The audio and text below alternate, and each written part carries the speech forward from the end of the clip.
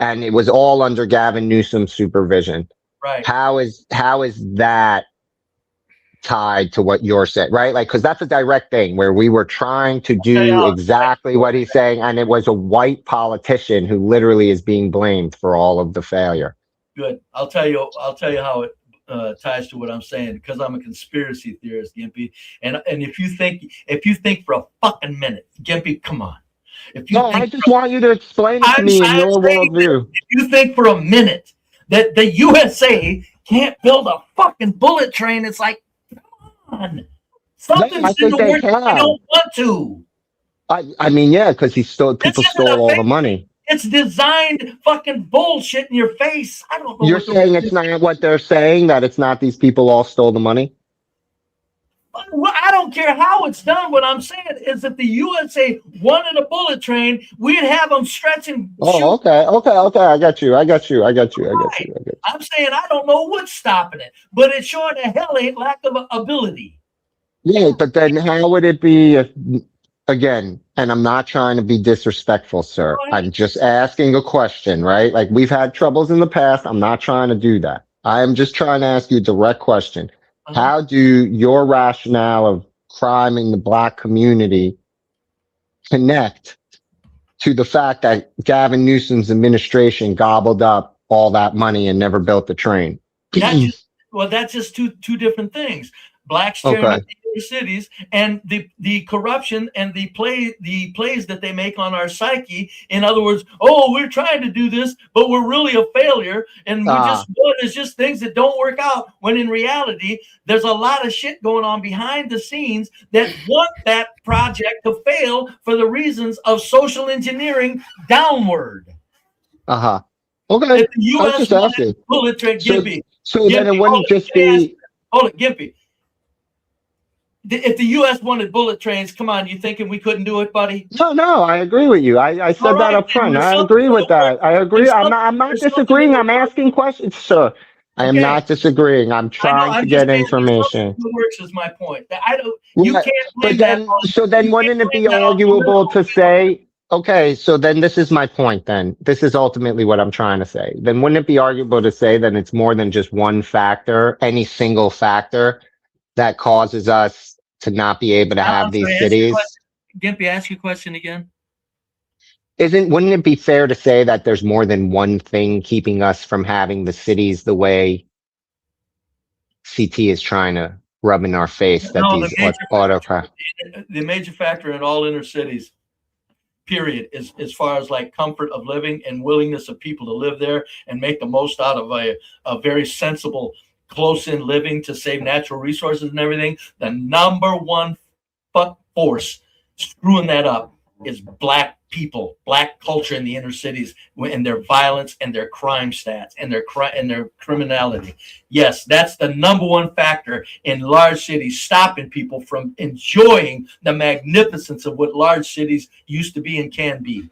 And again, though, the bullet train stuff, Gimpy, it don't ride because that's two different entirely things. The bullet Yeah, train. I'm just because that's one of the things he brings up is the bullet train. So we do have one really bad example in America. That's why I But, was but again, I'm, using. I'm shooting it down in that, trust me, if we wanted a bullet train, we would be there. You Sure, would have, I don't disagree. so then that's what I'm saying. At that point, you can't call the no Yeah, bullet but I think I okay. train. So Well, let I me apologize. finish real quick. You, Sorry. you can't call the lack of a bullet train a failure.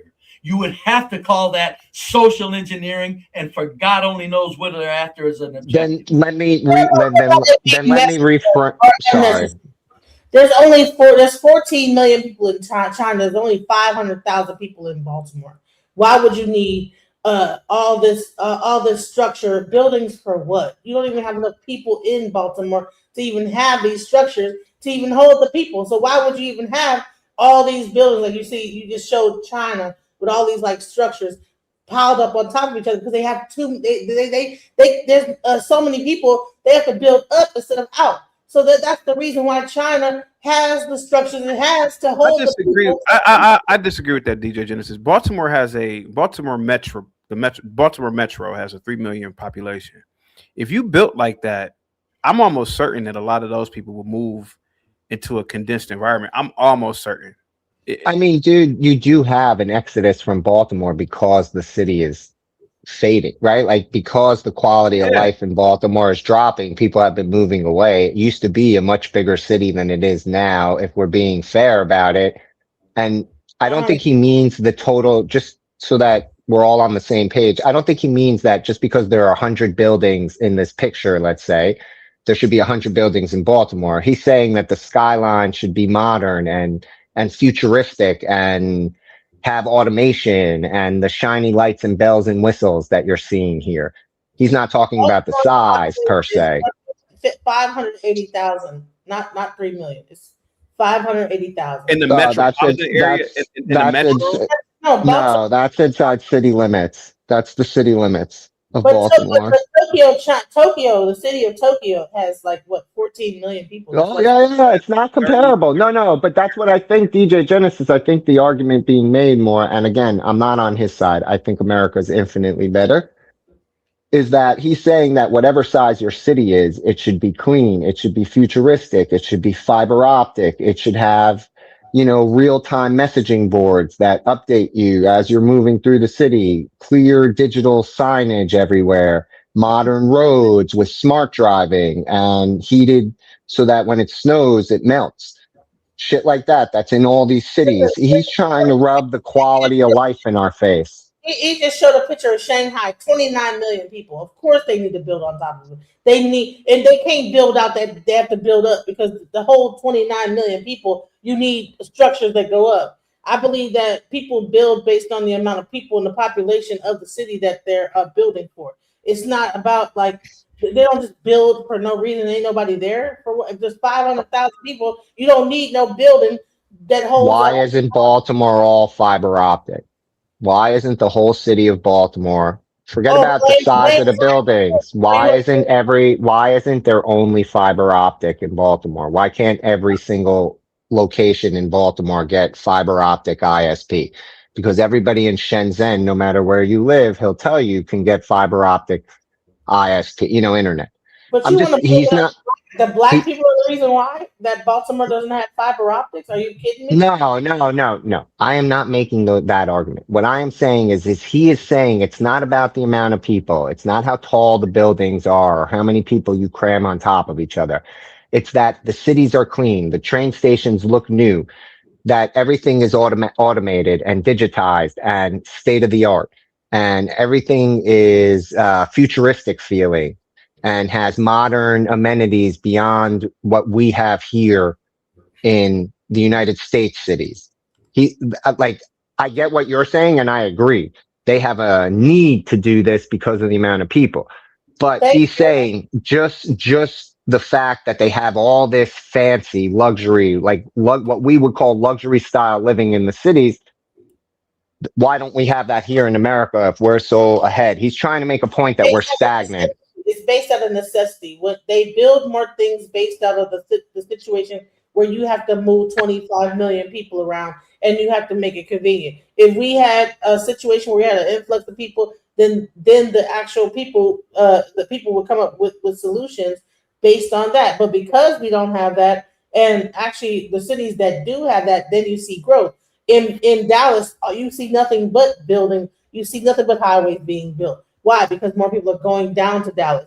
You see more buildings being built, more construction being done. Places like Baltimore and that whole industrial, all of like that whole East Coast is through. When the Industrial Revolution was over with, that it just went to hell. And so therefore, people are going down to Dallas and they're coming down to like cities like in the down south. They're moving from that dilapidated industrial, when that whole industrial revolution ended, they started moving down south, and that's what's happening. And now you see more development and more building down south in the southern USA. Fair point. If you actually go through, if you drive in any city in down south, you're going to see highways being built, buildings being built, things like that. The skyline is increasing in those areas, and because everybody's moving out of those places in like Baltimore. So it's not about black people. It's about where people are moving to. Yeah, it's not about black people, but why are people moving? No, why people are moving because there's more opportunities. First of all, Texas has all the major corporations are located down here in Texas. The Industrial Revolution is over with. No one's building steel. No one is building stuff out of steel. No one's working in the steel factories anymore. I understand. That got shipped over to China. I got you. Yeah. So that's what really happened. Oh, okay. Well, hell, I stand corrected. The coal mines are no longer a viable thing. I thought the fact that their black people were so in such a large percentage and acting like they're crazy was why people were leaving Baltimore. But hell, what do I know? There's no industry in Baltimore. What is the industry in Baltimore? Tell me. I don't even know what you're talking. Do you think I'll bring you up when you're done eating, man? Eating. The harbor. What is the industry in Baltimore? The harbor.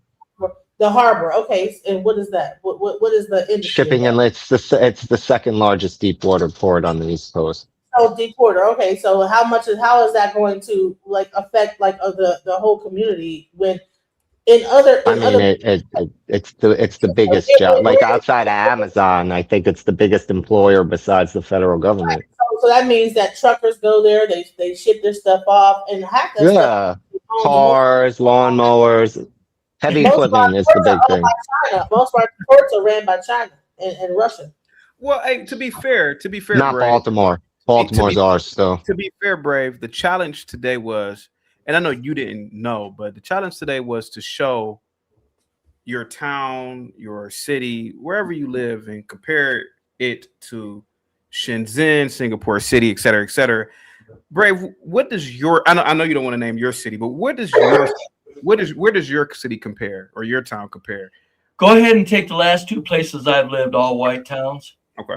Go find population centers in China that are away from those cities and that are 10,000 people strong, and compare that to the U.S. That's where mind's gonna be blown. Where I've never even been to China, but I guarantee you, and there are 10,000 little communities where there's 10,000 of them. You're not looking at no damn American small town there. You're probably looking at some severe, horrible impoverishment there. Maybe, I'm not sure. These days, who knows? But what I'm saying is, if you're going to go farming villages and mining villages, so you're saying like wherever there's like, so basically, I get what you're saying, Brad. So you're saying if there's somewhere where it's about 10,000 Chinese, the American reigns fucking so supreme, it's pathetic. Okay. I mean, you're comparing it, and you were comparing that to the town of 10,000 that you lived in. Okay, yes. I get the comparison. Dude, I compare that outside of major cities in China, people in the middle class like I live can't live like I live. I showed you, right? You had 25, like you just saw the nicest part on the water. I live on a peninsula, so all three of the four, parts of the housing complex are waterfront, right? Like housing town, whatever. We're our own townhouse community. We get our own township or whatever. Mm-hmm. And yes, thank you for the monkey sounds. To remind me I'm still on your show. In other words, that doesn't exist in China, dude. Not even a little, man. Take anybody out of those rural areas, because that's where I'm talking rural, and ask them if they want to come to small town America, and they'll go, "Oh my God, yes."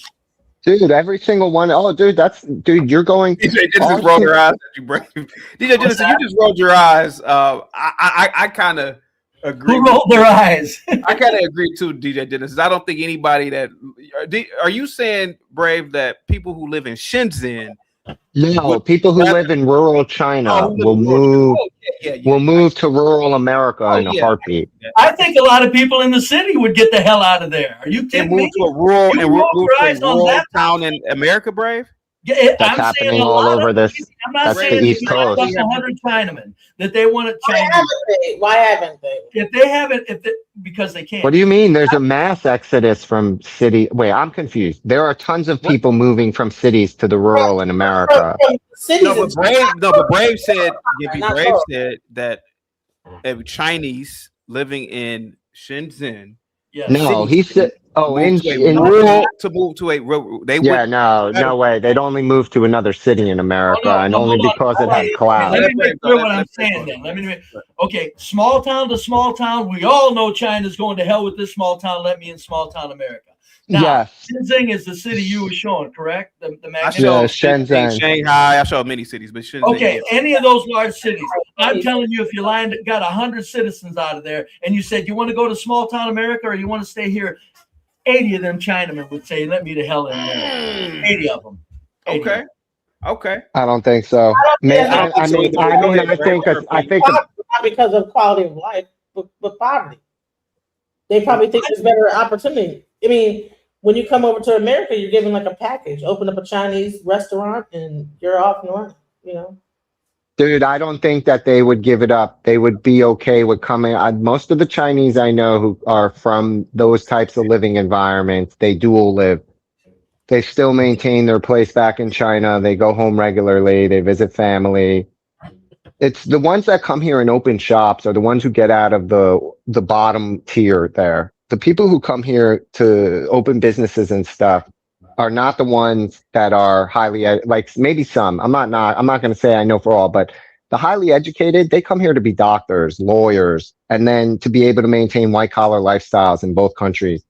My wife's good friend. Yeah. Oh, good. You're right. Go ahead. No. I want you to go ahead. No, my wife's good friend is from China, man. Her mom came here to open a chiropractic office. She got trained. She has all the stuff from China, came here with the Chinese government's permission, has a massive acupuncture, holistic medicine practice here, employs a whole bunch of holistic people, like certified people, Americans, Chinese, all of it. She has a very successful thing going on here. And she literally lives between Florida, Maryland, and Beijing, or whatever it is, whatever the suburb for the rich that she lives in over there. I mean, my wife's friend has a job, I guess, as a acupuncturist, but she spends most of her time traveling around the world on the wealth. And that's what the white collar Chinese do when they come to this country. It's the working class Chinese that do the stores and because that's opportunity. You can't own anything there. Here, those people, they own shit. They don't need to come here for opportunity. They come here to double stack. So Gimpy, what do you think is the percentage of common folk in the large cities? Over like 80% of it is common folk. That's why I'm saying 80% would say, "Let me the hell out of here and let me in America." I don't know. I don't know what that number would be, but I don't disagree that a portion of them would definitely come. Some of those people, if Chinese people, even the ones who come here, unless they're really anti-communists, like they're really ideologues about being anti the CCP, they're not really mad about China. They just came here to get paid. I mean, that's from my personal experience with. But they're still amazed at being here, Gimpy. Oh, dude, for sure, because you can get paid here. Once you're amazed at a place, it has way more to do with. It's DJ Gen. It's because of what DJ Genesis said. It's because they want to get paid. That's it. Most of them don't care about they like the Western lifestyle, but it's to bring back to China. DJ thinks people are bailing out of Baltimore just because of industry. It's like, okay, so I don't. There is. Okay, listen. You don't. Even in California, people are leaving. It's too expensive. Yeah, you're right. They can't find jobs. They're coming down to Texas. No, a lot of it is craziness more than it is. Are migrating down to where the opportunities are. The industrial revolution is over. There's no place to work at. The factories are closing down. They have to come down here to work for the corporations. Yeah, didn't mean to send you on another. Amazon, all that stuff. We just differ on that one, DJ. We just differ. One of us is a fool on that matter. Okay, this might be me. It might be. Why hasn't anybody called in other than Gimpy to show where they live at? I mean, I was being called a commie, and all I did was, throw out a challenge to show where you live at and compare it to any other city, or compare it to a city overseas. Why hasn't anybody called to do it? I think if you limit it to showing a city overseas, show where you live and trying to compare it to a place where China has dumped trillions of dollars into their infrastructure and everything, and you try to match that, you're going to have problems. But anybody could bring up any pictures of anywhere in America and blow you right out of the water, CP. With where? Huh?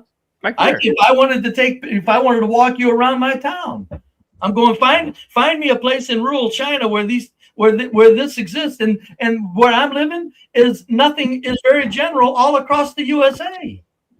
So you're comparing, okay, but when we talk about cities, right? That's a whole nother story. That's why I'm saying that's a kind of a false expectation of comparisons, because the U.S. don't build those kind of cities, because I think to build those kind of cities, as Gimpy referred to, and as I started out saying, you got to have a lot of stamping on the human spirit to do it.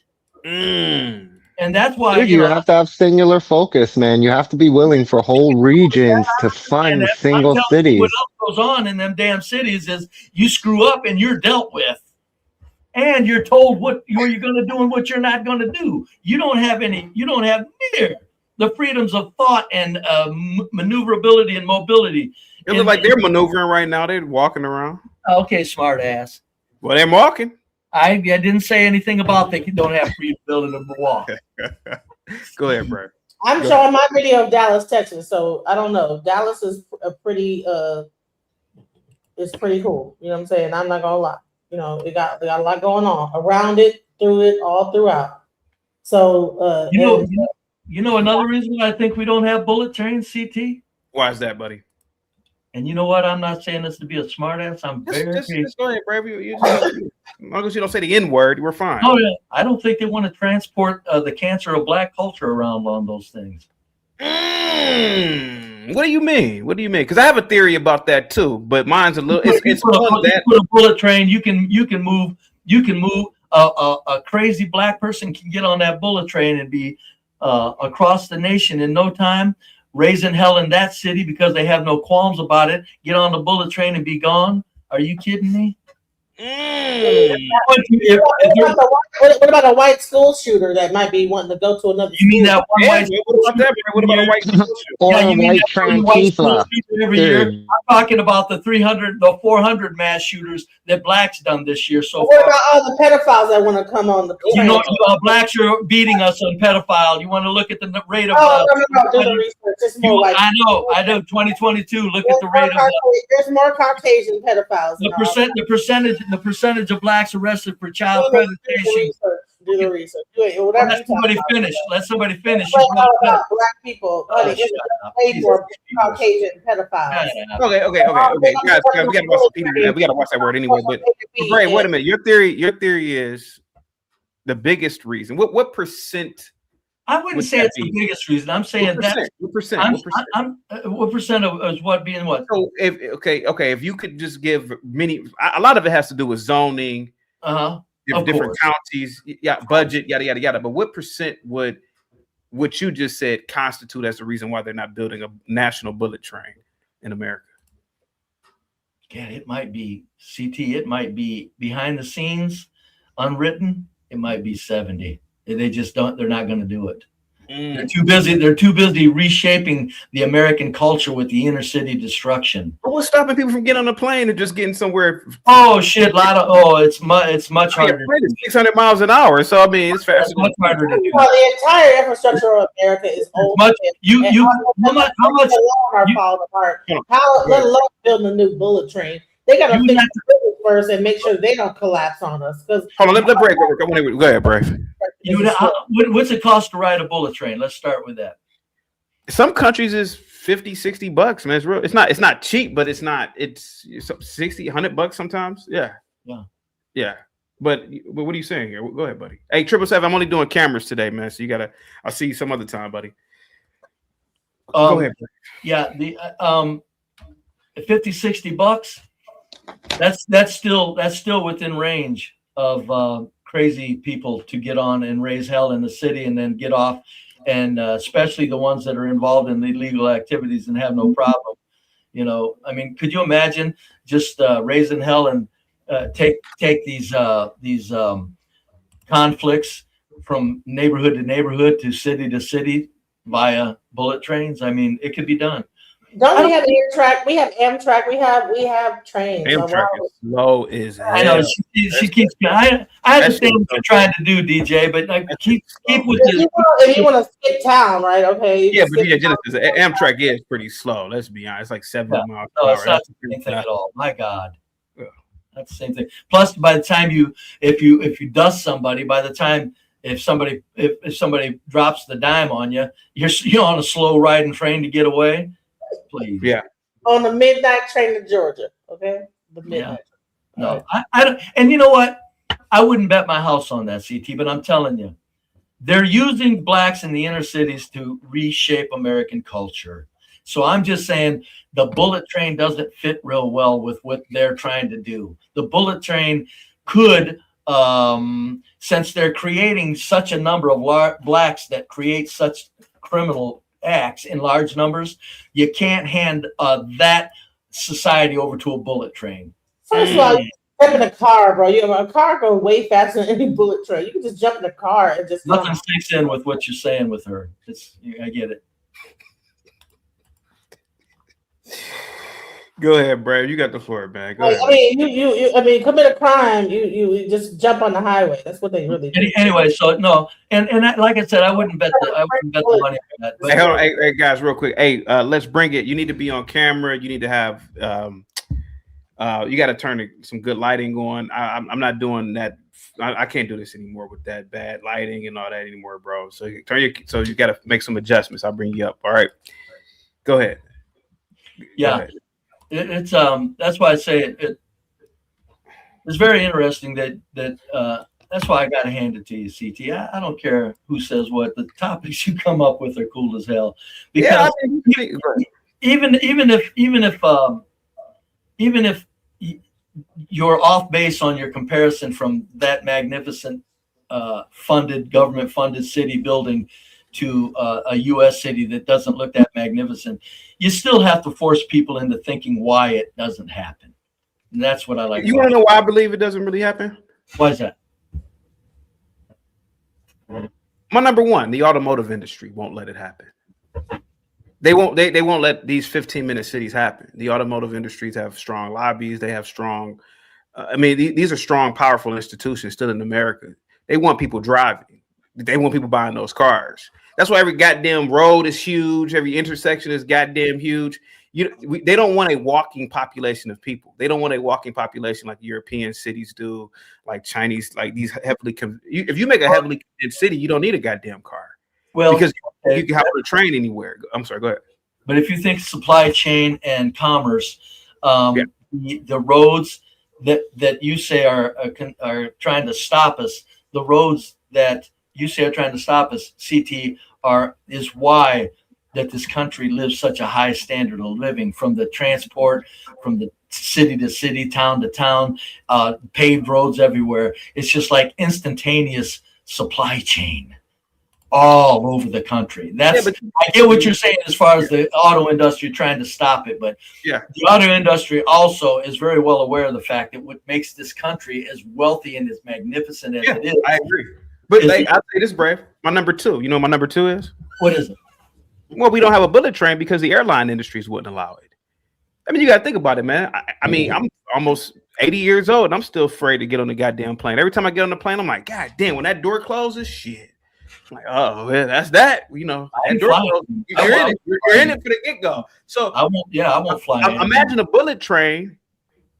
I mean, don't get me wrong. If that motherfucker derails, that's a wrap too. But the fact is that you are more comfortable on a bullet train in terms of your psychology. Even though probably I would say a plane is probably the most safest way to travel ever. But the fact of the matter is that the airline industry, is probably another reason why we don't have these incredible ass cities, man. I don't know, man. I have my own reasons, man. Another reason I have is just the mindset of the average American is just kind of in the past, I don't think it's as far in the past as if they actually did bullet trains. I think there's a lot of people that everything would make very well use of it. Yeah, but I don't know. But as far as like, I just in this culture, I can see where it just doesn't appear to be that much of a need for it. Just everything runs so. We're the most magnificent existence in the history of the human species. So how can you sit there and like it's like, what are you going to do? Challenge something that is perfect? It's like maybe they don't want to. Well, let me ask you: would conservatives live in 15-minute cities like Shenzhen? Well, I think a lot of them would. Yeah, I think a lot of them would. I think a lot of conservatives would say to hell with the automobile if they didn't need. CT, I think right now, public transportation would have to massively grow if people that wanted to ride them. I love public transportation. I just wish it was, I wish that there was a public transportation would be much more in demand if it wasn't for the criminal aspect of what's going on the places. If it wasn't for criminals, public transportation would be full wall to wall constantly. Yeah. You can bet on it. How do we solve? No, it's not about it's not about criminals. It takes too goddamn long to get somewhere through public transportation. Who the hell take 2 hours to get from A to B when you can just jump in your car and get right there in 20 minutes? That's the downside of public transportation. That's why it is a poor man's game, because people that can't afford to have cars have to ride public transportation and take 2 hours to get to their job versus jumping in the car and it being 5 to 10 minutes. Stop it. A lot of people. I'm not going to stop. There's millions of people that would ride public transportation that will not. Thank you. For 2 hours and get back and forth to work. Who's going to do that? Really? Why? Would they? You're talking single use. I'm saying public transportation would be used far more than it is if it wasn't for the black culture. Oh, I live in Dallas, Texas. The the white culture uses public transportation all the time. Hang tight, guys. You just proved my point. See, probably right on the high-speed rail. The city 10 mile away, 80 to 85% white, made a city decree to destroy the remaining train tracks for a new highway lane. I told you it's the automotive industry that is keeping us behind. There we go. Thank you. That's the real truth. And then having these boring ass suburbs, man, we can have a 15-minute city. Well, like CKJ says, "Be brave is so out of touch with reality. Y'all have to stop listening to him." Okay, all right, let's stop listening to him. All right, really, I just come up to hurl insults. I don't expect to be taken serious. So brave. I certainly don't agree with the whole black theory about why we don't have the equivalent of a Shenzhen, but I'm not saying that you are wrong. Oh, I'm not wrong. I'm not. The inner cities, the equivalent of Shenzhen, you keep saying physical. I'm saying you would have the equivalent of people wanting to use cities if it wasn't for black people. Okay. Is what I'm saying. All right. Have we heard enough of Santa Claus? What now? Why'd you call him Santa Claus? That's okay.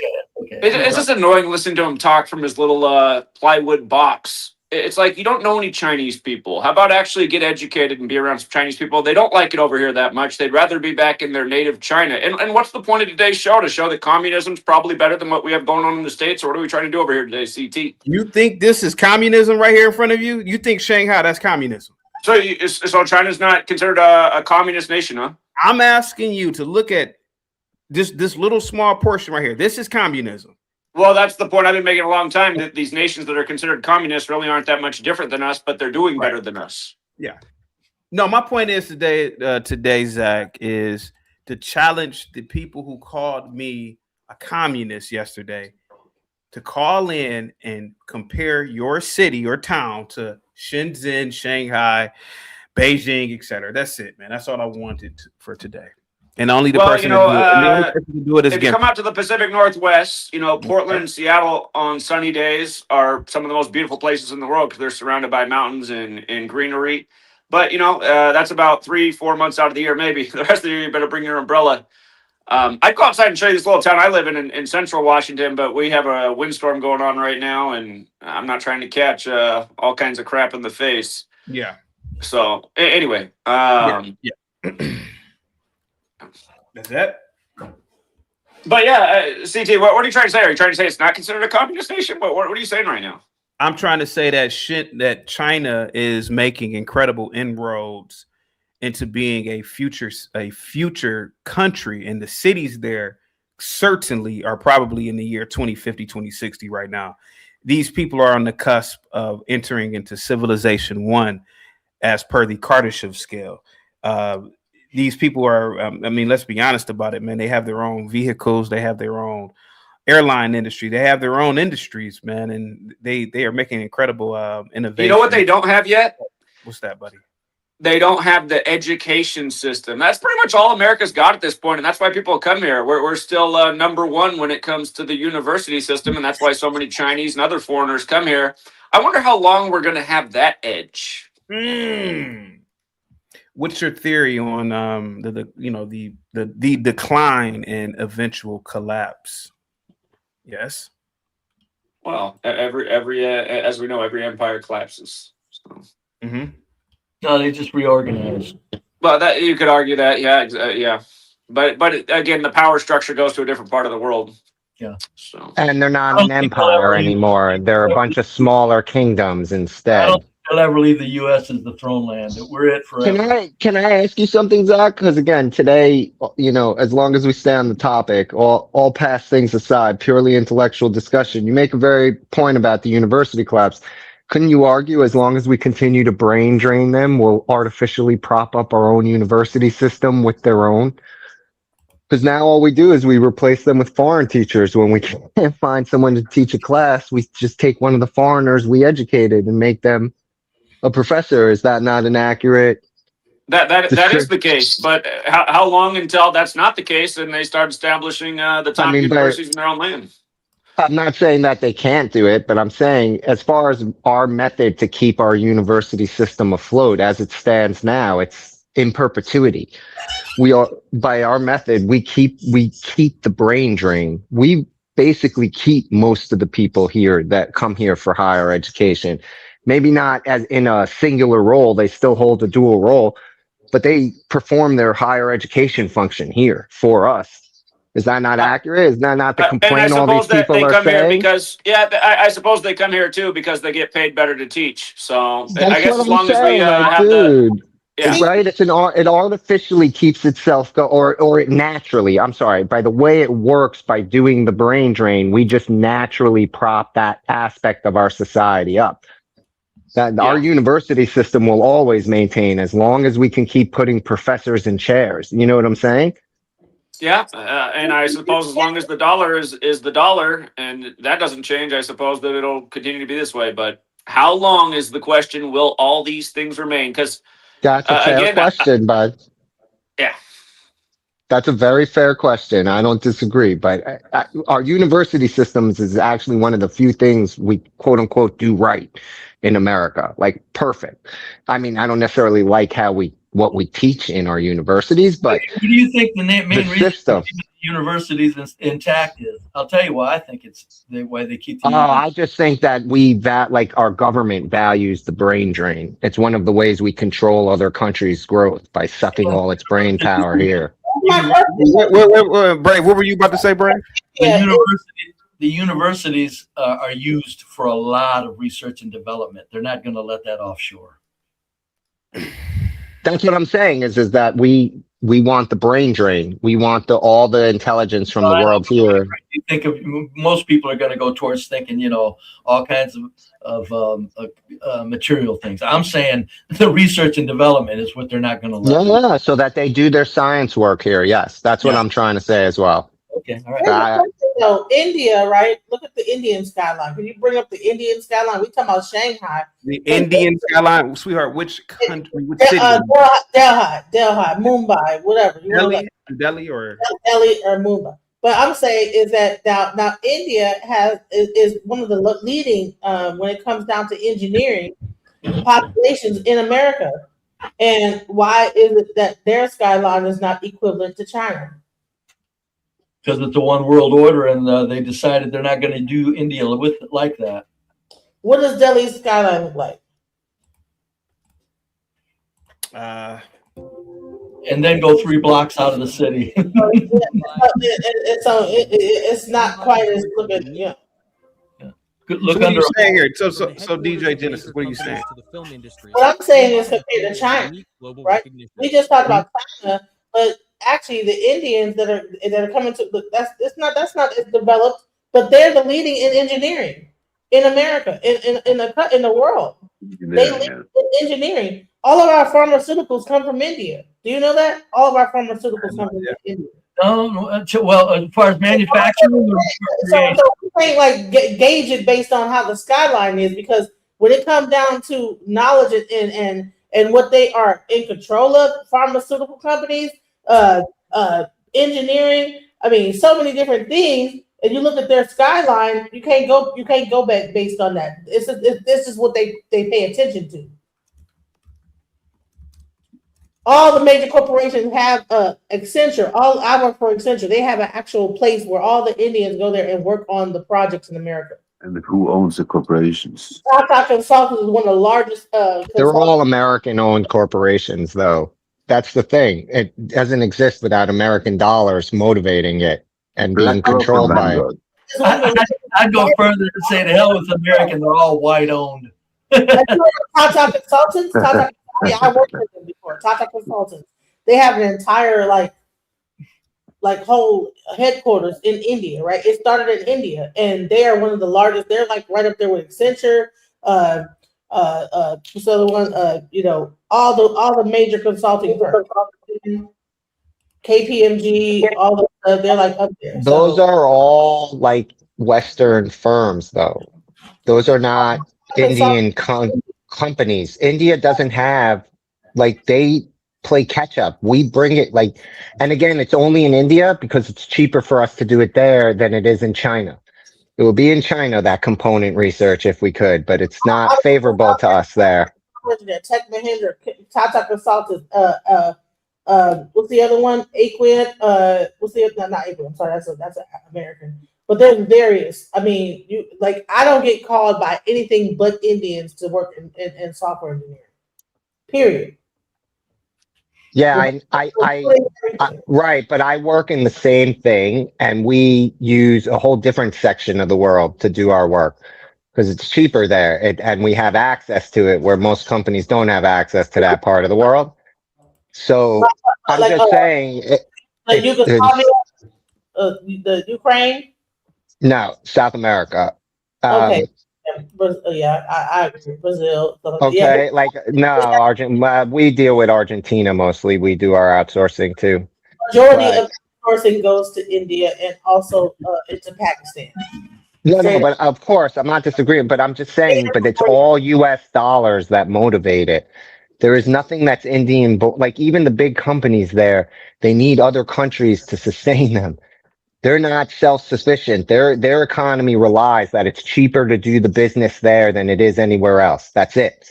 So it's all the fact that the reason why the skyline in Baltimore is because of Black people in poverty, and that we're just ruining everything. Oh, I'm not even. What did you Brave? No, hell no. I didn't talk about the skyline blaming it on the Black people. I'm saying people are running the hell away from Baltimore because of Black people, and that there in turn destroys the value and the quality of life in the city. Is what I said, ma'am. Okay, well, what about the quality of life in the whole city of engineers, doctors, and the like in India? That people are like all of higher educational background.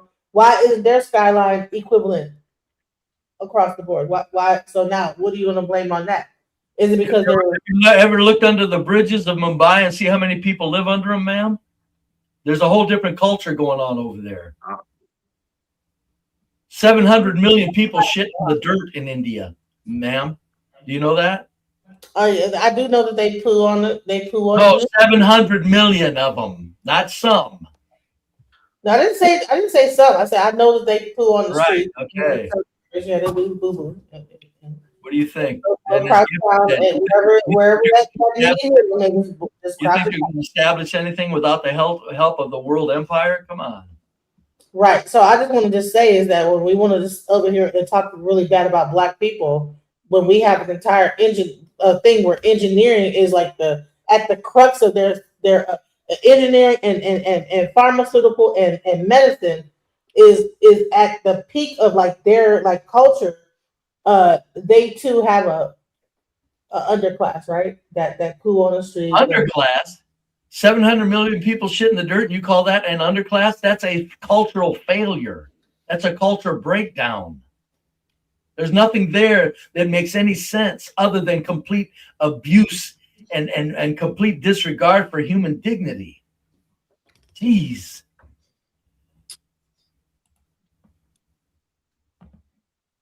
Or maybe a lack of actual places to be able to go to the bathroom. Or I don't know. That's it. Oh, okay, yeah. My bad. Come on. Or do you think that if there was a bathroom right there and they had a choice to go to the bathroom? Yeah, no, drop it. Just overpopulation and people. Look, you think that people are leaving the large cities because of opportunity the way they're leaving. And I'm thinking, yeah. So if you think that, who knows? Hey, let's bring it. What is he saying? He hadn't said anything. Because I waiting till I'm allowed. Let's bring it. Why does America look like 1940 and Shenzhen looks like the year 2200?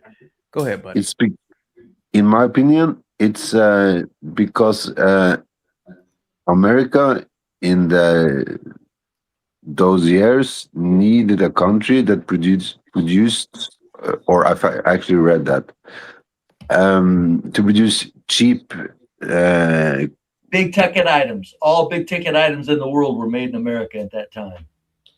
They needed it for mass producing, and it was cheaper in China. So they allowed the Chinese to get rich, but now they're a little bit richer than they want. And those cities are mainly facades about how great China is. Okay, 40% of the population is in the middle class. That's great compared to how many they are. But it's social constructs that America created, and now it's, I don't know, backfire. Some say, what the fuck? I don't know. Backfire. Do you really think that building a building makes you more advanced? I believe that actually that's destroying the nature, and by building all this stuff around nature, you're destroying the Yeah, earth. but was that the question? Run out of like resources. Okay, sorry. I'm sorry. Go ahead. Sorry. No, I was just thought you was gonna give an explanation of what I answered on, but I guess I misunderstood. Well, no, I thought that you were actually talking about the fact that just because they build up a building, this is the facade of actual power, right? But in reality, why can't they find a better way for these people to live? It's because they've been overpopulated, and what they have to do is build on top of each other to survive. Because as somebody mentioned here before, it's a new world order. It's one big club, and we ain't part of it. They don't get that. Let's bring it. They don't. They're running from that. It scares them. Okay. But China and yeah, and I'm not lying. It's China scares me. I'm not kidding. Yeah, China. they are fierce. Just look at the Korean War. China scares me that they're using that as a lure to look how magnificent China is. Give up all your freedoms and your way of thinking and think like a goddamn robot and look how well you can live. It's like this. Dude, they're building. They're not just doing it. They're not just doing it in their own country, man. They have the Belt and Road Initiative. They're doing it all over the world. They're building up infrastructure everywhere. Beta tests, and now in some countries you cannot buy food without that digital ID. But their birth rate is diminishing. They have all these great structures, but they're not having enough children to even. They're building all this for a population that's not even going to exist in a few years. They are preparing for the future. The future of a generation that's going to be obsolete because they're not even the education of the youth in China is the best in the world. Okay, but are they having enough babies to sustain the actual infrastructure that they're maybe not now, but it just came out with a program that for every mother and every baby they get like $3,000-4,000. Are they now reproducing at that level though, or is this going to be because there was a whole time where they were getting rid of all the female children, and only male children, this, that, the other. Yes, but now it's like for 10 years they have a program going, more children, and they pay for it. Right, the program is to try to import people to actually. No, to get the native Chinese women to get more children, and when they get the children, they would get free education, $5,000 in cash immediately. Pay. I honestly think that's the reason why they're going into Africa so that they can like actually reproduce. Yeah, okay. So that's where you want to talk about that, or are we going to be serious? I mean, because the population is declining in China. Period. It doesn't matter what they're doing. Yeah, and I just gave you an explanation on what they have been doing to stop it. But okay, I'm not going to repeat myself. Program does not mean a woman does not spend 9 months giving birth. So, have that baby faster. I gave you 3,000. No, each person. Baby bastard, yeah. Yeah. Nice. Yeah. Eventually, if these guys are right about their one world order, eventually it doesn't matter how long it takes a woman to have a baby because they'll grow it in a test tube and whatever time they grow it to replace the woman. Dude, that if they're right, like if be brave and are right about what they say happens next, no one matters. Everything is calculated. Population, it's all done in the lab. There are internal trouble. That is why I say gimpy. That is why I say gimpy. Between them. Like gods. Don't be. pass this up. We're living like gods. This may not last much longer. It may go on for a long time, but it might not last much longer. But one thing is for damn sure. We live like gods here. Don't pass it up. Hey, Brave, you know, Security Boss sent me something earlier today. This is Security Boss at a train station. There's no sound on it, but this is her at a train station in South Africa. Yeah. There's no sound on it, but this is I'm pretty sure this is Johannesburg. I think it is Joburg. Yeah, I think this is the main train station in Joburg. It looks like where, because I mean, I have cousins who live there, so. Nice. Very nice. It's a nice train station, Brave. Black train station, black. Yeah. I noticed that. It's not as elaborate as any train station or train station in China, but how many blacks are there, CT? Not many. How many blacks are in Joburg, Brave? What if you put a whole bunch of blacks in that train station? There's not that many blacks in Joburg, Brave, or blacks. I don't know. Is there not or not? Are there? I don't know. I don't know, Brave. But always remember when I talk about blacks, I'm referring to American blacks. Yeah. Being the most destructive group on the planet for culture. Jesus. The most destructive, the black people are the most destruction when white people have been destroying things across the board for thousands of years. If you don't stop it, I mean, genocides of people. Come on now. Ain't no black people ever genocided a whole race of people except for the white man. Stop it. We might be killing each other and doing stupid shit. And you're killing each other and everybody around you. No matter what. Y'all genocide an entire race of people, honey. Y'all white people genocide. Okay? I got you. So you can say whatever you want to say, but y'all genocide. Y'all destroy races. I know. Hang on to that, ma'am. I know that makes it all easier to look at black people. I mean, millions of people, tens of thousands. We put our record up next to y'all. Y'all win astronomically. There's no way you cannot never compare what we've done in our little neighborhoods and little black on black crime. I can compare all across the nation when somebody has to move away from a neighborhood. It's because of black people. Hey, real quick, hey guys, real quick. Yeah, really. Let's move on. Hey, it's three people in the back end. You need to be on camera and you need to be at a desk today. Go ahead, DJ Genesis. Go ahead.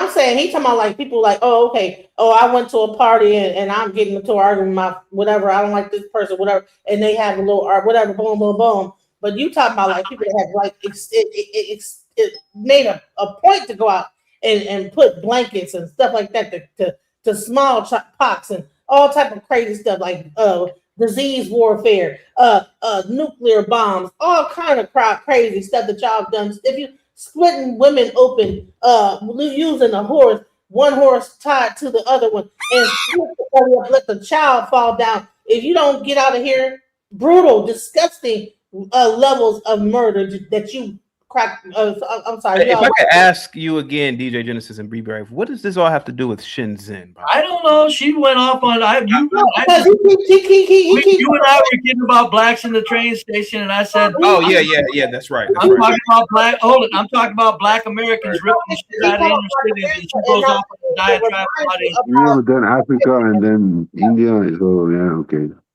You want to keep talking about black people and keep saying the black is the most destructive on the You whatever. got it right there. No, I didn't. No. I said You it. know who crackers are. Y'all You crackers never are. quotes me correctly. I said black people, black Y'all Americans are the most destructive group of people as far as cultures go right now at this time on the planet. No, it's not. No, because y'all already got a head start. You don't get to like jump in. Yeah, I know, because everywhere where whites live, You see what happened in Europe? Y'all here. Y'all all the way ahead of us. wherever whites live, it's hell on earth. You're right. You got me. I'll shut up. And that's karma. Okay, that's karma for y'all people. Right. Now we're getting somewhere. I always say, just admit you want revenge. I always say that. Y'all crackers been a genocide people. So all right, now you want to be sad. Y'all get y'all karma. Y'all get y'all karma. Okay, so stop. At least You don't know your history at all. At least you're admitting with that statement that it's the blacks that are bringing the karma. Thank you. That's my point. Do we have the karma coming? Maybe. If not, blacks are still bringing it. So thanks for proving my point. What I'm saying is that yes, y'all deserve whatever karma y'all get. If y'all cities can't get hyped up because y'all done effed over so many niggas in so long or whatever, that's because of what y'all did. If y'all would have treated us right, we probably would have been developing just like China was. Blacks would?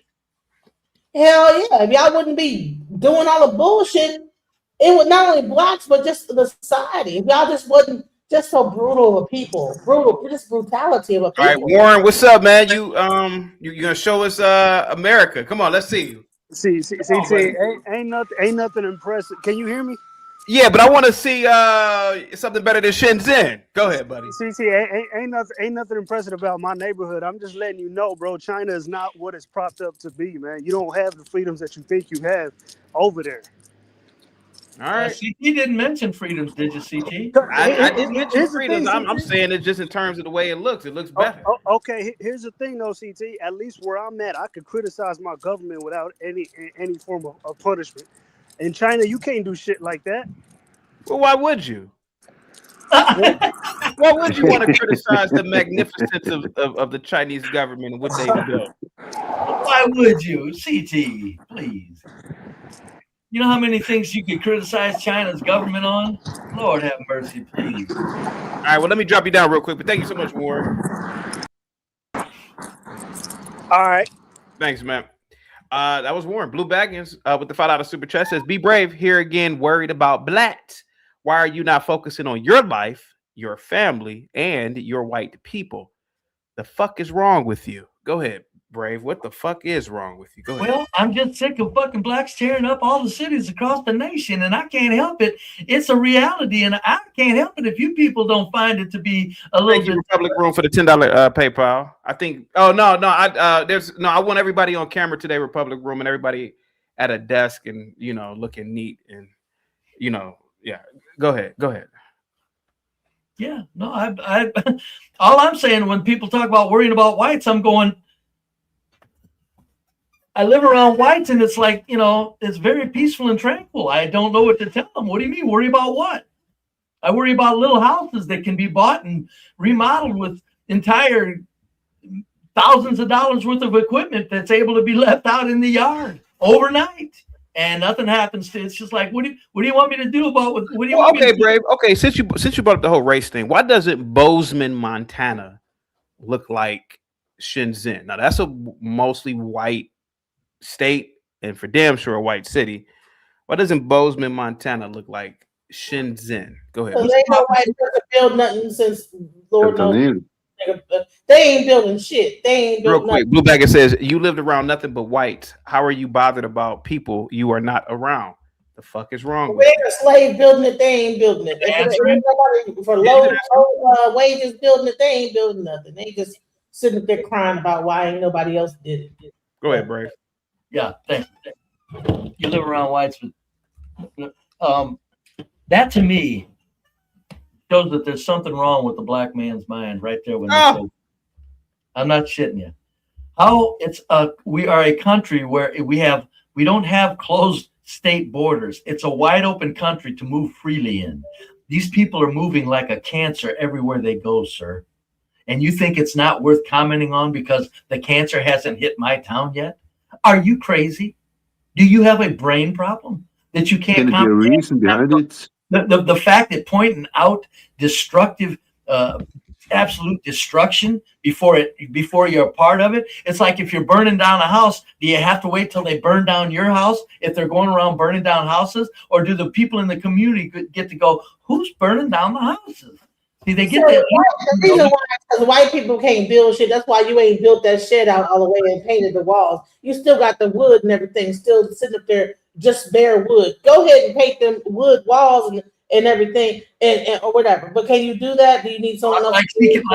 Like she could build something better than me. That's amazing. I could. Well, what is the plate on a house? What is the plate? Listen, I can build a house. What are the floor joists? I'll tell you this. I know better than to have that wood. I'm asking you, Miss Builder. What is the plate? Buy a little thing from Home Depot. What is a header? What is a header over a window? What is a header over a door, ma'am? This is what I'm saying. Blacks just run their. But I'm saying, man, she's questioning why people build. Sir. He has not a clue how to build a small the walls ain't.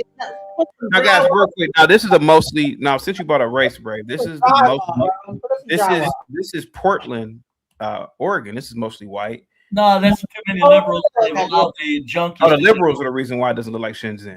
Yeah, no, I'm not talking about the beauty of the city. Again, CT, I don't care about the aesthetics of the physical. I'm talking about what makes these cities magnificent if it wasn't for blacks, or in this Portland's case where they got a pocket where they make sure, and I'll guarantee you. Control. In Portland, I guarantee you, look up the who's doing a lot of the crime. You think it's all white people in Portland? Yeah, but what I'm saying is, Brave, is Portland a bustling metropolis? No, Portland is going down the drain because of the stupidity of politics, which are engineered into existence. Okay. This isn't bumbling. You don't get to think about this as bumbling. I understand that there's nothing that can be done about it. I do. But to think this is bumbling is so childish, and it's like fearful. You live in some putrid little fearful world if you don't understand that a magnificent place like the U.S. can do whatever they want. If they don't, it's because they don't want to. My God. If Portland's is designed to go down the drain, that was designed, engineered down the drain. San Francisco, down the drain, engineered downward. My God, this is not happenstance. It's not. Real quick, a Coons creation with the $2 super chat. Remind Be Brave 77%. Okay. What's 77%? Yeah. What is 77%? I guess he wants you to remind everybody of the 77 or 70% Brave. Oh yeah, 7% of Black Americans are psychopaths. Okay, there we have it. Not violent ones, just psychopaths. They care not what they say. They have no guilt about who they affect. They don't care what they say in front of their young up and coming adults, to the point where they would rather destroy a young teenager's mind than stop blaming and oppressing white. Unique said something that I really believe is one of the reasons why we don't have cities like Shenzhen is because most of Americans are on drugs. Chinese aren't really on drugs. Oh yeah. Unique is right. Unique, you hit it right on the nail. No, he didn't hit it on the nail. So y'all junkies, that's why. Yeah, I mean, most of America are dope fiends, Unique. All the drugs. What are you categorizing a dope? They too came from it. Alcohol, weed, pills. Yeah. Most of America is on drugs, man. They don't really be on a lot of drugs. You're right. If you're going to include alcohol and marijuana, but that's not what's happening. These people on drinking and smoking weed are high functioning people. CT. My God, are you kidding me? Fentanyl epidemic. Yeah. For example. No, I'm talking about weed and alcohol. There's people that do that are very, very high functioning by the millions. So if you're talking about most people on drugs, you're trying to make it look like everybody's laying around drooling and shitting themselves on heroin? Yeah. Well, thank you. Call back when you get in front of a desk or something, bro. I rock with you, man. I just want to do the cards today. Go ahead, guys. Go ahead. Yeah. No, I find it amazing to see Give me the finger. the drugs are the reason that America. Yeah. No, America, if you look around, it is still the place where everybody in the world wants to be. And that little reality right there, you would think would set in before you ran your mouth on anything, regardless of who you are.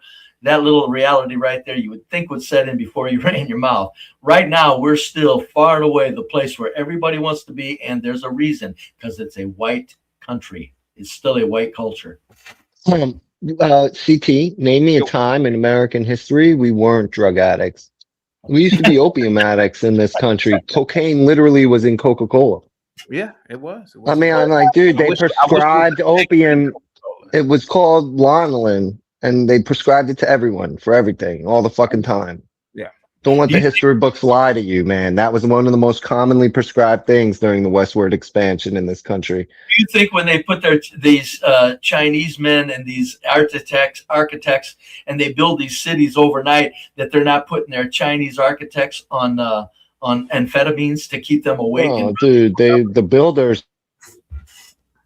the laborers for sure, dude. I mean, again, I don't take much for drugs holding anybody back, ACTO, buddy. Real quick, CKJ with the $5 super chat. 77% of convicted PDA or pedophiles is the white man. Tell Be Brave to do a video of what Tim Tebow says, because that is his true enemy. Guys, you know, that's not the 10% of the prisoners. That's not the topic of conversation. First of all, I guarantee you, those they're accusing, they're making everybody white. They're changing their race status to white, and I'm guaranteeing you something. 77%. If you knock it down to reality, it's probably less than that. But excuse me, if you want to look at the percentage of each race that's doing it, blacks double whites as far as the percentage of blacks doing it. Not the percentage of that's done. The percentage of the black race is arrested for child predation over the percentage of whites that are arrested for it. Double the percentage. There's more whites than blacks, sir. I know it. That's my point. So you're saying that? Oh, okay. Well, I'm saying as far as percentages goes, that that accounts for the number of. Per capita? Are you saying per capita? Per capita? I'm saying there's a larger percentage of blacks that do it than there are a percentage of whites that do it. Per capita. I wouldn't go per capita on that expression. It doesn't. I think the percentage drives it home better. I mean, show me the source. Just 2022 is what I'm going off of. 2022 child predation arrest. I don't. 2024. Huh? All right, let's look up 2020. Let's look. You're 2020. 2022. Just bring up child predator arrest. Child predator arrest by race, and see if it comes up to the 2022 stats that usually come up. There's 85,000 blacks, 195,000 whites. 195,000 of 200 million is point. Brave, did you drop out of the sixth grade? Why do you even know this? By this? Oh, because blacks. Oh, why do you? Oh, you want to? You asked me a question. Can I answer it? Mouth. Because blacks use it so often, I said let's look into this shit, and lo and behold, you're double us. Okay, so it says white 55.4%. No, black American 16%. That's not the stat I quoted. 14 point. Okay, so just because you quoted, I'm looking at it right now. Said 2022 there were 85,000 blacks arrested, 195,000 whites arrested. The thing on the website says something different. I don't know what you want to do. This is what the website says. And it's still we still got to be. We're under representation of our race of the percentage of us in the country. You're overrepresented for the number of people you have in the society on that figure. I'm just trying to figure out what does this have to do with Shenzhen. Nothing. Hey, I didn't get into it. Who brought it up? Your buddy CK3, right? Yeah, he did. Yeah, he did. All right then. God damn it. Don't act like I brought it up. I'm just saying this shit has to stop. Blacks got us beat. You can't keep beating down blacks for violence, and we can't. Listen, we gonna come back at you. Listen, that's how it's gonna go, bro. Like this, like okay, you're violent. Okay, you're genocidal. Like okay, you black people are violent. Okay, good. Yeah. Anyway, where were we at? Oh, hear this. Oh, okay, you guys are child predators. Oh, that's what happened. When you come at an argument with a negative, you're gonna get a negative back. Period. So why don't you say something positive? Why don't we have a exercise and say something positive about the black race? Jesus Christ! What? Man, Wow. You said what? What the hell can you say positive about them other than the sheer destruction and their delusions on what they should going forward and how people are oppressing them when they're not? They're crazy. They're crazy, DJ. You blacks are crazy. We're You're out of your mind. black race has This time, nothing we're heading to a positive. country that's been on our bucket list for years. Go ahead, guys. China. Our Go ahead. You journey guys can talk. I'm just gonna look at the greatness of China while you guys talk about American nonsense. Go ahead. Find one thing to say positive about the black race in America. Just one thing. They're not as grumpy as white people.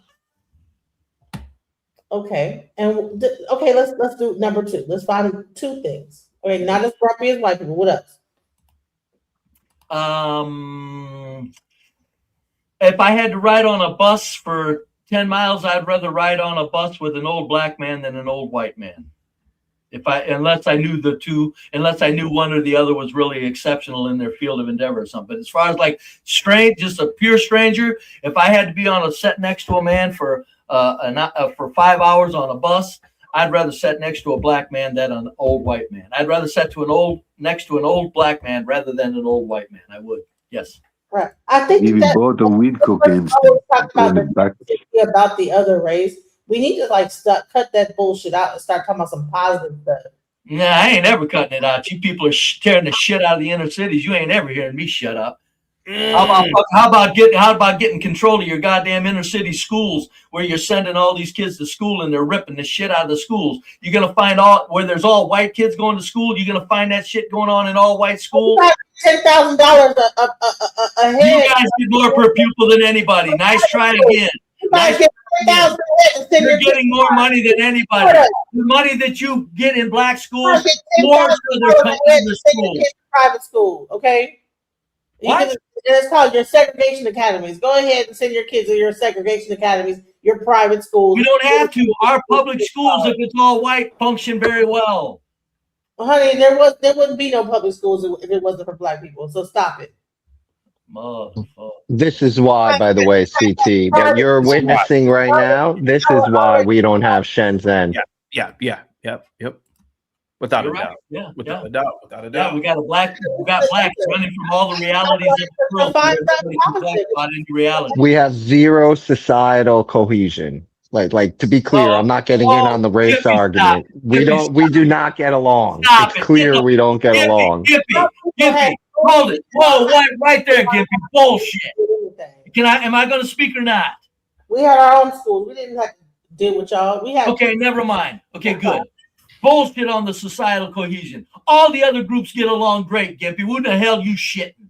You put all the other groups together, and even if they don't hang around or live around each other, when they're doing business, it's fantastic. There's only one group that throws a wrench in the works. Well, why the hell was y'all destroying our communities? Then y'all should have let us be and let us have our communities. But y'all want to come in and burn our shit down. Y'all could have just stayed in your community. Why y'all have to come over in our community and burn it down? Anyway, I want to confront what Gippy Well, said. Gippy, I can't. It's over, bro. It's over. It is over. You're right. Why want to put highways through our community? That's why Shenzhen is. That's why Shenzhen. No, Shenzhen ain't shit. You want to have a positive dialogue about something intelligent and. Hold it, I got a question. CT, why aren't you moving to Shenzhen? Why? I never said I wanted to move there. Yeah, I know. So shut up talking about they're so much better than us. No, I Brave. I have eyes, and I can clearly see that these cities are better. I can clearly look at. Why don't you want to move there then? I never said that I wanted to. No, my point is that they're that much better. Like you're speaking. I'm a proud American. Sir. It has nothing to do with me. Hey, nice try. Tell that shit to somebody else. Because I'm saying that American cities are stagnant. You know goddamn well you ain't leaving the American city because the USA is the most magnificent place on the planet. I never said that it wasn't a magnificent country. Well, then what you trying to sit there and say Shenzhen's got us? American cities are stagnant. No, they're not stagnant. They're black hell. They're black hell. What about Portland, Oregon? I don't know. You got one. What about Montana? What about Salt Lake City? How come Salt Lake City doesn't look like? What's the crime rate in Bozeman, Montana? Brave, why doesn't Salt Lake City, which is mostly white, why doesn't it look like Shenzhen? Because they don't want to, or there's no need to. What does Salt Lake City don't build shit? That's why. The crackers don't build. If you ask somebody a question, okay. Yeah, I was asking Brave. Yeah, DJ Genesis. Yeah, let him talk. Let him talk. Go ahead, Brave. You want to Salt White Lake don't City? build shit. Brave. Genesis, please let him talk. Go to an all-white city, and you're in around the most magnificent goddamn living experience that anywhere on the planet in the USA. Yeah. They don't need to go anywhere. They don't need big buildings. What they got is the human spirit and the dignity of the free flow of thinking, the pure love of life. No matter what you want to do, you can pursue it. And if you don't want to do that much, you can stay at the bottom and still live like a god at the bottom in the United States of America. Live like a god at the bottom in this country. I bet right now, if I did a 24-hour live stream feed of Bozeman, Montana, it's nothing but a hellscape of a boring dust city. Nothing going on. What's boring got to do with it? Do you need entertained like a child? I'm talking about living quality of life. And that's why Shenzhen looks like it. I'm just saying. All right, go ahead. I'm listening to you. He's brave. I don't know what kind of drugs you're on, but I just think that America is a coast to coast exit of just McDonald's. IHOP. It's Cracker Barrel. Cracker Barrel. It's just a coast to coast off. That's like an American icon right there. One gas station. It's no. CT, you might be right. It might be down. We're circling the drain. I get what you're saying. Yeah, but I'm saying it ain't there yet. You aren't moving to no damn Shenzhen, buddy. I don't want to. And I know. So then stop acting like it's that much better if there's no way you would want to move there. I guarantee you, if I spoke of a place as well as you're speaking of it, I'll guarantee you I'm saying I'd like to move there, except I'm a bottom feeding broke loser, but I can't afford to. CKJ with the $10 super chat. Be Brave is the perfect example of why America is taking L's to China because they wake up and think about blat instead of building. I guess it's blat's fault that the Asian man is kicking his ass. Yep. How's an Asian man kicking my ass? Do you realize the life I've had as a bottom feeding man in the USA, how quality and how stress-free and wonderful my life has been? You think an Asian man that goes to Asia, anywhere in Asia, and walks 3 blocks out of his city, looks at people washing and bathing in the fucking rivers, has anything to compare to my living standard? Is he crazy? This is what I'm saying. People don't count their blessings. That's why there's so many fools in life. Before Barack Obama gets in real quick, hang tight for me, guys. I want to show everybody a live feed of Bozeman, Montana. Oh, wow. Nothing going on. You know what do you need? It's boring. All right, I get what you're saying, CT, but my God, what are you talking about? You need something to go on. That's not the quality of life. Brave, why not? Because it's not. The quality of life is where you can raise a family and understand you can send them to school. Your schools are functioning. Your supermarkets are functioning. Your personal life is functioning. What needs to go on for you? How do schools look like in Bozeman? See how built out the schools are. I swear to God, like, bro. Hey, real quick. Hey, DJ Genesis, I bet you Bozeman, Montana doesn't have a St. Laurent. I bet you St. Laurent. Exactly. That's talking our friends. Did I prove your point? What's the goddamn St. Laurent? Yeah, again, that's what I'm saying, man. This is high society. CT, you're wrapped up in the material world. I'm a spiritual man. You're not. Yeah. Okay. All right. Yeah. All right. Go ahead, Barack Obama. Go ahead, buddy. Although I said that your spirit tries to come out, CT. I'll give this country is listening in. This country is so divided, and it seems like the rest of the world is starting to pass us. I think that's what CT's trying to say. Instead of us fighting amongst ourselves, we need to unify so we could No, not be outperformed and out technology by Hey, Japan and Barack Obama, you don't China. have a light that you could turn on, buddy? You have a light you could turn on? The speaker. Why? You can't see me? Right. Yeah, I mean, it's kind of like dark in there. You know, it's kind of one. Right. I'm trying to follow the chat. I mean, Okay, it's not really. There you go. There you go. Thank you so much. No, but I was saying that it's too much bickering in the United States that we're gonna be outperformed by everybody else until everybody puts their differences aside. Yeah. And we unite. I think that's what I'm taking from you. I mean, I don't want to put words in your mouth, but that's what I'm. No, that's not what taking. CT's saying. No, I kind of feel that just we for just being that far ahead of us because of who knows God, what only knows he's adding up as a quality of life. He didn't say anything about they're passing us because of the way our people. No, but that's part of it. I'm not saying that's what I'm saying. I'm not putting words in his mouth. I'm just from my perspective. That's what it seems like, and it's like America is not building and progressing the way other nations are. Other nations are building up. Other nations are building up. Do you think the divide that we're experiencing could be engineered into existence by design? It could. Yes, I think. I think like that's what's going on. It's not a matter of a failure of the people. It's a matter of right now. The world empire has a plan. Right now, they're using America for this purpose. They're using China, Russia, Ukraine, Israel. They're using them for them purposes. Right now, it looks like America, they want to water us down a little bit, in my opinion. They want to lower our living standard a little bit. That's all. Yeah, oh, look, here goes downtown Bozeman, Montana. Oh, man. Wow. Yeah, ain't that horrible? Look at that. Oh, man. Oh, God. Oh, the horror. Rain. Oh, look at that shot. Oh, God, who can live there? Brave. Brave. Oh, CJ, you're right, CJ. Brave, God, what you don't understand, Brave, is this, Brave. You know, you're a relic of the past. No, who can live there? Who can live there?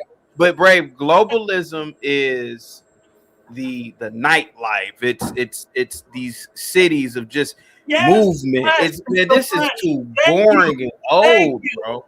Thank you. It's the flesh. You're correct. That's why we're done.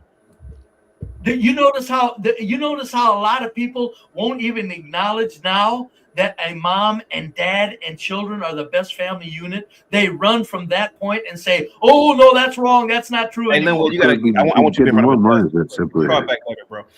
Brave, here for our amusement. Tap dance for me, Ninja. Call back later. Call back later, Linwood. I need you in front of a computer, man. Let me see. Garian with the Be Brave doesn't believe in innovation and wants the real to stay in place. People like him are the reason better cities aren't being built. Contentment breeding stagnation is why Rome fell. Oh, Brave. Yeah. What do you think about that, Brave? There's no ooh required. It's nonsense what he said.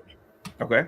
This is the place. Look, right now at this time, is there any place in the world where people would rather be than in the USA?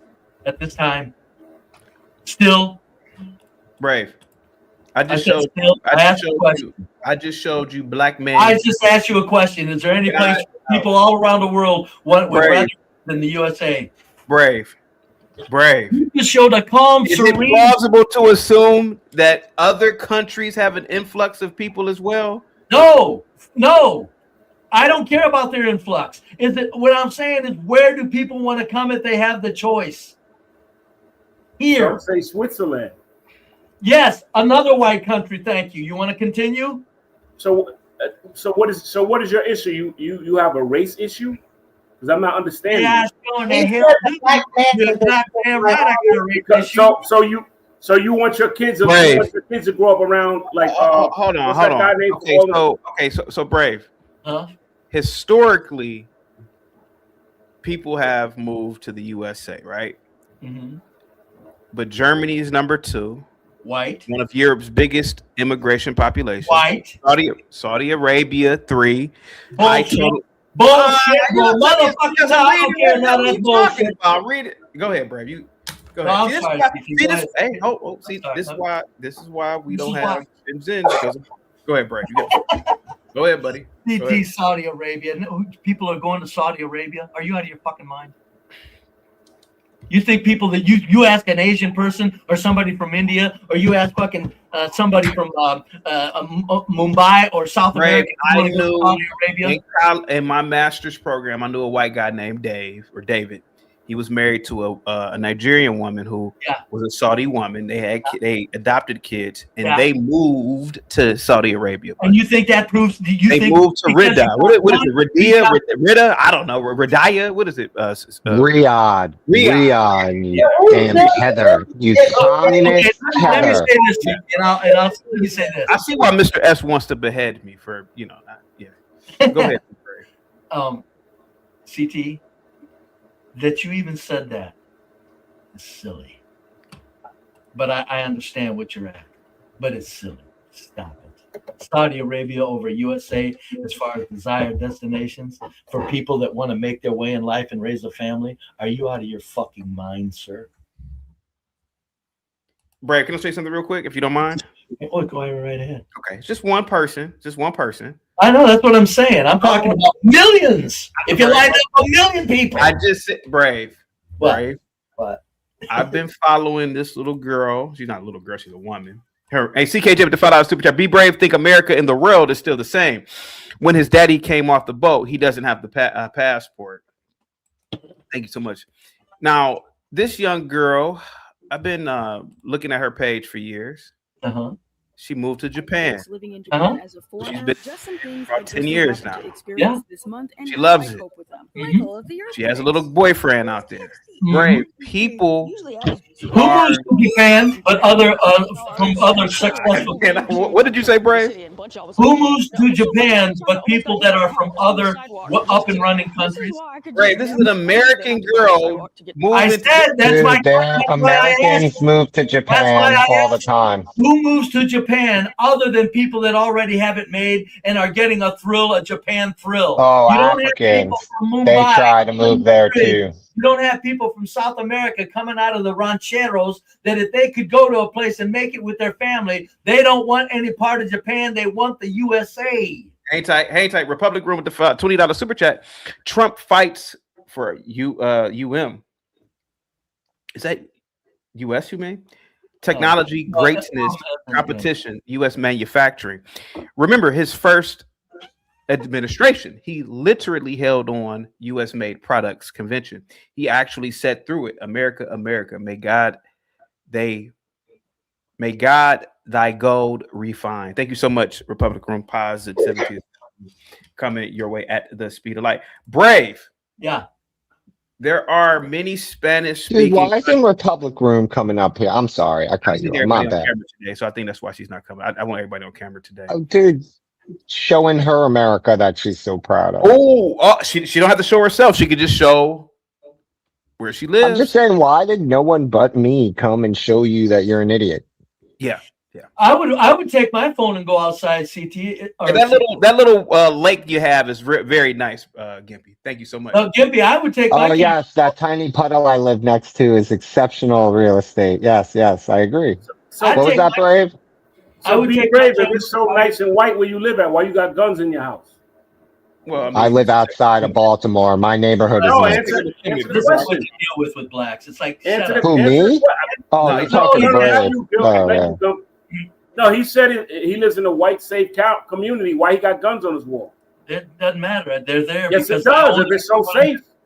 I want them on display for my stream so that I want to make it clear that as a socialist, I'm not a blue-haired liberal. Look, if I love guns, that means I'm not a regular blue-haired liberal. Yeah, but just because you love some, you don't got to show it off. I love money. I ain't showing it off. Hey, anyway, back to sanity. Hey, real quick, Brave. No, let me answer Gimpy though. I would take you outside with my camera, CT, and show you a fine little all-white town. Except with my dumbassery, I'd probably throw myself off the stream and cut myself short and everything else. I don't know how to do it on the phone and get out there. No, if it's so safe and great where you live at, you got. Shut up! Like I'm lying. Huh? What do you think? It's not safe? You think I'm lying about the safety here? No, well, you got guns. I don't It have no don't guns matter. in my You house. think I'm lying about the Brave, safety? Brave. I didn't say you was. I just asked the question. You look hypocritical. If it's so safe, you He got waiting guns for over the there. end times. So That's you don't what even feel safe. You don't even feel. You don't even feel safe around your own kind. You don't make no sense. What you scared? You're gonna end up like Charlie Kirk? He's stockpiling. He's stockpiling, y'all. This is You don't make any sense. You're talking about. Well, now, DJ, I have always said the value of having many guns is you could pass them out to your neighbors in the event that's needed. He's waiting for the revolution to happen. No, I'm not waiting for anything like that. Do you have like canned food? And what you gonna do if some punk grabs you and you don't have a gun? If what? If some young goon runs up on you and your guns ain't with you, what's gonna happen? You gonna get beat up? Well, he better do it within. Well, if I got 15 seconds, he's going to be in trouble, and then I'll probably have a heart attack and die. But if he grabs on me for 15 seconds, he better make sure he's a badass. I'll tell you that, because then my heart. You seem like that guy that was shooting up them Jews. You grabbed the gun from him. He ain't that tough. That's what you seem like. All right, back to the conversation, guys. Yeah, thank you very much. Brave, I'm not gonna lie to you, bro. Low IQ, folks. Brave. I hate to break it. Brave, I hate to break it to you, man. But, and again, Brave, I'm willing to believe that I'm wrong. Go ahead. Just like these small towns once had booming populations, then people moved into big cities, and then mega cities in America, which were New York, right? The biggest thing in life, I would assume, back in the 30s, was to go to New York City as a person in America. Yeah. Mom, Dad, I can't take this country shit anymore. I gotta go to New York City. Now I'm pretty sure they made movies about this. I'm pretty sure that was the big thing, Brave. I think what we might be seeing, and this is my opinion, I could be wrong. Now places like Dallas, shout out to DJ Genesis, but she's gonna hopefully she doesn't get offended by this. Houston, Cleveland, all of these cities are probably the equivalent of what towns used to be back in the day. And we're moving forward into these mega cities like that we see in Singapore City, that we see in China. And I think that's going to be the new thing. And America is going to have to adapt or die in terms of Brave. Ain't nobody moving to your city, bro. And I rock with you, man. God knows. Hold on. No, ain't nobody trying to, Brave. Let me finish. Ain't nobody trying to, Brave. Let me finish. Okay. Brave, I rock with you. Man, these kids, man, their brains need stimulation. They're not trying to move to no goddamn rural area, man, and stay there or stay there. They're eventually gonna move to these big ass mega cities. We might see a exodus in America to these big ass cities, man, like all across the planet, like a Singapore city, Shenzhen, Chongqing and Beijing and Shanghai and all that shit. We might see Tokyo. We might see an exodus here, bro. Brave, people are Brave. Just looking at Bozeman, Montana, I almost fell asleep, man. That boring ass shit. I don't want to be there. Go ahead. I'm willing to admit. I'd like to speak with you and respond, but I can't.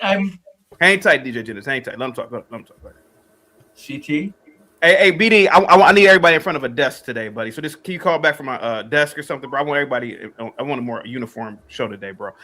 Big Dog Physique says, man, fuck China. What happened to the original topic, TT? I'm gonna get to it in a minute, Big Dog. But I'm kicking y'all. And Big Dog, hey, I rock with Cali too, but LA is pretty much a ghost town too. Let's be honest about it. Y'all downtown area don't look nothing like Shenzhen. And I said it. Go ahead, buddy. Go ahead, Brave. Go ahead. Okay. So, first of all, that's why I'm saying that we're probably circling the drain, because people need artificial flesh stimulation, as opposed to just staying put and raising their wonderful mom, dad, kids, family. That is in trouble. It is. So the fact that even if they went to the cities out of stimulation for the need for superficial, whatever you want to call it, superficial stimulation rather than intellectual, spiritual stimulation, what a small town would hold with your family, if they do that, it's just like, again, that's why I say That's why I say live your life. We live like gods, but it might not be for much longer. CT, you could be right. The young people might lose their minds and turn their backs on this kind of stuff in droves. It could happen. And if they do, it's over. Because this is what made America great. This stuff right here. Calm, peaceful, tranquil. Mr. CT, I have a question. Is it China the place where they had that saying about leftover women, the older women that don't? Yeah, yeah, absolutely. Yeah, you are correct. Yeah. Oh yeah, I'm there. I'm going. Okay. Can I make a statement right quick? I'm there. CT, can you bring up a picture of the Renaissance in Detroit? I wanted to show you guys. Can you just share the screen, or I can? I'll find it. Okay. I want to show you something, okay? Because I want to show that how things change over time, right? So this bluegrass. If small white towns are awesome, why hasn't anybody showed me their small white little town and been on camera? I've been showing you Shenzhen and Shanghai. I'm sorry. I'm sorry, Steve. I'm sorry. No, I'm sorry, buddy. I've been showing Shenzhen and Singapore City all day. Tokyo, I even showed this little girl here in Tokyo. Well, how come you guys aren't doing it, bluegrass? We know what small towns look like, CT. I know what small towns look like too. I lived in a small town in California. You don't need to see them. You know boring. Brave is boring. It's boring. And you know what I'm saying?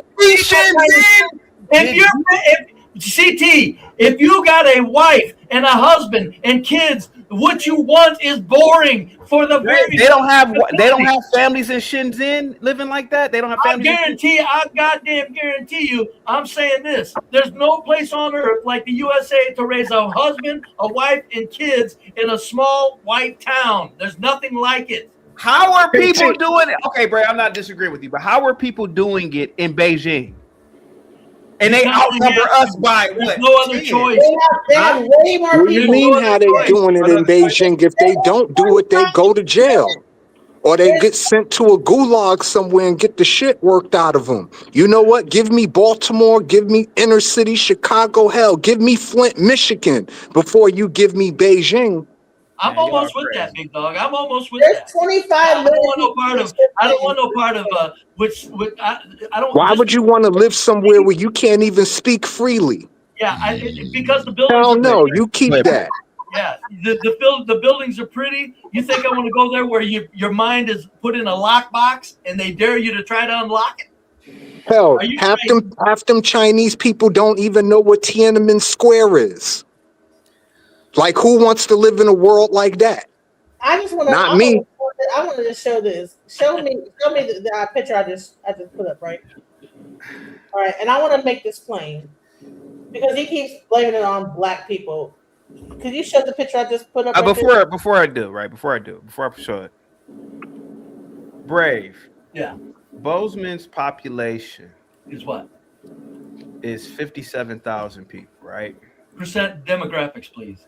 I don't know the percent demographics. Well, look at the goddamn thing. I look it up. I mean, it's 88% white. So white. Hell! That's it. Oh my God! Okay, hold on, Brave. Wait a minute. You got heaven on earth right there, folks. Brave. Why hasn't Bozeman population exploded?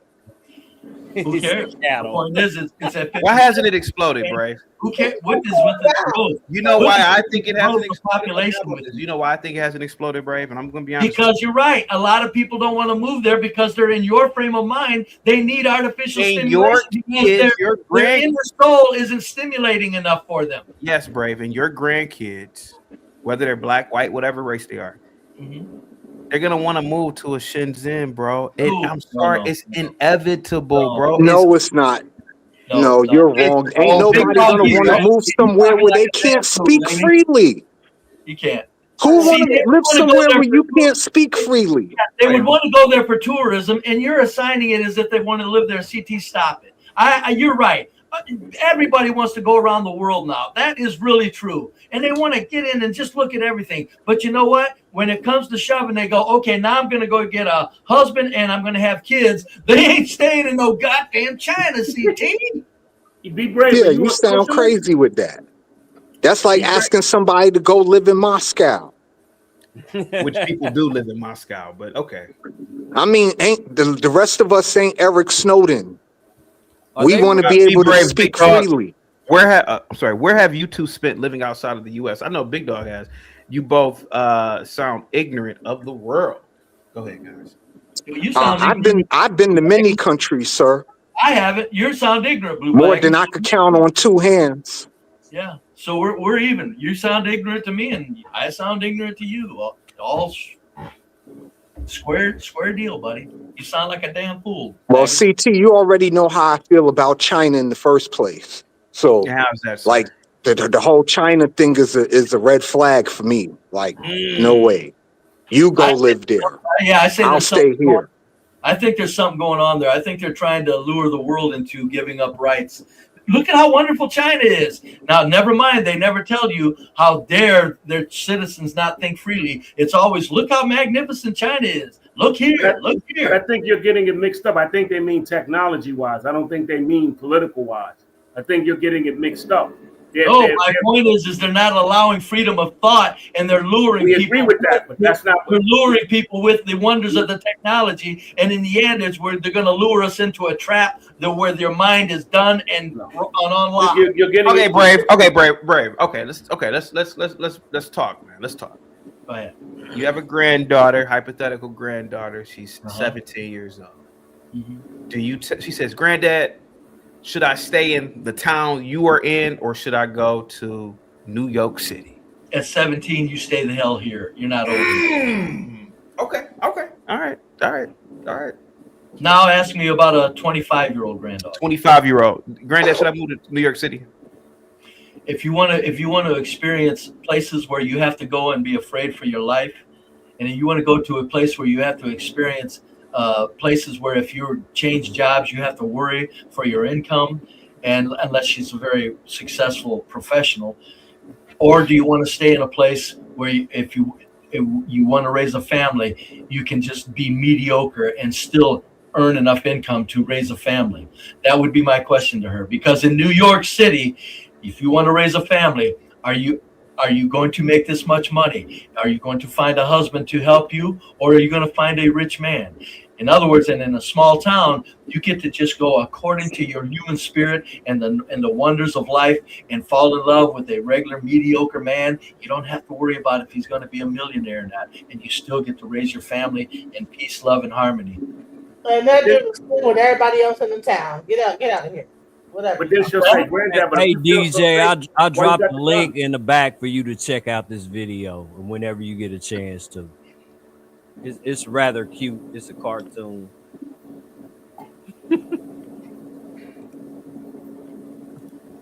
Go ahead, guys. I'm listening to you guys. I mean, Yay, China. Tokyo. Yay, Here we go. Tokyo. Jesus Christ. That's an interesting video. I'm about to look into that. That's crazy. Own experience or ask a question. Yeah, it's blowing my mind. We want to thank Sam. What, Tokyo? Number one choice. That's bullshit. Too much population, everything is bullshit. Shopping options. That's crazy shit. You people that think you wouldn't want to live like that. All you do is have fun for a month, and you'd be ready to get the fuck back to some place. Why? Right? Yeah, Because I ain't gonna lie. That's too much overstimulation for me. I'd be like, God damn. Thank you. Number 8. I live in a very quiet place. I don't want all that. Yeah, he says too much stimulation, huh? That's too much going on. Too much lights and talking. And in the 30s or hell, I couldn't even go to New York. I'd be like, New York alone. I'm like, oh my God. But listen, I wanted to bring up this whole thing about this metropolitan city aspect. Before you do, Republican with the $10 super chat. I openly rebuke your opinion. Our country being ruined by leftism in all of its manifestations. Get your mind right, CT, and listen to Ray Charles, American the Beautiful. Respectfully, sir. Republic Room, sweetheart, you still haven't called in and turned that camera around to show us anything in America. But I've been showing of these countries. I mean, these cities. Republic Room, don't worry about him. America. Hold on. Let me answer the super chat. Go ahead. Now let's be honest, Republic Room. I just showed Bozeman, Montana. 57,000 people. The goddamn city was founded, what, 1810. 1810. Only 57,000 people. I wonder why. 90% white. 90% white. How come the population ain't explode? Because systems change and people change. You people, you silly Americans are gonna look like the Amish to the global stage in about 50 years. Why do they still have an Amtrak?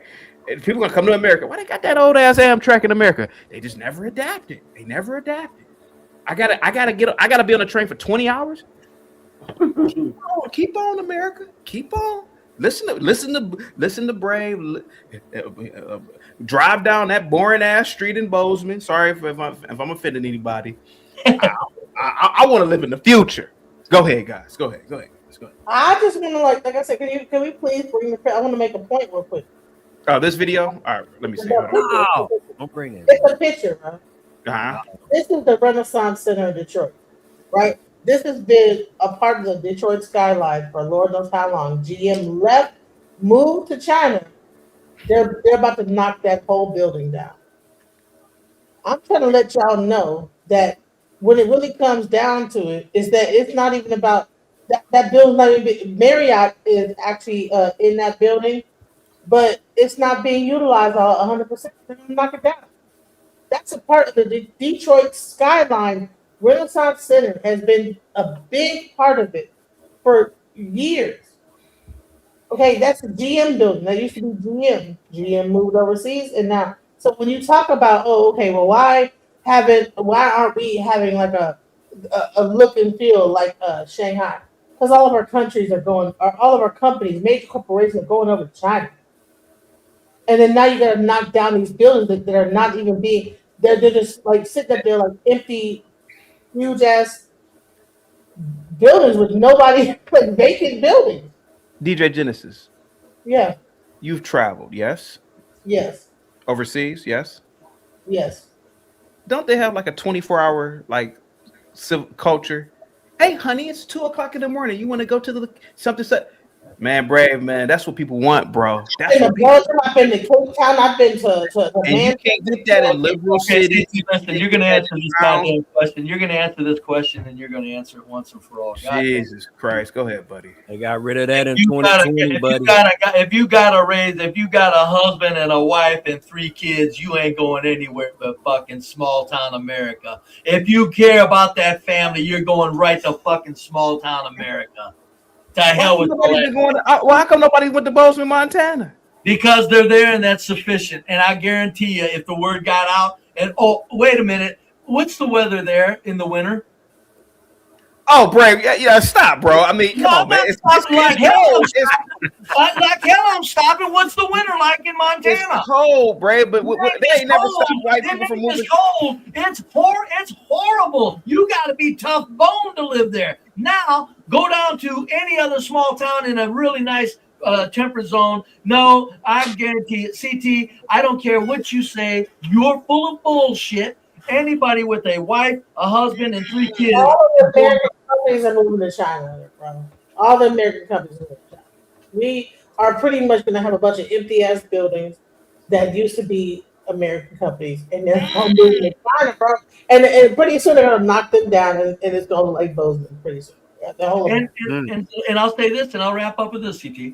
If people actually leave these small towns behind, we deserve everything we get when we're completely automatized and treated like robots. We deserve everything we get. When you turn your back on that magnificence for some lure of neon signs and some bullshit life that you imagine, when you take your family and you leave the wonders of this place where you can live, we deserve everything we get when they pull it down, when they lure us into the trap and that trap door closes. It ain't gonna be no Shanghai then. You're gonna be, you live here. Guess what you're gonna do? You're going to report for some I canned heard a goods. person that like You're takes going to report for some canned goods, and you're going to go back home in your magnificent bullet train. Can't see your screen is too light to read listen, the word. listen, I can't. He says, you are no different than Tommy Sotomayor and Myron Gaines. Low self-esteem and self-hatred. It makes sense now. He says, Who's that? you are on a panel with sinners, with caterers, with identity extremists. It does not make any sense at all. Absorb their ideology and perceptions and madness. This is how you get views. Where's your dignity? Who's that? Where's your dignity? Who's that too, CT? So I have no idea. I got people like texting me as I'm like on this panel, like this touching me out all the time. Just so you know, just for me to even come on this panel, like you, they hate you. Why are you there? You hate me. Kung Fu CJ, hold on, Kung Fu CJ says, I say to move close to a military base. Gary with the $5 super chat. CT, please ask, be brave. Why did so many families move to New York City and other cities when they were first made? Watch you say some bullshit. It was much smaller. It was much more of a. It wasn't the hustle and bustle it is. The cost of living wasn't near what it is. It was a centralized focus. And here's the bottom line. That's when people started becoming more immoral. The moral philosophy of the U.S. started dwindling very fast when those cities were built. If you want to raise your family, your wife and your kids, get thee to a small town, and that's where you're going to have a calm, relaxed ability. All right, here goes Paris, Texas. Look at Paris, Texas. All right, hold on, let's see. And has been a hub of activity drinking ever while since. driving them. Recently, it's begun revitalizing its downtown and is becoming a true tourist destination. Ones that will make you say, "Bonjour à Paris." So our Texas Eiffel Tower isn't the tallest Eiffel Tower, but hey, ours is wearing a cowboy. That's bakery in French, which is why I examine 6 different schmears. What's the secret? They're closing your scene? They're very forgiving. Mine looks like a bad herniated bike tire. Second tallest Eiffel Tower in the world. Fun fact, the cowboy hat isn't original. You see, Paris, Tennessee tried to steal our thunder back in the day and built their own Eiffel a wee bit taller than ours. But in true Texas fashion, this town said, "Oh, we see your tower," and raise you a cowboy hat. And this placing ours proves just a head taller than Tennessee's. And he's showing you the landscape, sir. There's nothing to it. It's dumb shit. If my town wanted to go through that shit, I'd say stop it. Growth is not good. Well, this town certainly fits that. I mean, there's no growth here. Well, I thought they said they're trying to. They said they're trying to turn it into a tourist destination. Yeah, they're trying to. It's not going to work, Bray. Nobody. Well, I hope. I would say that they're fortunate if it fails. Goodness sakes. You know, if we had a bullet train and bullet trains were able to stop at different locations, these little towns would be, to me, you know, they get the tourism that they need, but Brave, ain't nobody go to that goddamn rural ass, boring ass town, man, to be completely honest with you, Brock. No reason to. I agree. I wouldn't expect somebody to come to my town. Stay away. No need for you. There's no tourism here. Except we just got a magnificent downtown little area where they do things like have little community gatherings, and it's just like old Mayberry of RFD. It's amazing. It'll blow your fucking mind. It's all those families all in the same place. It's amazing. Find where they police their citizens with robots over there. Ain't China's the place where they got the robot police force over there? They might have implemented some sort of I saw a video where they had like this, what do they call it on the Justice League spear? A little round ball that just rolls around and polices the area. That makes sense, Victor. To me, I don't care where they need to use technology to do policing and stop relying on this is Hannibal, Missouri, Bray. Hey, lay it off. You're getting close to my area now, bruh. Man, fuck this, man. I Shit, understand what you're Missouri. hey, man, give me shit in all day, man. Here's what I need. Right. We went Hey, to man, a field trip there back What's the in high population school. of Hannibal, Missouri? What's the Hannibal, population? Missouri. Let me look it up, bro. Hold on. Give me a second, buddy. That's where the Truman Library is, right? 16,000 people, Brave. How many? 16,000 people. Demographics, please. Demographics. Let me see. And if you don't mind me asking, why does that matter? Like hell, it doesn't. Just give me 84% white. It's a good old white country. You got it right, Hey, well, Brave. Hey, Brave. Here you go. Hey, Brave. Yeah. Here we go. You can have that town. I'll take it. You go ahead on to China. Go ahead I'm on gonna to go China. to China, man. Hey, Go to our bus is pulled up for a field trip and that sucker and the crime rate tripled. Here we go. Brave, you can't get, man. Come on, Brave, man. Brave, stop, man. Stop. I'm saying the day that this living is no longer desirable is the day we deserve to go down the drain. Because this is what is conducive. This brings enough modernity to the fore and family living still intact that if you leave this behind for the advanced modernity and your families are going down, you're no longer worried about families, then the human species is on its way out as far as a real, as far as a spiritual being, and you've just turned into 8 billion people that are nothing but animals in a zoo. And All right, so I'm gonna show y'all some of the best highest population black cities. I gotta go back to Shenzhen real quick. Go ahead.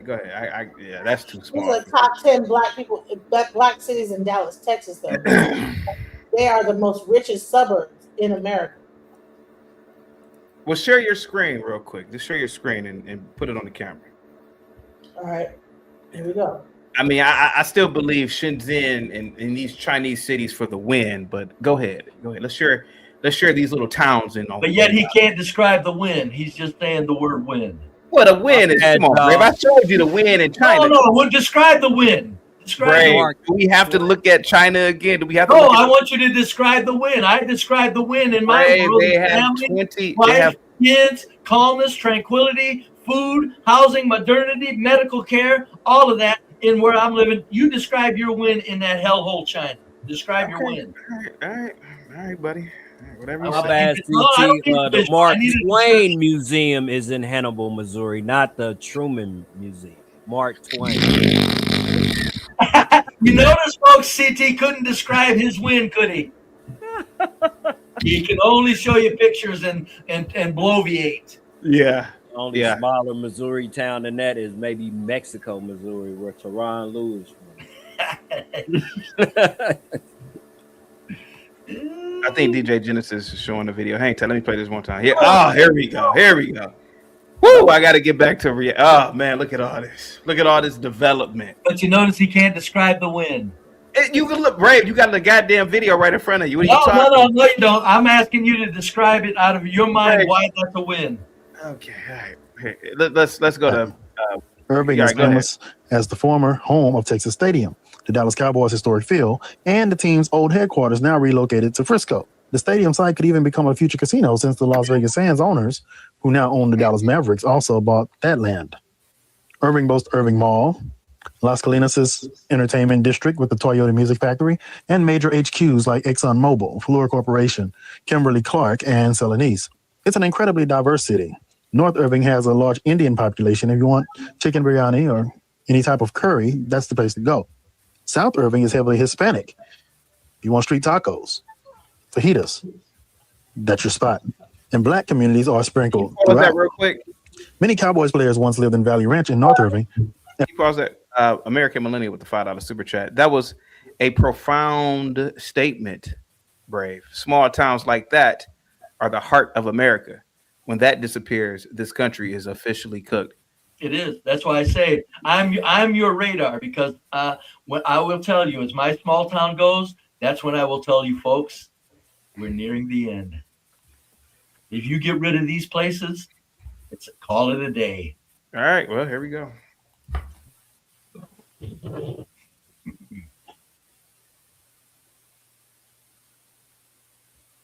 You hear Kelly. Baldwin Hills, California. If you were watching BET between 2007 and 2009, $57,000. According to Realtor, the median listing price for homes in Baldwin Hills are around $1.1 million. Jesus Christ. Now, this makes sense, especially when considering who lives or has lived there.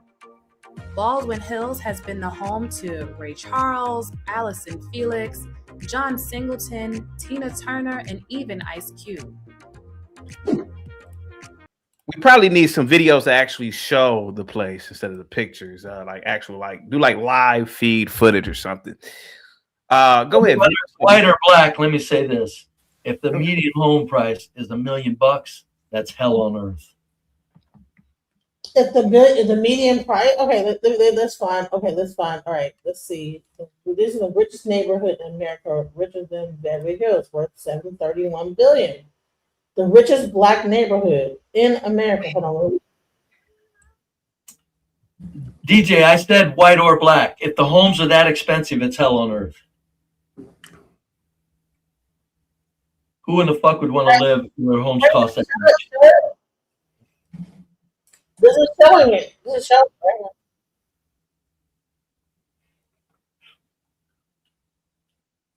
Can you show it? Neighborhoods in the USA. Places where the mansions are bigger, the money is older, and the success stories are deeper than anyone realized. Kicking off our list at number 10, we head down to the Lone Star State to a gem in the Dallas-Fort Worth Metroplex, Cedar Hill, Texas. While Texas is known for its vast landscapes and booming economy, Cedar Hill has quietly carved out a reputation as a sanctuary for Black middle and upper-class families. It represents a different kind of Southern comfort. What's the one median defined home by price? prosperity, safety, and a strong sense of community. So what makes Cedar Hill stand out? Let's talk numbers. The median household income in this thriving suburb is an impressive $9,600. The home ownership rate is a robust 69.4%, which is significantly higher than the national how much was the income? and speaks volumes about the stability and long-term investment residents make in their community. No, they said With a majority Black population of just under 50%. You on mute, CT. It's over. It's over. It is. It's over. Wrap it up. Tell your kids and grandkids to go on over to Shenzhen. These little towns are done. Brave, it's over, man. It's over.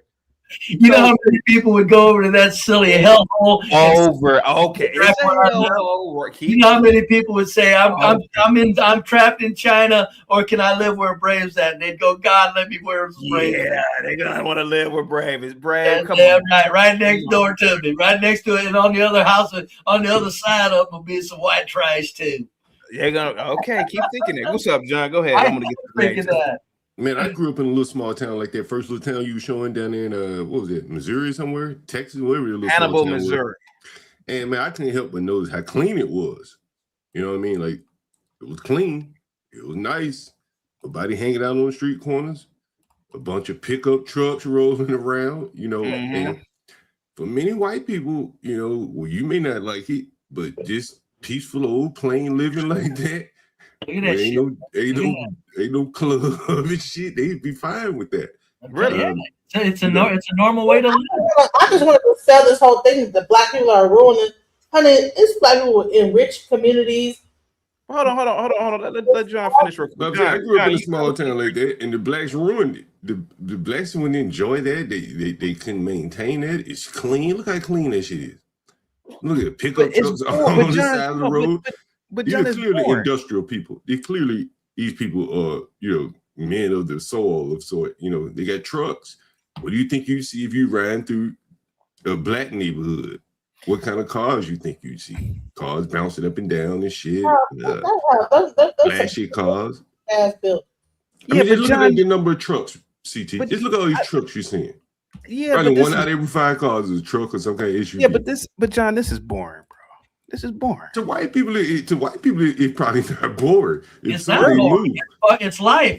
Because white people have such an intellect that they literally make life with their spirit and their existence with family. They don't And have not to have. to mention, CT, it's They the don't have to Wednesday have. evening. They don't have to have artificial. It's not a Wednesday stimulation. evening here. This is not a live. Oh, it's not a live feed. My bad. My Hey, bad. hey, I was about to CT, say, you if scroll it's back the a little bit. live Scroll back. feed, try this Scroll on back a little bit, Saturday CT. night.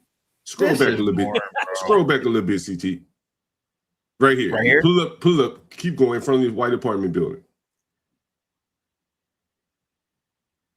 Are these cars parked in the wrong direction, or did this street turn into a one-way? This might be a one-way street. But it must have just turned into a one-way because initially the cars were. No, see, look. You see that car going the other direction? See, like this little small town shit where in the inner cities, man, it'll be ticket meter maids out writing tickets on these people. The cost of living will go up just off the tickets. They can park anywhere they want to park. Yeah, reverse parking, some parking one way, some parking the other.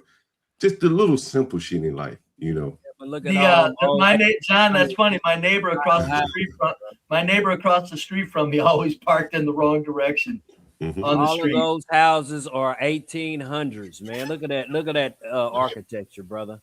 Ain't Still none of there. that new. So, and it's about to It's fall still there. over. And But what you talking about? It's about to fall over to me. But what you talking about? The white man's ability to preserve. Look at that building right there. That brick building. It's a pretty building. Looks to be pretty good shape. that's a newer building, bro. Right. Yeah, fair enough.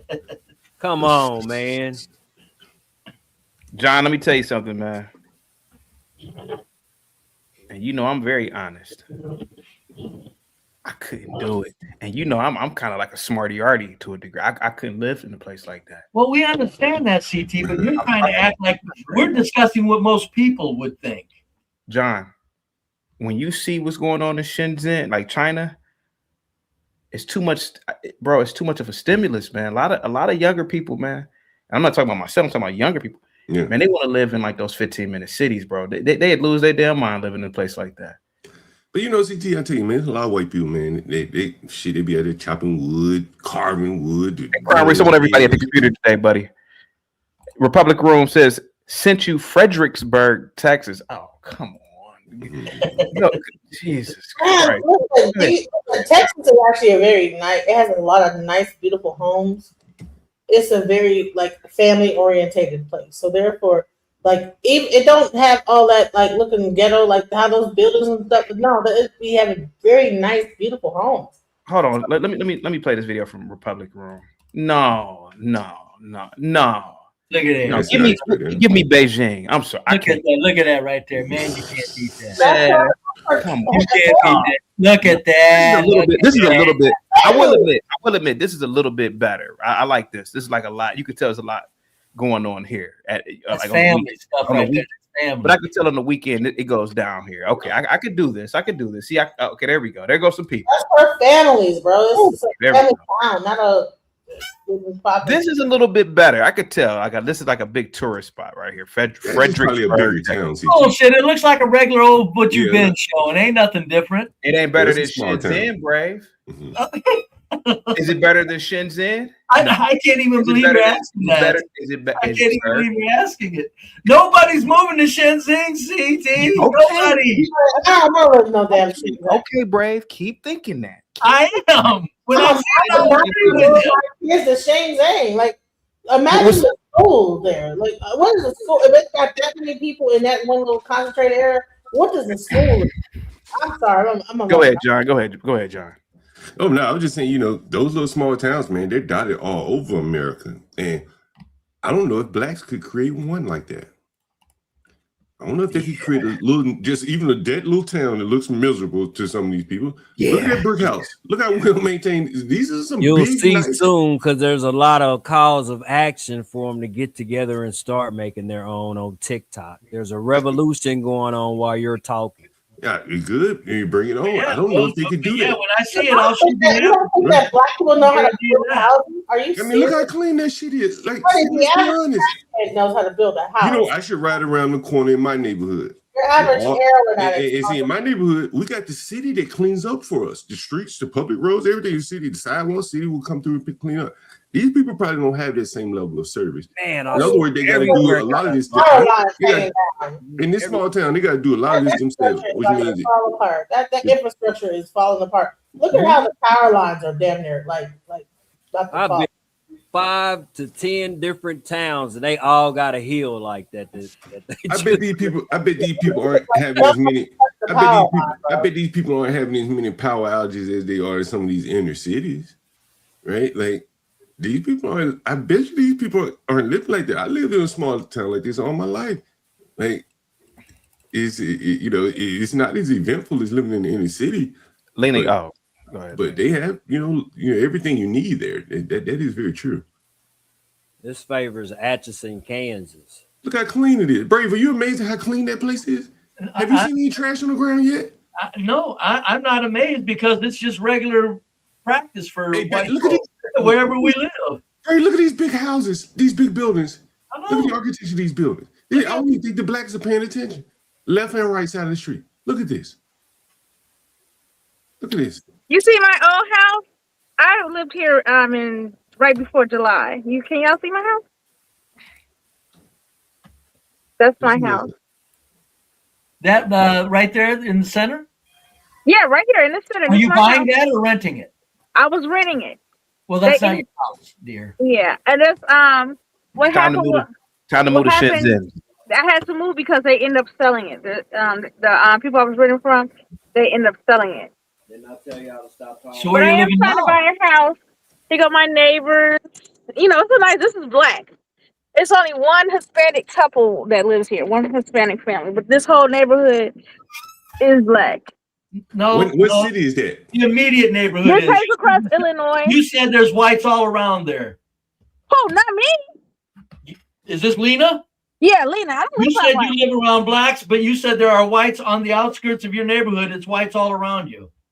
Oh, I see what you're saying. Yeah, I live near Homewood. Homewood is almost half and half. It was Jewish at one point. It's a synagogue still there. What are you close to St. Louis? Are you close to St. Louis?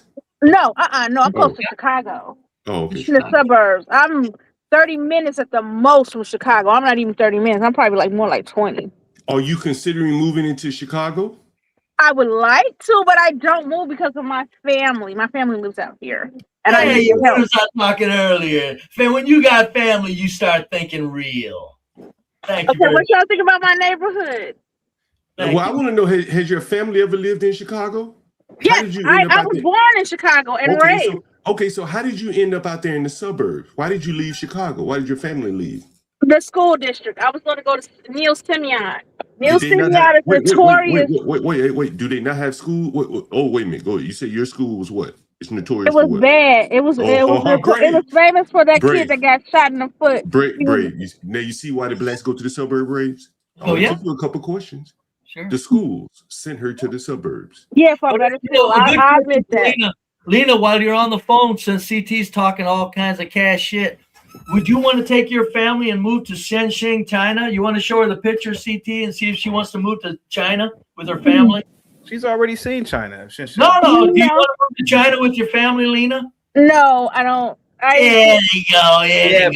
But Lena, would you rather have a small town or like one of those cities in America, like those big mega cities that they're building across the planet? Well, there's mega cities. New York is on its way to being a mega city. I would live in a mega city in Illinois. Heard that, Brave? I mean, a mega city in the States, but anywhere else, nope. But you also hear the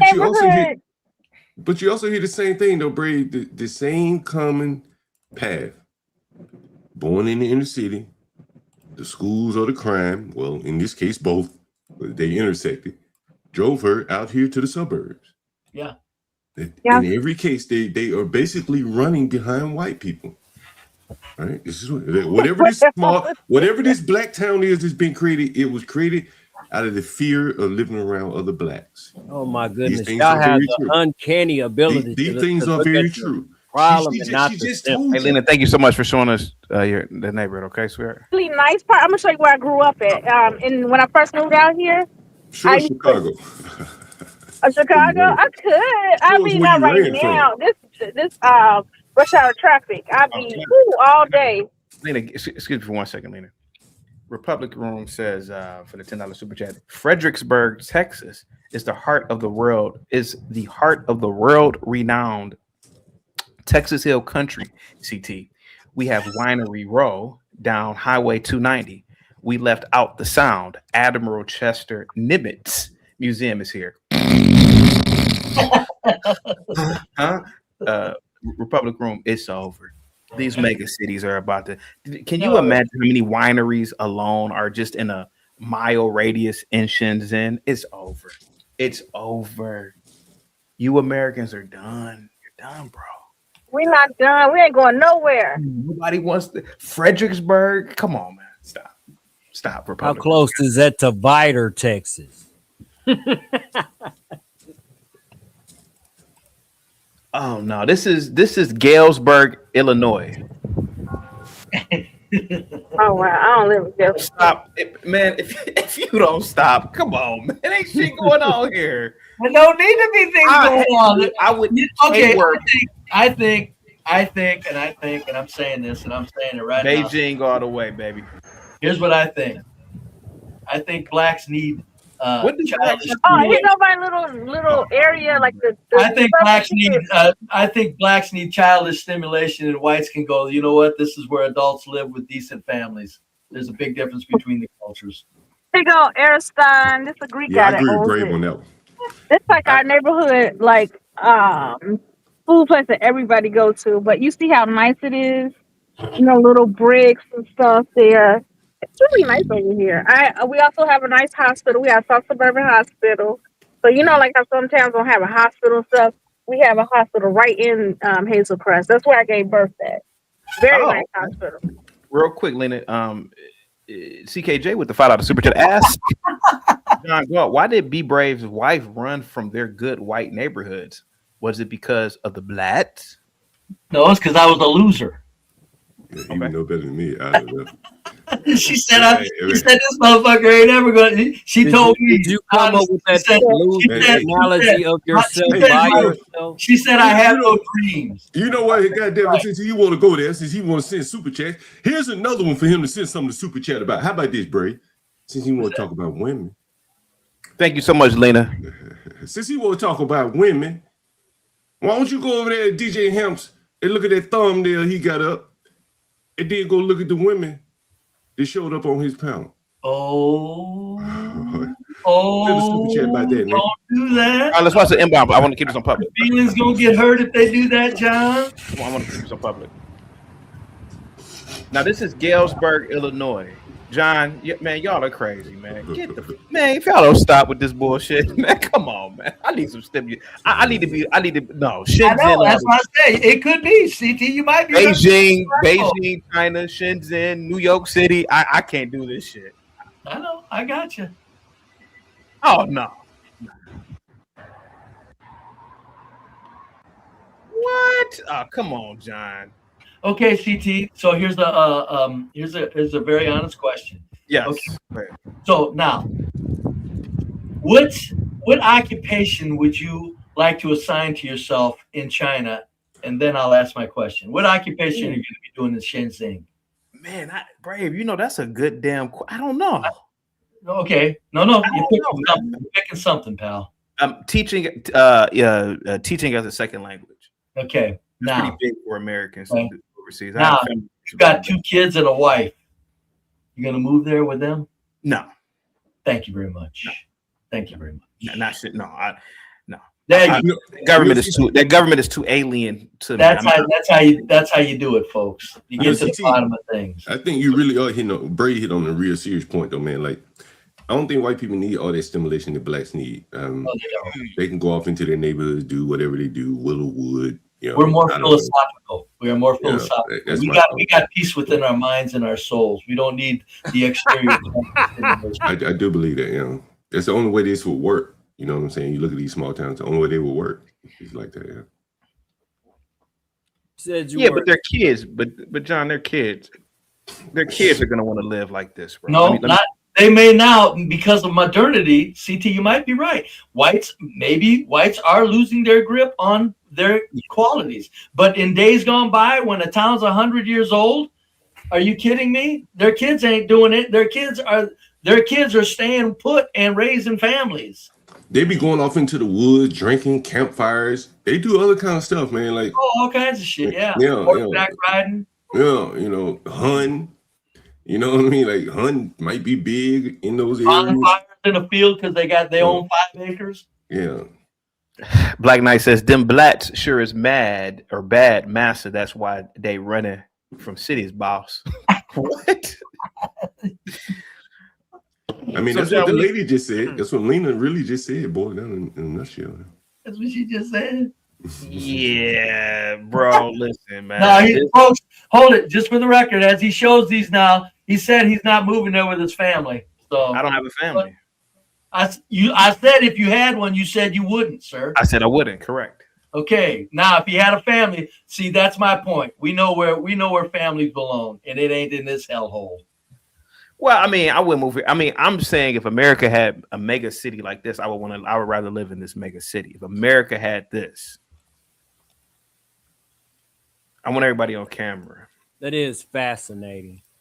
Yeah, that's what I'm saying, Brave. I'm saying it would be for about a week. Then it's like, let me the fuck out of here. Jeez. If America had mega cities like that, and they were able to operate 24 hours like these cities, I would rather live in the cities with a family. But I wouldn't want to take a family over to China. No. To answer your question, it's not about China. It's about the fact that why don't we have that here in America? You've already given your opinion, which I don't agree with, Brave. But I got you. Yeah, it's fascinating. Could be. I mean, I John, think we need a lot more. I Brave think we did need a say lot. that we don't have these big cities because of blacks. No, I didn't say that. Well, no. What did you say again, Brave? I said we don't have big cities because it's not in the world empire's plans, is what I said.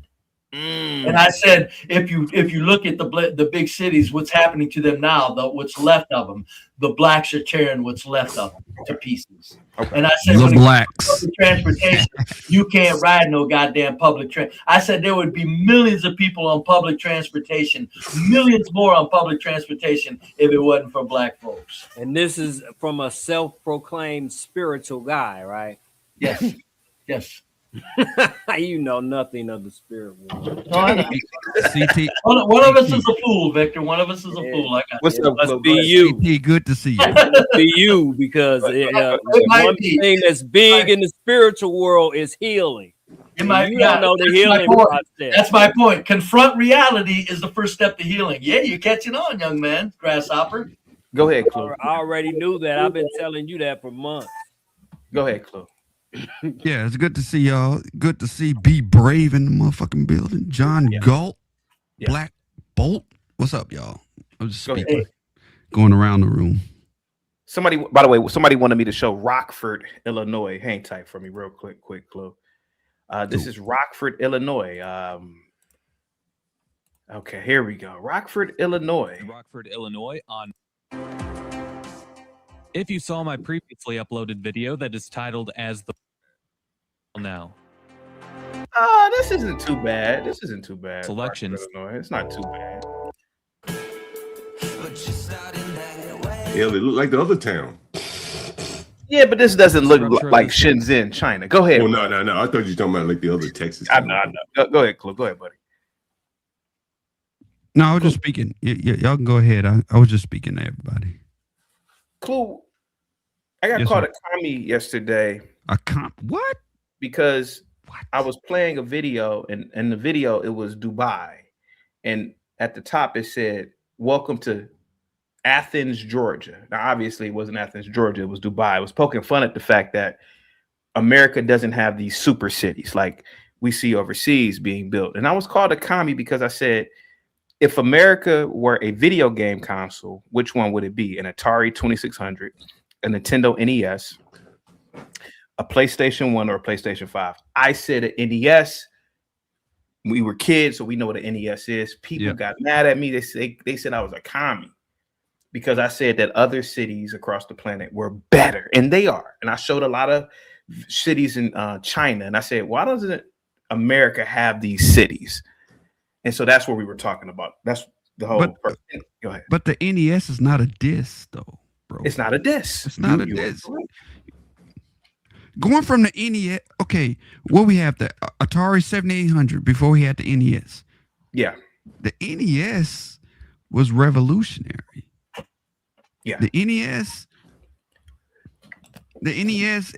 although the quality wasn't as good as the PlayStation. Yeah. But the content of the video game, the music, the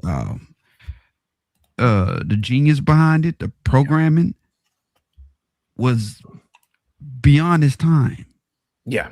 So you calling America the NES? I think you were commenting on how how we have good content. We might not look the best at the moment.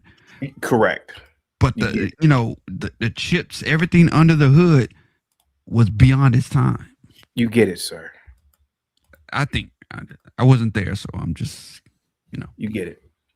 Hey, but yeah, you get it. I was just saying that. Did you just say the U.S. was better than China there? No, he's saying that.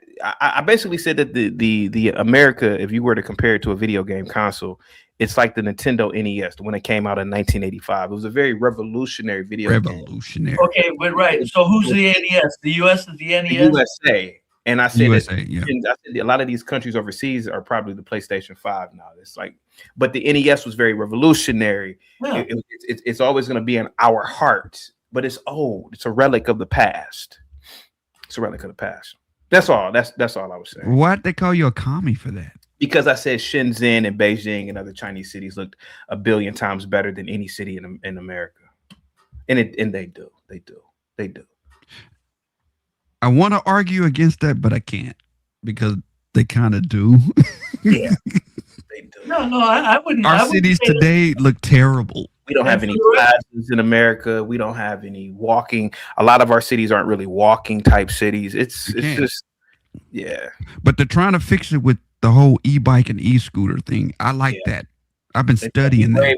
He champions the small towns. And John, I can't live in that shit. I can't do the that. small towns are king, CT. Well, if they're king to you, I just want to K-word myself if I had to. I gotta have some action. I'm not talking about tiny town like 1,000 people. When I say small town, I'm talking like 60,000, 100,000 at the max. Oh, hell, those kind of small towns. Shit. Try 10 or 15; it'll blow your mind how wonderful they are. You on mute, John? What Brave is saying is really right, though, man. That is what really needs to be stated. Black people need a lot of stimulation. I deal with a lot of black people. They go out a lot. There's nothing. It's not even a criticism. It's not even a criticism. Yeah, right. I'm not criticizing black people. I'm just saying, like, when I see them, they always coming or going from somewhere. They go to the clubs. They go here. They go there. They out. They maybe just hanging out on the street corner. It's stimulation. A white man can go be in isolation by himself. Go hunting in the woods. Hell, that's isolation. Now, blacks would have to have at least a radio, then they run away to deer. Right? Like, man, I'm telling you, like, if I go in any of my blacks' house, if they're home, they got your black's house. Well, the house where my blacks live, you're correct. There's always going to be some kind of stimulation, music, radio. They're on the phone. There's just never any peace and quiet, and that's small town versus big city. And it's not a criticism. It's just something that I've noticed over the years. Yeah. Hey John, I want to show you guys something. If a white cop killed a black man, oh, that voice. He goes in front of the jury. Shit. So yesterday, I don't know if you noticed, but Jay Prince and Afro Nerd were debating each other. And John, this is pretty bad, man. What you're about to hear. Here goes Jay Prince, a low IQ. I mean, not low IQ. Jesus Christ, a high school dropout. You know, I text you today about that nigga. But go ahead. You gotta watch the inbound. Trying to hit some public. My bad. Not low IQ. I meant to say he's a high school dropout, right? Ninth grade. Here goes Afro Nerd, a smarty arty college graduate, went to one of the best private schools in New York City in terms of high school. He went to, you ever heard of Hampton University, Be Brave? No. It's a smarty arty black HBCU. HBCU, yeah. My lovely lady went there. By the way, JP's got me beat. I only graduated in 6th grade. Now, here goes JP, who the fake HU. He's supposed to be low IQ. That's what I meant to say. He's supposed to be low IQ, welfare recipient. John, you're right, man. A lot of these, watch what he does to Afro Nerd, man. This is pretty amazing right here. The level of intelligence that JP has over a lot of these smarty arty ass blacks. Here we go. Yeah, smarty. And everybody in that jury was black. It depends if, but he's criminal classification. Fact that high. Hold on for a second. If I mean that baby is no fucking and you guys can tell me when to stop whenever. us, fam.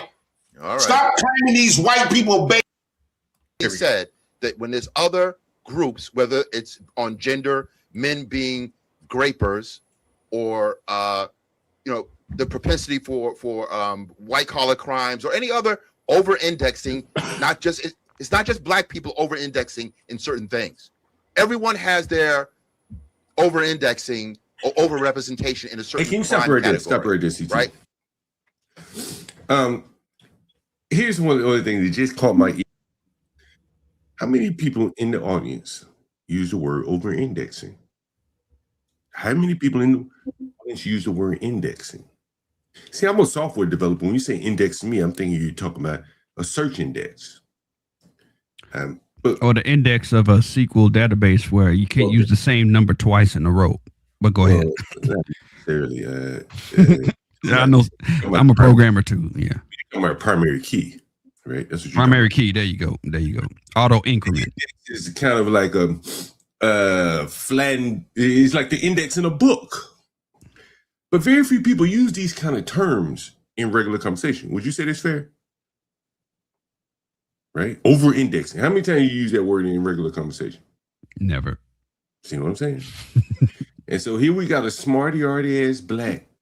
And this is what they do. They use these words that are too big for the conversation to prove that they're smart. Like disingenuous and right. Like he didn't have to use the word over indexing. Right. Like, but to flex his education, because he doesn't get to use it anywhere else. So he wants to get up here and use these big words. Over indexing. Ubiquitous. Yeah. There we go. But it's never considered that it's a peculiarity with these people. It's never presented that way. It's never looked at squarely or fairly. So in a nutshell, real quick, Afro Nerd is trying to argue that Jay Prince brought up something really interesting, which I kind of agree with. He says that the black criminality stats may be a little bit inflated when you factor in that a lot of people who may have a white mother or a white father and a black mother, they will automatically label that kid black. And he's basically saying that is one of the reasons why the criminality stats might be inflated amongst the black population, whereas he identifies as a real black. Where Afro Nerd, who's a dark-skinned black man who looks like us, he's trying to say that these mixed people, like a Lena Horne type, is black. So Jay Prince is, this is why I say, man, here goes a Negro, a high school dropout, got more intelligence and more damn sense than a Negro with a goddamn smarty-arty master's degree. It's unbelievable, man. But here we go. And he comes in with these stats as if these are actual crimes, certified crimes, when they're really arrests. And then you find out that black males have the highest exoneration rate after all this is said and done. So what he brought in there is he's trying to pathologize black people specifically. See all these big words? And even We're pathologizing, guys. Come on. John, JP too damn dumb. For his point of view, JP is too damn dumb to pathologize anything. He don't even know what the hell that word means. I was watching JP up on this panel trying to read, man. Like he's the best reader. Let him pathologize. John, why? John, it's almost like intellectual bullying. Like he knows he can't use it anywhere else. That language, he's not even in those doors, but he uses it around, workaday blacks and workaday whites, and it's almost like a bullying thing. He always says, "I taught you how to say the word ask."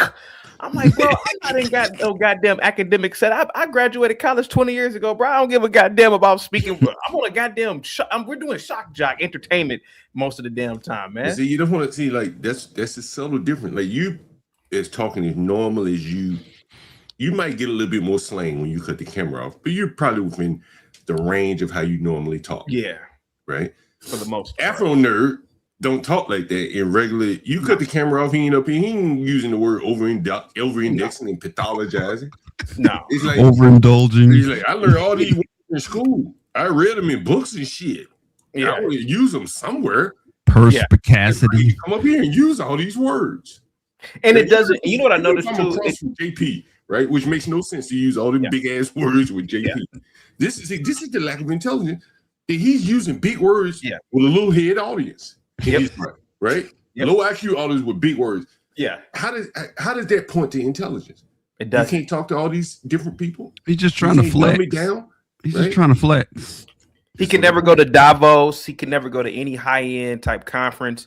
He's not invited to those places, man. You are absolutely right, man. He'd be searching for his chance to use one of them big fucking words with them people. Where with them, it's just flowing so naturally, and he humming around, waiting on his chance to use the big word that he want to use. Yeah. That's what it is, right? That's really what it is, right there. Yep. There we go. The document that Ponder put in about Appalachian drug issues, the same thing. When you look at that, retard. Those people still don't get the same markers that black people get. And I just see that you still stay on brand with, oh yeah, but those blacks do that. But you will never hear the same thing with this Appalachian study that she provided. It's not going to say, well, these white people have a certain kind of cultural thing going on. These white people have poor decision making. All these frailties. Blacks. Brave, Brave, you gonna rock it out, Brave? Because I don't know, Brave. This gets really good, man. I kind of want your commentary on this. You gonna, Brave? I don't know how much time you got. He's thinking. He's being brave and thinking. Brave, you ever read any of these damn studies, Brave? Do what, John? You ever read any of these studies? Them studies will have. Oh, hell no. These are written by a college professor, and they have words like the longitudinal. You know what I mean? These are scholarship, academic words that very few people read. You understand? And they're written for academics. He's reading this type of stuff, and quoting it back. Like in the real world, down where regular people live, no one's reading this stuff. No one's living off of that. No. All right, here we go.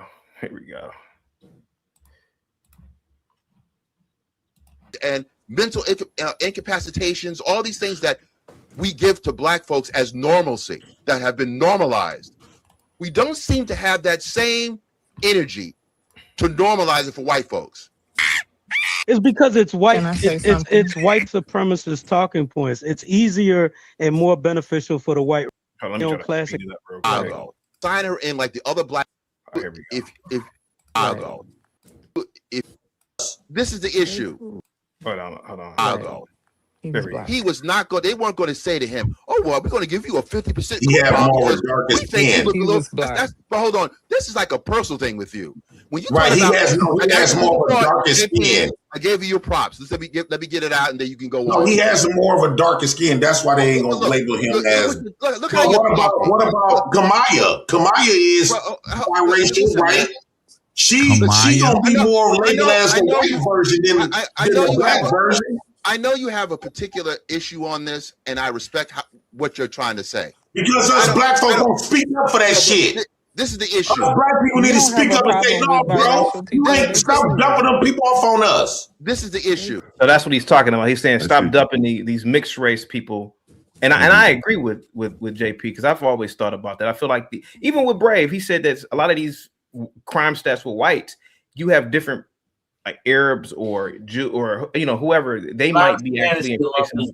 So JP is onto something here that I actually thought about years ago. And so he's saying, well, Afro Nerd is going by a more institutional way of thinking, but JP is more out of the box. He's thinking for himself. This is why I really believe this man is smarter than Afro Nerd with all his goddamn degrees. It's been deaded. When you look, I'm gonna have to go to the chronology, and they're gonna be called a victim. But when you look at the slave roster, it's got M and B on there, right? Going back 300 years ago. So your lighter skinned brother was catching hell in the house. You're catching hell in the fields. And then you factor in all the sex that was being had with these people. Yeah. Why would you want to identify yourself through slavery? The whole ADOS thing. You're defining yourself through slavery. What's the logic in that? In a nutshell, man, I feel like a lot of these blacks are just weak. And go ahead. Sorry about that. Go ahead. They're weak and they don't want to compete, and they want to be victims, and they really want proximity with whites, and that's what they fear, to lose that. So if you can always claim to be a victim, and a white man always did this to you, it's sort of like this attachment to whites that you can always have. And I really believe that's these Afro Nerd type. And if this makes any sense, right? So if you say something like, my ancestors were free people, I don't know what the fuck you talking about, man. That scares a lot of blacks, because it takes away this idea, this welfare state of always blaming whitey. See, when you say your ancestors were free, then anything that goes wrong in your life, man, that's really, your responsibility. But when you say my ancestors were in slavery and getting buck broken like this guy does, I can give an excuse to any failure. Hey man, it's his people's fault why we're like this. And that's why Afro Nerd is one of the, I went to school with a lot of these people, man. These people are the most dangerous blacks I've ever seen in my life. Yeah. Because they want to keep this victimhood stuff. Like, he's trying to convince JP that his ancestors were getting raped, beat, whatever. For all we know, JP's ancestors could have been freed people. For all we know, every goddamn black wasn't a goddamn slavery. That's and right. This is why some of us own slaves. And this is why JP is, to me, is the idea to critically think makes JP more intelligent than Afro Nerd, in my opinion. That's what as I tell you, I do believe that. I think, and I mentioned this in JP's chat there, like, and I recognize this, like, he's very quick. He has a quick twitch mind. Yeah. Right. Very quick twitch. You know what I'm saying? Yeah. And these blacks who aren't very forward thinking in their conversation, and his mind is quick enough to catch a lot of what they're saying, the inconsistencies. That's what I think. One of the ways he's able to catch them, but he's just being real, like, and again, these blacks are like, they're speaking a foreign language almost to themselves, talking down to him, using all these big words, and it just becomes also apparent because he's using very simplistic terms to catch them up. Yeah, here we go. People, black folks are so embedded interracially that even you can look at Condoleezza Rice is a brown-skinned black woman. Her genetics came up 50%. So what you're saying is, hold on. Did you? Hang tight, Afro Nerd. Before you guys go, and I hate to do this. By the way, JP, Afro Nerd believes that this is a black woman, Lena Horne. Okay, go ahead. Oh, hell no. This woman this is the thing. This is not no fucking black woman. Lena Horne is a black woman. If she can be labeled as, and this is what I make a difference with the races, right? This completely look like a white woman. So Afro Nerd, looking at me, if I come out here and say that I'm biracial, but I'm more white, will people accept that? You say if you're telling me if I say that I'm biracial, and I'm claiming to be white, these biracials be looking. They look more white than they do black. Look, JP. Would you tell me as a white man? JP, I'm going to answer your question, and I want you to hear me very closely, because this deals with the whole FBA thing that people have a problem with. It's not about color; it's about lineage. This woman, I want to complete the color. If you get, it's not the world doesn't work the way you want it to work. Right? It don't matter. That's because us black folks, black people, black men don't ever stand up for ourselves. You just allow a lot of bullshit. If Uncle Bill is set me as a white man, if I tell him my daddy white or my mother white. Let me tell you about this one right here before you go off. Because this woman is clearly not black. To you, clearly she's not black. Lena Horne, this is the issue with you that I want you to explain something. Lena Horne, there's a mural in my neighborhood because Lena Horne lived in my neighborhood as other famous black people, right? She's not black though. Let me give you some history. I know it's painful to hear it. Lena Horne could not originally live in this neighborhood because at one time it was an all-white neighborhood. She had to get somebody to sign her in like the other black folks in here because they knew lineage-wise she was a black person. Her mother lived a black life. When you lived in segregation, there's such a thing as called the color line or even the brown paper bag test. They knew you weren't white. White people were very clear about making a distinction. So when is black people are clear when it comes to a distinction of race and color? It seems like when we try to make something clear, I know you want to erase it. I know you want to erase history. I know you want to erase history. How come you respect the white man? Hey, JP, ask Afro Nerd if you can. Why did Lena Horne marry two white men? If it was so bad, go ahead. Why did she marry two white men? CT, you ain't shit. What's up, Lena? Go ahead, Lena. One of her husbands is black. Oh, please. The second guy was damn near a white guy. I mean, come on, man. But what do you think about JP so far, Lena, and what he's saying? I agree with F on there. Is lineage. He's saying I'm not black, and I'm clearly black. Okay. So my old house, y'all. I'm seeing this house I grew up. Are you wearing Google glasses? What are you doing? Man, that was showing the my worst. phone and showing my house where I live, showing my neighborhood. Clue. This is nice. This that Google would be glasses. the best part of Hazel Crest when I grew up. Go ahead, John. But then they built micro mansions where I live now. You know, CT, I told you, man, like where I live, there are very few light-skinned blacks. And I just happened to start noticing these things. It's almost like a sorting. Yeah. The here for the T's don't live around me. I'm just picking her out just because she's well known, not picking on her. But that type of woman can't live around here. It takes a little bit rougher woman to live around here, rougher people. And they tend to be darker skinned people. Yeah. The other day I was watching a panel and Ignat TV. He told Izzy, he said, man, this is about light skin versus dark skin mentality. If you talk to someone like JP, he agrees with those things. That the light-skinned blacks are able to float in a little bit higher level of soil than the dark-skinned blacks, for whatever reason. And yet they want to hang themselves on to the sufferings or victimhood of primarily the lower-class blacks, right? Maybe they can't make it as well in the soil layer that they are as light-skinned, as well as the whites.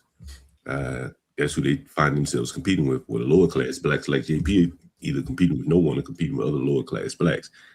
And I think that's part of the problem where the lines are being drawn. Be Brave is even mentioning it. The Sharon Braces and the Izzies of the world versus the JPs and the John Galls of the world. Niggas versus book reading niggas. Street niggas versus book reading niggas. Those two people really are separated in this world. Yeah. Did it the same reason that Dorothy Dandridge was dating Otto Preminger to get access. Many Hollywood white people, just like basketball players in the 21st century, marry white people partially for access. So they were actors. So they would tell you. Lena Horne said why she did it. When you said you were white, they called you coon. I need to get put on. Well, Afro Nerd, I got a confession. I got a confession to tell you, Afro Nerd. For a minute. Afro Nerd, I have a confession. I have a confession. Afro Nerd, I got a confession. Wait, how long was Afro Nerd? Afro Nerd, I got a confession. My daddy is white. My dad is white. I'm a white man. You can say that all you want, but the white man is it don't matter. I'm a white man. Look, you could be. If we can take white people and claim them to be black, white come in all colors. So I'm a white man. My daddy white. Good luck with It's that. hard for white has never came that dark. But the thing about it is, Lena Horne is not like passing what she could pass. For white, they know it's like he said, his lineage. Because when she married her husband, she married him in France. She couldn't even marry him. They didn't even acknowledge her to white in order for her to marry a white man. She went somewhere else to marry her man. Really? And she told you this? No, you look it up. I think it was her. If it wasn't her, it was Eartha Kitt. I can't remember. One of them, she has a white husband too, and they couldn't marry They their. all have white husbands. But why did they marry white men, Lena? Like he said, it was for connection.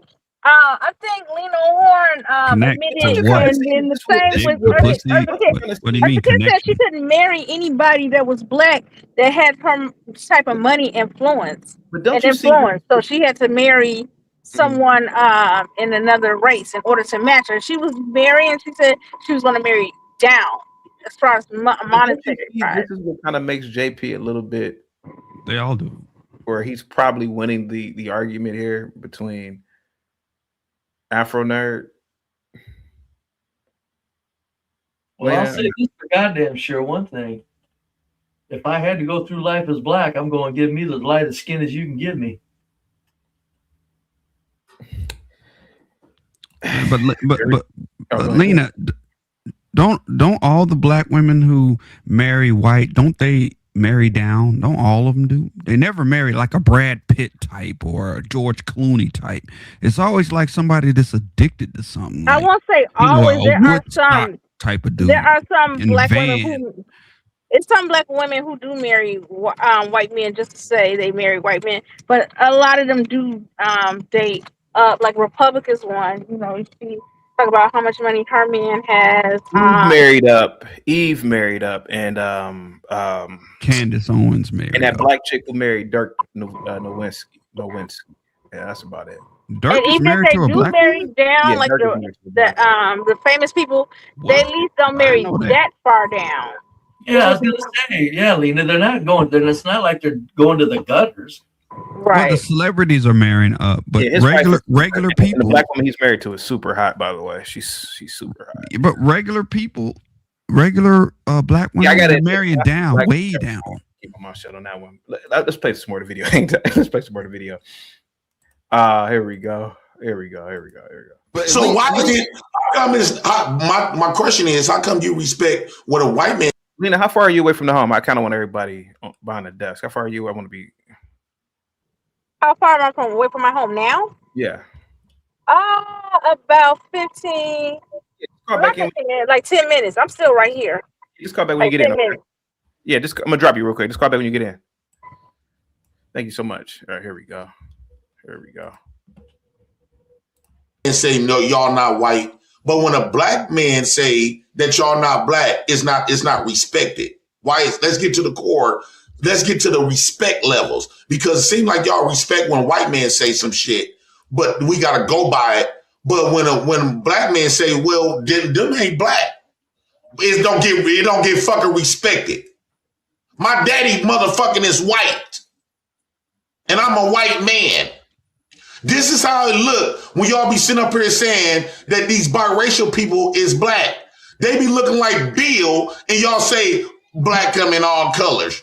How the fuck this motherfucker is black? Hang tight for me. Republic Room with the $10 super chat. Republic Room says, better partners. That's why. Not all white men, though. Some white men are black identified. White men, not those types. Black women have higher standards for white men.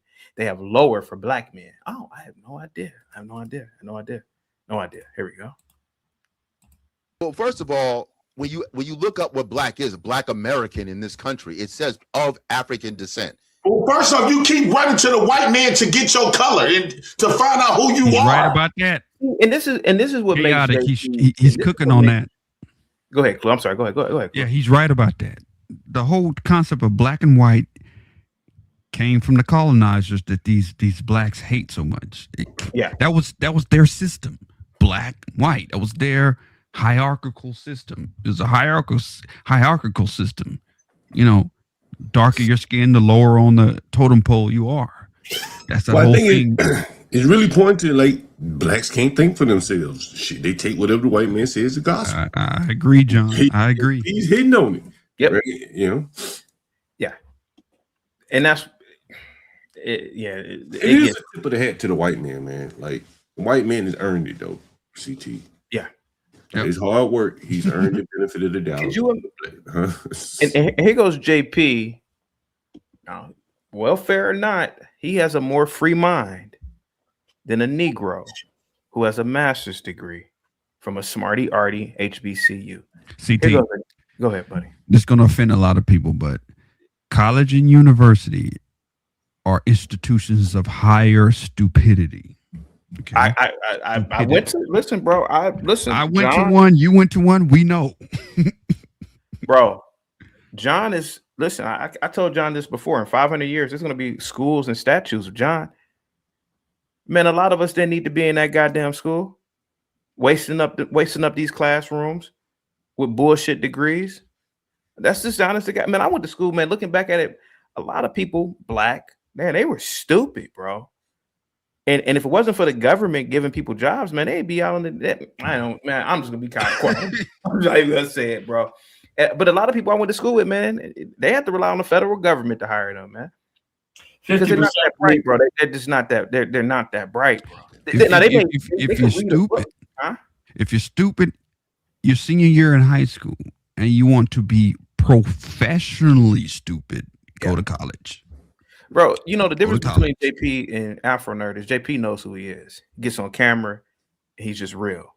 This Negro Afro Nerd is hiding behind a goddamn avatar, using fancy. And I had a professor in college, black guy, and he has a Wikipedia, by the way. So, but he was a PhD. No, he wasn't a PhD. He was a master's in English. And I was writing a paper one time. Swear to God, John, freshman year, I was in his office. He said, man, what's up with this butterfly shit that you writing on your paper, man? I was trying to be a smarty arty with all those fancy words. Man, cut that butterfly bullshit language out, man. Because that's how I thought you had to talk. Until one day, I'm telling you, man, he just said it for real. He said, man, why do y'all kids do that dumb shit? And we think that that's what we have to do in white society, man. And you sound even stupid when you do that shit, man. And that's what and I never forget that, man. He hit me to that shit. But here we go. Ivan says, CT, can you show the actor who played Michael Schofield in Prison Break? His dad is black. Let's see if he looks like him. Do you claim he is a black? I know who he is, and no, I don't think he's black, bro. What's the guy? I mean, I know who you were talking about. His name is Wentworth Miller. No, absolutely not, man. Nah, he looks more like B Brave's son, to be honest with you. Here, let me show a picture of this guy. No, not at all. Here we go. No, bro. That's a goddamn white guy, man. Man, stop. No, that's a white guy, bro. That could be B Brave's son. His father black? Yeah. His mother may be real light skinned. You sure it ain't Caribbean or something like that? I have so much love in my heart. Oh damn, what did I do? Oh shit. Hang tight for me, guys. But his mother could be light skinned, right? Like we don't know what his mother looks like. I don't see it. All right, here we go. Just like stop calling no. This is the issue. If you can. Why is it? My question is, how come you respect when a white man say no, y'all not white, but when a black man say that y'all not black, it's not respected? Why is? Let's get to the core. Let's get to the respect levels, because this is what makes JP really intelligent to me, man. Yeah, that's a good question. Why didn't answer it? Yeah. Yep, that's what makes JP, in my opinion, winning. He's winning this argument against this smarty arty Negro. Does it seem like y'all respect when white men say some shit, but we gotta go by it But when a black man say, well, them ain't black, it don't get fucking respected. My daddy motherfucking is white. And I'm a white man. This is how it look when y'all be sitting up here saying that these biracial people is black. They be looking like Bill and y'all say black come in all colors. How the fuck this motherfucker is black? Well, first of all, when you look up what black is, Black American in this country, it says of African descent. Well, first off, you keep running to the white man to get your color and to find out who you are. JP, I'm only going to go into this so far with you because you did refuse to understand. You keep running to the white man to find out who you are. I'm telling you about black life. Black life means that all these people, mixed race, however you want to describe them, were living in the same conditions in the same neighborhood as everybody else. It was a segregated society, right? So he's a goddamn lie, man. Brave, he's a goddamn lie, man. Segregated society. Brave, do you know Madam C.J. Walker? No, I don't. Well, who is that? She's the first female millionaire in the country in the 1800s. She's a black woman in hair products. Yeah. Guess who she lived next door to, Brave? Well, I know CT, but I don't know. I got to go with the Afro nerd a little bit on that one. Brave, she lived next door to John D. Rockefeller, bro. I know. I got that. Brave, he don't know. He's lying, Brave. I mean, Brave, blacks have typically I don't know what he's talking about. No, I'm telling you this. I'm telling you, if a person was mixed, they were black among white people. No, yeah, according to whites, but now, I don't believe they are. JP's question is a good one. Why is it that whites can determine that, but when blacks say they aren't black, it don't count? Well, I'll tell you why. Because the people with the power said you're not white. The people that don't have the power was trying to say you're not black, which don't count. That's why you went to black. Brave. The people that had the power. That's why race is you not are absolutely entitled to your opinion, man. I'm not listening. That's why I think Lena Horne, like most white women, didn't make it in Hollywood in those days, and she knew she can use whatever little black blood she had. That's the exception. I'm talking in general. We're talking in general, aren't we? I thought that we were talking about Lena Horne, but okay. Oh, I'm sorry. I thought. Well, JP asked the question: why, if a white person says that you're not white, why does that stand? And if a black person says you're not black, it doesn't stand. So he was speaking in general, and I'm saying that's because the black people don't have any power. The whites said, "No, thank you, you're not part of us," and it's you know what's interesting. I think Brave is right. I think Brave is right. Here's an example of what I mean. You know, I'm a software developer. I didn't go to college. The white man didn't stamp me. I learned on my own. You're not a software developer. I'm just playing. Go ahead. Right. But a lot of blacks will say that. You didn't get stamped as a software developer by going to university. Let the white man stamp you. You couldn't have learned this on your own. No white man has ever said that to me. But blacks have. And I think that is part of where their desire to get their approval has to be stamped by white people. But it's just like John when Dave said, "Are you published?" I used to hear a lot of this dumb shit in college. They want you to be published in some academic journal that was created by a group of white men. Mm. But I hit this dumb Negro with an Uno card, a reverse Uno. I publish every single day on YouTube, sir. There you go. I publish every goddamn day. That must have hurt Google is your publisher. I'm like, what Google is your publisher. White man told me I don't give a fuck about what no white man say. I publish every day, boy. But I think in his mind, he wants a white man to come over what you're writing, like in a journal. Yeah. And then pat you on the head and say, this is eligible to be published in this journal. It may not be read by anyone. That's the other part that you say. More people watch my show than read some of these academic publications. These white papers at Harvard, right? You know, and most that of nobody reads, right? And most of them can't understand them if you try to read them because they're written in such high intellect language. You can't hardly understand what they're saying.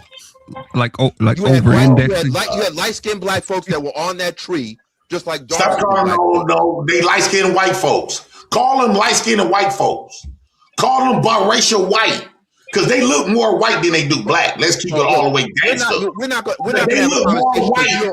They look like you're not in the sky. Most biracial people is the same color, damn near the same color as Bill. Biracial is biracial people. Most biracial people is the same color as Bill with a tan. If Bill get tanned today, he will look more like a biracial. When Malcolm X, biracial people is in alliance with being Bill colored than my color. Ray Prince, let me tell you this, and I'm going to leave because you're not listening.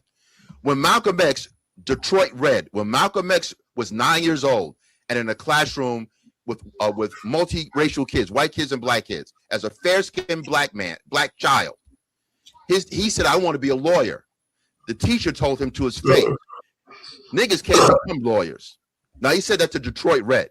That's black life. I want to stop right here. Hey, Brave. They never. Go ahead. Brave. Yeah. Now, I'm not knocking this. I don't know why I can't enlarge the screen. Okay, here we go. Brave, do you know the top 5? Can you name any of the top 5 law firms in America, Brave? No, I cannot. One of them is Kirkland and Ellis, right? And they show you their partners, their attorneys that work there. John knows where I'm going with this, right? Right, John?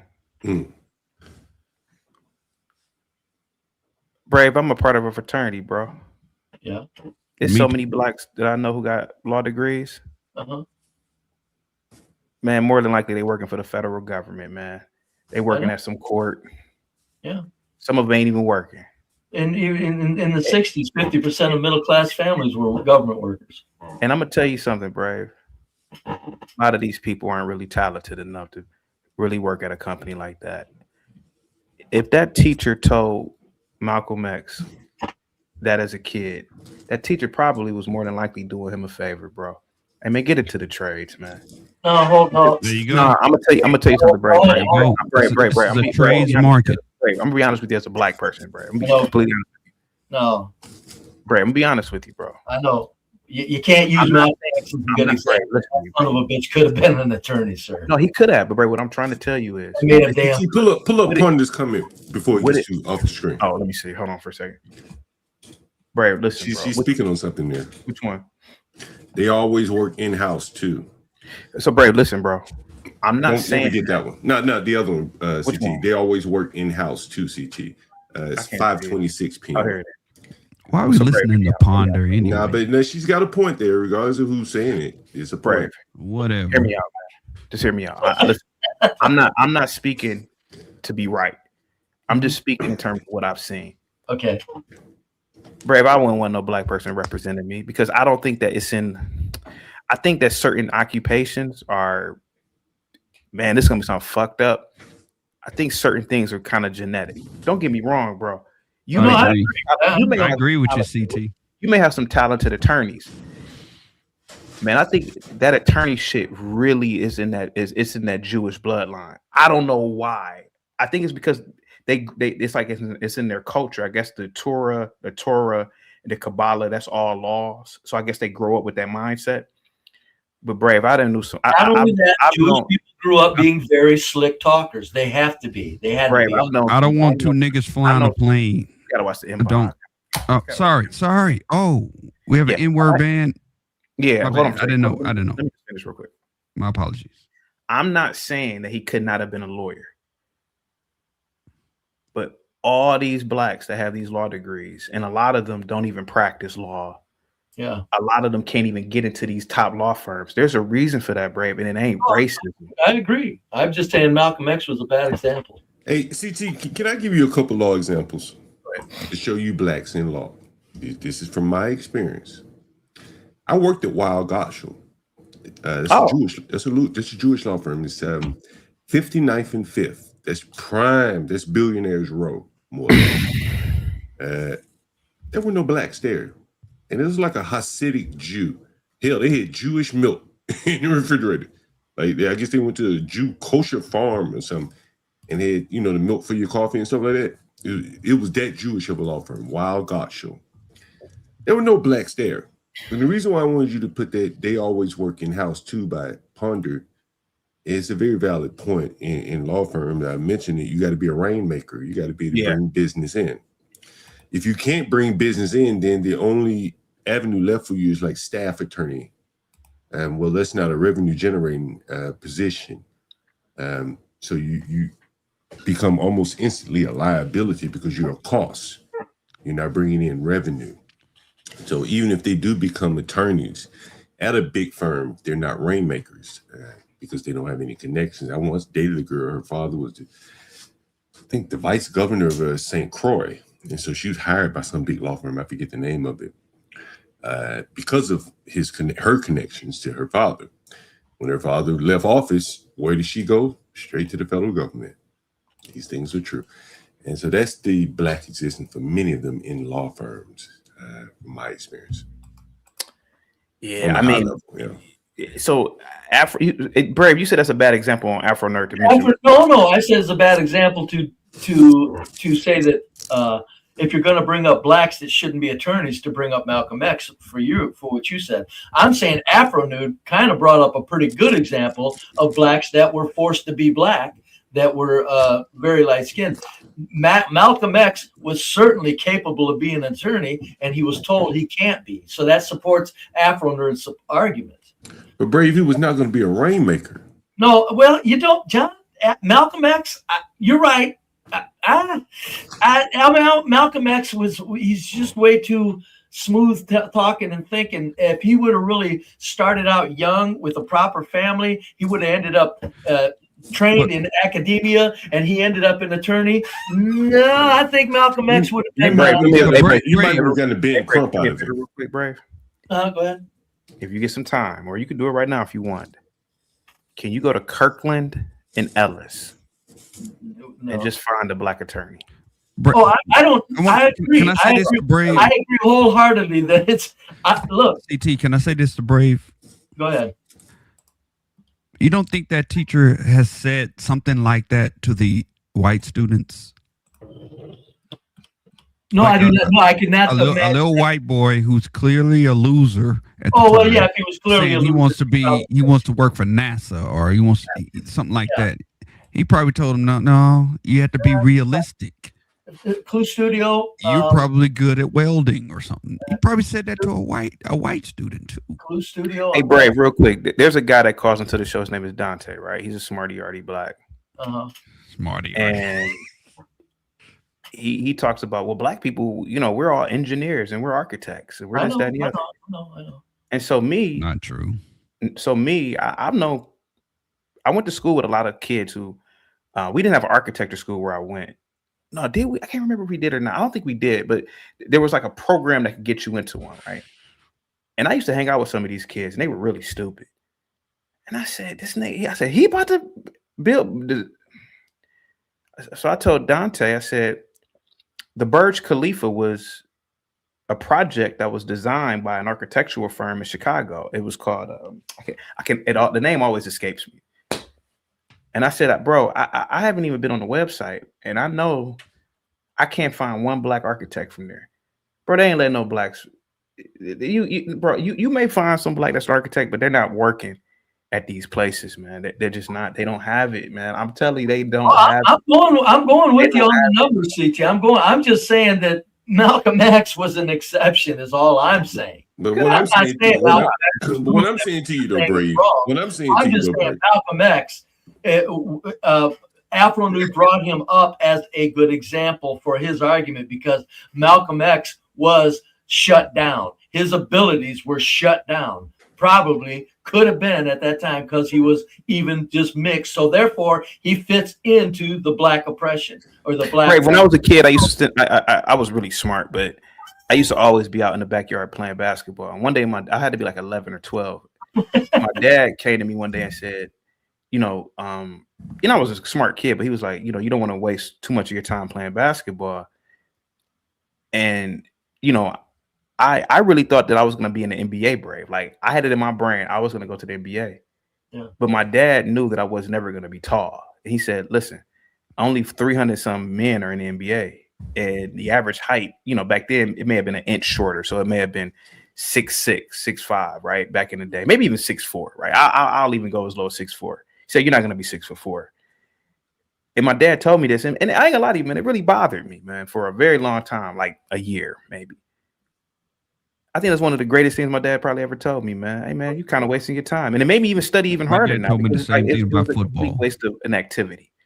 To be out there playing basketball, pretending I was Jordan or Muggsy Bogues. Oh, I'm gonna be like another Muggsy Bogues, Dad. Blah blah blah. And my dad, listen, it probably bothered him to say this, man. But sometimes that shit is needed, man. With especially a lot of blacks, bro. I'll go for it. Said, I can't help it. I'm with My dad told me the same thing when I wanted to join the football. Malcolm X was somebody that if that son of a bitch had an opportunity, I ain't saying he would have set the world on fire. That motherfucker could have been an attorney all day long. There's nothing. My dad told me. Good attorney. My dad told me everybody on this block, everybody in the city is going for football. You need to pick a sport nobody is going for. And I was so offended when he said it, but as an adult, I'm glad he said that. You guys are about I became a cross country You guys are a mile away. That's why your parents were good to you and told you that. Malcolm X was not a mile away from being an attorney. Right. He was a natural at it. He would have been he would have been great at it. Even if he didn't get famous, he would have been a good attorney. CT, the fact that he was told not to be an attorney was a miscarriage of somebody's mouth. Jesus Christ. CT, when I came up here the other day, I asked Linwood. I said, Linwood, what department of Lowe's you work in? He said, flooring. I said, do you know how to lay floors? But I'm making a point. I said, do you know how to lay floors? He said, no. I said, how long you been working in flooring department? He said, what, a year? His mind, his curiosity never took him one step beyond and said, damn, I'm in here selling floors at $12 an hour, wherever the hell Lowe's pays. Oh, they pay more than that. Whatever. But this shit is click-clack, is put together, right? Much of this in laminate flooring, LVP, this shit is not very difficult to put together. It is very elementary. It's very elementary. And I asked him, do you know how to put together flooring? Have you ever thought about taking a step up and start putting flooring in so you can start a business? He's still at Lowe's. Still at Lowe's putting flooring. I mean, still at Lowe's selling flooring. Never took the next step. There's something there. You can deduce from it as you will, as you see fit. I'm just getting a chuckle out of CT's example of his father telling him he's not going to be a basketball player, and try to equate that with a teacher telling Malcolm X he's not going to be an attorney. It's the same thing, Brave. Oh no, hold on. No, it's not. No, yes, no, it is. No, CT is 5'6" or 5'8", or he wasn't going to be a bad. I think I was 4'11" at the time. Is a natural, he's natural discourse from a person. He would have been an excellent attorney. Yeah, Brave. Listen, bro. Look, that's like CT being 6'7" and sinking shot after shot, and his father saying, "You ain't gonna make the NBA." That's what somebody. That's not the same thing. I mean, that's not a bad example. You're comparing apples to orangutans, Brave. No, it's not the same thing. You know, a better example, really, in real life. Example, I'm saying it's a better. The best example in real life that really applies, I think, to black. Okay, hold it. Clue Studio. You're saying Malcolm X would not. I'm doing just at the time in context. I rock with you, bro, but I need more uniform panel today. Go I think no matter what, hold on, but I want to hear his answer. Hold on, I want to hear his answer. Clue Studio. You think Malcolm X would not have made a good attorney?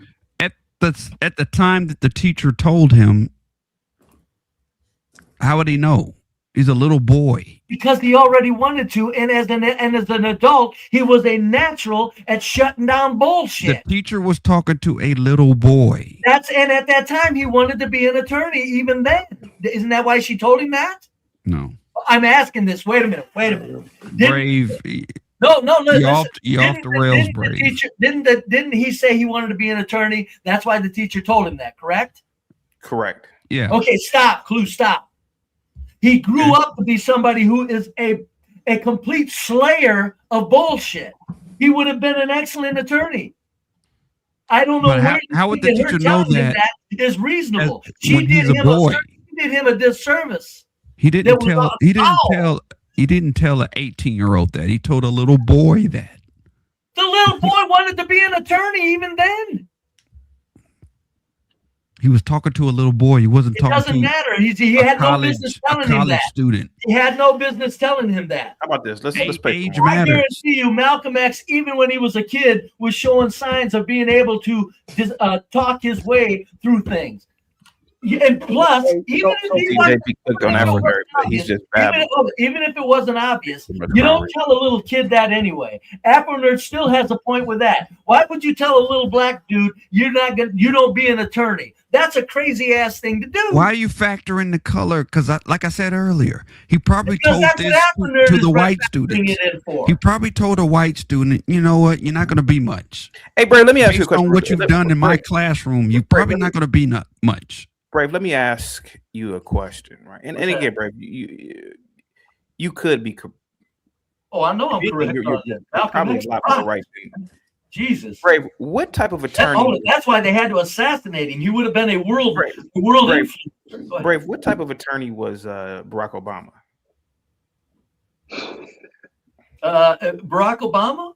Was he an attorney? He didn't even know he was an attorney. Well, yeah, I don't care. He strikes me as a person that's very well spoken. So I don't know. Was he a successful one? Was he just average? Was he making money at it? Chaotic just asked you that. Why you put him on the spot like that, man? No, because it's important. There's no spot to put on. I'm saying this. It strikes me as probably a functioning attorney. He got you on that one, Brave. You got. I think you ought to take quit the while L you on that, here, Brave. No, wait. Well, I'm all fucked up here. You telling me Obama wasn't a functioning attorney? Hey, how about Michelle? You go and CT. Take him to Michelle then. Shit. Hey, come on, yeah. Okay. So Michelle had I think she had her law degree from Harvard. She did. No, she was one of them hard. And what do you think Michelle? And not to knock her position, but what do you think what was her occupation before she became the first lady? I think she was in hospital administration, wasn't she? What was Obama before he did politics? What was he? He was an attorney. He was a constitutional law professor. Yeah, he wasn't an attorney. He was a constitutional law professor. Why wasn't he? And he was a community organizer. Why wasn't he working in law? Probably. I'll guarantee you it's because he didn't want to. Stop it, I'm John. not saying Barack Obama would have been anything. You guys are missing my point. Brave, what law firm was he going to work at, Brave? What law firm was he going to work at? Is my point. I'm not saying they set the world on fire. I'm saying they would have been functioning attorneys. That's all. Doing what? Doing what? He's talking to a boy, Brave. How would he know? Like, John, go ahead, John. What were you asking? Like, Brave, honestly, I don't think you understand the way attorney field works. I had a black attorney as my tenant. He ain't had $5. You heard that shit. John, I know John's more than likely he been a damn you gotta talk to me about your personal black injury attorney, John, when you're talking about some goddamn the great mind, the fucking kick-ass motherfucker of Malcolm X. It might have been a personal injury, or at worst. Who cares? Hold You ain't gonna complain. Hold on, Brave. Come on, Brave. At no, worst. I am. I'm saying, what are you guys trying to sell here? Well, okay, what I'm telling you, at worst, you're selling anything. At worst, you end up with a Ben Crump, a more intelligent Ben Crump. That's probably what you end Pile up of shit. Right? It's just, that's what I'm saying. Do you want that to be? Do you want smarty arty Ben? No, I don't want. No, I don't want Ben Crump for an attorney. At least Ben Crump is dumb. Right? He really is a dumb. He's a lot of trouble. He can hardly speak. Right? But imagine we had a smarty arty Ben Crump in there. No. We got a smarty arty. That's good for everybody. No, I get what you guys are full of shit. There's black people that can be fine, upstanding attorneys. I get why they're not, but I'll guarantee you, for Afro Nerd kicked his ass on that one.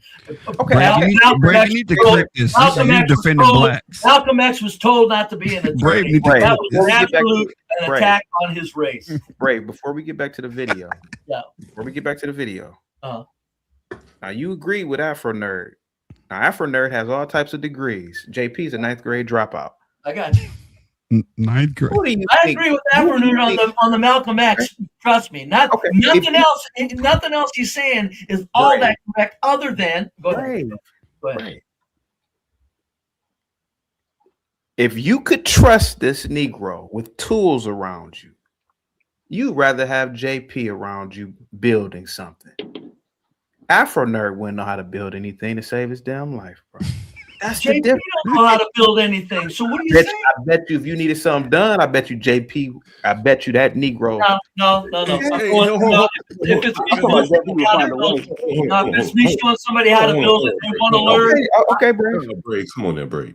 No, would you let me finish? Brave, would you let me finish, John? Go ahead. If you're telling me I've got to show somebody how to build something, and that person wants to learn, I'm going with Afro Nerd. See, that's when you're wrong, Brave. Afro Nerd. Hey, Brave, let me tell you something, man. I'm Brave. I went to school with these smarty arties. Yeah. You tell that Negro Afro Nerd to bring a hammer to a site, he'll bring a buck. Yeah, I said if he wanted to learn. I said if he wanted to learn. Damn, Brave, they don't want to fucking learn. Brave, you gotta put Brave down now. These fucking blacks don't want to learn how to do nothing with their fucking hands, Brave. That's what he's trying to tell you. They want to read books and tell you shit from their books and shit. Over-indexing, capital, whatever, pathologizing and shit. That's what they want to do.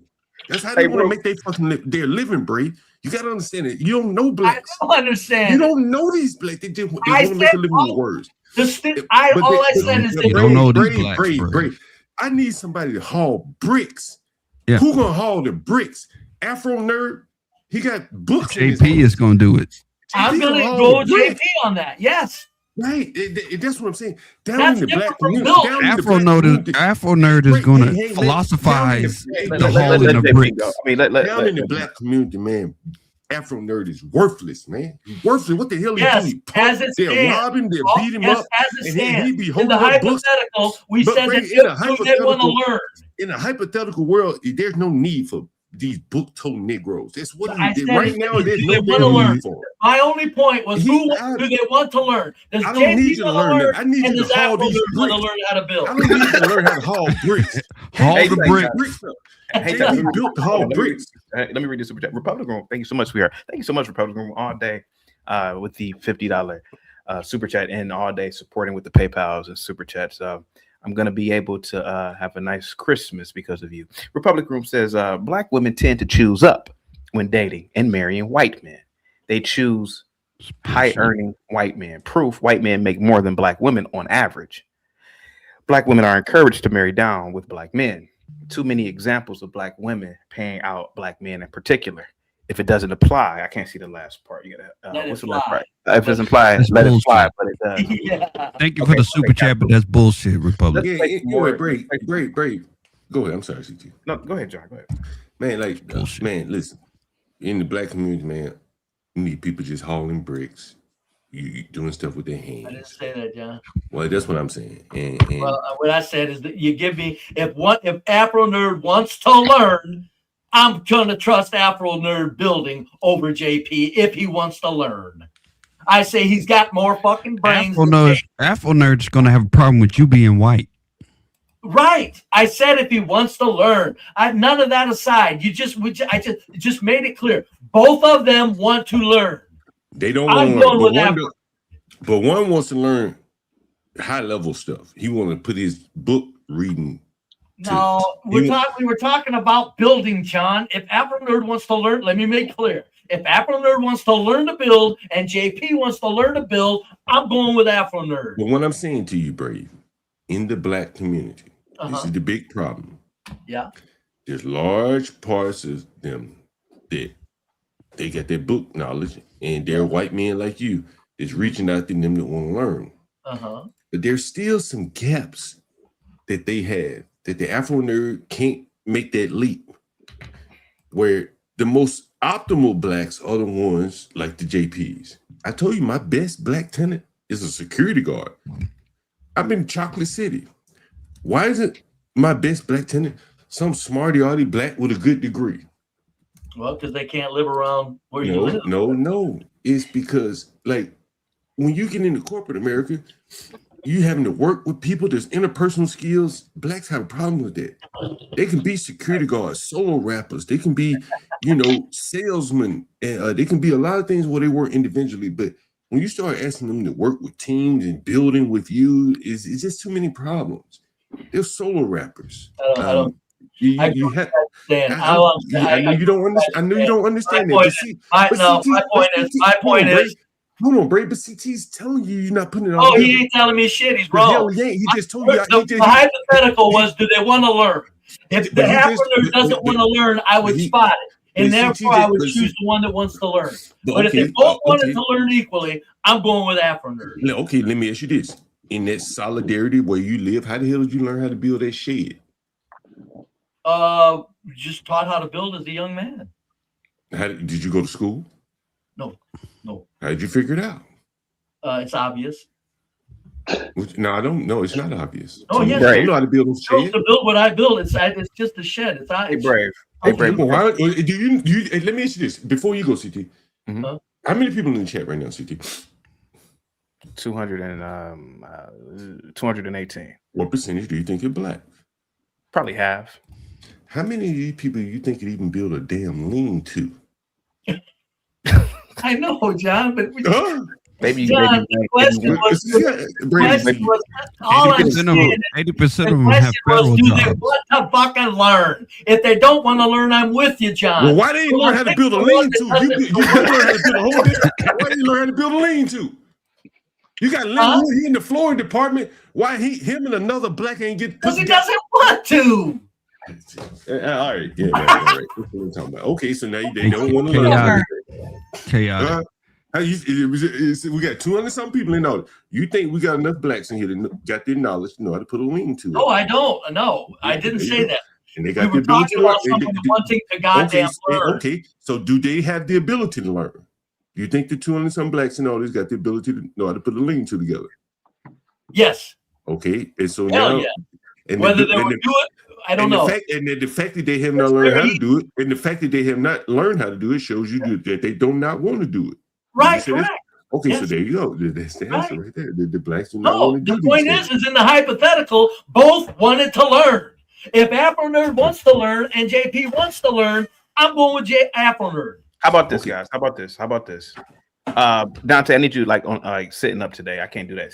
Yeah, I need a more uniform show today, like at a desk or something. Here, let's play some more of the video. Here we go. So because that was in a movie, bro. That was in a goddamn movie, and you know it. That was in his autobiography. That was in his autobiography. You need to take back your African Studies degree. It's well documented. Who documented it? It was his own biography. Because now think about it.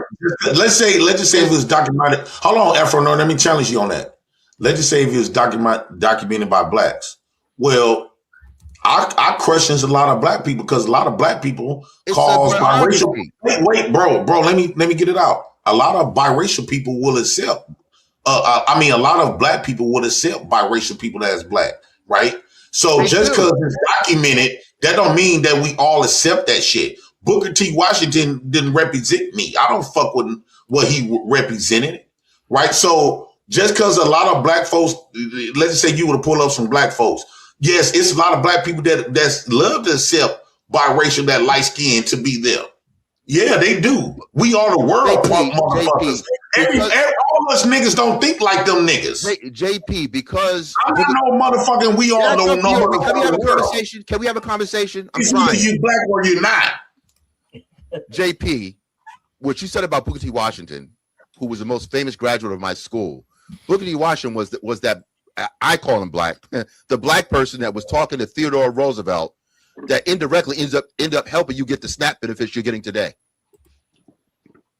It's people like him. So same thing with Frederick Douglass. Those quote unquote mulattoes. Hold on, you got quiet. Frederick Douglass is another biracial. Those alleged blacks you're questioning because they had to live a black life. White folks weren't looking at it like you. The white man created food stamps, so what? Like I said, I'm giving you a lesson. You got quiet. Frederick Douglass is another truth. Frederick Douglass is another Eurocentric phenotype. The reason why you live in the way you're living now, with SNAP benefits and EBT, is because you had those educated, quote unquote, mulattoes that appeal to white racists, so you can move a little inch. Now you want to come up with something else. No, Afro-Nerd. I have been acknowledged that. I have been acknowledged that biracial people have always been used as the voice of us niggas, and they've been used as a buffer Like Malcolm X not saying no shit that the field niggas wasn't saying before him. All of our leaders were damn near biracial.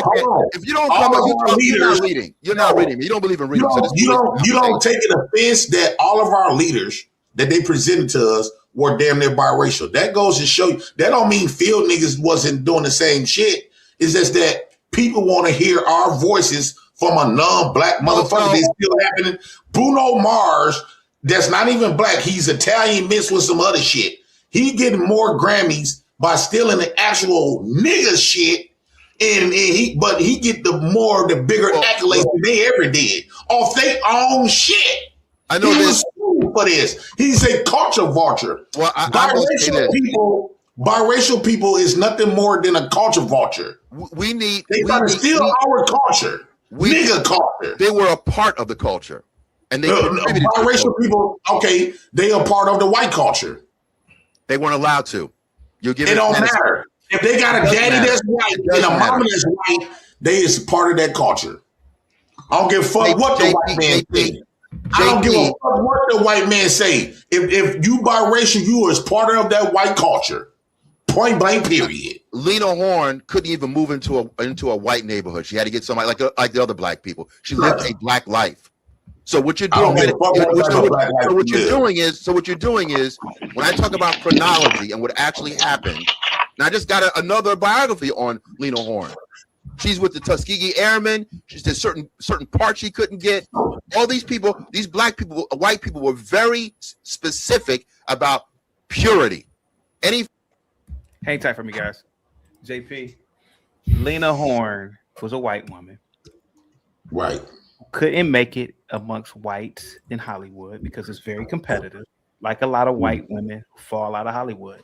She knew she can use her skin tone to lie to Negroes, and she knew that she would be placed at the top of the pecking order because in white Hollywood, you can only have about 3 or 4 women at the top. It just is what it is. But she knew she could go around blacks. Now, you're gonna sit up here. Now I gotta butt in. Now, this smarty arty that you were winning the argument. This smarty arty right here, he's gonna smarty arty babble you. It was so bad for her, but she married 2 white men throughout the course of her life. She lived in Brooklyn, bro. New York is a hub of diversity. It was all types of people living in fucking Brooklyn at the time. What is he talking about? Hey man, JP, I'm a part of the smarty arty butler. Well, I'm a whistleblower. This Negro is bullshitting. Lena Horne identified as a white woman. Her husband proved it. Her lifestyle proved it. Right. She knew she could live amongst blacks and be the king or the queen amongst these. Because what do black people do when they see a light-skinned bitch or something walk into a room? You prop them up. And that's what happened. A lot of people that we thought were black were really white people. Sinbad. White people. And I rock with Sinbad. That's another one. Man, you right. All you gotta do is look at these people's spouses. I'm out of it. I'm gonna let y'all go at it. Go ahead. I'm gonna let y'all go at it. You're winning the argument. You're winning the argument. Chaotic had made an interesting point. It's like Sinbad. Every time we got somebody, black folks gotta know. I don't know why dark-skinned black folks do that, but every time the white man don't like them, it's almost like trauma bonding with us. So the biracial people, like, they come around us talking about, oh, white folks don't accept me. They say I'm black. They pull me over and treated me like they always doing this because of our skin color. Bitch, you is white. Like, bro, like, you stop trying to trauma bond your way into the blackness. It's almost like us black folks don't got no voice of our own. And you still trying to perpetuate that shit because the reason why I say you perpetuating that is because the reason why we do have Frederick Douglass, all of the Malcolm X, and all of these biracial people is because they didn't respect black voices from black people. So they use the buffer, the people that's closer to them. So if they're going to talk to some black people, they do it today at these jobs, right? When these jobs got to hire black folks, guess what they usually would do? They would hire somebody of a biracial. Right. And the biracial usually be the supervisors of the niggas. Right. So the niggas be in the field, working hard, where the biracial people always got the roles of the supervisors and woo out the bim higher than us. but they still up below the whites. So it's still that way. So why you keep trying to throw pause it them right there. Like, I think that's the point that JP keeps hammering home. There is that like the light skinned blacks, for whatever it's worth, are able to do a little bit better than the darker skinned blacks. That's Afroner's point. Mhm. They're still black. But they are using kind of the victimhood that primarily affects the darker skinned blacks as kind of their weapon when they've more or less left the black community. As you're telling you, there are not many dark skinned blacks walking around here in the ghetto. But JP's saying, but they're being lumped in with us. But they're doing better than us. They don't live around us. Why should they be lumped in with us? We're saying that he's saying I'm black. Why can't I decide who's black? And Afro nerd is saying, well, the white man decides that they are black, the light-skinned blacks. Well, they did. Yeah, right. And to your point, right? And so I think that's where it's kind of going, where I'm taking it, or how I'm taking it. No, Afro nerd is just saying that, hey, you're not going to get out of being black. And he's correct. There was a day you're not going to get out of it. If you got it in you, you're black. But I think JP is also saying that the lighter skinned blacks, maybe because of their genetic inheritance from the whites, are able to do a little bit better. So they're elevating themselves beyond the darker skinned blacks like the JPs of the world. So JP's kind of proving Afro nerd's point. They're still black though, but they're used to control blacks. They're still black. I'm telling you, you're not going to get white ratings among the white race. Back in the day, it didn't happen.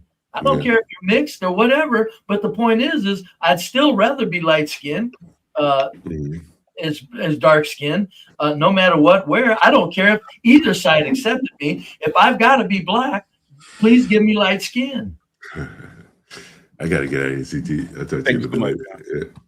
Yeah. No. I think that Afro nerd on this one, he's just not saying it right. He's just saying. I think he's trying to act like. I think he's trying to make it sound like it was some sort of injustice or something. But I think all Afro nerd was saying was, if you got black in you, you're black. And there ain't no use in running from it. So I don't know. JP is kind of proving this point, saying they use light-colored people for leaders. How about this, Warren? Who do you think is winning the argument so far between JP and Afro nerd? I mean, to me, it seems like JP's winning that argument because, I mean, I haven't heard anything that Afro nerd have said that I haven't heard before. But to me, it's just like it sounds just like a bunch of excuses, to be honest with you, man. So, well, I'll go for that. I would agree with that. All I'm saying is, while he's making excuses, he does have a valid point that you ain't going to be white just because you think you want to be white. Afro nerd is correct. Warren, can I ask you a question, Warren? I want to go back to this whole lawyer thing, and I'm not disagreeing with Brave, right? Warren, let's do a hypothetical. Would you please use Malcolm X? So that's all I'm talking. No, I'm listening, Warren. Let's assume, Warren, you had a $100-something million company. Okay. You needed a merger. Your acquisitions and merger. You need a lawyer. Yeah. You need a team of lawyers. Yeah. I ain't going black. You going to what'd you say, Brave? I ain't going black. Hold on, Brave. Hold on, Brave. I'm just saying, I'm agreeing with you. Are you? I didn't even ask the question. Warren, you're the CEO of a company. Mm-hmm. You're the top employee. The board of directors need you to make the right decision on everything right now, even with the lawyers. Mm-hmm. Are you going to go with Team Steinfeld, or you're going to go? Hold on. Or are you going to go with Pacalorelli, an Italian?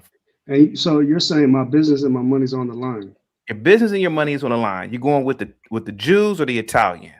The Italian lawyers or the Jewish? Well, I mean, just look at the track record. Obviously, I'm gonna go with the Jews if my money's on the line. Right? You get into a car accident.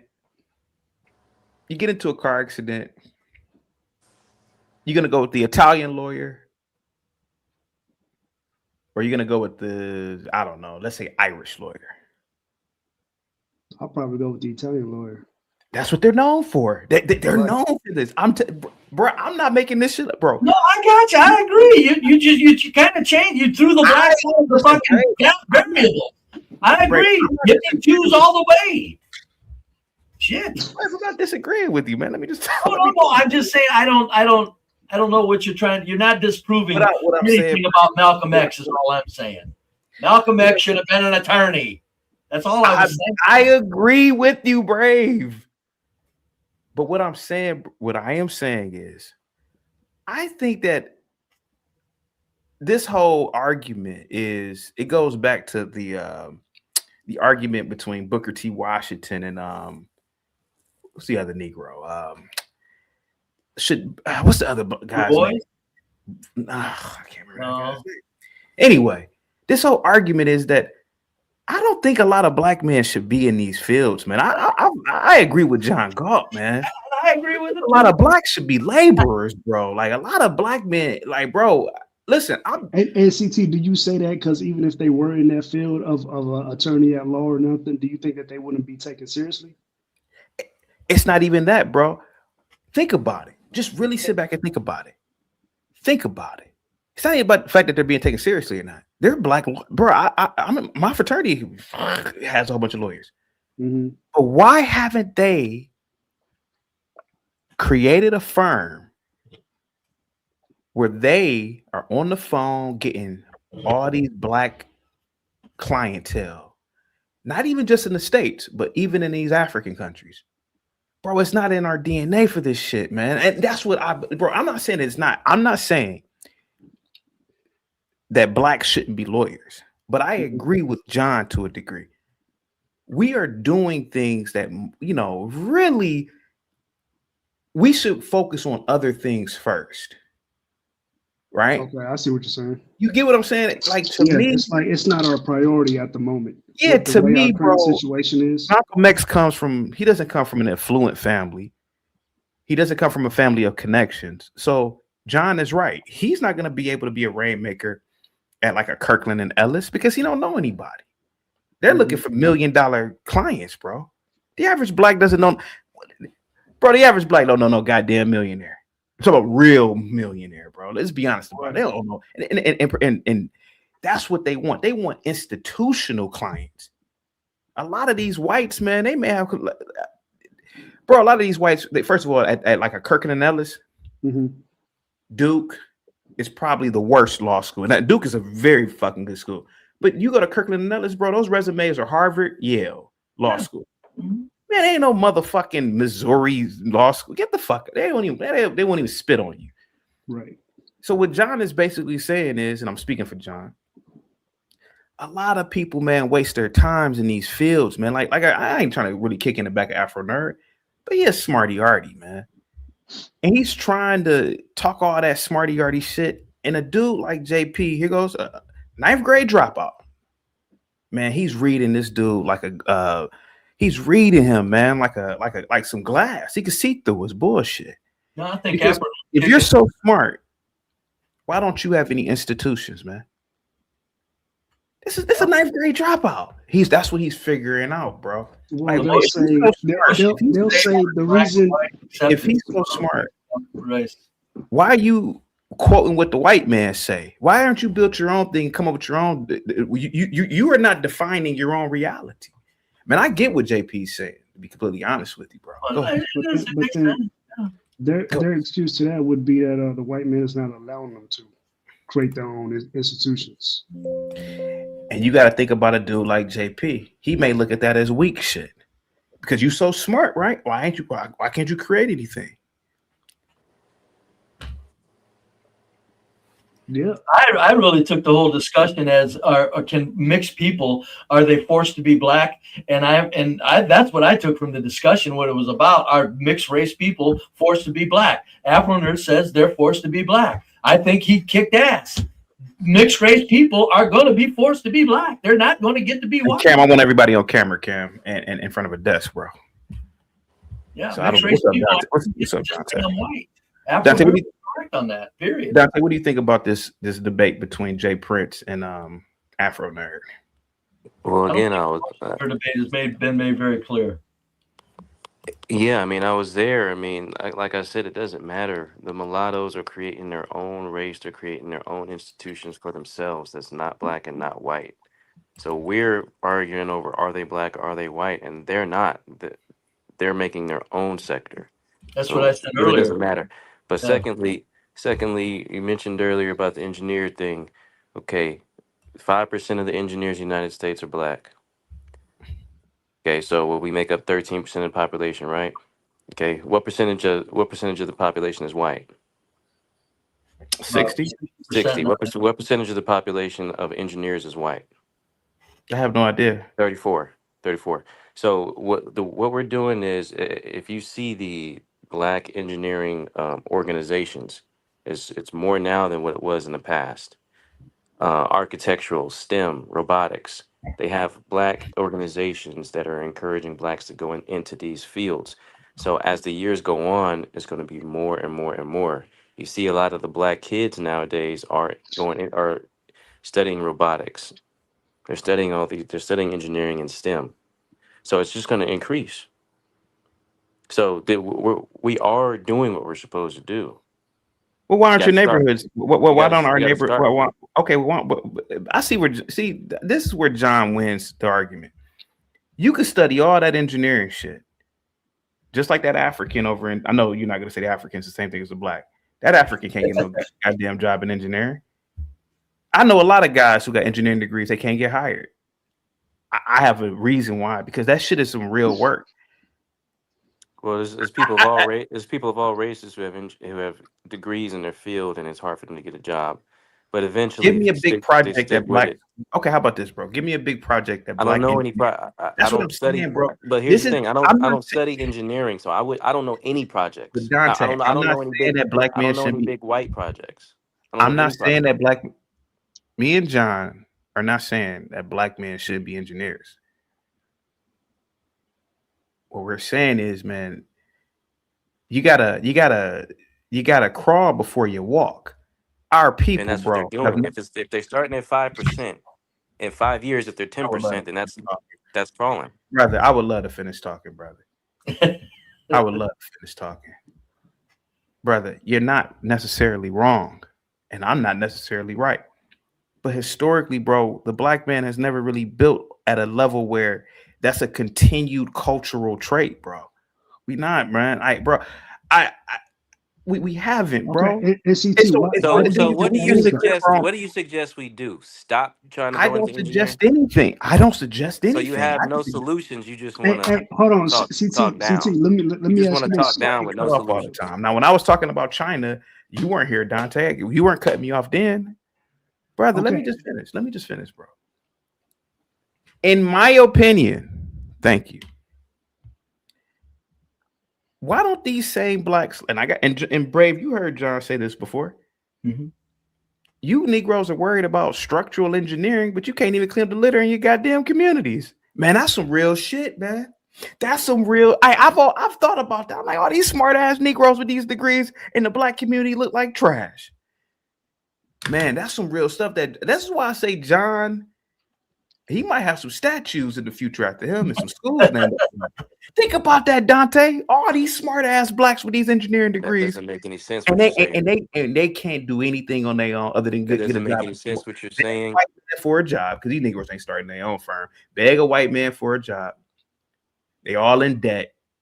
White man don't hire him, or if the white man hire him, he give him some small little task because he can't really do the job at a high level. Man, we ain't got, man, bro. If we had that in our race, bro, we would have our own projects, bro. Give me the Hoover Dam. Give me the Hoover Dam. Give me all the blacks. I already told you. Okay, hold on. But let me explain to you why. Hey, Maurice, this is why your son is going to be more successful than these smarty, arty ass blacks with these stupid degrees. His son, at 16 years old, has a fucking barber's license. He's never going to have any stupid loan debt. He's never going to have to be on some stupid ass campus in some stupid dorm paying $5,000 a semester.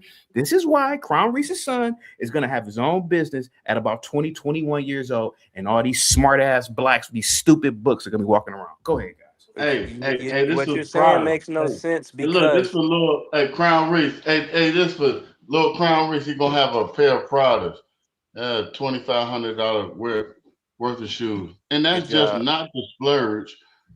Man, he's been doing really good, and I really That's appreciate kind of yeah. $2,500 shoes. You're doing the shit. Hey, listen, hold on. You That's said, kind of like come on. Listen. Yeah. Hey, you said, come on, formal. You already know how I've been had my studio, man. Yeah, I just wanted a uniform show today, man. I already know, but just to keep it real, we keep it real over here. JP was cooking like a motherfucker, and I don't mean to cuss, but No, you JP say was cooking, motherfucker, bro. He was really, really, really cooking, bro. You know what I'm saying? And we got up here. Me and JP went through the shit or whatever, but he's really doing this thing, and I really want to say that if you put your shit into everything that you do, you can have anything that you want. And I know that because I raised another person after the fucked up shit I used to do in my life. Crown Reese. And I gave it to my son. Crown Reese. And my son is doing what he's supposed to do. Crown Reese. Your son has a barber's license, right? No, he don't have. Hey, he's there. He can't have it until after the age of. He has to have it but he has the junior barber's license. He can cut hair, and it's official. Now I know a lot of these people don't believe this, but I've been in the black neighborhoods. You know who always has money in their pocket, Brave? Barbers. Well, hell yeah. I'm with you on that. I'm with you on that. I've never ever, let me tell you something, Brave. I've never ever met a black man that's a barber that didn't have at least a couple $100 on.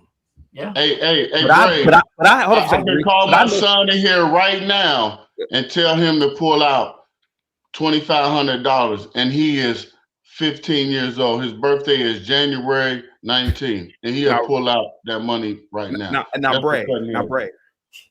John ain't lying. You know how I know he's not lying? Because I've known all types of lawyers. Hey man, you got $20? Man, I ain't got 20, man. Lawyers, bro. I get it. Never met a broke barber. I have in complete agreement. So Blacks you want blacks American blacks many to times do service blacks many jobs times and will not not look get at the advanced simple way of degrees and do advanced living, level and things. they'll try to. Guys, so many people talking. Dante. You want blacks to stop trying to be engineers and do STEM and be barbers. That is all these straight blacks who are tether engineers. talk, Why bro. all these blacks who are engineers? Show me all these blacks that are engineers. Why are black communities? Why do a lot of black communities look like MAGA goddamn D-shoe? That's what I was going to tell you. Hey brother, Dante. Let me answer the question. The only black communities that look like trash are slum communities where nobody's in college. Black communities that have college graduates and professional people do not look like trash. If you go to your local ghetto, that will look like trash, where all of the drug addicts, drug dealers, and non-schooled people are at.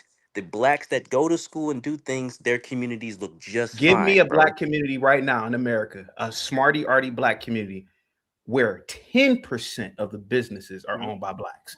What's the name of the business? What's the name of the community? Give me one smarty arty black ass community. Give me one. What do you mean smarty arty black community, man? What does that mean? Dude, do you why would you think that I memorized the names of communities, bro? Did I go to school to Crown study Reese, communities? This is why your son is gonna beat no, these smarty arty bookworm little. That's why. Who memorizes the names of communities, bro? White people do. Oh, my dad works for McDonnell Douglas. My dad works for a community. They know all every hair that's in our community, and we know them by name. My son can tell you that he's been knowing it since he was 12. So he's 15 right now. He's finna be 16. So is your community full of every trash? person, my son started from this. I told him this is how you do it. When you know how to cut hair, you start cutting everybody that's on your team. On your team that's finna do something. The only problem is you can't. I got you, but is your community full of trash? And I tell my son, whatever you do, even if you don't get to the point to where you need to take it to where you have satisfied your need, satisfied your community need. Is your And community this full is of what trash? my great grandmother had told us. And you can look her up, Fannie Mae Robinson, and everything that I say is real. And I'm Okay, gonna is your give community the full of whole garbage? thing that when my son tells me as 15 that I've been here with him and his mother to tell him what I need to tell him about what it means to have family growth and community growth. My son has taken upon his own self That's a to filibuster. already have his own degree and license to being on himself. That is a trade. All of us need to have a trade. If we could have trade in farming, we would have been in farming. But we tend to have our brothers in our community to have them groomed to come to a person or any person to be groomed to be delicate and professional to show that we can create anything that we want to. And it starts from a groomer, from you looking nice, from you looking like you can't get the woman over there, Linwood. Linwood, you can get any woman you want. Come to my barber. I'll make your ass look sexy in a motherfucker. And I'll promise you that. I As want to long ask as the you gentleman a together, you have your question. facials and all of that together. I I promise you that. don't know why the gentleman left. I wanted to ask him a question because he actually made some very valid points here. I know I'm going to kick off the channel because that's just how it is. As long as you're not vulgar, bro. I mean, whatever. Anyway, I'll say this: the gentleman made a statement about what this show really is about. It's about black people going into the service. Hey Ben, I need everybody on camera today, buddy. I need you in a well lit room. I'm not doing that off camera shit, bro. All right, go ahead, Linwood. I have my girlfriend's brother. He's an engineer for the U.S. government. Linwood is the most intelligent looking individual. And it's tough for some black engineers to even get off the ground. They don't have the capital. They don't have the money. And some of them have to turn around and go work for these white engineering firms just to get money, just to get off the ground, because there is no networking when it comes to a black graduate coming out of a university. There's no networking that can get them into a job or get them into their respected professions. Now, barbers and all that stuff, that's great, but let's look at the context of barbers. Barbers are low budget cash pimps. And I'm not saying that as an insult. I'm not saying it as an insult because one, they have to charge the 67 years, Linwood. And I'm not even trying to, be disrespectful towards you. 67 years of people in our family has created so much. One, they charge their barbers for their seat. I have not worked at no other man's platform, no white man's, no black man's, only my man's. And what my great grandfather has presented in front of us. So I'm gonna say this: if it's pretty much like the donut king. It's okay. It's like the donut king. Okay, you can basically be a service to white people, and that's what you're good at, or be a service to black people on a low scale thing. I'm a service to everyone. I am American. When we talk about barber, everyone. When we talk about barbers or cutting hair and whatnot, you literally charge your barbers to even have their own chairs. No, I don't. No, I don't. If they don't pay their seat fees, they don't get to work. You have to listen, because you don't work in the barbershop. You don't never work in a barbershop. Actually, I don't work in a barbershop. Listen what I'm telling you. A barber is a private contractor. Listen what I'm telling you. It's 1099s when it comes to being a bar. You don't understand those things, bro. 1099 means work for yourself. You get that every year. That means a self-tax. But you tell those people that. But I run 2 successful barbers, and I have 2 nephews that's coming from Dayton, Ohio. That is bloodline to keep the game running. That's like the donut. So if you want to cut hair, tell your nephew or your niece, anybody, to come over to our barber college, and we'll teach them how to cut hair and put money in your guys' pocket. I'm always like that. I mean, well, I'm not going to get into Please that. believe that. But I do want. I actually, as my aunt told me, once, What's wrong with being a barber though? nothing wrong with being a barber. It's just basically low ball pimping. That's what barbers are. But, Low hey, ball. I mean, dude, as long as it pimping? gets you out of your situation, why does it matter? Hey, we pimping people who walk in the door. That shit don't mean. It's crazy. So, It's crazy. I mean, you know, the gotta- barbershop used to be. Let me explain this, say, sir. The Barbershop same for way black it is. people. I have Black the people- same barbershop my Barbershop- grandfather had back in we got it, sir. 1942. I'm We in the got it, same sir. building, and then I We got built it, my sir. You've own. been yelling and screaming. We got it already. We know you. I'm We not got it. yelling and screaming. I'm We telling got you the truth. We got your barbershop deal. We got it. We've heard it before. It's a broken record already. We got it. No, it's not. It's But what still I'm saying- rolling, baby. What I got I'm a saying- son into it, what and I I'm got a saying- niece. What So I'm that's saying to community. the gentleman. Well, I'm You the ain't gentleman. that shit, bruh. So the you want me to gentleman respond responded. to you negative, but I'm not. Well, what the gentleman said to me, what was wrong with the barbershop, and I was going to tell him that you. Okay, listen, we've already heard the track I just already. told you what it was. We already heard the track already, sir. We're ready to go on to the next track of the album. No, we ain't. Now, yes, we are. Now, sir, No, you we're not. said what's wrong with what's wrong with the barbershop? You asked I me that can hook question. you up with a I said hairline. I said promise you nothing. that. I can make you Nothing is look wrong- good, Linwood. Nothing is wrong with the barbershop. I will tell I you can what's make you wrong. look real good, I will Linwood. tell you what's I wrong can with the make you get a barbershop. good fat white bitch. I will tell you.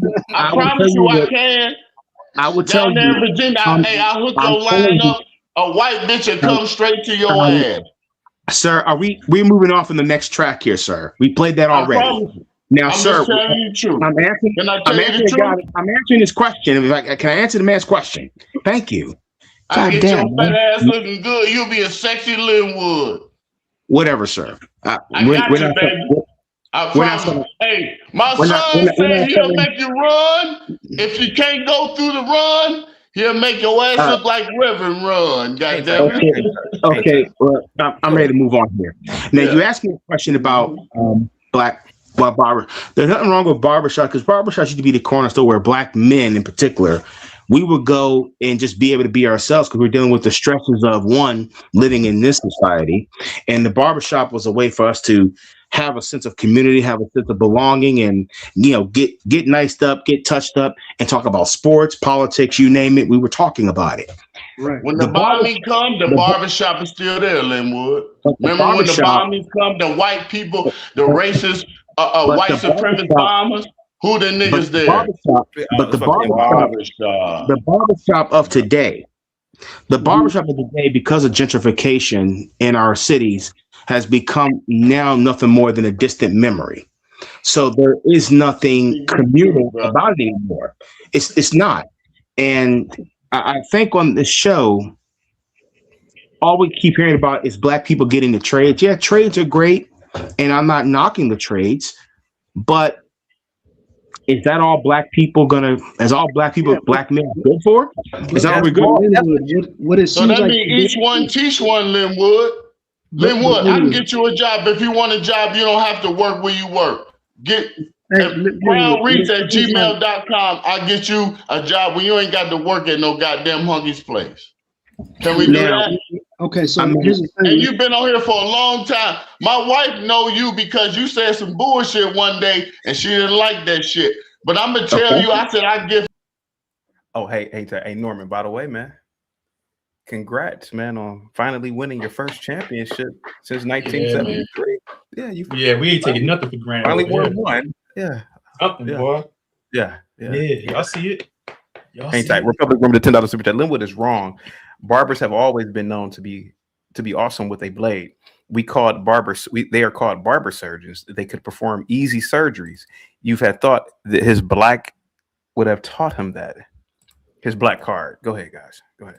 Shout out to your success, bro. We appreciate that. I did not say. I didn't say anything wrong with barbers. I said that barbershop was to areas where black people are congregated. That was the cornerstone of black people's, church, and particularly black males. Black males as church, black males as counselors, the barbershop was where you went to be. You can be yourself without having to code switch. It is. It's a place to have a music. And barbershops. I mean, where I'm from, barbershop. Barbershop owners and stuff like that. They were involved in the politics, involved in registering people to vote when they came into the barbershop. Hey, real quick, Crown Reese, is there white supremacy in your barbershop? Listen, my son just popped in. Listen, if it's a white supremacy anywhere around anybody, your ass will not even know about it. Okay. I promise you that. A racist do not congregate with no nigger at all. He does not. I don't care what it is. I don't care what you say, blah, blah, blah, blah, blah. A white supremacist will tell you. And I'm from the state of Ohio, close to Indiana, where the Ku Klux Klan claim. And I've been around people who will tell you, when a racist is around, your motherfucking ass won't even know, nigga. Because you ain't even prosperous too. We gotta watch You work for the motherfucker. When I said you work for the motherfucker, why would he tell you he a racist? What I said, I didn't even mention anything about white supremacy, but okay. But that's what I'm telling you. No racism or none of that shit come through the barbershop because people come to the barbershop from CT's point.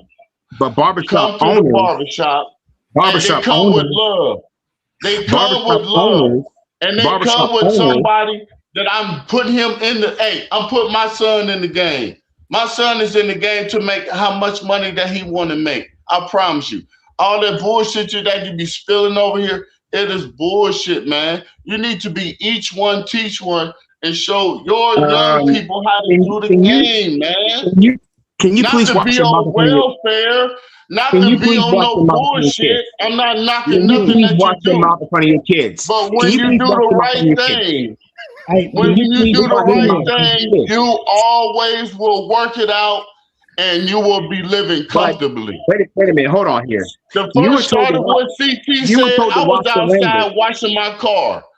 You were told to watch your language. I love you. I respect you. I'm going to put you on a platform to where you got to be on platform. I came here. I was speaking on here the other night for that black men can be together. I said this shit the other night. And I have my own platform. I want CT to help me. I ain't never came in this damn room. I always been had this. But bro, I want to take my barbershop. Thank you so much, CKJ. We have to stop letting some people talk because they have Wi-Fi. Linwood is trying to tell an owner of an industry about his industry. Go ahead, Crown Reese. Go ahead. And I'm telling you, bro, I ain't coming up here to spill no bullshit, bro. Sometimes it be the fake people, bro. This be the real shit, bro. And I'm telling you the truth. We have to start listening to each other and start congregating and being good to each other, bro. It's the same shit every day on CT channel. A motherfucker can't even have a conclusion to nothing. And I'm trying to tell you, the people that's behind you, maybe you don't have those people behind you who you can do your shit. I am a very, very, very proud father, man, who can do shit and move forward and make people be successful and want other people to be successful in our game, man. But look, they taking tests, midterms. And I'm fucking with him and all of this, but I'm telling you, my son is a product of a community who is broken and he don't understand what it is. And I'm forcing him to do shit for him to be right. And he's going to be right. I promise you that, man. And you have to stop talking some white shit because nothing is holding him back. Sir, can you please watch your language in front of the child? Anybody say anything about some white supremacy, you fucking bullshit, man. Please watch I your never language. see it. I never see it. Can you please watch your language in front of the child? Can you please watch your language, please? Why you gotta be so damn vulgar, man? Watch your language from the kid. Watch your language from the child. Seriously. Clean it up a bit. My son say I'm a grown man. I can speak any way I want to. You check yourself. I mean, you're pulling this kid around like he's some freaking dog. I'm not pulling my son anywhere. Shut up, man. I see you back there pulling his shirt, like, Come on, man. Watch the language a little bit. But Shut up. anyway, Shut up. I didn't even mention You anything don't tell about me white what to do with my child. You don't even have no children. I mean, well, you know, look, you can at least watch the language in front of your children. I mean, No, at least I do don't that. have to. Because I run the house, so I pay the bills. I made him to be what he is. And what is he right now, And standing you there? can't do nothing about that, Linwood. Stop doing that, bro. You need to stop doing it. I see him right, I see him right there. You are so very smart. You are very smart, bro. You the one that can be our lineage of all of our people because you have the voice. You can do that, bro. That's why CT fuck. Hey, listen, that's why CT is on you, bro. Because you can speak your voice, bro. Don't do CT is a that. fraud. So and I'll tell him that to his face. He's a fraud. But no, he's not. I'm not a fraud. No, he's not. I'm not a fraud. I'm not a grifter. I don't make money off black people's pain and suffering. I don't make money. I'm a very honest. I'm a very honest and very ethical economy don't man. even allow him to be disrespectful. It's good to him. So I promise you that. But and CT knows that I have that very vibe. I'll tell him to his face he's a grifter, and I'm a suspect of him. But anyway, CT is a person who loves everybody on this channel, man. If he wasn't, your ass would not be up here. I promise you that, bro. I'm gonna tell you something. CT broadcasts our families. He broadcasts our loved ones. He broadcasts everybody that do the very good things in our community, bro. When I go outside, I hear the same thing as CT hears. Birds chirping. I can take my son safely to school and do the right thing in our community. I don't know nothing about no nigga community. I used to be him. My son will never know those things, man, because it's not even bright no more. Hang tight for me real quick. CKJ with the $50 super chat says, drop this weak man and learn how to talk to a black man from Ohio. Did you want me to drop, I think Linwood, right? I think it was Linwood you want me to drop this weak man and learn how to talk to a black, learn how to talk to a black man from, okay, I got you. Thank you so much, CKJ, man. Guys, give a big thumbs up, $ emoji to CKJ, man. I'm able to get Christmas gifts this year because of all of these super chats. JP, you mopped the floor with Afro Nerd, man. I wanted to say something. I heard y'all mention something about lawyers. Like I said before, Chaotic, I think we got to learn how to compartmentalize. Linwood has threatened to K-word, strangulate, and grape, but he says Crown Reese needs to watch his language. Thank you so much again, CKJ. Salute to you, man. Go ahead. So I had wanted to say something. When you think about compartmentalized black folks, I picture black folks becoming more of a barber, basketball player, rapper. I go to them for food. Some restaurants, most of them ain't gonna be clean as the white restaurants. But it's certain stuff that black folks is good at. I go to them if I need some shooters on my side, get some weed, you know what I'm saying, get that dope. But I will never hire a black attorney, especially if the jury is all white. It will be, if you hire a black attorney, it's almost like looking at, if you got a big case and you got a black attorney, I know damn near you on welfare. You can't afford an attorney. When you picture a black attorney outside of Johnny Cocker, picture a black attorney fighting against prosecutors in an all-white jury. It will be within seconds before the jury get to start looking at that black attorney like he's a criminal, right? It's something about when black men speaks back and forth, argumentative, like against white people. White people do not like that, right? So being an attorney, it calls you to argue. And when you have a black attorney arguing back and forth with like white attorneys, in white people's mind, they feel as though when white people say something to blacks, they supposed to be quiet and listen. And picture them as a jury. It's gonna be moments before they look at this attorney like he's a angry, belligerent. They definitely gonna look at him like he's a defendant instead of actually a defending attorney, right? So This is why you got to know how to compartmentalize our roles. I will never waste my years to become an attorney. Never.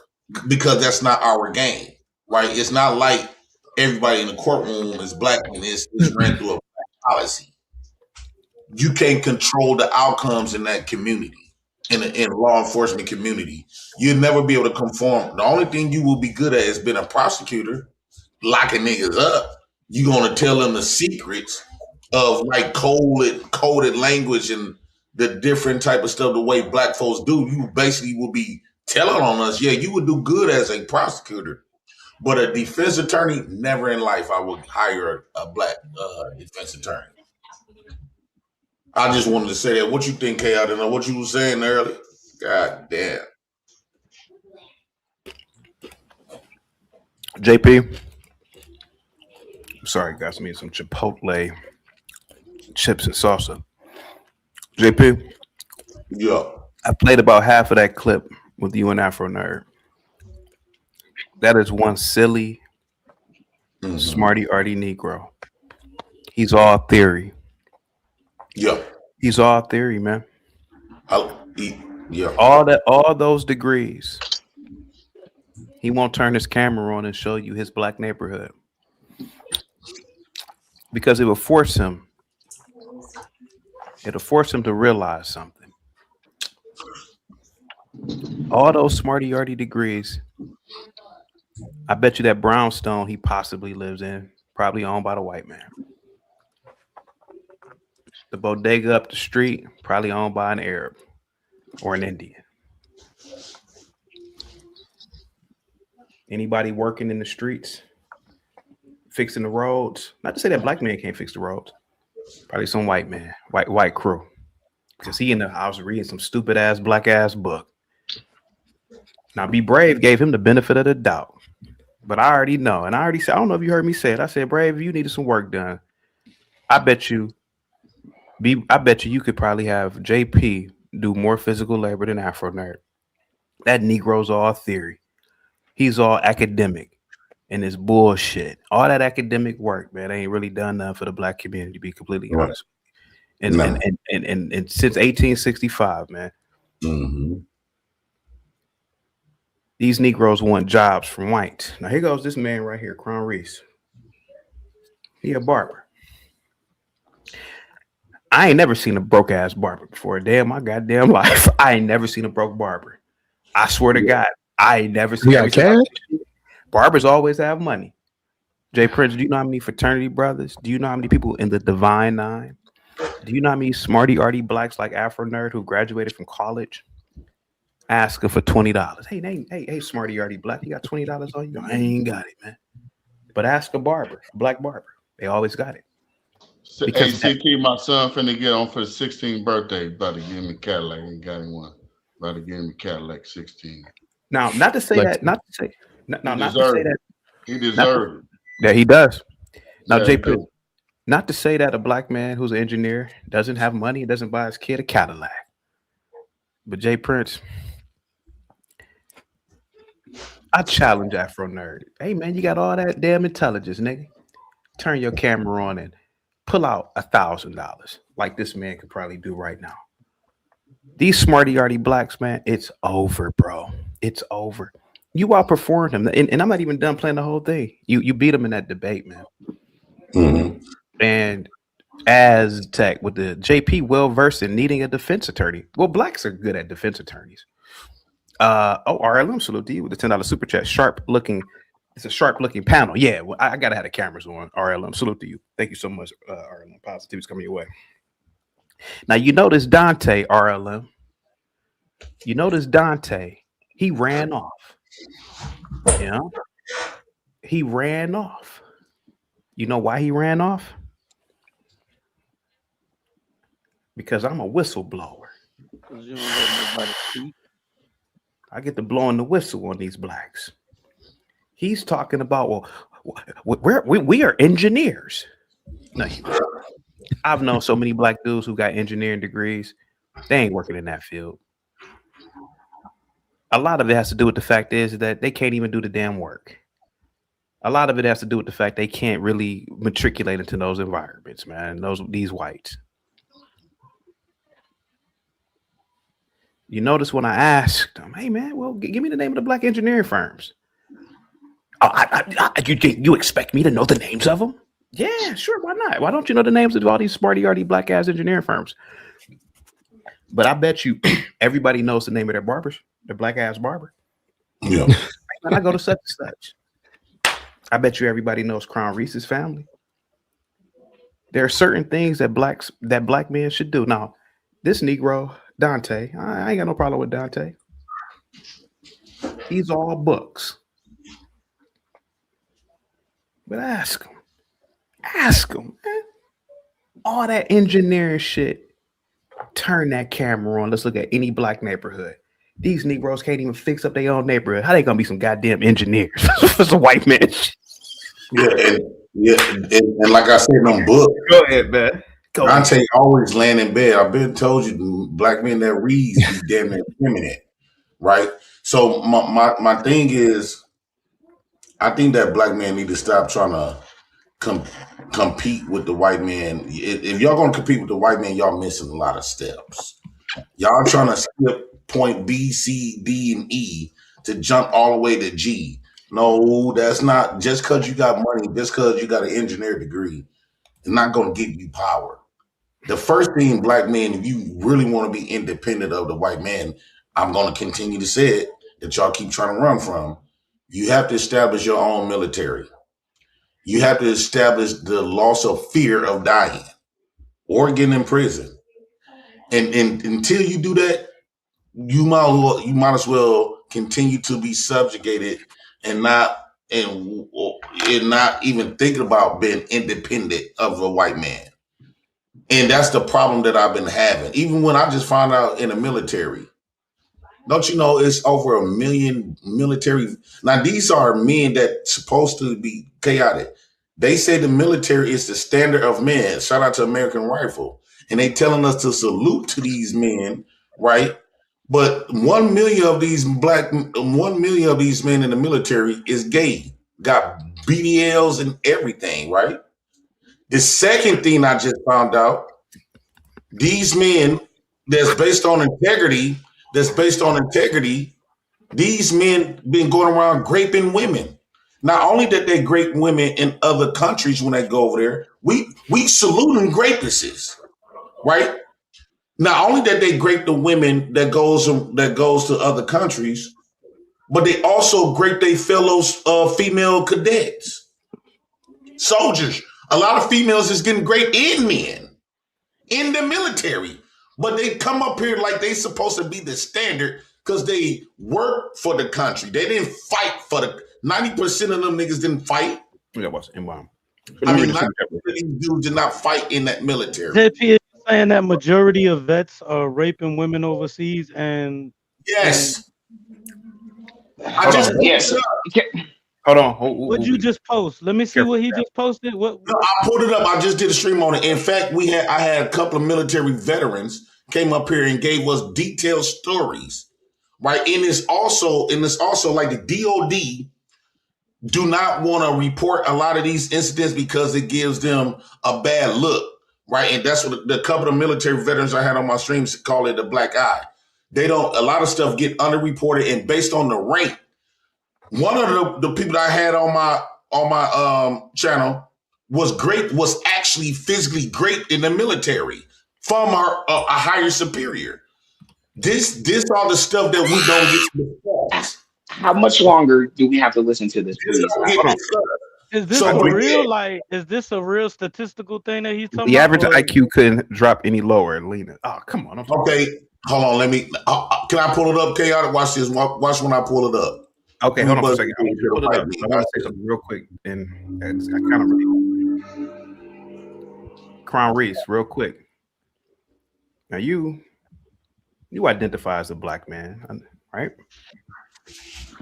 Crown Reese. Such as, yeah. Okay. Now you offered Linwood the opportunity to work for you, right?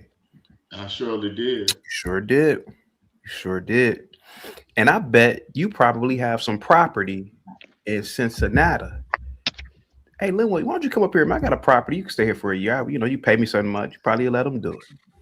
Hey, listen, I got a spot for him right now. Okay. And I really told him that shit because my mother said, give that nigga a job. He talking about okay. I'm gonna show everybody something here. Here go a black man. Yeah, I who promise told you that. another black man about a job. Yeah. His mom in the background. Hey man, let that boy stay in one of your properties, and you probably charge him $300-400. He probably paying $1,000 where he's at. You probably charge him $500. I would charge him less than what he's doing, as long as he take care of his business. Now So you told him that he get his license in being a barber. That's right. And he went on some crazy victimhood babble stuff. And you know why he did it, Crown Reese? You know why he did it? See, in your barbershop, there ain't no white supremacy. In your barbershop, you kick ass. Hey man, you didn't pay your booth, your chair tab for the month. These blacks want whites to rule over them. See, he don't want your black ass to rule over him. I know these blacks, Crown Reef. That's why I'm the Negro Whisperer. That's right. We in real. Warren, you watched it. Didn't this black man just offer another black man a job? His mom in the background, get that nigga, yeah, that nigga, right? CT, it's what like did Linwood do? He turned it down. For every solution you give them, man, they have an excuse for it. I made his ass be quiet because the bullshit he spills is Gave him his wrong. email address, right? Yeah. Gave him And your then he email. tries to say, oh, you can't speak like that in front of your son. Yeah, I can. Because my father, they were in military, you know, and they tell you and be direct and tell you what the hell is going on. And when you're in a society like this, dude, you got to put your dick forward and put your feet next behind it and roll. Now, do Crown your Reef. thing. Crown Reef. And that's what it is. Now, Linwood, he wouldn't mind his quarter review. You know what a quarter review is, Crown Reef? Yes, I do. Hey, Linwood, come in the office, buddy. You know, we're not going to promote you, but we're going to keep you on, buddy. You know, yeah, we're not going to promote you, but we're going to give you a B- for punctuality. Yeah. We're going to give you an A- for you at least show up. We're going to give you a C for effort. He is sitting there smiling from ear to ear. And 3 for attendance. But he won't allow you to ever give him an evaluation. Man, I promise I'll give him a job. Go ahead. I change his life. He come from West Virginia. I know he in Virginia. I change his life. And he'll be a different person. He won't be messing with no damn white women. But if he want to choose to do white women, but he'll have him a sister real quick. Because yeah. So everybody in the chat, wait, let me see. JP has been busy on Chat GPT all day and AI. The black community has the same issue with SA. Okay. Didn't know that. Can I address that? You sure? I wasn't on Chat GPT. I just went to the white man to let them tell on themselves, right? So this is what I want to pull up. So this says, I asked the white man this: does American military rape women in other countries after they defeat them? It says yes. There are documented historical and contemporary instances of sexual violence, including rape being committed by members of the American military against women in foreign countries, both during and after conflicts. This is a persistent and acknowledged issue. Persistent means ongoing. Acknowledged means they know this is happening. Where it says ongoing problem, sexual assault within the military, both internally against fellow service members and externally against civilians in foreign countries, continues to be a significant, means great issue that the Department of Defense, DOD, is attempted to address through various policy changes and prevention programs. However, meaning that they creating programs to address this issue. However, meaning that it's not working. Independent estimates suggest the actual prevalence of sexual assault is significantly higher than official DOD reports, meaning that they do not even report it. Here's why they don't report it. Accountability issues. A major problem highlighted by various reports is the lack of consistent accountability and high rates of non-reporting due to fear of retaliation or a belief that the system will not take action. Historically, the military justice system has faced criticism for its handling of sexual assault cases, meaning that they not handling those cases properly to protect their image, with command influence often playing a significant role in whether a case is prosecuted. This is the military. These are the men we got to say thank you for your service. Grapists. I'm not going to say all military veterans is grapists, but if you going overseas and you having sex with women that you have defeated, that is classified as, that's what they did to black women. Once they defeated the black man, what do they start doing? They start fucking and graping the black woman, right? So, brother, and then even within the own military, they where are we going with this, JP? Like, where are you going, man? Where was we going is because I was told that the military veterans was the standard of men because they so-called fought for the country. 90% of them didn't actually fight. They just was over there working and going to school or whatever, got a little training. So, but we was told all this, but yet a lot of those people are no different from men that we want to see in prison, dead or alive, dead, when we hear that men is graping women. Grapists never got respect. When last time you saluted a grapist? Let me ask you a question, JP. Let me land with this. When the last time, can you picture, they told us, hold on, bro, I'm finna land with this. Like everybody sold for sale, for real. Let him land, man. Let him land. Just you intimidate, you ain't saying nothing. They told me the standard of men is this, right? Can you picture the standard of men? They said that women cannot be on the front lines because they take dick. Can you picture 1 million veterans on the front line with BBLs? They take dick. 1 million veterans takes dick. A lot of male veterans. If he was a veteran, he probably would have been. That's why he had to been off the lab. Oh, this is crazy. Yeah, I'm about to say, man. JP, man. You violating. But I will listen, man. That's what it is. Hey, not to justify it. Not to justify it. Now he on a mission to embarrass the military.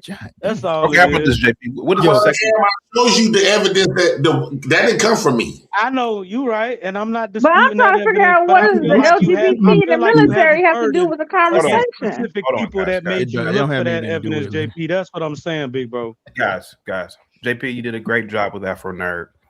You said that the black man needs a military. What is the second thing we need? Because this military thing kind of got what was the second thing you need? The second thing the black man need is their own currency. Yeah. They need first thing they need to establish respect. The military going to help them establish a fear of other men coming up there invading, right? Right? They need to establish that respect levels out the gate. Secondly, they need their own currency. They need their own education from their perspective, not from white perspective. Their own perspective, like we always have had at one point. What did you feel like when you were talking to Afro Nerd and he was trying to convince himself that Lena Horne was a black woman? I think he was already convinced that Lena Horne was a black woman. Lena Horne is a black woman. He believed that, like Lena, the reason why he believed that is because every time the white man says something based on how she got treated from the white, your trauma don't mean you black. Yeah. Just because the white man pull you over and did you wrong, that don't make you black. My DNA does. Let me ask something, bro. And not taking away from your black experience, not taking away from you as a black man. What gives you leader? What exemplifies, like, what leadership skills do you exemplify to be able to speak on who is black and who is not black? That woman has a black mother and a black father. I understand you are a dark-skinned man and you feel like you could talk for the whole of the black community, but what Right. leadership skills do you exemplify to say Well, that this is the decision hold on, that let me the ask you. entire black community should follow? I'm By, gonna answer. I'm gonna just answer so you people real understand. Okay, let me answer him real quickly. My dick. That's Because right. The fuck? Because of, wait, hold on. Don't let him speak for black men. That's right, JP. Don't let him do it. Hold on. Goddamn right. The reason why black people exist, right? And I got evidence. I have evidence of that. You see them in the back. I create black people. I created black people, and I'm white. I created black people. White man, Lena, can't no white man, Lena, or no other people that's non-black man say who's black and not. It's the motherfucker who carries the black seed in his dick. What armies are you Stay in our leading? Like, lane and put people out of our lane. That's why we can't get nowhere. People are you leading to come to this example to where my dick makes the and regulates? What black group of race. people are you leading That's right. in order to do this? Like, Besides you, participated in creating the black race. Guys, we gotta hang tight, guys. Hang tight. This one can stay on. This one, I'm in good territory here. This one seems like it can stay on public. Go ahead, Jay Prince. Go ahead. My dick creates the help participate in creating the black race. Can't no white man give you that permission. So when they said the one drop rule, you respect the white man saying that it was saying that these people black. Why? Because they're more powerful than me. But what makes me more powerful can make that determine the white man can't curate black kids. I can. My dick is powerful. I get to reproduce the existence of actual black people. Are you saying a black woman cannot create? Are you saying a black woman cannot create black children as well? Baby with someone Black women the need same a color black as that man guy to down create there. black children. CT, this is a speech of. Calm down. This is a speech of Hey, a JP, business owner, CT. Could you imagine? And I love Lena. Could you imagine hundreds of years ago? JP, White man, he's with other white men. Oh, you know what? We're gonna classify the races here and blah blah blah. And these people are gonna be classified as mongoloids. These people are gonna be classified as blah blah blah. What would happen? And I love Lena.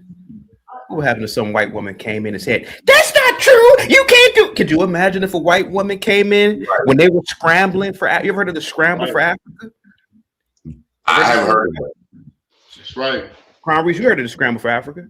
White Yes, man sir. sat around a couple hundred years ago, a whole bunch of white men. Well, you know what? We're gonna call this place Zaire. We're gonna call this place Nigeria.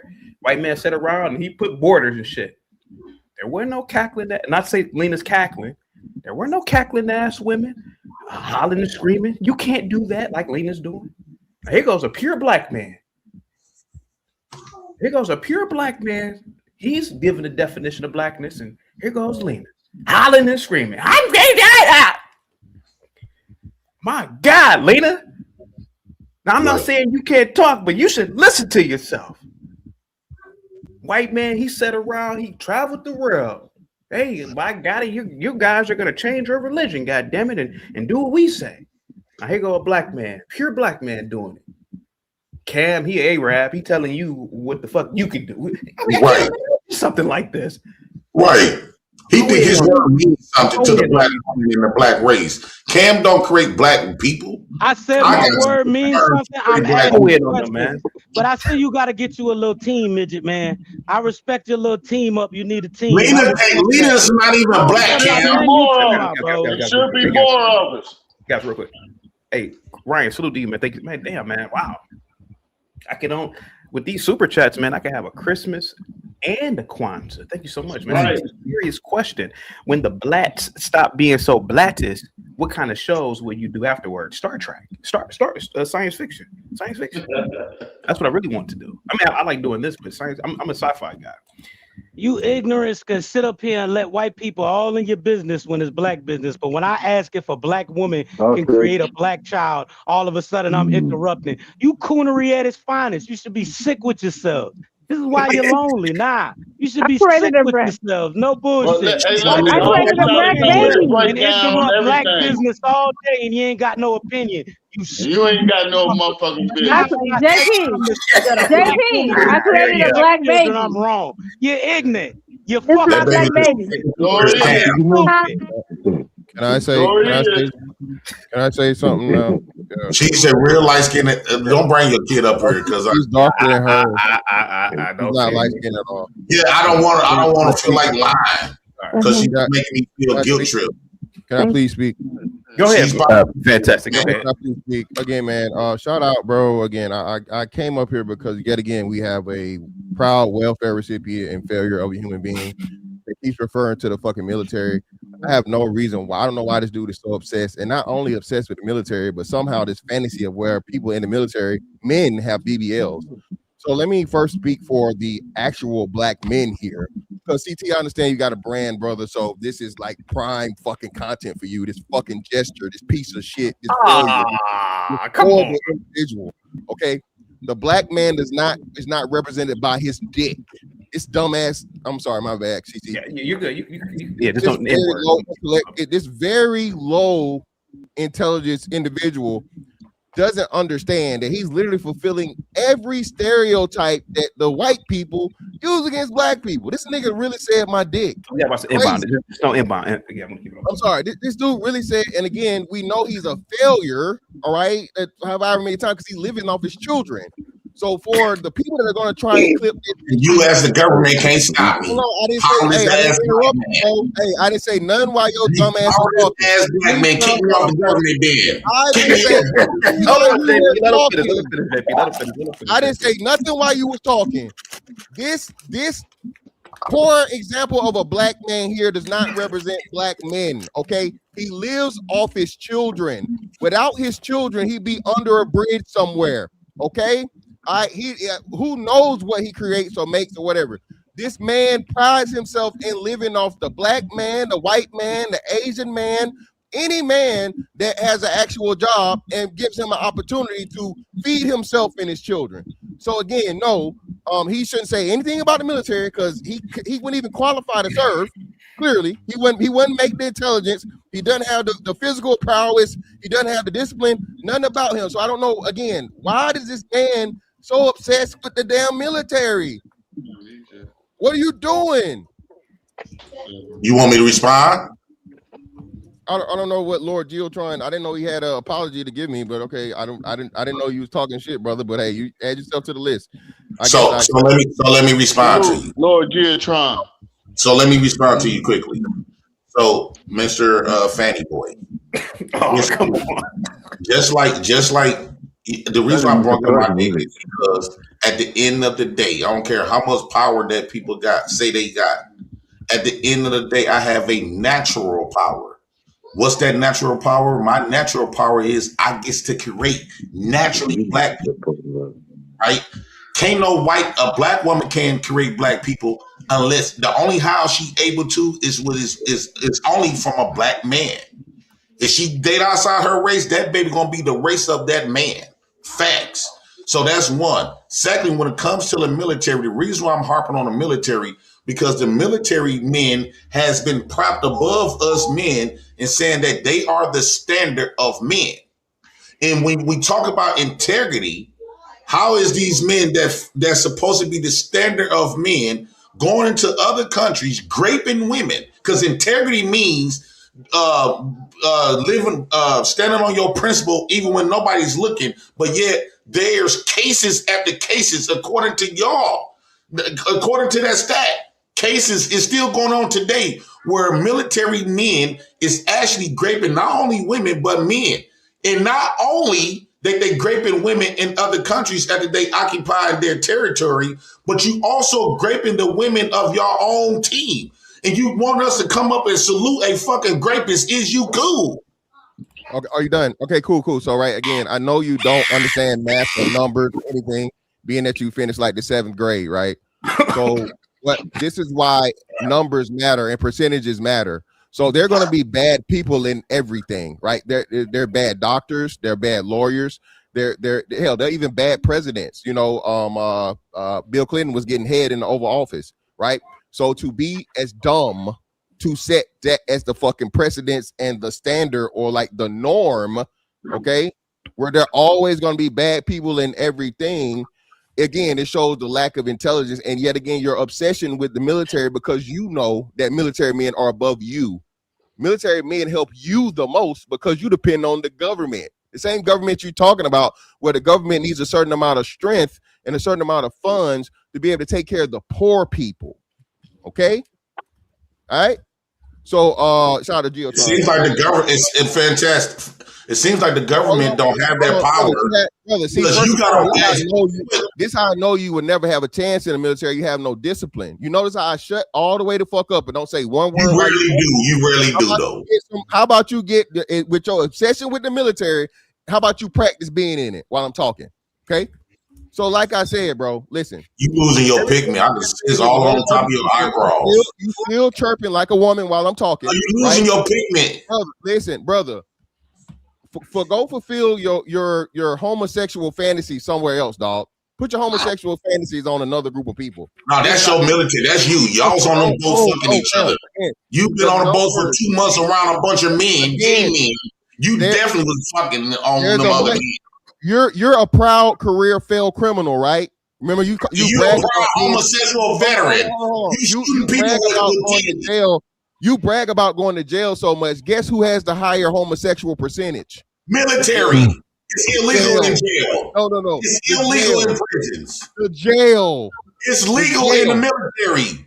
The jail. Don't drop the soap. Yeah. Drop the soap. So here's the thing. This man worked for the military for 20 years. He retired from there, right? Shout out to your dedication to the white man. He comes back, right? He comes back. He's the government. He has a problem with me being on welfare, abusing the system. But this is why, but then in the next breath, he says he's powerful. He says that he's masculine. Okay, if you that masculine and that powerful and you has a problem with me and you the government, you fought for them with your life. You signed up with your life, right? They can come and snatch you up at any given time. Any given time, even though you retired, they can still come and get you. You got all of that, right? If you this alleged powerful masculine man and you got a problem with me being on welfare, how come you did not pick me off? Because you are powerless. You ain't shit. You just was because you pose no threat. No one cares. Because the week was bad. You a bottom feeder, Jay. You not worth the time. That's the white man. You get this type of attention. You attention whore. That's what you are. You sit up here and crap on military. I need everybody on camera that's waiting in the back. Everybody on camera to be at a desk today. I want a more uniform show today. Hang tight for me, guys. We got to watch the N-word. We're doing good today. I can keep this one on public, it seems. Hang tight. Okay, there we go. What's the point you try to make with the military, though? The point that I'm trying to make is that they not the standard. Right? When you talking about who said he got shot by fantastic. Because when I learned about all of this, it was shocking. I thought the military people fought for integrity and they supposed to be. But you know, historically, when any army went into other territory, what did they do? How is they disciplined? They going around great. No, I'm just saying, JP.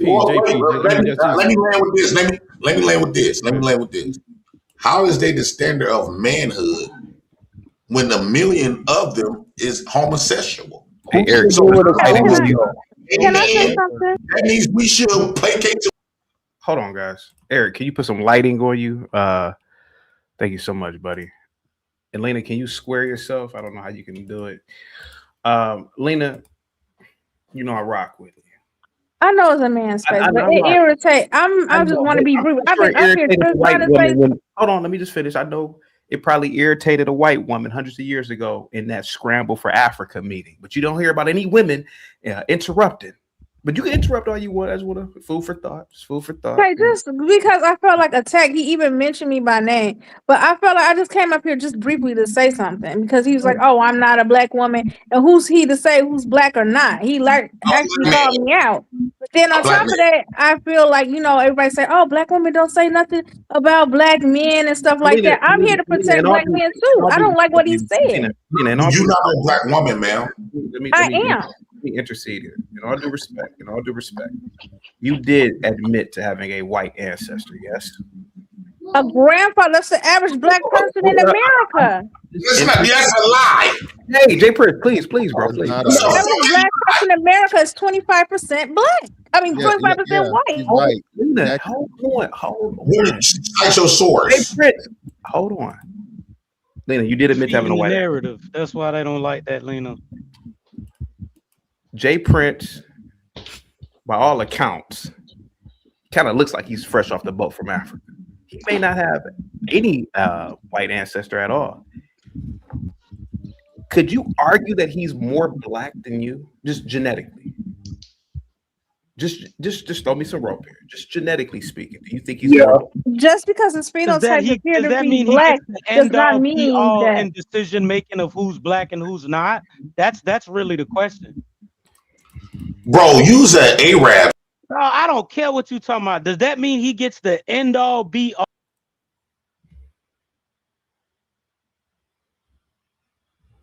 We're having a good show today. It's very clean. Everybody's on camera. Hang tight. Lena, sweetheart. Mm-hmm. You admitted to having a white grandfather. Yes. Yes. Okay.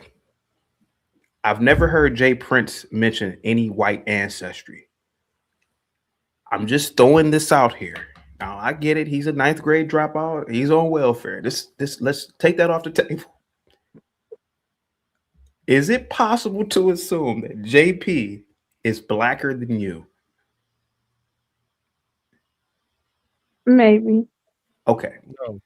No. Okay. No, it's not. If Because JP, okay, I'm just. It's just phenotype. I mean, I know. Let me finish, Lena. I don't want to drop everybody. From his perspective, he looks at himself. He has a bell pepper nose, nappy hair. Kind of looks like a goddamn chimpanzee. Hold on. His kids are dark. He's dark. He looks like he's straight off the boat. My kid is medium brown. What is so wrong with this man defining blackness? Because the white man defined racial categories. And who gave him the hold on. Who gave the white man the authority to sit up in some room with some other whites and identify racial categories? And white man, he drew the borders for Africa. Who gave him the authority to do that? Why can't I don't understand it? Why? I get it. He's on welfare. I get it. But why can't? What is so wrong with? Because you said it, CT. He didn't get out of fucking middle school. This nigga can't. He don't know what a phenotype is. He can't spell phenotype. He don't know what genetics is. Fantastic. Discipline. Hold on. Now, fantastic. You are intelligent. George Washington didn't have a college degree. Many of these great whites in history didn't have college degrees or formal education. So JP, I don't see the clearly difference. Unintelligent. It's clearly, what they call tendencies, borderline special. So you can't make that standard. Come on. Borderline, autistic tendencies, bro. This dude is unintelligent. So JP, they say your bus not having a degree and then being, when you were in school, staying in the same class all day. You need a white man to qualify my. This is the highlight of this ESL kid's life right now when he come on this shit. This I need the white man. his life, I need the white man to qualify my highlight of this ESL I need kid's the life. white man because Lena, Why is if your granddaddy white, how come you don't claim that white? You know why? Because the white man say that if you got a little nigga in you, you black, right? And No, so that's not why I don't claim it. I don't claim it because he didn't claim me like that. how come people respect when a white man say you failed the paper brown test, which you the same, you passed the paper brown bag test. But it's okay when a white man said, the reason why I'm able to say it because I am a black man. And for a long time, people used to, CT, what you are hearing is that they don't respect black men authority.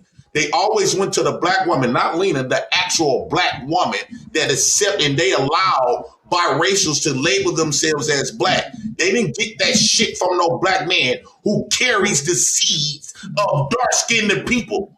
That's what gives me my right and my permission to say you black or not. This damn mother with the white hat on. The same way that your you soft gonna find out what is you. give your ass You need to benefits. find The your same way home. your soft ass. Shut up, Mutt. Hold on. YouTube may look at this as harassment or bullying, even though it's not. We got to be very careful with the personal insults. Unique with the $5 super chat. If he can tell me what a Punnett square is, he can define it. A what? Why do we got to get qualified from the white man to be able to have a voice, CT? Jay Prince, here goes the thing, man. Hold on, let me speak. Everybody, let me speak. Lena, hold on. Black men allowed biracial to be considered black. Hold on, everybody, let me speak. Jay Prince. And I know people are gonna say that I'm trolling, and I'm not. You are an exceptional human being, and I'll tell you this. Moses had a stutter. You know the story of Moses and his brother Aaron? Speech impediment. Aaron spoke for his brother. People, I didn't know he has a brother. People think that you have, they just said that you have some sort of disability. But think about how powerful this is. Supposedly a man with a disability. He has the internet in an uproar. It must be something you are doing. You are like a Moses figure, sir, in my opinion. Now, here goes Lena. I love Lena to death. She can't keep her mouth shut. Come here, daughter. I got one. I was shot. But the white woman, the Arab. Hey, man, Jay Prince, have you ever seen an Arab woman act like Lena when Arab men? Show it to me. I don't know. Let's ask Cam. Do y'all women act like that, Cam?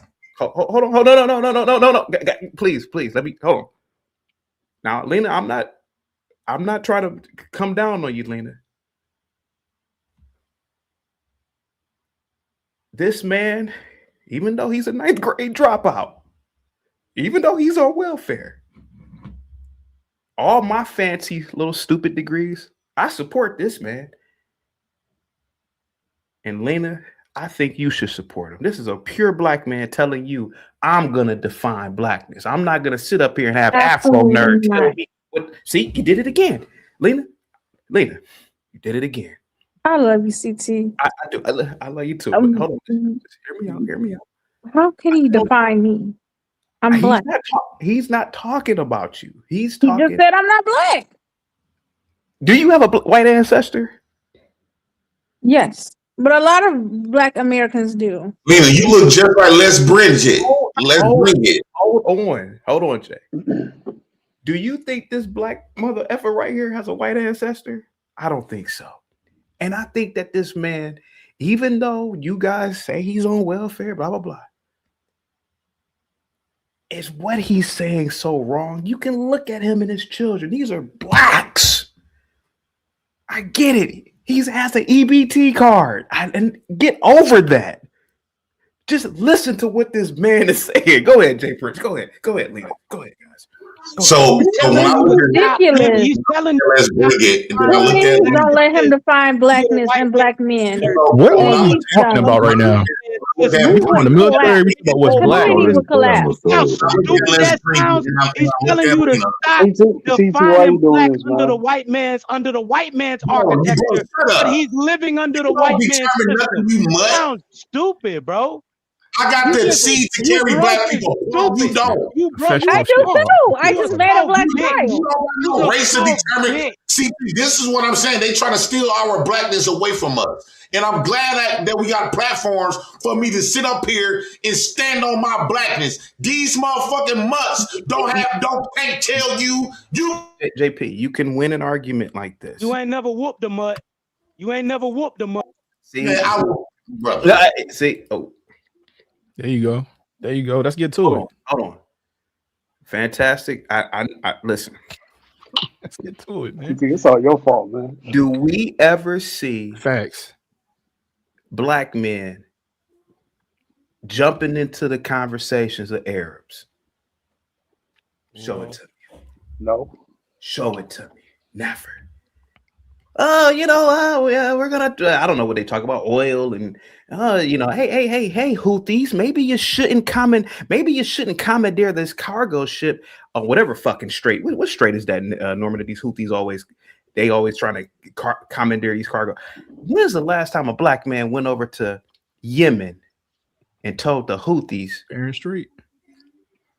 It's not the Bering Strait. I forgot which strait it is. Whatever the Bering Strait. Whatever. It's either Gibraltar or Allen Straits. What's the name? Or the Strait of Somalia. Now hear me out. Now, Lena, I know you guys are gonna say, man, he's really caping for JP. But if you really sit back and think about it, as ignorant as a lot of those Arabs are in the Middle East, a lot of them people are inbred and everything. When's the last time a black man went over there and got in their business? See him. Now you are an Arab. JP is on to something here. Why are all these people in our business? He got black. I mean, if he Lena, hold on. Ask yourself this question, sweetheart. When's the last time a group of Arabs are talking? A group of Mexican men are talking. And some woman coming in just, hey man, think about this shit. JP might be onto something here.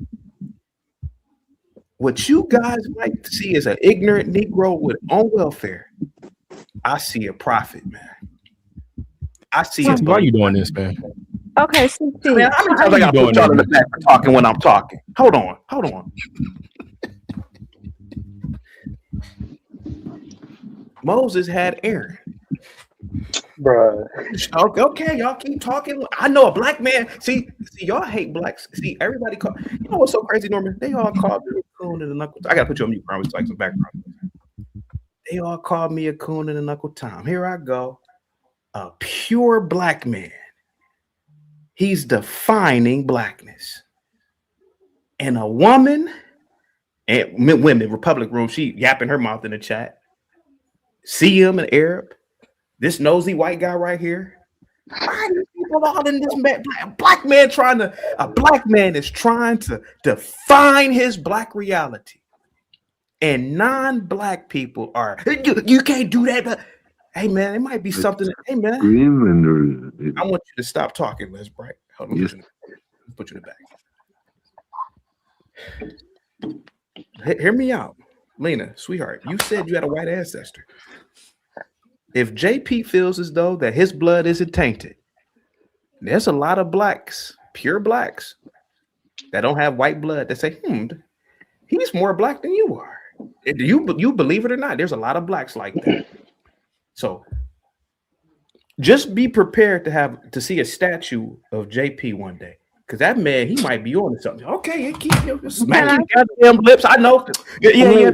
Go ahead. Say something, please, because I was addressed. You gotta talk. Well, just real yes, quick. because you addressed me. But you addressed me, so I have no say so in my identity. You guys sit up here trying to say that how he identifies me is the correct way. He has no education, no background in biology. He's not a geneticist, none of that. And you let him speak for black men and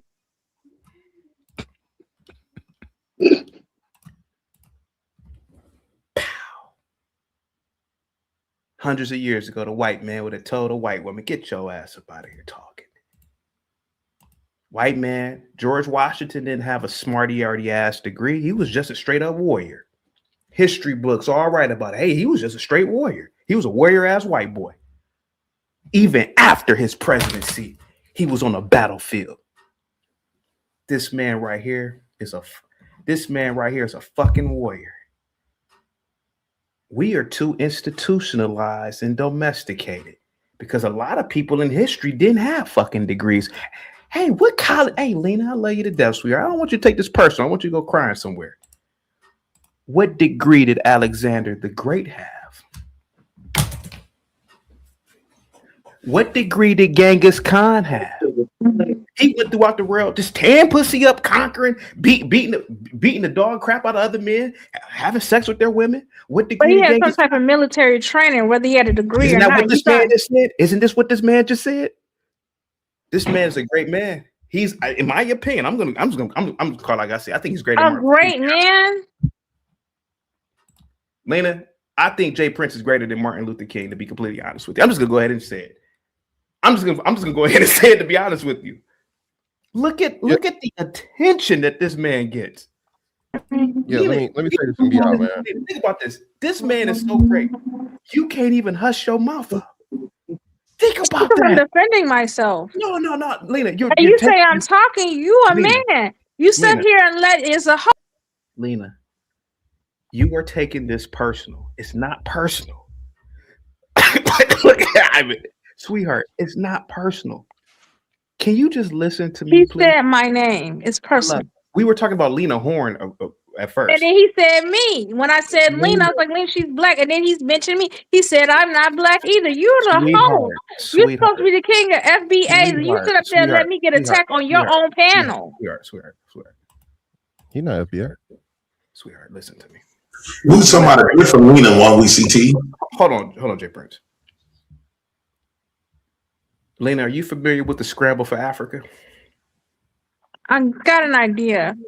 Think about how arrogant the white man is.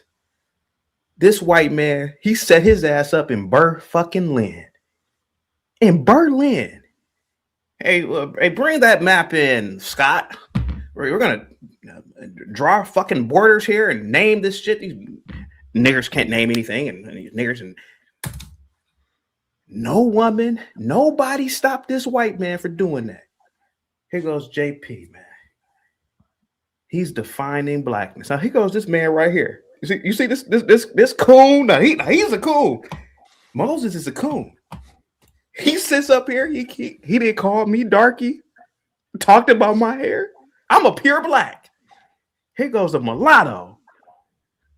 A Creole up here. This dog in a pure black. Look at him. Haven't you done it before, Ivan? Haven't you done it before? Haven't you called me darky? See? It's time to delineate. And I get what Jay Prince is doing. Afro Nerd is up here trying to voluntarily erase blackness. Saying Lena Horne is a black person, it's a spit in the face to a black like this guy right here, like a Jay Prince. You guys don't really see it the way that pure dark black, real blacks do. We're being erased. This guy's a coon. You see him? Look at him. I think not adding light-skinned black people is erasing blackness. That's erasing blackness. Hold on, Lena. He mocks me. This man called me. Ivan, what did you call me, buddy? Didn't you call me darky? Go ahead. I think the term is blackie. So, Lena, think about this. Here goes a guy. He could jump in and out of being black, light skin. What else you call yourself, son? What else you call yourself? I don't know, Octoroon. And you think, hold on for a second, and you think you're better than me because you're light, right? Right? I think I have some advantages in society. Lena, one time this Creole Negro, he said, and I'm quoting, back in the day, I couldn't have been invited to a what kind of party? And had I come, they would have told me to go in through the back, right? Yeah. See? Yeah. I see where Jay Prince, can you imagine this? This Negro, he told me that one time. It's crazy. It's crazy. Is it really? They don't. You know what? You know what was happening? Yeah. They ignoring the actual. They thought they was black till real black showed up. They thought they was black till real black showed up, and they try to disrespect the actual black people because they are replacing the blacks. No, disrespect the actual. Hey, righteous, that was really racist, bro. He said a bunch of blacks up here. I bet the conversation is going nowhere. I kind of want to kick you up out of here, but you said that super chat. Bob says Lena Horne is black. CT, we come in different shades. Says the man. I got a quick question, CT. You said that blacks don't get involved in Arab business. Do Somalis identify as Arab? The people from over there? Do Somalis identify? Somalis are black people? Somalis identify as Arab? Somali is white. You think Somalis are black? Somalis identify as Arab. It's in Africa. Simple question. Arabs is in Africa. Ain't nobody talking to you, crunchy black. I'm talking to you. Hold on. First of all, let's calm down here. Let's calm down, CM. I don't know anything about Arab. I mean, Somalis. I think they're Arabs, right? So I don't know what you're talking about. Hold on. That was actually funny. You called them. Ain't tight for me, guys. It's getting out of hand. They in America. Who cares? Hold on. Somalis are Arabs. Hold on. Mr. Fantastic. You're a pure black. You got a bell pepper nose, nappy hair. Curly, brother. Don't this shit curly. Come on, man. You got it. I know you may not like Jay Prince, man. Are you Afro-Caribbean? I'm just sorry. Are you Afro-Caribbean? No, baby. I'm from Macon, Georgia, born and raised. Okay, Mr. Fantastic. I know you may not like Jay Prince. I get it. It must be horrible for a man to pay taxes, and a man like this is saying, "You gonna pay taxes and pay my welfare." I get that shit. Trust me, I get it. But you have to admit, there's a lot of truth to what he said to Afro Nerd.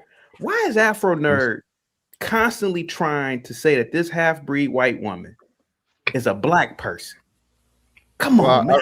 I wasn't here for the convo, but I can give. So from what I've heard here, Lena is actually right. What makes us different from the Africans is the white admixture and the European admixture. So even though it may not be as close as hers is, like I guess like a grandparent away, if you're African American, you have some type of European blood in your bloodline. Otherwise, you're African. So that's factual first and foremost. According to who? Do you have European blood? According to genetics. According to genetics, can you cite me the source? What do you mean cite you the source? You can just Google it because yourself. when I looked at the ancestry test, they said one is 30% African. Secondly, it's based on biasm, so you can't really trust that. Hey guys, real quick. It's a lot of people in the back waiting. Today, everybody's been on camera at a desk, good lighting. I need that for everybody. And I'll switch people interchangeably. I don't want anybody in the cars today. It's an aesthetic look. Righteous Muffin with the $10 super chat. You didn't call me a liar. Damn right, I'm racist. Jesus Christ, bro. Bob says, since when did Colin Kaepernick become a panel? Hey, Lena, Colin Kaepernick looks like Cam. Jay Prince, years ago, when that Egyptian pretended to be black and had blacks marching and protesting, disrupting the NFL, I said, that ain't no goddamn black. He black to me. Jay Prince. He's not black, man. Like, how's these non-black people telling people? His light-skinned ass did more than both you motherfuckers. I know that. We don't causing division. Talking about my dick. You sound stupid, nigga. Fuck wrong with your dumb ass. Okay, chaotic. Let me. Hey guys, real quick. This is not an attack on Arab people, even though Arabs enslaved blacks for 2,000 years and cut their cocks off. But anyway, this is a moment to enjoy this great man. Appreciate this that. Dear black man. Lena, sweetheart, you are taking this personal, sweetheart. No, sweetheart, you are taking this personal. You know I love you, CT. You know you hear them all. But It's you guys are personal. taking this personal, and it's not. He called me Now out and Cam said I'm taking it not personal. black. Hold on. Now Cam taking it personal, but let's not forget the Arabs for 2,000 years enslaved Africans. See, but nobody talks about that. I will. So I don't care. will. No, hold on for a second. Everybody has dibbled and dabbled with the black man. And I get it. A lot of y'all don't like JP because he's on welfare, because he ain't got some little stupid little college degree. But I'm going to be his Aaron and talk for him. This man is a pure black man, and he's saying, I'm going to define blackness. Man, ain't nothing wrong with that. I think a book should be written about that. It don't get done as much, CT. And another thing, when he said Calvin Carpenter have done more for the race, a lot of non-black people did more than black people. But here's the thing: they got to do that to fit in. We don't got to prove our blackness because I'm already that birth. So let's make that clear. Like, they got to prove that they black. Hey, I have to prove I'm black. Lena, watch this. Y'all hey, gotta Moses, do something. Hold on, guys. Hey, Moses, you can unmute. I'm gonna ask you a question. I'm gonna show you how fucked up these people are. Moses, if you woke up me and JP's complexion tomorrow, how would you feel? I'd cut my throat. You see? And he really means that. He really means that. I wouldn't care. I honestly wouldn't care what color I woke up, as long as I woke up. That's the bigger picture. As long as you wake up. You wouldn't care. But I've got, hold on for a second, Lee. I've got so many records and videos of this horrible man right here. The man called me Blackie. You want to go for two? You want to go for two? Yeah, go for it. What do you think about this conversation, Ivan? Yeah, go ahead, buddy. It's so serving. It just serves it up. It gives me what and just listening to it makes me say thank you. I have a buffer. I have a buffer to know that I'm still at a certain place in society. See, there's an old joke where there's two guys running from a lion, right? Two Africans, black as hell, running from a lion, right? And one says, hey, he's coming up on us. And the other one says, as long as I'm in front of you, I don't care. I don't care if he'll get you first. I don't care. Two Africans. These are two black. But one jumps in front of the other. He outruns. He says, as long as I beat you, I'm good. And that's what I'm looking at here. As long as I'm beat. See, I don't have to beat the white man. See, I'm in between. Because I beat your black ass, I'm good. I'm good. Now. I'm not going to address JP. I don't care. JP lives the life he wants. But I was listening earlier, and just the fact that he used the term grapeasis disqualified him to even just talk to me. It disqualified him. Yeah, I'm checking. There's not a word. If you look up in the freaking Webster's dictionary or wherever you won't even hear Negroes on the street saying grapeasis. So that's a world record that was just set low. They just set the bar low for this Negro, But I'm gonna give you an example of Negroes like him. Nope. Like I said, you're not qualified to talk to me. Let me just give you an example of a mud dick type of dude. Let me just give you an example. Last week, the head coach for the Michigan Wolverines was fired because of his dick. And he lost $5.5 million. Not only that, but he stalked the chick that reported him, and he was sitting up in county jail looking like this. Yeah, but do you know why that story was fun? Let him rock it out. Let him rock it out. You know why that story was black? No. Cat, when you get a chance after he done, can you pull this up? No. This is another example of mud dick superseding a win for a dark-skinned Negro. It did. He he gave so much to his lower half that he instantly gave up $5.5 million. They said, hey, man, you violated your contract.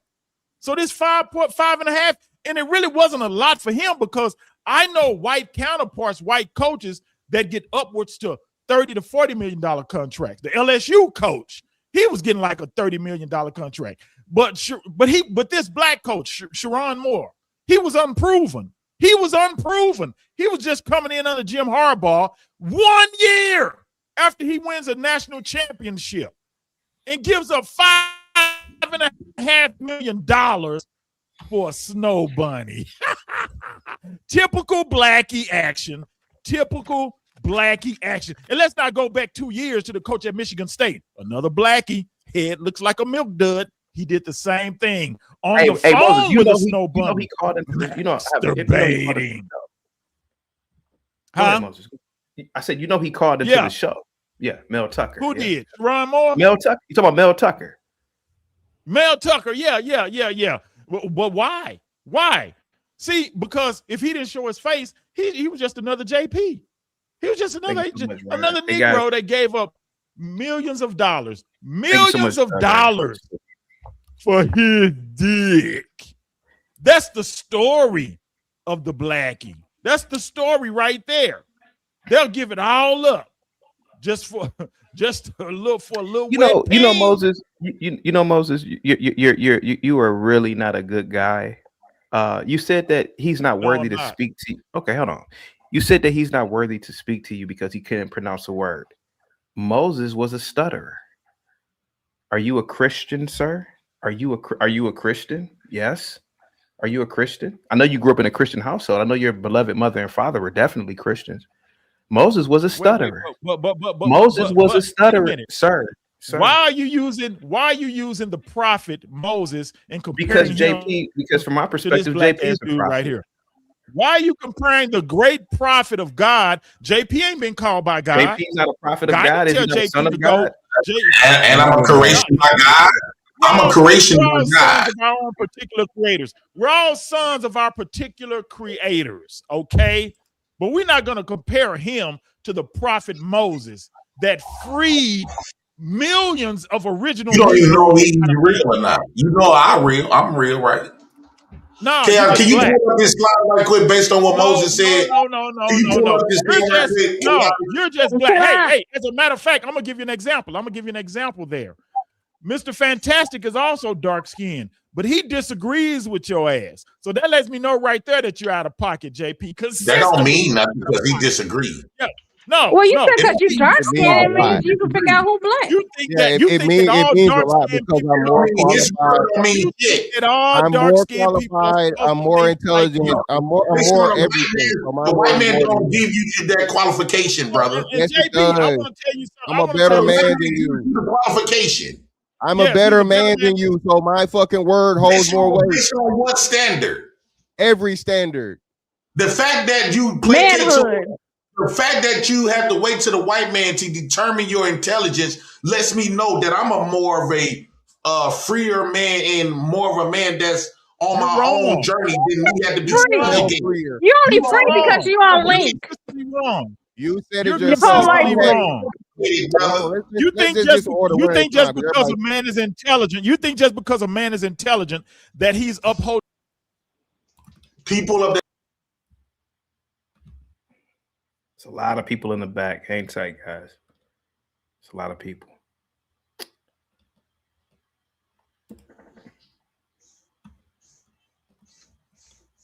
Hang tight for me. Hang tight. Hang tight for me. Moses or Ivan, do you know the story of Saul? Saul, refresh me. I'm not really biblical like that. I do pay attention to some things. I do remember some things, but put me back on just to give me a refresher. Saul was a horrible human being. I'm not comparing JP's life to Saul because I don't think that JP. Saul was a very, very horrible human being. He was known for killing Christians. And one day he was on a donkey on the road to Damascus, and there was some light or some angel, I don't remember. He was so smitten by the truth, he fell off his donkey and he accepted Christianity. Now, JP certainly is not a murderer. Now, whether that story is true or not, here goes one of the worst human beings. I know, fantastic. I know, I get it, bro. You don't agree with this. But I want you guys to really sit back and think about the evil that all of you guys are doing. Saul was so smitten by the truth, he fell off the horse to Damascus and became Paul. Now, JP, he's not a murderer.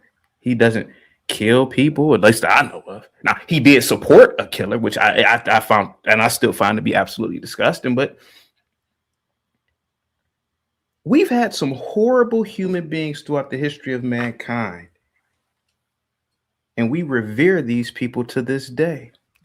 Now, JP certainly isn't like a Saul. Now, his Saul behavior is, being on welfare. I think that's a little bit. I think you're able-bodied man, he should work. But that's just me. But not make me. Hey, look, we give our money all over. Who cares? Why can't you guys look at JP and see redeemable qualities in him like you do everybody else? Because it's too late. It's too late.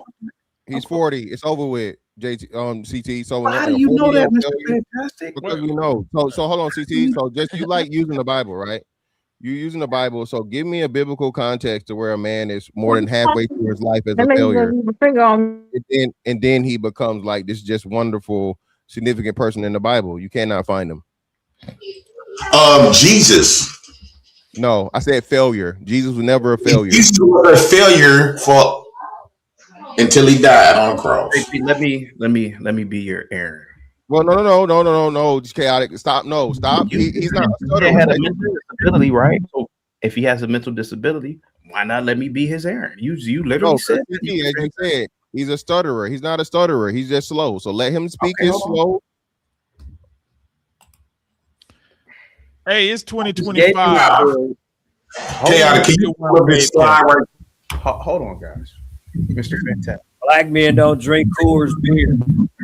I do, and I'm not black. Can I say something real quick, JP? Can I say something real quick, CT? I just want to say thank you for allowing me. I gotta put everybody on mute. Hang tight for me, Lena. Hang tight. I want you to come back, Lena. Hang tight. Hang tight, Lena. Lena. I just want to say I'm sorry if you think I was just apologizing for being in the men's space. I have to run. And I appreciate you giving me a voice on the panel. I know so I really did feel attacked about my identity. I apologize. I'm gonna drop down, allow somebody else because I have to go anyway. Thank you so much. See you tomorrow. Thank you so much, Lena. Let me bring hold on for a second. Hold on. Mr. Fantastic asked a good question. And I gave him an answer before he even asked the question. I said Saul.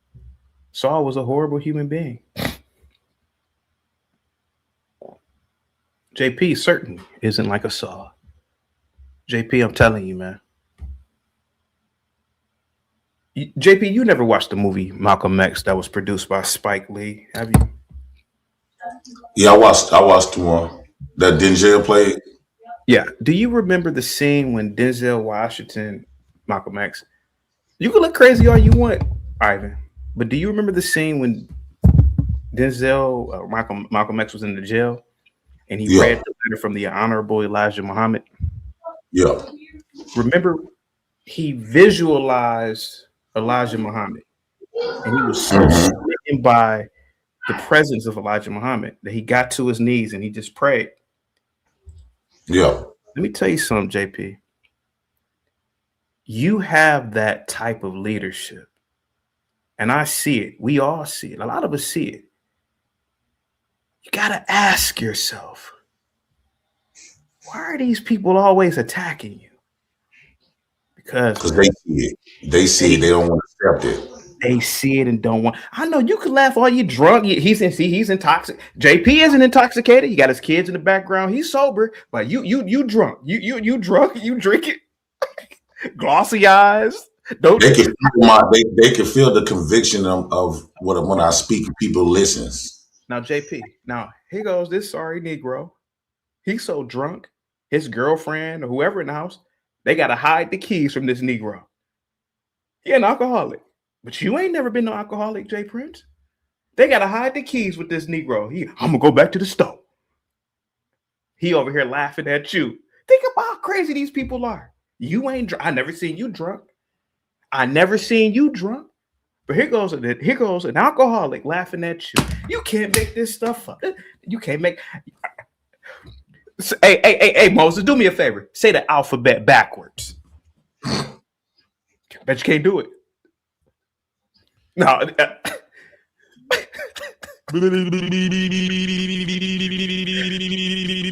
Hey, Blackie, how about that? Hey, CT, can you pull up this slide right quick? Can you pull up this slide right quick? Because Moses says something. I want to approve it right quick. Go ahead, buddy. Go ahead. Okay, what this says is the Webster of the dictionary. I put in what race is Webster of the dictionary. You see this white man right here? He's a European descent, American of English heritage. Once again, our lives is based on what white men have established. But you're using the words that are defined in that dictionary. Like all around us, I don't understand how these people, these black folks, is still moving like this. Hang tight, guys. Republic Group says the first Saul was a wicked king who preceded King David. He was tall yet weak, per the word of the Most High. Republic Room. Scripture is not for a woman to interpret. God didn't make you for that. He made you to cook and clean. Get the likes up, guys. Share the video. Go ahead, J Prince. Sorry about that. I gotta manage the panel. So all I was saying is every time all of these conversations, they leverage everything around whiteness. And then they got a problem with whites in other areas. What I have been doing, I understand and I realized that we have been bamboozled. So what I did was I deprogrammed myself and not knowing what's going to be on the other side. But I had acknowledged that I was bamboozled, which makes me dumb based on the education, indoctrination that I have received my whole entire life. So I realized that I've been lied to. So a lot of times when it comes to black people, because they have put their confidence in the white man's education system, in the white man's currency. So when you get people like me and say all that stuff is bullshit, that means I'm actually stabbing their confidence with those words because they believe they are intelligent and smart based on the white man's curriculum, based on the white man's stamp on that piece of paper that they call a degree, right? And so when I'm challenging, I'm saying, hey, that's some bullshit. That's not real. That's fake. Them lies. They can't fathom that because if I take that away from them, they don't have nothing else. And at that point, they don't have the foresight to be able to think on their own because their whole existence, the white man been thinking for them. And so what I found my route, nature, I've been practicing following more natural and nature. So when they ask me, do the black man, as a black man, do I have that right to be able to say who's black or not? By my existence, every baby I create with a black woman is going to be black. Can't no white man, can't no Arab man, and can't no other man, or even a biracial man. You cannot create a black person the way I can. I can create y'all. Y'all can't create me. I can go have sex with an Arab and have a Arab black kids, right? I can go have a baby with a white woman. So I got the power to create everybody on this platform, all races. But these races of people cannot create me. That's what gives me. Even I'm more powerful than a white man when it comes to that because I can create a white person. They cannot create me. So That's what gives me my right. And then here's nothing. I'll close with this. The black man speaking up for his race, it rubs in them the wrong way because they have attached themselves to blackness until black people showed up. Till black men showed up and starting to claim his his black throne. And so what I'm doing, and I suggest all dark-skinned men like yourself, Chaotic and Fantastic, to be able to put a pin in the needle, telling people, you not black, you black, you not black, you black. Thank you so much, Buddha, for the $5 super chat. Cash app. Go ahead, buddy. Go ahead. They try to erase our blackness and replace it. All you got to do is Google what would black people look like, and all of them look like Moses and Lena. They put a pin. So that means they trying to erase. They trying to erase the image of dark-skinned people, and this is why they target black men and remove the black man from the schools because. They removed the black man from schools because they knew black men was going to have a problem with that bullshit that they were trying to teach. So what they did was they went to the woman. And the reason why they pushing off this interracial dating, it's like they get rewarded for being interracially dated. So they giving black women all of these opportunities so she don't see no value in the black man. And what's that going to do? That means the black man and the black woman will no longer reproduce, and she will reproduce with every other race but her race. And how her kids gonna come out? Biracial. That means people of my color or darker will be removed. It's gonna be in the museums. So as a black man with a voice, I'm standing up and I'm telling you mutts, you ain't black. Stop claiming that shit. Stop claiming that. This is gospel. Is this gospel? This is gospel. I do not have no hatred towards you. I don't have no hatred towards you, but you stop claiming us. Hey, Jay Prince. You ever been inside of a cathedral? Cathedral church many times. Catholic, yeah. Begging like a mother. All the statues, all the imagery is white. Right. White man. Hey, everybody, everything holy looks like me. Growing up, I heard a Arab Muslim tell a black at a corner store, the language of God is what? Jay Prince. It's Arabic. Right. That's what the Arab told the guys. An ignorant Negro. Yeah, cousin. Stupid, dumb Negro. I'll never forget that dumb Negro. Go ahead. You ever seen the Chinese do hey, we're gonna have a neighborhood baseball game for the little black kids in the community because that own all the restaurants. Have they ever done anything like that for you? No. And CT, can I ask you a question with that before you go? When white people claim was people that's not white, have you ever seen a bunch of people that's not white telling them what's white? Never. How come the biracials is not sitting up there targeting white men and say they got white blood, they got white granddaddies, they got white daddies? How come they not sitting up there forcing their race onto the white man? And Jay Prince, I love Lena to death. How many times did Lena cut you off? Many times.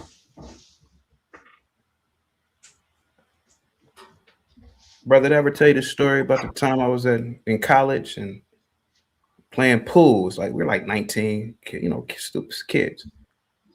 We're playing pool with an Egyptian girl. It's an Arab girl. All of us, we black, white, we cussing, can. I hate to call them Egyptian though. She started. Well, she went technically there. She started cussing. An older, one of her people, Egyptian, an older guy. He's like a graduate student. Walked over to her. You know what he said to her? What's that? We don't talk like that, sister. She corrected her behavior instantly. Why are these people trying to manage and control what you say? Think about that. Nobody says anything when a white man says anything. White man can say anything. Oh, blah, blah, blah, blah, and look up and and But you notice, now here you go. You look like the first human being, not to be funny, black man. And you got people saying they're just as black as you. That is remarkable. That is remarkable. Like the people. Afro Nerd called in. I'm not gonna let him on the panel because I want everybody on camera. He won't get on camera. But here you go, you on camera. You are more divine than Afro Nerd. He's such a coward, insecure. He doesn't have what you have, man. JP, if nobody supports you, I support you, brother. I support you because I know you're more intelligent than what meets the eye. Go ahead, brother. Go ahead. And you're right. And I want to say that just because people call me dumb, that don't mean I'm dumb. I like to be the dumbest one I do like to be the dumbest one in the room. But I got something called nigga magical mathing, and it penetrates all the bullshit. We got to get upset and make threats.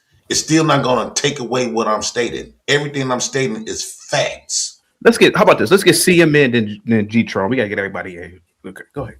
Go ahead, CM, and then go ahead, G-Tron.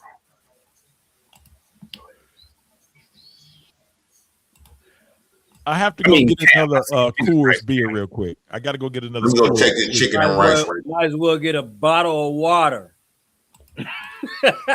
Oh, fantastic in the back. My fault. Go ahead, G-Tron, or Cam. I don't know if Cam can hear me. Go ahead. I got nothing to say. This is disgusting. I'll just let you know. Absolutely disgusting. What I'll say is this, chaotic. What I'll say is this. I can relate and understand. Like I can relate to and understand where you guys are coming from about the who's more black, this, that, and the third. But as an American, I remember the motto, "E pluribus unum," from many one. That's a motto of this country, and I claim to be American. And, so as a mutt, E pluribus unum from many different nationalities. One, I know that the majority of the genetics and DNA that make up my anatomy comes from Africa and the transatlantic slave trade. So I claim to be black. With that being said, I don't really give a crap about the proportion of your genetic makeup. If you're American, you're American. And that's what I look at you as, my people. Not how dark your skin is or how light your skin is. Also, with that being said, it's not so much about who is, more black or more white. It's about who's more qualified to speak and or who's more qualified to lead. And I think that's where Mr. Fantastic's coming from. It's like where I'm not bashing Jay Prince, but Mr. Fantastic's basically trying to convey this message. We can't allow the lowest hanging fruit to be the highest standing person, or the lowest perspective to be the loudest voice, or the most incoherent or the least qualified voice to be the loudest or the most outspoken voice. And with that, I understand where everybody's coming from. And like I said, I claim to be black, and I said it yesterday on yesterday's show. I've been more racist than anybody I ever met. I've been the most racist person I've ever known. And so I don't, experience racism the way people. And also in the Bible, when you ask that question, chaotic, about the redemption story, there was a man who was once a good man who betrayed his faith, lost all his strength and power, got punished, sat in prison, gained his strength back, and wiped out 3,000 people at his own death, named Samson. He betrayed his God and betrayed his people by laying with a pagan woman, Delilah, let her trick him into revealing his strength and his secret of where strength comes from. So, but my point is, it's not so much about, what color or genetic content you have or complexion you have. It's more about who's more qualified to speak or to lead or to convey a message. And I think that's what Mr. Fantastic's been trying to express this whole time. We can't let low-hanging fruit be the leader. We can't let low-hanging fruit be the pinnacle or the mountaintop. We can't let low-hanging fruit or disqualified be the mouthpiece or the focal point of our attentions. So I'll end with that. Thanks, guys. Thank you so much, G-Tron. Unique. I rock with you, sweetheart, but you are a little out of line here as a woman. Sweetheart, there's a quote, and this is nothing personal, but great men don't seek power, sweetheart. They have power thrust upon them. That's how powerful this man is. That's a real black man. And if he wants to define his reality, I support it. We are thrusting, well, I don't know about we, I am thrusting power upon JP. Hold on for a second. I got a lot of, hold on, who is this? Oh, Republic Room says, nope, black men are hopelessly delusional. You don't create white, nor do you create black with non-black women. You nincompoop. There goes another sassy woman. For some reason, I don't know why her hands aren't wrinkled from a days of washing dishes. But this is man talk now, sweetheart. This is divine talk. JP has some sort of Republic Room. You can't call in here and disprove anything. You can't disprove the fact that this man is a holy man. As of today, man, JP has gained sainthood over here because this man is really coming with a powerful message that I support. Go ahead, Blackbeard. Go ahead, son. Wait. Oh, I'm in the survey. I just want to know why am I included in the survey? Because you need to glaze. Because Dave, right now, as we speak, you're drunk, you are high. Here goes Jay Prince, man. I've never seen him drunk or high. Look at this. Look at Ivan. Look at him. Look at this Negro. Look at him. Look at this Negro. But I've never seen JP intoxicating his body. Now, he may sit there and eat a tub of ice cream.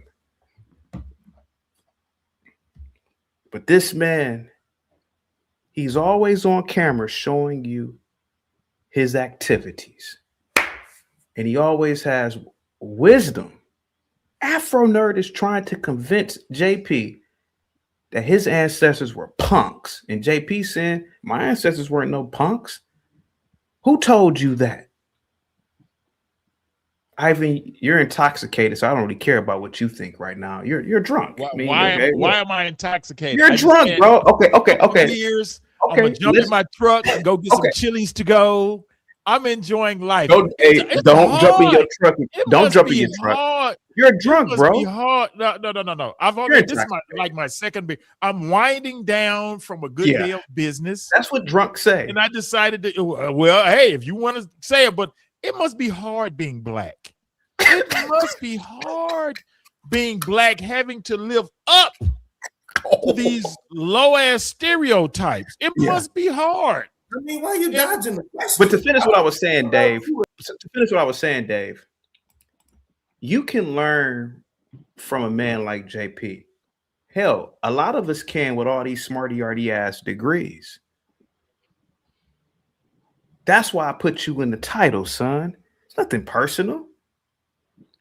But here goes JP. He ain't got nothing but a 9th grade education. And he has more wisdom and insight than an Afro nerd who has all these goddamn stupid degrees. That's incredible, man. Go ahead, Black Bear. Go ahead, sir. Go ahead, sir. Stop calling me son. My 9-year-old kick your little ass. You have your own kids first, nigga. You calling grown men. Come on, man. Watch the N-word, bro. The N-word, man. I'm trying to keep this on public, man. I haven't had a video on public in a long time. Dang, dude. Call me whatever you want, man. Stop with the N-word, man. N-word gets the channel thing messed up. Jesus, man. Stop including me on your glazing, bro. Everywhere everybody else go. I include you, Dave, and I'm gonna tell you why I include you. I'm beating your ass for old and new, boy. You started picking on me. I didn't start picking on you. And I know you guys don't like this version of me, which is how I used to be. You started picking on me. You started picking on me, brutalizing me, beating me. I sat there like a punching bag, like the good old punching bag that I normally am. But now I start talking back to you. Now I'm bothering you. You the one who said get a job, right, motherfucker? Did you not say that a long time ago? You need to get a real job. This is my real job, you dumb son, bitch. I created my path. This is who I am. And that's why people respect JP. He does what he wants to do. I don't answer to no white man. Hey, CT, I need you to come into the office. Said no white man ever to me, boy. Well, in the last 15 years. You wish you were me, Dave. I'm beating your ass, boy, for old and new. You started with me, boy. I told you the day. Hey, man, Cam, I told these blacks the day was coming. Black Bear, remember? I told these blacks one day the day's gonna come when I'm gonna beat your ass for old and new. And that day's today. Right, Black Bear? I put you in that goddamn poll question, boy, because I can do it, because I have power. And JP's right. You don't talk to them whites like that. JP, ain't that what you said? These blacks, man, you said it last week, man. I thought about it. Right. I thought about it over and over. I said, damn, JP's right. These blacks get up here, they disrespect me, but they don't talk to them whites like that. See, that boy got a lot of mouth for me, but he know. He said, you knock my bitch ass out. He won't talk to that. I bet you won't knock that white man's bitch ass out that you work for, boy. Never. Hey, I bet you won't knock that white man that you gotta report to, boy. Instead they're gonna become a national guard for their ass and protecting that white man. See, you got a lot of smoke for me, boy. But see, JP's right. He called all y'all out. He said, y'all got up here, y'all talk all this shit to CT. But you don't talk like that to that white man, boy. Boy is a white racist word. Man, and your this dude is called me Blackie. Little man in your little blazer. Why you won't let Dave talk, bro? Because Cam. Doing today is the equivalent of taking the dog and putting its face in the shit. Y'all don't like the mirror that JP holds up to each and every last one of you smarty arty blacks. Dave, Afro Nerd, all you blacks.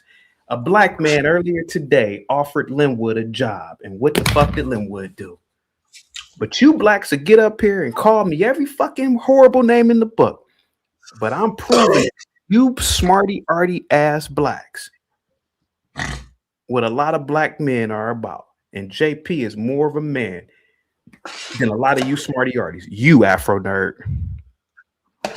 He outschooled you. A goddamn junior high school dropout. High school, freshman year. Go ahead, Blackberry. Go ahead. I'm gonna get fantastic again. Go ahead. CT, they put money on the board for Dave. Oh, they did? Let me see. What are you Dave, talking about? They want him to speak. All right, go ahead, Dave. You got the floor. You said you weren't gonna talk about me. The same day you came over to the Gospel of Bob channel and tried to get them to take me down off the goddamn channel. All these other dudes be talking and pocket watching and dissing you, bro. I don't do that shit. So once again, why is it necessary you always include me on shit? And then whenever you mention me, you gotta denigrate me, dog. I don't say shit about you, bro. What the fuck is your problem, little nigga? Damn, dude, I told you not to say the N-word, man. I'm gonna tell you what my problem is with you, Dave. My problem is this, boy. When you first started coming over here, all you did all day, every goddamn time you called in, you undermined the show. Get a job. You ain't got no job. You ain't got this. I said, God damn, why is this nigga? Why is he bothering me? Why is he picking on me? Right, Blackberry? I don't want to get you in the middle of this, but Blackberry, is that what that nigga did? Okay. That's what he did over and over and over. See, Cam, I gotta put you in the back real quick. This I gotta put you in the back. See, this is what John Galt talks about: the snake and the sneakiness of a black. This Negro called in here. Hey man, hey, your name Dave? Hey man, you ain't got no job, CT? Over and over and over and over and over and over and over. I said, God. And then eventually I said something to him. He felt like I was attacking him. That's what a lot of blacks do, JP. Right? JP, you don't go anywhere bothering people. But look at what Dave does. Over and over, this Negro would pick at me. He'd pick at me. And I grew up with Negroes like Dave. They'll bother you. They'll bother you. Then one day you punch him in the mouth. Until you in their mouth. And then they'll cry victim. This Negro is crying victim because I'm beating his ass for old and new. He picked with me first. I put you in the title, boy, because you have undermined the channel to the point where you've become a heel. Not a villain, but a heel, boy. And I'm going to keep on putting your black ass on the intro because it proves a point that JP and John Galt and a lot of us say. You don't have that same smoke for them white ass bosses that you were trying to convince me to go work for, boy. So I put your black ass in the. Mr. Fantastic, I'm sorry that you had to see this, man. Well, hey, CT, what happens when a man roll their eyes? What do that mean? I don't know. I don't roll my eyes, so I don't know. What do you think? Have you ever seen women roll their eyes? I have. Do you think that's something of a woman's trait? It is. If you see a man rolling his eyes, would you think he's on the gay side? Hey, Dave. Hold on a second. Hold on a second. Man, Tess just rolled his eyes. Hold on, JP. Hold on. Dave. I'll put. Hold on. Hold on for a second. Eric, this is why I am the Negro Whisperer. Now, I don't want to put anybody in on this, but for a very long time, Dave would come in. We could be talking about astral projection. Hey, any of you Negroes ever astral projected? Here come Dave. You need to astral project a job over and over and over and over and over and over. But the moment I punched this dumb Negro in his mouth, now he's all mad. He drunk, high, paranoid. He mad at his white boss. He won't say shit. He wrote it in the chat. I'll knock your bitch ass out. But I bet you won't ever say that to them white people you work for, boy. And I'm gonna beat your ass over and over and over. The more you get mad, the more I'm gonna put that goddamn intro on because you can't do shit. You know why you can't do shit? Because I'm proving the point that JP been saying. You don't control Google. You don't control YouTube. You voluntarily got your black ass up here, boy. You voluntarily called in here and made yourself a character, boy. You made. I didn't come to your job, whatever it is that you do. I didn't come to your job and force you over here. But your black ass came over here, boy, and you bothered me. So I'm gonna put your black ass in. I'm gonna put you just like Ben's old ass. See, I don't bother people. See, y'all bother me. So I'm gonna put your ass in that intro every day to prove a point that JP, John Galt, and so many of these great black men are right about you blacks. That sneaky snake ass behavior, boy. You goddamn right I'm picking on you. See how it feels, boy. Now, Mike, I know you would admit it. Now, Mike, didn't Dave do that? Yes. Did Dave do that? Yes. CT, you know. So now, like a typical black. See, Cam, I really grew up around blacks. I know these types of blacks. They pick on you. Hey, man, why? Can you just leave me alone? They pick on you. Bow, punch him in the mouth. that nigga hit me in the mouth. Hey, man, he been bothering me for 2 months. Dave, let me tell you something, boy. It ain't nothing personal. I'm gonna say it again, not to sound like a broken record. Your black ass is on my radar, boy. You undermined the show from the beginning, and now your ass is in the intro. You should be thanking me. You have more of a presence over here than your job, boy. So just say you're welcome and let's move on. Go ahead, Mike. Go ahead, guys. No, you're good. You're good. And the whole thing with Dave is that Dave tries to fight you because what you do, CT, is you're telling him the truth, what he doesn't want to accept. He doesn't want to accept the truthism that you're giving him. And Dave tries to fight it. And I think that's the whole paradigm between you and Dave. You know, and Dave has made good points in the past, but literally he's fighting his own morality. Yeah. You know, and CT, I appreciate the fact that you call out people for who they really are. And that's what you do. I mean, hopefully you agree with me. Yeah. Let Fantastic get back in. Yeah. Go ahead, Fantastic. Yeah, I'm gonna say this. I'm gonna bounce out. Listen, like I said, man, shout out CT. I know you have a thing that you do, man. Again, you know, this is why, again, this horrible example of a human being, not just to mention a black person, is being exalted, right? I disagree with this vehemently in every way, shape, form, or fashion. He's not a representative of me. He's not a representative of black people. He's not a representative of anything that black people support, or suggest, or anything. A man should be a provider, a protector, a leader, okay, and not dependent upon the same white people that you're raging against. You can't rage against a white man and talk shit against a white man and say the white man's not this, the white man's not that, but then literally suck the white man's off with your government assistance to where he takes care of your entire life, not just one thing. Because some people are on housing and not food stamps, or on, well, I don't think you can be on housing without food stamps, but either way, just both of them, man. So again, I'm just here as a full black person, FBA, ADOS, however y'all want to say it, right, of dark skin descent, right, to say that other than skin tone, me and this poor excuse for a human being have nothing in common.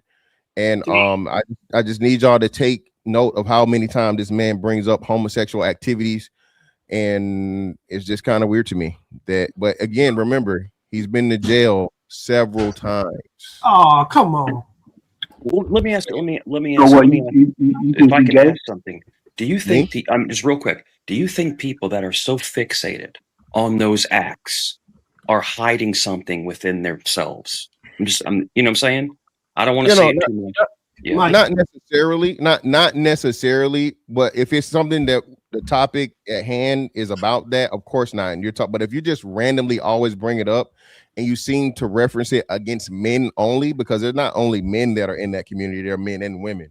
But if you only reference the men and you try to use that as a example for an excuse for the number of those men in another sector of the world, right? When you don't understand numbers, statistics, and all different things. This individual said there were 1 million homosexual men in the military, right? There's currently, I just checked, right? There's only 1.3 million people total in the military right now, men and women. So when you're ignorant, you say ignorant things. And then, if you're playing the court gesture role and you're Chicken George or whoever you're supposed to be for entertainment purposes, and you're not smart enough to see it and you serve that purpose, you're just willing to serve that purpose. So shout out to CT, man. It's been great.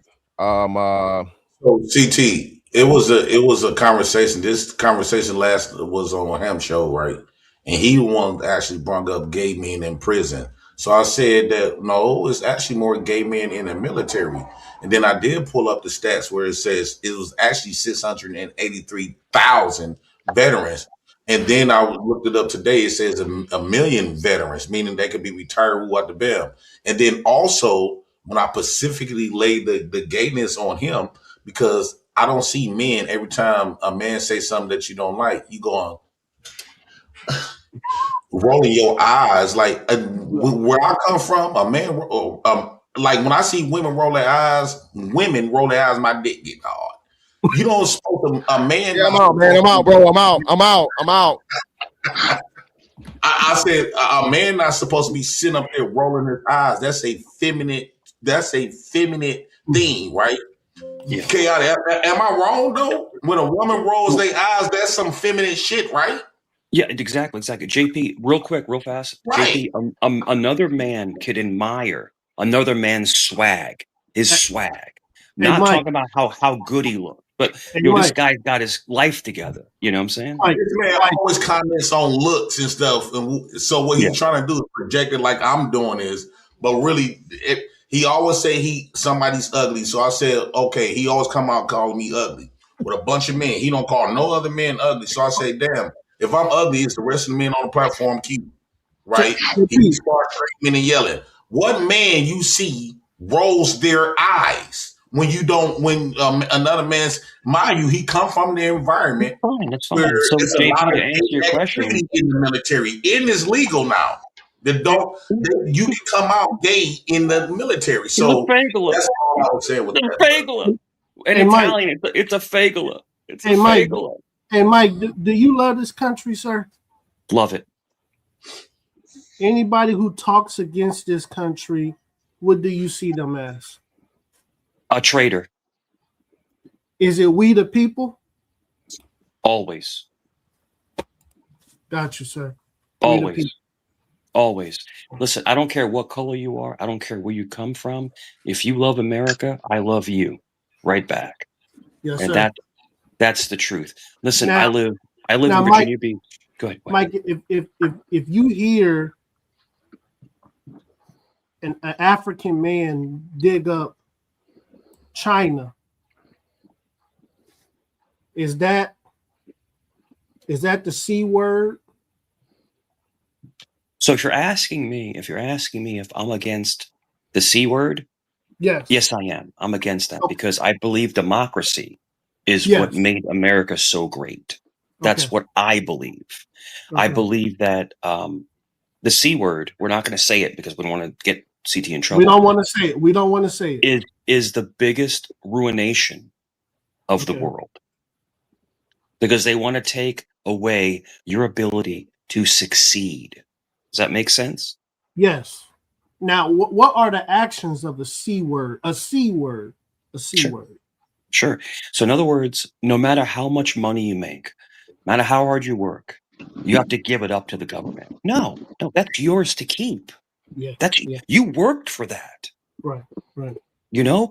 So in other words, if someone makes 30 grand a year Okay. and someone makes $200,000 a year, Right. the person that makes more money should have more benefits and more luxury and more because they've earned it. They've earned those things. Right. And that's just what I feel. And Okay. I've never been to China. I've never been there. But I've never been there either. Never. yeah, but the whole mentality of someone that everyone's equal. Listen, CT has a master's. I have a degree. Other people don't. But people I have a master's in life. people that have, let me tell you something. People that have put work in. Listen, we say in New York, you put the work in, and you get you reap your benefits. Mm. Mike, if Hey, real quick, Black Bear. Okay, now go ahead. Yeah. Black Jay Prince. Yo. Let me show you how wild and crazy reality is. The white man tomorrow, he could put it on documentation, applications. He could say, you know what? People that look like Ivan, you guys are your own separate race. They hop on it immediately. Mm-hmm. No questions asked. No question. No questions asked. You see what Ivan? If you could be labeled as a quadroon tomorrow, you do it. Go ahead. Come on. Well, CT. It's actually historical. Yeah. People of my complexion in the South were considered free people of color. Yeah. quadroons, octoroons, they were their own society. And they didn't mix with the darker versions of what was perceived as black people. That word didn't exist. Black people didn't exist. Maybe dark skin existed, but black people didn't exist. Yeah, free people of color. Even in South Africa, what's the singer name? Tyler, whatever name. She went through drama because of how South Africa classifies people. And in her country, she's considered as colored, not black. Yeah.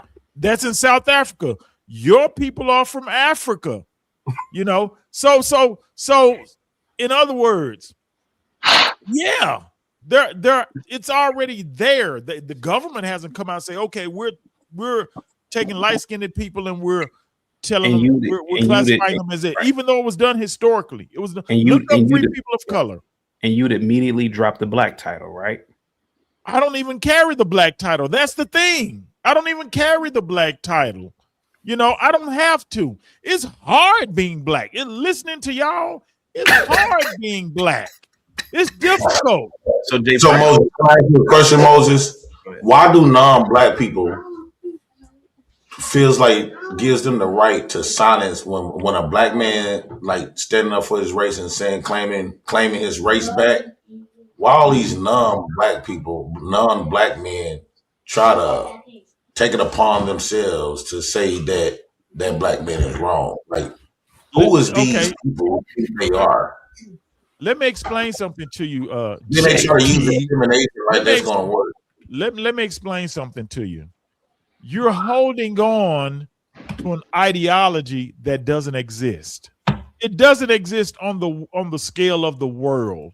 Yeah, you can be in your little black box and black and all this black, but on the scale of the world, you go to any other scale of the world, you're just going to be a dark-skinned man. You're going to be a negro in some part of the world. No. You're going to be a negro. They're not going to call you a black man. People are adopting that as a social stance, not as a biological stance, as a social stance. And that's where you lose. Now. Let me stop. No. See, why you got to interrupt? Why you have to interrupt? Now you talked about no. I answered your question. Let me ask you the question. If I go to an overseas country, right? How come I got to submit to what they call me?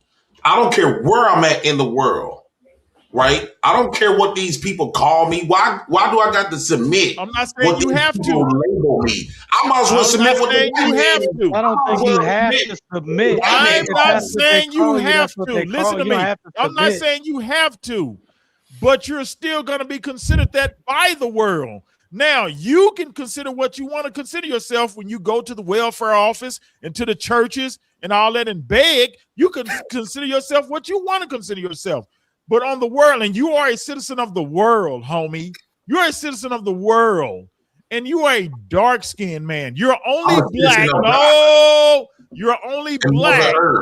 You're only black. God and Mother Black when you're in America. No. Let me just say something else. Let me just say something else. Hold on. Let me say something else. You ask CT, do you think a man rolling his eyes is feminine? I think a Negro taking kids down to the welfare office is feminine because you yourself have dubbed yourself a freaking baby mama. You are a baby mama. You've taken your baby mamas to child support court. You're the baby mama. Ain't nothing more feminine than that, Negro. Knock it the F off. Knock it off. You're feminine. Every other race of men do it. You're historically doing. See, I can't talk. I've been listening and listening, and now I can't talk. I've been listening and listening, and now I can't talk. You went down to the welfare office. If you go down to the welfare office, you're going to see 99% black women, and then you're going to see JP. That's what you're going to see. He's just another freaking. And I'm going to help him out. You're just another black baby mama, JP. That's what you are. You got your baby mamas on child support. Nobody does that. You said a world worker, but you are as effeminate as the man that rolls his eyes. I roll my eyes when you say silly shit. So I'm rolling my eyes all the time because you always saying silly shit. But I'm not at the welfare office. I've worked my ass off. I've struggled my ass off to get to where I wanted to have comfort and to have comfort in my life. Oh, yeah. And let me say something else. I remember last time I said, you said you had help. You had help. You said I had help. Yes, my parents did leave me some stuff, but that's my parents and my grandparents. No. So the fact that your parents didn't leave you stuff, that's the fault of your raggedy daddy who had 14 kids.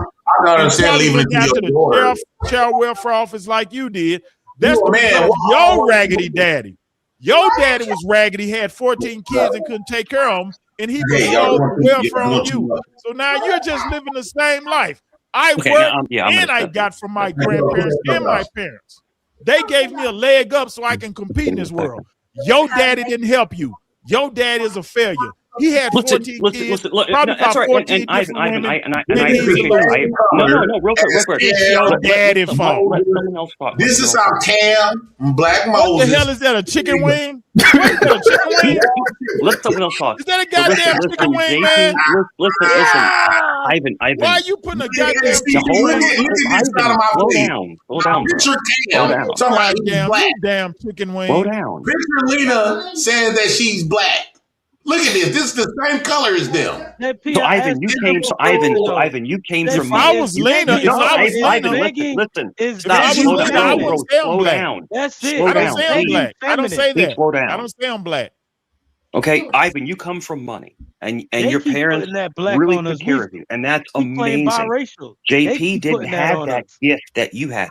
JP didn't have that gift that you had. That's his daddy's fault. At least you have to. His father was a failure.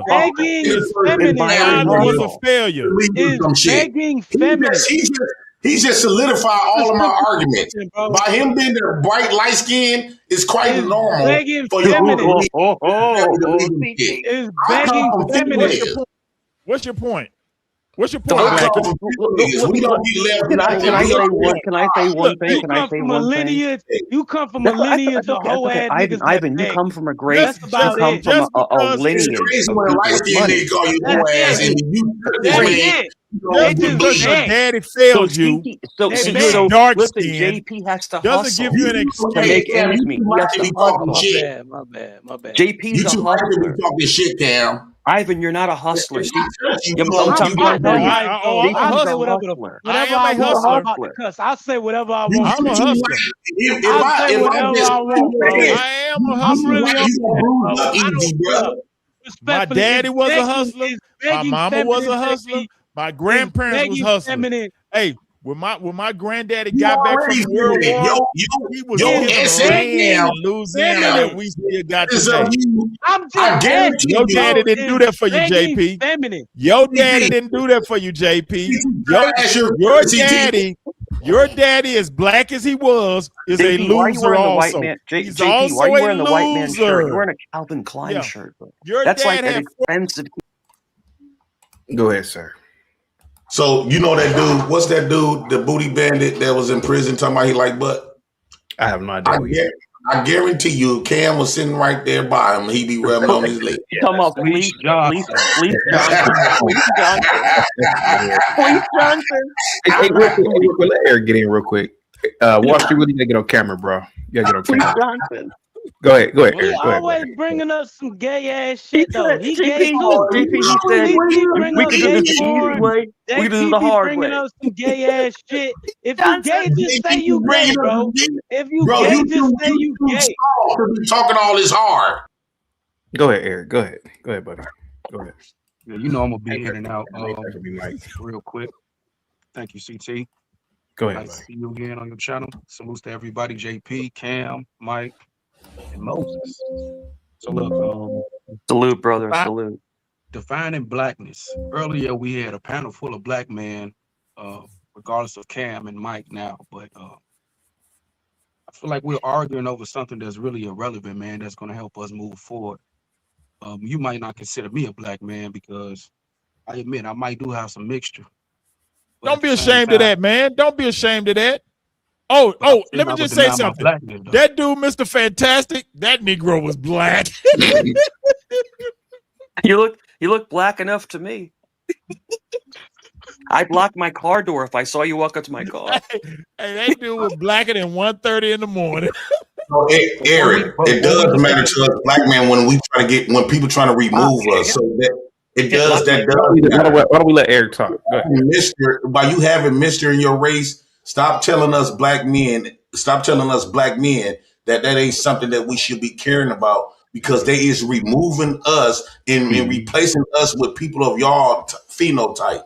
Yeah, that does matter to me as a black man. Do you feel like a victim? Do you feel like a victim? Eric wasn't done talking. Is why you getting pushback, bro. I don't think a lot of the stuff what you saying is a problem. Like, he should be able to speak out. I think black representation is important, and if JP wants to take on that role or that moniker, that's cool. But to say that he is the only opinion, the definitive opinion on that, is clown shit. My dick, dumbass. Only black men should speak on that, and dark skinned women.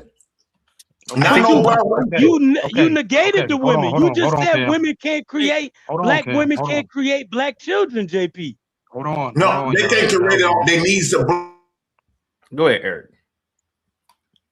When you say black, that's the construct that you falling under when it comes to that white man that you so-called fighting against. So I don't know if we need to change the word to just calling ourselves the N-word, and maybe we can all come together under that umbrella. But if we keep on calling each other black, this will always happen between us. And me personally, Hey, CT, I gotta say something. I gotta go. I really enjoyed it. Good to see you again. But I'm finna run down here to Chili's and give me some blackened chicken. Yo, get a bird. Yo, Chili's. Is that a black owned spot? Hell no, and I don't care. But the food is good. Moses, I'm finna give me some blackened chicken pasta. It's called Chili's. And I dedicate that to that blackie right there, JP. Before you go, my favorite thing in the world is fettuccine alfredo with blackened chicken. It's my favorite thing. I'm not. Is that racist? I am not. Are you being racist? Hey, is that being racist? JP might get offended. JP might get offended that you like blackened chicken. Not at all. It's the best thing in the world. We're Sicilian, man. We get down like that. JP, you blacker than that wave cap.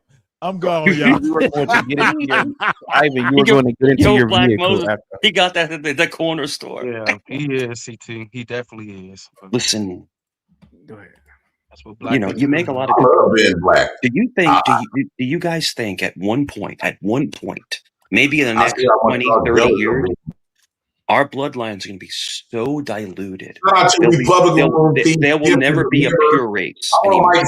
Super chat. Shout out to Republic Tea Room. Gifted 5 Chaotic Truth live memberships at the Chaotic Truth Reality TV, where he brings on JP to put a pain in the nigga's ass. Yeah. Pause now. I think anyway, shout out to Republic Room. To me, one of the most beautiful women are Blasian, black and Asian. Those are gorgeous women. To me. So diversity does create beautiful people. The dark-skinned black women, the actual black women, not none of this watered down ass shit. Yeah. Now, Chaotic, how do you feel about that? Like, if let's say you no longer you going out here, you single, and you going out here and you looking for a black woman, and all of the black women that comes to your way is some sort of biracial. I rarely see dark-skinned women unless I go to the ghetto. Yeah. So, JP, to answer your question, I like most black men, we slept with a lot of women, but I've been with mixed women. But I always said if I ever stayed with the female, it's gonna be a dark woman. Like most of them, even like the girlfriends I had growing up, they were like dark skinned women. And my wife is dark skinned, but like I've been with like mixed women before. But I've always wanted. But I felt more in connection with a darker woman. Yeah. You feel more at home with your race. How do you feel about them removing that from you? Well, I feel like you. That's why I've given you sainthood, because you really. And I actually want to play the rest of this interaction between you and Afro Nerd. You really did a good job at dismantling Afro Nerd, man. Can I ask a quick question? Oh, go ahead, Eric. Go ahead. JP, do you consider me black? No. Okay, so ain't one of your daughters the same complexion as me? Do you consider her black? No, she actually her face is more your color, but her whole body is jet black. Have you seen her mama? Have you seen her mama? No, you good, bro. You good. You good. Have you seen her mama? I'm telling you. Good, bro. Good. Yeah, her whole body is darker than me. I got to say this one thing. Real quick. The person that I'm with now, she is very dark skinned. She's gorgeous. Oh, real quick. Republic Room, no more M-bombs. Thank you so much. Kung Fu CJ. Why is JP showing winglets on steroids? And Gibby with the $5 super chat. You know, Trump is speaking at 9. They are saying we are going to war with Venezuela. How do you go to war with the country that? Never mind. CT, I'm in a military town. I'm a contractor. My son's a contractor. Yes, it's going to happen, brother. Brother, it's going to happen. It's going to happen. Are we going to take over Venezuela and then install a puppet government, or how does that work with Venezuela? What will happen is we'll just bomb the living crap out of them. Yeah, they're going to take the B-2s and they're just going to bomb the crap out of them. So and then put a government in, like a provisional government eventually. It's going to happen, man. It's going to happen, and it is what it is. I mean, I don't agree with it. I don't agree with war at all. But unfortunately, because of the drugs that they traffic into the United States, then that's the problem, bro. Bro. Hey, by the way, Mike, I appreciate the fact that you said something about Dave, because people tend to forget Dave tormented me for a very long time. No, you was right, CT. You was right. I remember. You don't got no job, man. You need to be clocking in. But look how he's acting now. Mike, I'm telling you, I know my people, Mike. You're working now. This is an actual business. Yeah, it's a business. They don't get it. They don't get it. You know why, CT? Because they can't replicate what you do. See, you're infectious. Look, hear me out. I'm not glazing you, brother. You're infectious. You're successful, and you do a great job. And they can't take the fact that they can't replicate that. That's all. That's all it is. They hate you because they ain't you. Yes. Well, also it takes personality. This is my youngest baby mama. To do what he does, you got to have personality to do it too. So just to say that. Linwood, you know what? I'm gonna more than that. It's an intellect that thinks 5 steps ahead, and a lot of people don't have it. Yeah. Mike, does your throat get sore? Oh, come on, man. Come on. Like, come on. I also want to at this particular thing. Well, I also want to concede a few things. Yes, I was wrong. I'd like to see eyebrows on you. But go ahead. I would like to concede a few things to Chaotic. I was wrong. Yes, I think we have to, as Black people today, start, even myself, start getting into trades, because that's going to be a very valuable skill. Because I think I just got through listening to a podcast from a lady named Cree. She calls herself Counter Racist Evolving Engineer, CREE. Look into her sometimes. She's based out of San Diego. Go ahead. I mean, no, good. Check her out. And she was like, well, you know, for Black males, if we're going to make our relationships work, we have to be bringing something to the table for Black women. We got to bring something that we're not going to be a drag on Black women. We're not going to be, you know, a burden. We got to be able to do some maintenance work. Got to be able to do some yard work, you know, like plant some flowers, plant some food, do some electrical work. We got to be able to do something. And I'll be 43 here in a few weeks, in January. I realized that my 40-something years on this planet, I really wasted it. Because the guys that were doing the trades, my aunt looked down on them because they didn't get educated, they didn't get good, they didn't go to college, they didn't go to the military. But many of those handsome men, they ended up out of work. Even though they could do work, they only get hired, but it was sparsely through other relatives. But now thinking about it, they were the smart ones and we weren't. Those that ones that went to college, and we're not the smart ones. I mean, I went to a community college, but go to a university. We're not the smart ones. We're not. But we still need black representation in Congress and legislators. We still need black lawyers and black engineers, doctors. What's the point of having black people in these Congress and politics when a lot of times when those blacks have that opportunity, they more placate into whiteness than blackness. They never talk about changing the ghetto and bringing opportunities and bringing resources to the ghetto. So maybe we would create more or less crimes. So black people, what we have today, it don't do us no service for the black race to put them in no type of leadership. I will not vote for nobody that's black to go into leadership. As Bakari Sellers once said, if you're not at the table, you're on the menu. But I am very conflicted about that too, because yes, we can go out there and do the handsome trades, but then we get politically disenfranchised, like what's happening in Ohio, where your district gets drawn.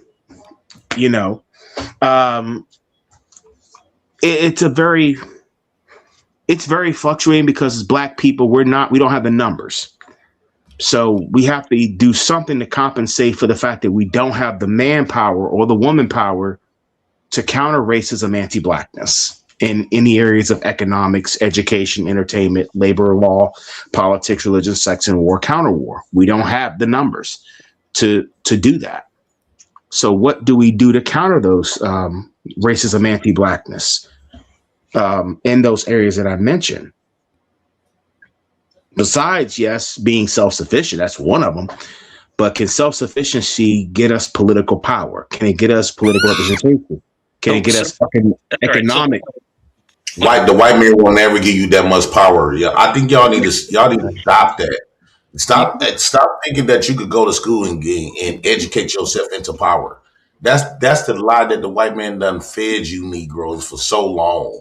We have had that, right? When Negroes had education and they still powerless. The 4-star general, right?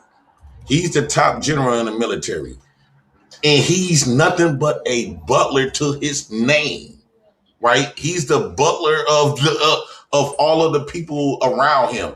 When that nomination was coming around and I seen how he moved, he was protecting all of the whiteness, making sure they feet don't get bumped or stepped on, even though in the expense of his own feet. So, bro, I think that's a waste of time. I think that you'll never share the seat with the white man here in America. And until you do that, you got to go back to that original step. The step that the black man never did. Like the Mexicans, like the Native Indians, right? It's time for you to start marching and put your fist to good use. Until you do that, a bully ain't gonna never respect you because you finding ways to make him feel good so he can feel sorry for you. The bully will feel sorry for you. Yeah, he'll stop fucking with you, but he gonna fuck with you in other areas, right? So instead of punching in your shit, he's just gonna come in and take your lunch money every goddamn day. Or he get a percentage. He'd take a percentage of your allowance money, right? Of your work. In order to stop a bully, you got to dish out what the bully is dishing out to you. If he punch you in your feet, you have to punch him twice as harder than his shit. Point blank period. Real quick, Mike. Linwood, Dave called in here, and he's upset. I can't look how much Cam in this shit. Easy. Oh, come on. Hold on. I wanted to ask Linwood, who do you think the most powerful race of people are in the world? The most powerful race of people. It's just a question I want to ask you. Currently, non-black people who classify themselves as white. Non-black people. And how can that change? Do you think that black people can take over the world? Yes, he dropped. Yeah. You know, and it's funny because, you know, with my company, I actually have a black boss, extremely intelligent. He's a master's degree. And I think Linwood is sorely mistaken that he thinks that black people can't exceed, and they can if they put their minds to it. And they really How does it work from a black man as a white man? Because you don't have to be at that job and taking orders from no black man. So I think the last time you said it was a black woman, but how does it feel to take orders from a black man? I feel completely honored because I'll tell you why. He has more experience than me. He's been through more than me in life, and he's a good man. I mean, I don't care his color. You do know you still have the power to replace that. That is, and you don't have to depend on no black man and he's achieved more than me, so I can't disrespect him. He has a master's. You know, you got to chew harder than that, Eric. Damn, he has a doctorate. Chew like a black man. You all chewing all careful and shit. Chew. You know, black man chew. You all chewing all. Ain't tight, Jay. Ain't tight. Linwood, Dave called in here a little earlier. Dave is in the poll question. He called in. He's threatening to beat me up. I'm gonna beat your ass. Blah blah blah blah blah. He's mad because I'm in the poll question. He in the back now. You won't let him talk. CT. He's not in the back. Go ahead. Finish. I would love to finish. He threatened to beat me up. I'm gonna beat your ass. Blah blah blah. He talking greasy to me. That's an old school term from the early 2000s. Remember that term, Mike? Greasy. He talking greasy to me. Yeah, talking greasy. Now, what Jay Prince just said something very interesting. He said, you got to handle a bully with the same type of tactic that they implemented on you. When Dave first came here, he attacked me first. I didn't attack Dave at all. Over and over and over and over and over. And then one day, I just started to clown him because I already know what kind of man he is. He's a man waiting on somebody to feed him, waiting on the white man to tell him what to do. He eventually stopped with the little jokes, but you know what I did? I kept going. I kept going because of one reason and one reason only. It's to send a message. It's to send a message, Linwood. See, as black men, you got to stop operating in this nice bullshit. And I kept going because JP points something out. He wouldn't talk to his white boss like that. He talking to you like that because he's powerless. He would never tell his white boss, I'm going to beat your bitch ass up. Never. But he does it with me because he's really powerless. And you know what I'm doing? I'm going to play that intro every day. And I'm going to show you that JP is correct. And I'm going to show these people that you can learn from a 9th grade dropout. And that's the beauty of what JP is doing. It forces Dave to look at his life. Man, a 9th grade dropout on welfare is greater than me. Man, that's some powerful shit that'll make that Negro change his life up. Maybe he'll start his carpentry career back, working for himself. Same thing with you, Linwood. I put you in that poll question too. JP has a lot of confidence, man. He's good with the hoes, man. I've seen it. He showed it. I've seen this man bring in 50 people off the street into a bar one day. He didn't go to school for marketing. This Negro never probably even been on the college campus for all I know. He didn't go to school for marketing. I was on the college campuses, fucking a lot of those college kids. He didn't go to school for marketing. He didn't go to school for mass communication, another bullshit degree.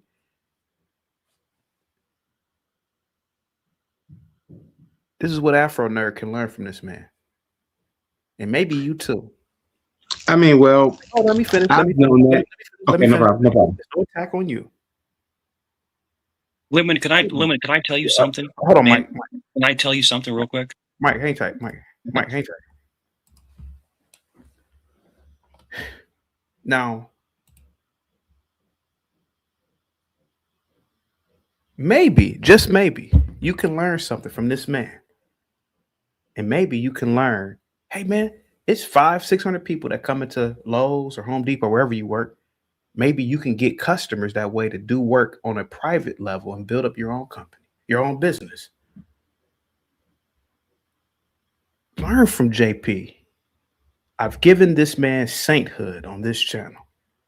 He's one of the first people because he's a great man. He's a holy man. And I think a lot of people can learn from this man. Go ahead. Go ahead, guys. Go ahead.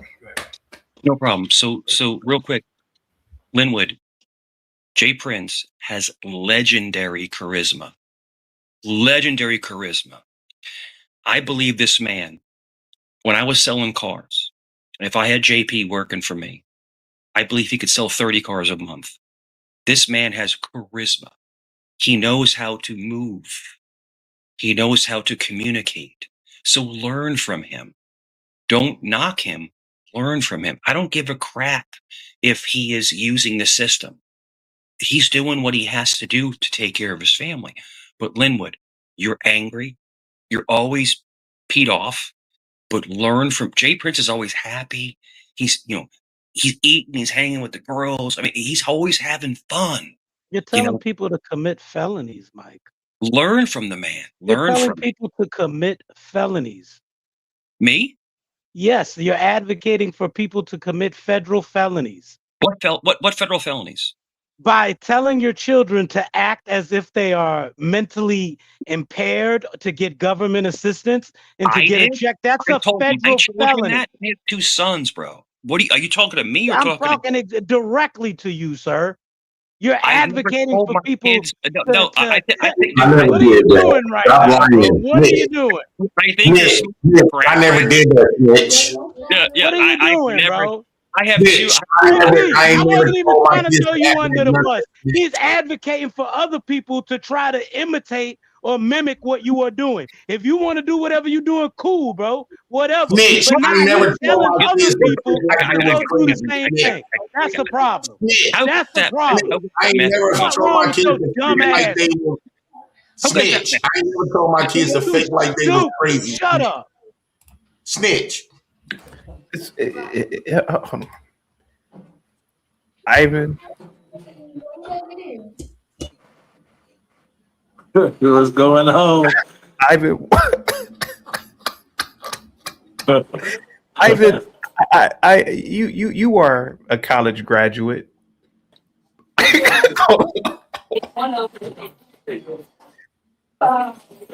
You are a college graduate. What do you think you can learn from Jay Prince? Wait, say that again. I said you are a college graduate. You heard me? You heard me? What can you learn from Jay I Prince? can't hear you. I'm down here at Chili's to go, and I kind of, that's kind of a little noisy here,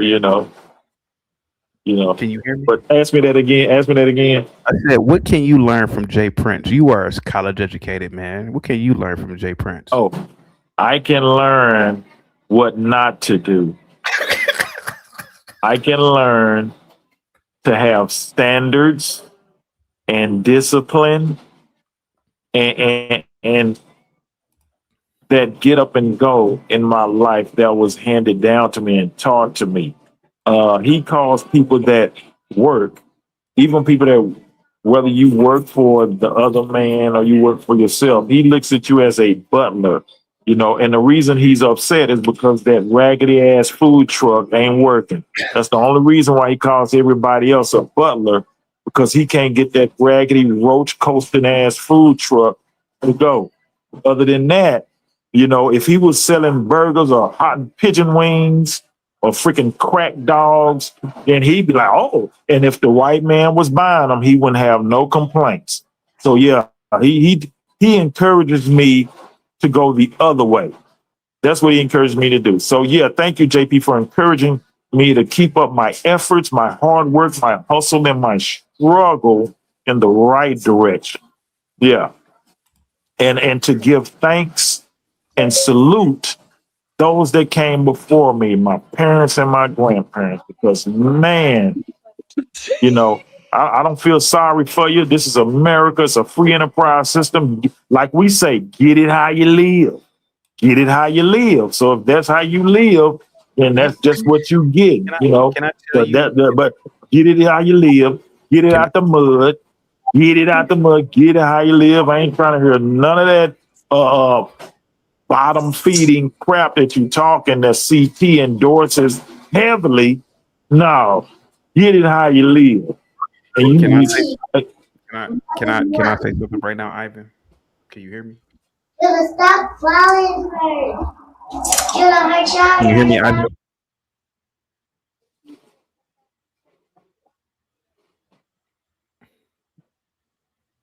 Ivan, can you hear me? Hold on. Okay. Where's that raggedy ass King Rooster at? That JP cheerleader King Rooster with his bum ass. He's failure junior. You know, this is failure senior, and King Rooster is failure junior. And your feet done failed you. Ivan, can you hear me, buddy? Probably somewhere with his kids sharing a Happy Meal. Freaking bum. Ivan, can I say something? They qualify to put me in the wrong. Can you hear me, Ivan? Ivan, can you hear me? Yeah, I can hear you. I've never seen Jay Prince intoxicated, and I've never seen him behind the wheels of a car intoxicated. You're an alcoholic, man. Maybe you can learn how to be sober. Hey. If he could afford alcohol with his food stamp card, he'd buy it. Knock it off. He is driving drunk. Yeah. He is driving drunk. What is Mitch at? Cam. This man is literally driving drunk. How do you know? How do you know? I might have walked down here. I'm quite sure he done got some drunk driving. Great. Hey, I got a big QP burger. I got the chicken ranch sandwich for my son, and I got the ultimate Cajun pasta with extra garlic toast. And I got a triple dipper with Southwest egg rolls, mozzarella sticks, and original chicken wrappers. Yeah. And we finna have a feast. See, I'm providing for my folks. You know, if my folks want to eat, I'm not telling them, hey, you know, the food stamp card, the balance is low. You know, we can't kick it. No, cash money. Like I said last time on your show, what baby talking about? I'm the number one stunner. And you know why? It's because I'm an economical conduit. I don't just haul money and keep the money to myself.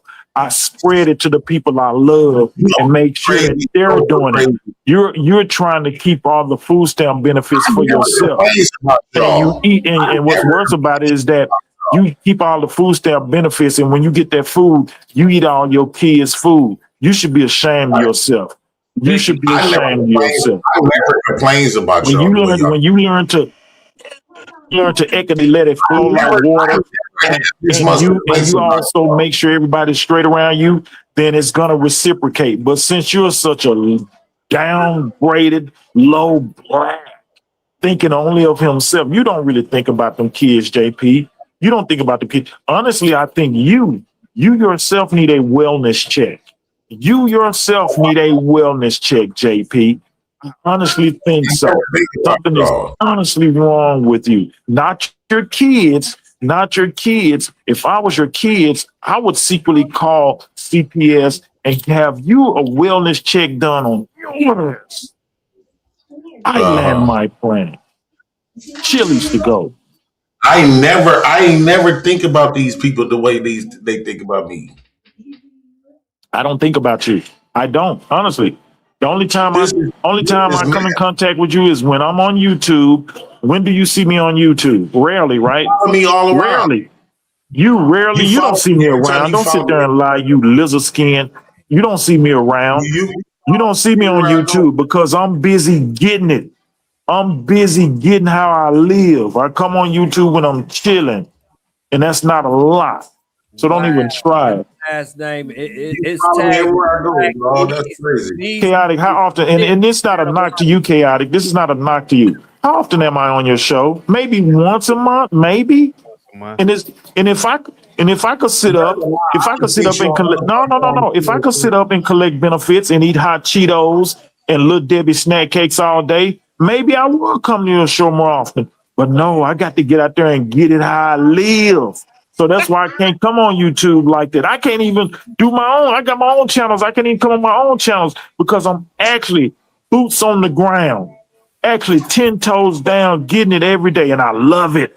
I love this life. I love this American life. I love this free enterprise system. A slave's supposed to do this. Congratulations, you doing what a slave's supposed to do. I don't need your congratulations, Blackie. I don't need your congratulations. Slave. Go to work. I don't need your congratulations. Yeah, you call hardworking people butlers. You can't even say it right. You call hardworking people butlers just because you get to sit in the house and eat EBT WIC food with a do-rag on your head all day, wearing a hand-me-down T-shirt. Don't nobody wear Calvin Klein no more with that hand-me-down T-shirt on, dude. You got that from the freaking clothing bank. From the Salvation Army, knock it off. And you got that do-rag from the Salvation Army because you won't get out there and get it how you live. You won't put in the effort. You feel like you've lost. Hey, you've given up. You've given up before you even tried. You've given up before you even tried. And I'm not knocking you. I don't come on here looking for you. I don't come on here looking for you. Hey, no. I don't be thinking about you. I don't think about you. Man, your skin so dark and black. I could take your skin and make lizard skin boots on your black ass. Dude, I don't think about you every day. I'm not thinking about JP on YouTube, Negro. Are you crazy? I'm finna get ready to have a Merry Christmas. A Merry Christmas. How about you? You see this? Naughty. I've been naughty and I'm still gonna have a Merry Christmas, homie. Yeah. Maybe I'll send you a new Calvin Klein t-shirt, you bum. Yeah. How about that? Get it how you live. And you know what? This is the thing. And I'm finna give you a compliment, JP. Because I actually think you're cool. I get on here and talk that ish. I get on here and talk that ish. And that's just because it's YouTube and it is what it is. But I actually think you got enough personality and charisma to get out in this world and make something really happen for yourself. That be mad at me all the time. Them bitches that be acting like they hate my cousin, and next thing you know, all you gotta do is just sit back and let them rant, and before you know it's gonna come up. Dude, I get on here and cap on you all day, but dude, I get on here and cap on you. Oh, shut up. You done experienced about 5 different emotions describing me. No, I haven't. I'm just telling you what it is. I get on here and cap on you. Dude, I get on here and cap on you all day is because you make it easy. But I really don't have any deep-seated hatred or dislike for you, dude. I just get on here and cap on you because you make it easy. So when you making it easy, I'm just like a dog. If I see free food, I'm going to go get it, dude. And you be food, homie. You be food. Real talk. But honestly, I ain't got nothing against you, bro. I wish I had the time to jump on YouTube, and display my failures. But just I can't afford to do that. But you know what? I'm gonna tell you this, like I tell everybody else, whether win or lose, I wish you well. I wish you much success. I hope you can get $1 million in welfare benefits and live out your life and take care of your kids. I doubt it, but I still wish you well. That would be dope. I made this nigga go through about 5 different emotions. That would be horrible. Every woman that I That have would be horrible. When your woman talking this way, I want to let you niggas players know. When your woman start talking shit, all you gotta do is smoke your cigarette and pretend like you listening. Watch, they gonna start off cussing you out. They gonna start off dragging you. They gonna start off hitting you. And then within the last in the 20-minute span, the first 15 minutes gonna be dragging you. The 17 minute is gonna be that's your life. It's gonna be them apologizing. The last 3 minutes they're gonna start giving you all. I didn't apologize to you. I didn't apologize. That's your life. You have to deal with the ups and downs of dealing with females. I don't. That's you. I bring home the bacon, JP. I bring home the bacon. You think some female is gonna talk ish to the man that brings home the bacon and flips it? I'm talking about pounds of bacon, dude. What are you talking about? Huh? You have those issues with women. I'm in love with you. She in love with your bacon. Oh, thank you. You got it? I got it. Care about you.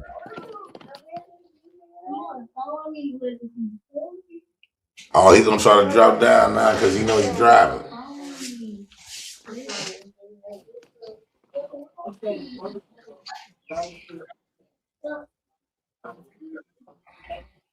Why she get into this old ass car? Watch this old ass car, all beat up. Hey, thank you. Let's see that raggedy ass car. That's why he dropped down. He know he's driving. But look, I think I already won. When you won, shout out to CT. You don't got to do all that talking. These people concentrate on me, and they feel like I'm bullying on them, and I'm on welfare. Everybody here richer than me. If you got $20 in your pocket, you for shit show richer than me. That's a fact. I got the biggest house. These slaves, okay, they so mad because when they get their check and they see all them taxes get out their check, and then at the end of the year, which is coming up, that's part of why they bombarding me. Tax season is hitting. So they got to pay all that money to niggas like me. And I'm sitting up here enjoying all of their fruits because guess what? I'm going to receive some taxes this year, right? I'm going to get about $10,000, $15,000 of these niggas' money, hard-earned money, right? These niggas goes to work 70 hours a week, right? They don't get a chance to see their women if they got some. They can't see their kids if they got some. A lot of these niggas that's educated, they can't even afford to have no kids, not even one. Shout out to John Gold when he had that one dude that making $60K a year. He said he can't even afford to date a black woman because it requires them to buy weave and nails. Is you cool? These motherfuckers can't even afford one baby. And then now, this is the end of December. January finna hit. And when they had to file them taxes, all that money, thousands and thousands and thousands of dollars is coming into this house.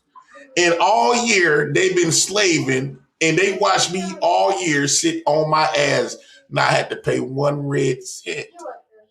Not having to pay not one red cent. And all of their hard-earned slave money is going into this house. So they can say whatever the fuck they want to say. Because at the end of the day, after you get done slaving and neglecting your family, neglecting your wife, your money, a big portion of your money this year coming over here. And guess what? They don't even fucking know me. That is some pimp shit. I would classify myself as a pimp at this point. Right? And I'm grateful to put all of these upside down smiles on these niggas' faces. Because you shouldn't be slaving in the first place. If you're going to sign up to be a slave, don't get upset when a nigga treats you like one. I'm a nigga. I'm finna continue to sit on my natural narrow black ass and take all of y'all hard-earned slave money. I might tell you thank you next year. Depends on how much y'all I'm getting in them taxes. Shout out to Gibby Delph. $5 say Trump finished speaking no war. More importantly, no third term announcement. How Zach get that one wrong? Oh my God, not Zach wrong on the geometry. Shout out to Gibby for the $5 Super Bowl. I'm gonna stay a welfare recipient to the day I die. And I'm proud of it. They could come up here telling me that I need to work. No, y'all need to work. That's y'all. I done chose my route. And this is the route that makes me feel so fulfilled. I have, Eric, chaotic. I have never felt this good in my life.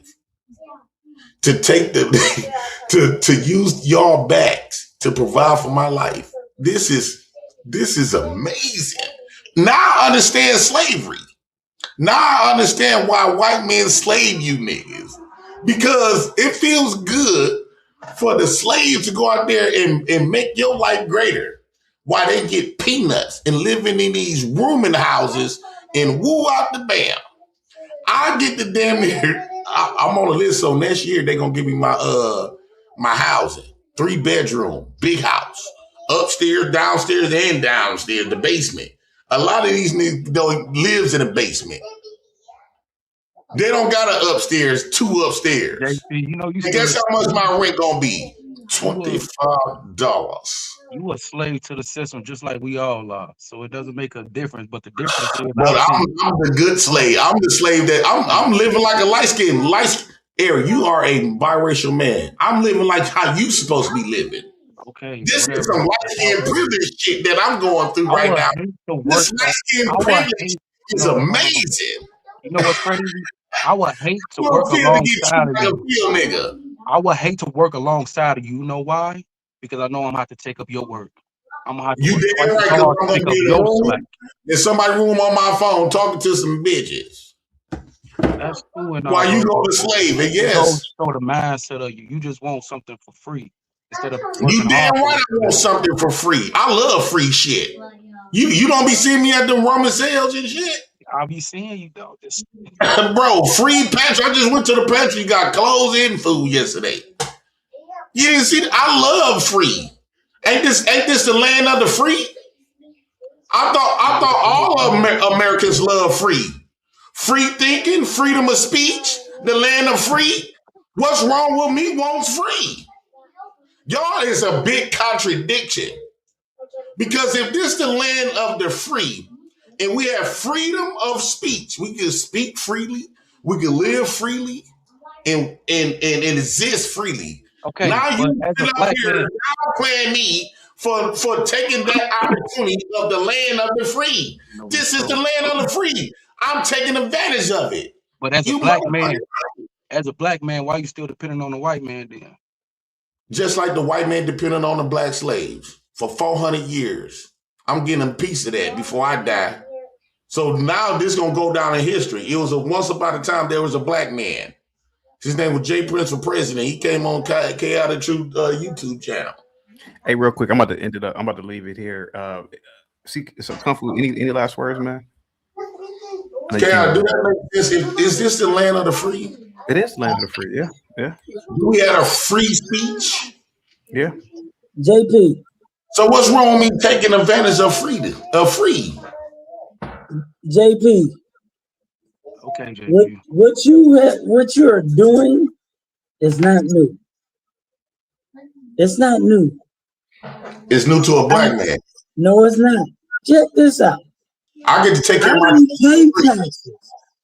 I don't pay no taxes, so I don't contribute to your delinquency.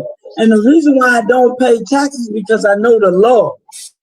And if people in the United States knew the law, they wouldn't pay taxes either because it's voluntary. That means quit your job. And the law said there's a law. There's no law in the IRS code that says you must pay taxes. It's not there. There's a guy offering $50,000 for somebody to find a law that says it's mandatory for you to pay taxes. It's voluntary. Check this out. Since I was 8, I was making money. I was hustling. Since I was 8 years old, I'm 55. As I learned, I adapt. I wasn't paying taxes in the Navy. I ain't paying taxes now. And guess what else? I show people how to do what you're doing right now. Do you know it's a bunch of people in Hagerstown, Maryland, that basically go to the freaking the Social Security office and tell them their children was dropped on their head? Can I get some money, Confu? Okay. No, you can't get none of my money. You want to know why? Get your own. I got my own. You get your own. Here's another thing. If I wasn't a child of God, I would be a multimillionaire. But I couldn't do to people what these businesses do to people. I have the blueprint. I can crash this economy right now for what I have in my head. And it all comes down to the car industry and the real estate industry. Don't nothing move without them two industries. Everything is created around those two industries. I'm a forensic auditor of contracts. All I gotta do is tell a homeowner that their contract has federal violations. I'm gonna teach them, I'm gonna show them how to go to federal court and sue the bank. Same thing for the automobile. You go into the dealership, you buy a car. They do what they call is a book out. The book out tells the bank what the car has in it as options. And that creates the value of the car, so the bank will say, oh, shoot, we'll pay 90-95% of the loan. Guess what? Half the time, the options that the dealer put in the book out ain't on the car. And I show people, I was like, your car don't have no sunroof. Why this in the paperwork? That's fraud. And then they take the freaking bank to court. Thank you so much, Avance. He said JP could still. Come on, man. Ay, Dios mío. I probably can. I ain't never stole a light skinned nigga, bitch. But I probably can. Hey, if you feel that confidence, brother, that's on you. Because Eric, I think you just get women off the street because you light skinned. But based on your personality, you have so many like soft traits. Bro, I think you get the women because you light skinned and they want kids with good hair. That's it. Look how you eat. You don't chew I'm a like reformed criminal, bro. That's why I'm so I guarantee you. Do you know how to type? Do you know how to type? What does that have to do with anything about my mental, bro? My mental way I'm thinking. I used to think just like you, JP. I used to think just like you, bro. But that's when I was 14 and 16. I'm 33 now, and you still thinking like shouldn't be that loose, Eric. If you type like this all fast, that's a woman's trait, bro. No, it's not. Like this, a man should always keep a ball fist, right? You don't never know. What is you talking about? Eric, if you typing right and somebody come and punching your shit, you ain't gonna be able to get your hands and quick enough the ball and fist to protect yourself. What are you talking about, Eric? You from the same type of neighborhood I'm from. I'm from Southeast DC. I was there when Rayford Evans ran the streets. I had friends that ran the streets with him. Gimpy Def $2 say, I agree easily. He could steal Eric's woman. I guess it's she wouldn't mind having a chocolate baby daddy that's in the streets. I bet you I can get any female that you got though easily, JP. Even if I don't want them, I would just be like, okay, I got her now. You can have her back. I would say my woman guarantee you that if you want to go there. and they ain't even fucking 5. I'll put my baby mamas on the phone. I'll put your woman on the She phone. will murk every JP, female that you you got, keep bro. showing teenagers on your damn phone. I guarantee.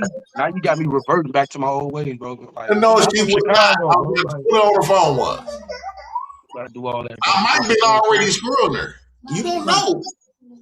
What the hell? Lane stretch. You in Chicago, that's down the street. You know this dang lane just done stretch down there. And we know Wisconsin ain't on shit. Huh? We know Wisconsin, Milwaukee ain't on shit. Okay, keep thinking that the last them Chicago niggas come up there be playing them games, don't come back home. Whatever, man. You know, you should know better than that. You should know better than that. Come on now. I know shit, certain areas in Chicago, bro. This how I look at it. It's bitch ass niggas in Milwaukee just like it's bitch ass niggas in Chicago. Facts. It's bitch ass niggas everywhere. Yeah. But your mannerisms is too, bro. You got to come on, bro. You been up on your woman too much. Let me tell you something, JP. Like Don't let these blast fool you, man. careful and safe. You try not to get dirty. You try not to look like you ate something. You try to every time you bite, every time I don't watch you. You put something in your mouth and then you cover your mouth. Chewing all soft. Women do that shit. Bite them. You supposed to eat like a fucking dog, nigga. Like a savage, right? Like a savage. How you try to eat all pretty and shit? This is what I be saying about these light-skinned niggas. CT, I had to do that in the Navy. That's because they gave us a time limit. I ain't got a time limit now. I can eat how I want. Yeah, it is. I want to taste the food. A man not supposed to rest his hands on his face like that. Bro, that's what I'm saying. Because you're bored and trying to be funny, bro. I'm trying to be serious. I'm not trying to be funny. This is the truth. But why you laughing? Get your hands off your face, brother. What kind of bullshit is that, JP? I keep my hands in my face so I can do my goatee. It's okay to do this.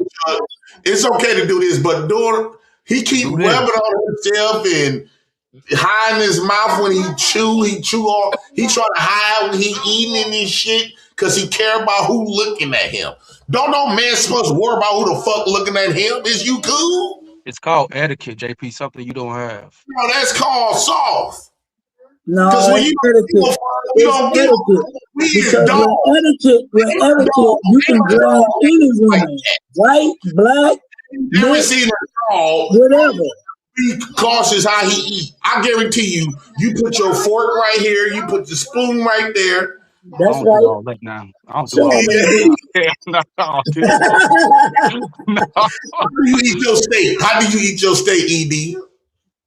Shit, with some bread. No, what type of silverware? I mean, if you want to get fancy, yeah, you gotta cut it in with the fork and a knife. No, you bite the motherfucker. Post some soy sauce. Some A1. No, you talking about soy sauce. A1 steak you sauce. talking about Japanese cuisine. We talking about American steak. When you take a steak knife and a fork and cut it up. I eat my collard greens with my hands, boy. Yeah. Tell them. Yeah. I eat my collard greens, and I learned that from my grandma, and she's about as light as Grateful Evans that y'all showed us. She a black woman. I can show you a picture of my grandma, and you might say she's a little bit light, bright, and to be honest, it's not even really my grandma. She raised me. I was adopted. But you'll look at her and be like, damn, she's black. She's black in a way. I'm just tired of y'all with the light skinned niggas. Y'all got these soft mannerisms, dog. Like, why are you such a hater on light skinned people? That's cool, JP. You can say all that, bro. But like I said, I'm reformed, bro. I'm reformed. Hey, why? So I'm and not why like I'm on that the no fucking big screen right now? more. Thank you so much, CT. I appreciate you. But JP, why are you such a hater on biracials and light skinned people, bro? that's what about finally I say, JP, manners are not the enemy of masculinity. It affirms it. No, bro. Thank you. Yes, it does. Thank you, Bob. Yes, it does. Every time you know how many times I walk into college campuses and start speaking, and they ask me where I went to school? Come on, bro. I guess me putting on chapstick is feminine too, then, right? You don't do that no more. Did a light skinned person steal one of your girls, Bro, JP? this is how you do chapstick. This you don't rub. It's like you rubbing on lipstick. The man put his finger like this and then put a little bit like that. CarMax. This is meant to be rubbed like that, bro. This is how you supposed to put on CarMax though. You put your finger right here, ED. Put your finger right here. Put it in the middle of your mouth. Bam. This. Now you showing people how to put on chapstick. It's chapstick. It's cold outside, nigga. Don't care how you put it on. A little sassy. I don't even put on chapstick. I don't have that natural response to be rubbing on them. My dick like this. I don't do this. I don't do this. A lot of times y'all see my lip ashy. Bro. Y'all go, girl, get off my dick, faggot ass nigga. I lick my lip. I wasn't talking to you. That's the best. This the original CarMax. Look how shiny my lips is. I don't do this. This is not in my vocabulary. This is why y'all always see my lip chap. Or until I do that, bam, quick fix. Your lips always ashy. Like I'm just squirted off. Your lips always ashy as fuck. This is what I'm trying to say. Another man for what he does, though. I got children. I'm not homophobic. I'm not gay. So it's like. So Eric, let me ask you: do you get your nails clean? Go to the nail shop? No, I barely even cut my nails. Look at your fingernails compared to mine. My shit growing long too, bro. I don't give a fuck about that shit. I don't need no manicures, pedicures, none of that shit.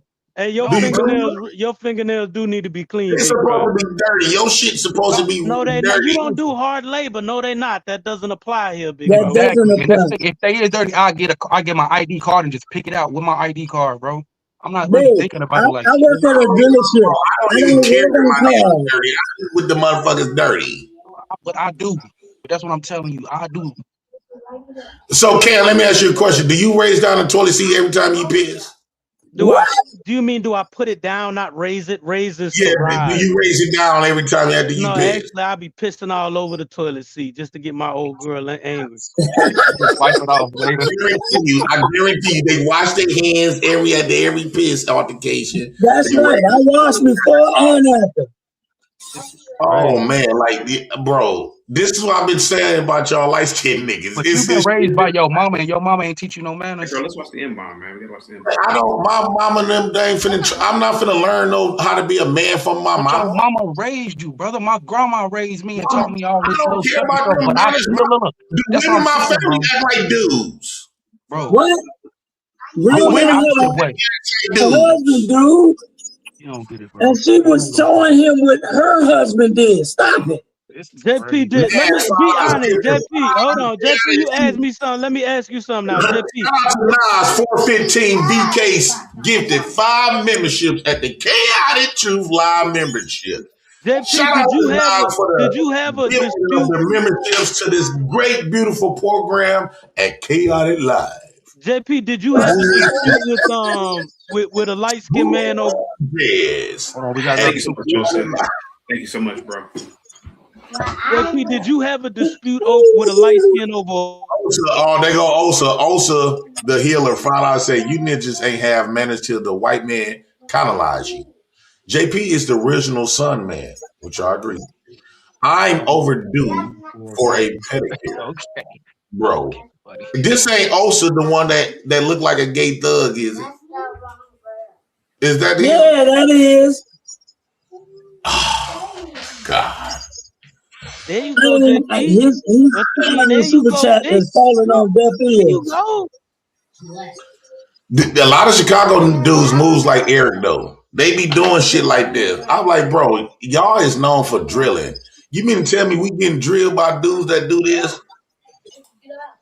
This man is crazy. Bro. I'm using the M-bomb to save this man is crazy. I mean, I don't get it. All right, guys, I'm out of here, man. Any last words? Go ahead, guys. We get up out of here. Man, hey, look. Shout out to Republic Room T for the gifted 10 members of the Chaotic Truth Lives at Smooth. Thank you for the stream, Chaotic Truth. We have unraveled a lot of light-skinned activity. Jay Prince, I will be back tomorrow, man. But just remember, man, you've gotten sainthood over here. You are a holy man, bro. Appreciate that.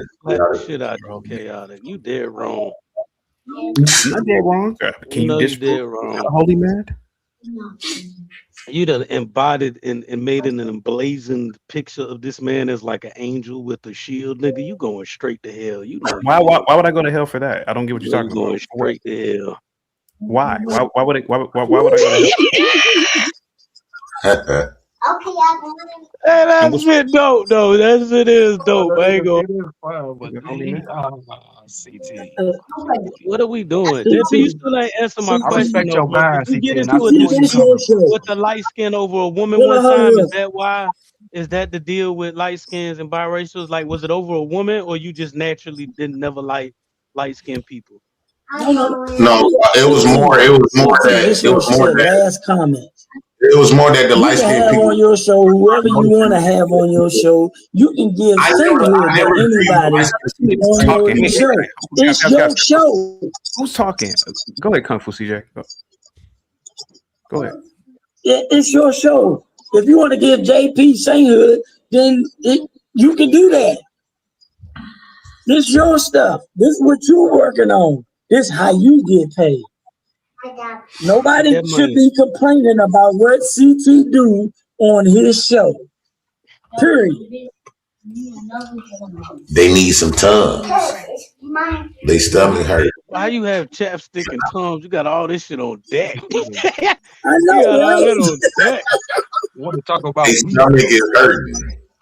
No, but what I'm saying, the reason why I never like to appreciate no light skinned people claiming to be black. I never liked that. Can we just have our own identity then? Can we just identify as biracial? We don't have to want to be black. That's what I'm saying. I would respect that better. That's all, bro.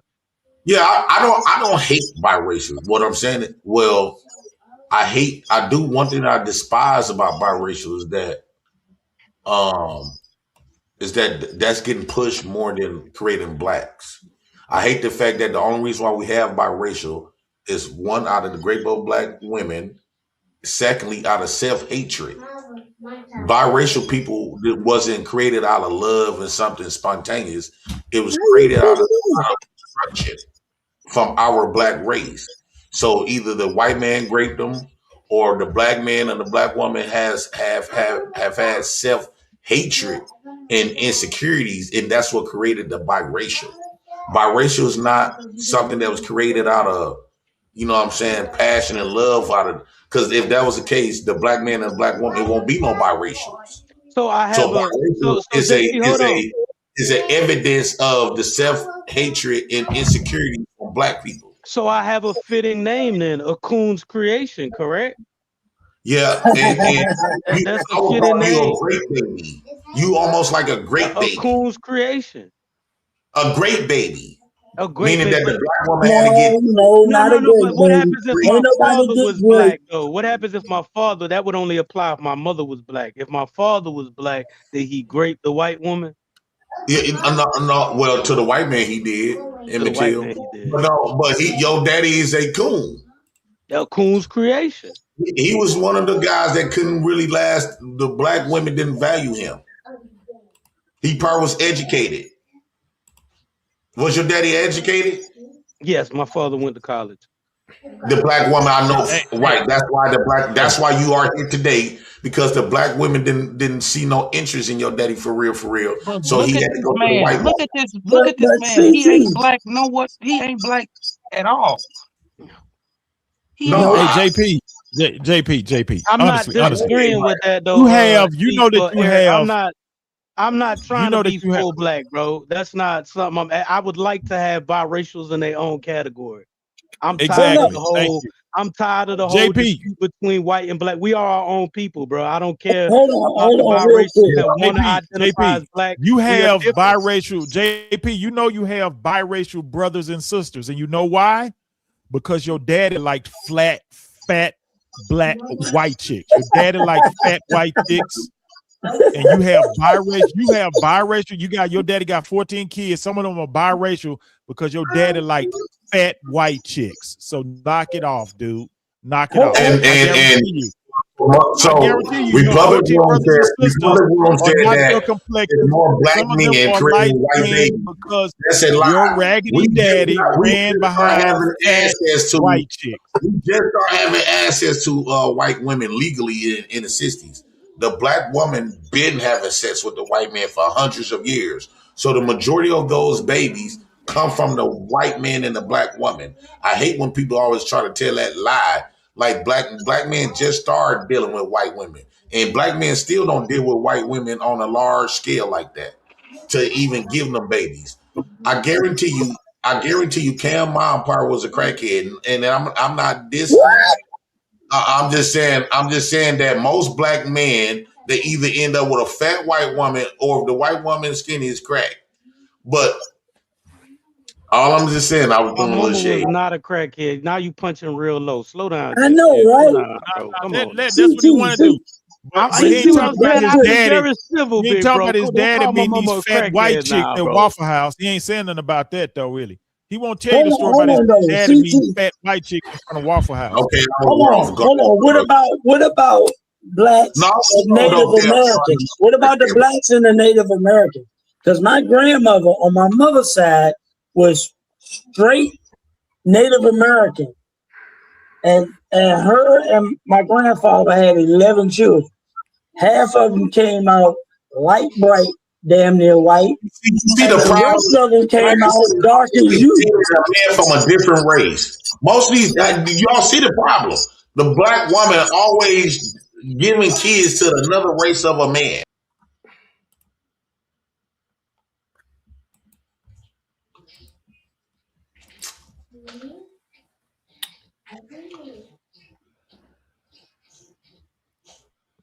You drove your car after drinking alcohol, Ivan.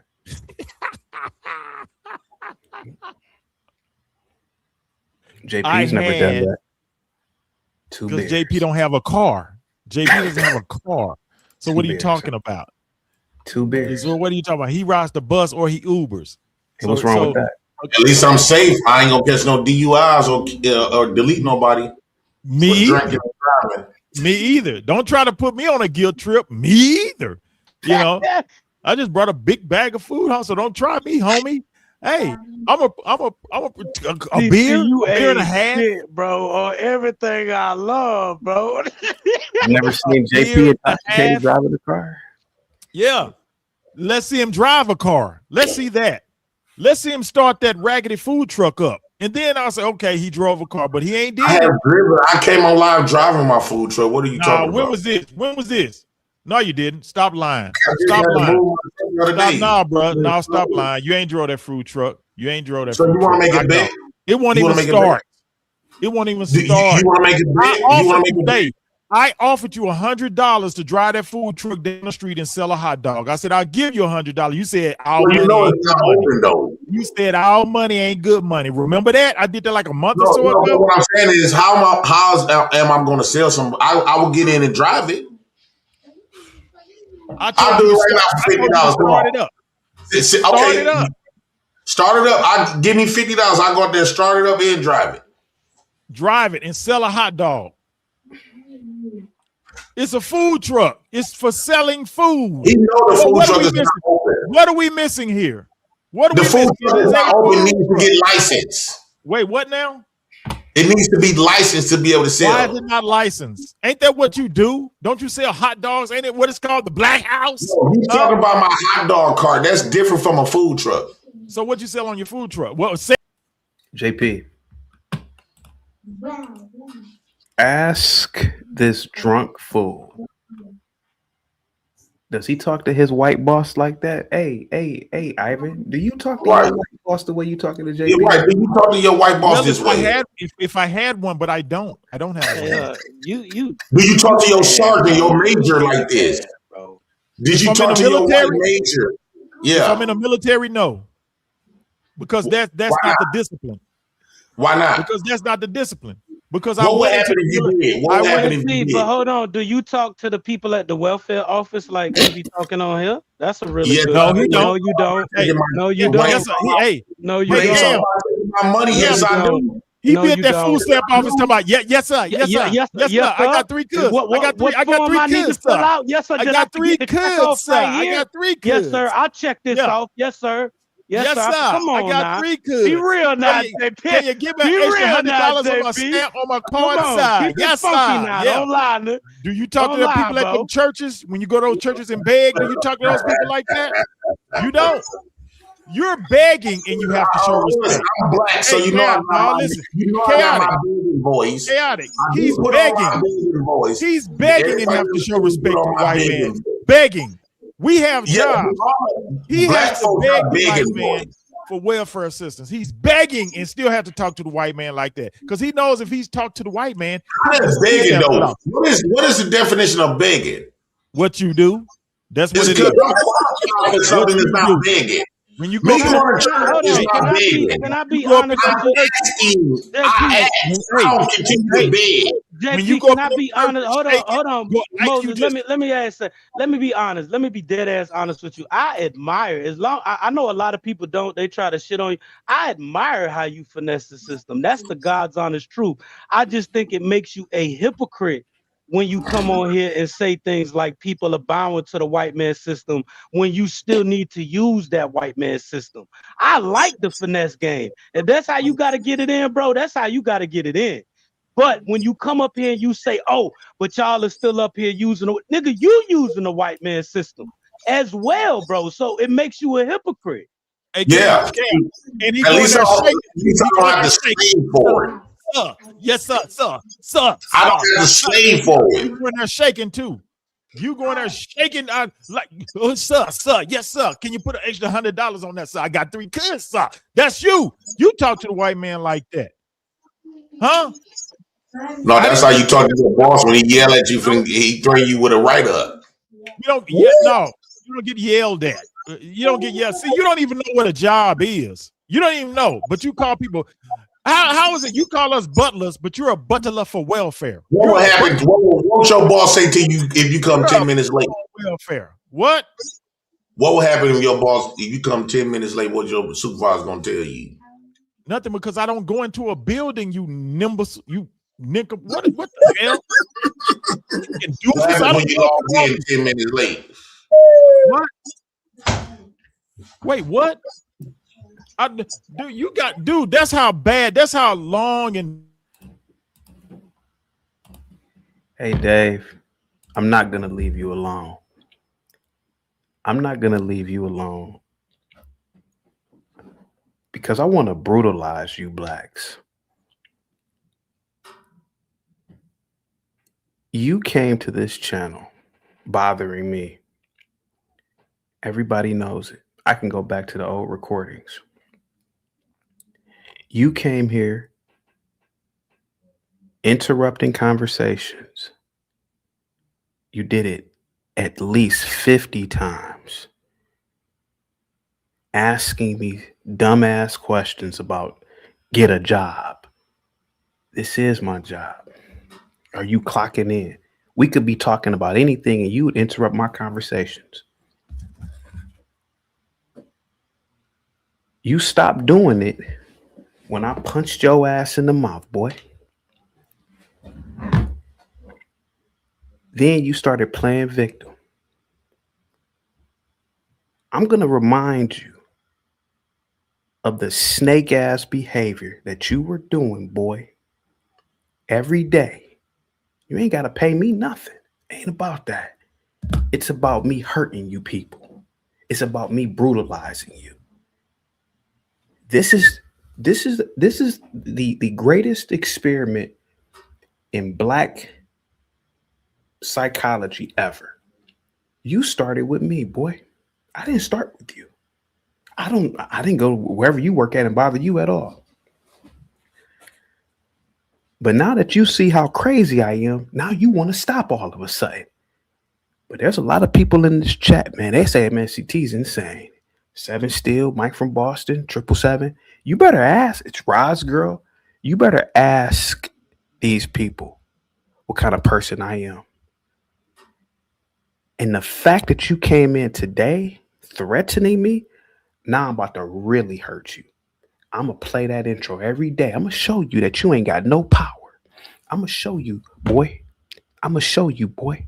I don't answer to nobody. As long as I'm not putting your real name in this, you a character as far as I'm concerned on this channel. So I'm gonna play that. I'm gonna play it every day. And your black ass can learn something from JP, boy. I don't have to call you out. I'm gonna brutalize you now. You became a character the moment you kept on picking at the channel.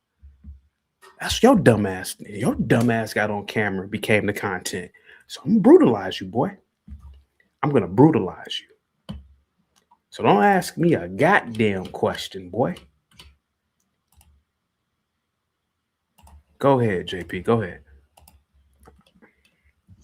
CT, I think Dave is more sensitive because he got fired from his job. It makes when them butlers get fired from their job, man, he going crazy right now because he was this sensitive. Oh, Seven still said ask him. Can I Sir, third thing I'll say, JP is a yassa messa nigga at them searchers. He still hurt because his feelings was hurt. I didn't think drunks remember what happened the last day. That motherfucker hurt. So, CT, how did the thing happen with you and Dave? I'm saying because I remember Dave used to be on your show. He's sensitive right now. He got fired. Ivan, I'm gonna tell you what happened. We would do when it was political season. I was doing all types of political shows. I mean, I was kicking Kamala Harris back in every day. It was almost orgasmic kicking her drunk ass back in. Here comes this guy, Dave. You ain't got no job, man. You ain't clocking in to work. And I'm like, why is this motherfucker asking me stupid ass questions? I'm hosting the show. Then eventually, I started ribbing back at him, started cracking jokes back at him. But the difference between me and Dave, I'm free.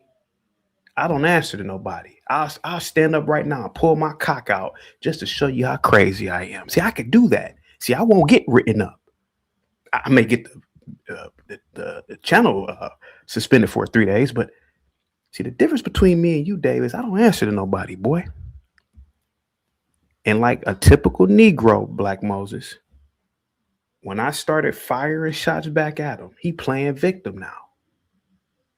But I'm going to hurt you, boy. And I'm really going to hurt you now. The fact that you came up here, he wrote it in the private chat. I'm going to beat your bitch ass. But you ain't talking to your boss like that. This man right here, he said it the other day. He said, why you let these people come up here and disrespect you? They won't talk to their bosses like that. And I bet you, Dave, you ain't talked to none of them white people like that at your job, boy. And I'm going to show you, man, I'm going to say it 1,000,000 times.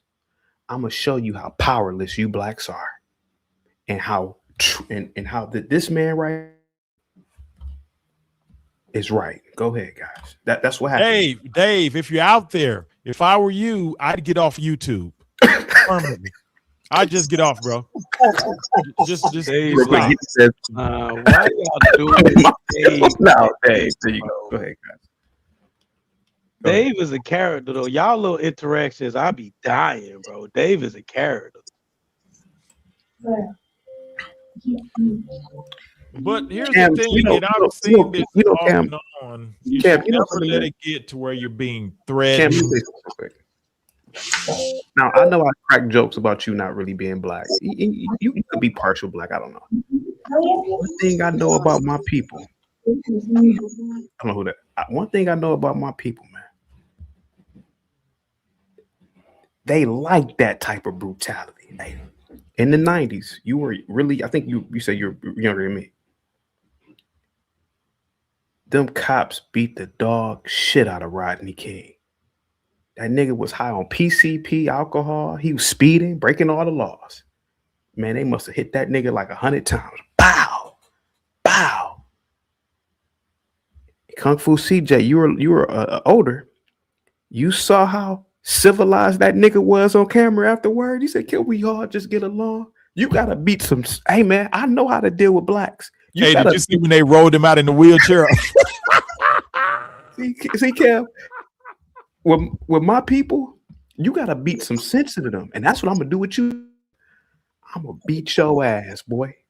Just for the fact that you used to bother me all the time, I'm gonna beat your ass. Go ahead. Leave Dave alone, chaotic. Leave that man alone, bro. If tough ass Dave be coming up here talking cash shit. If tough ass Dave up here talking about please no more, it's a problem. Something is going on internally right now. Like it needs. That's what happens when a butler gets fired.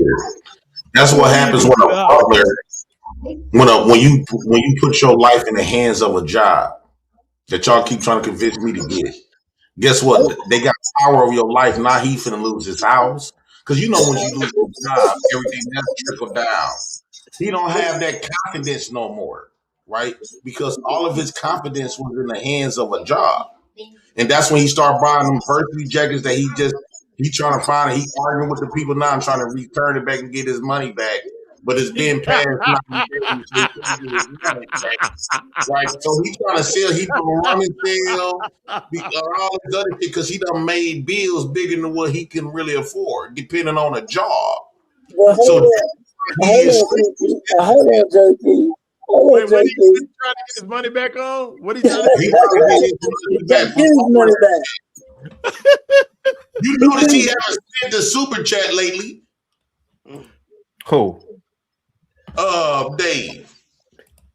Listen.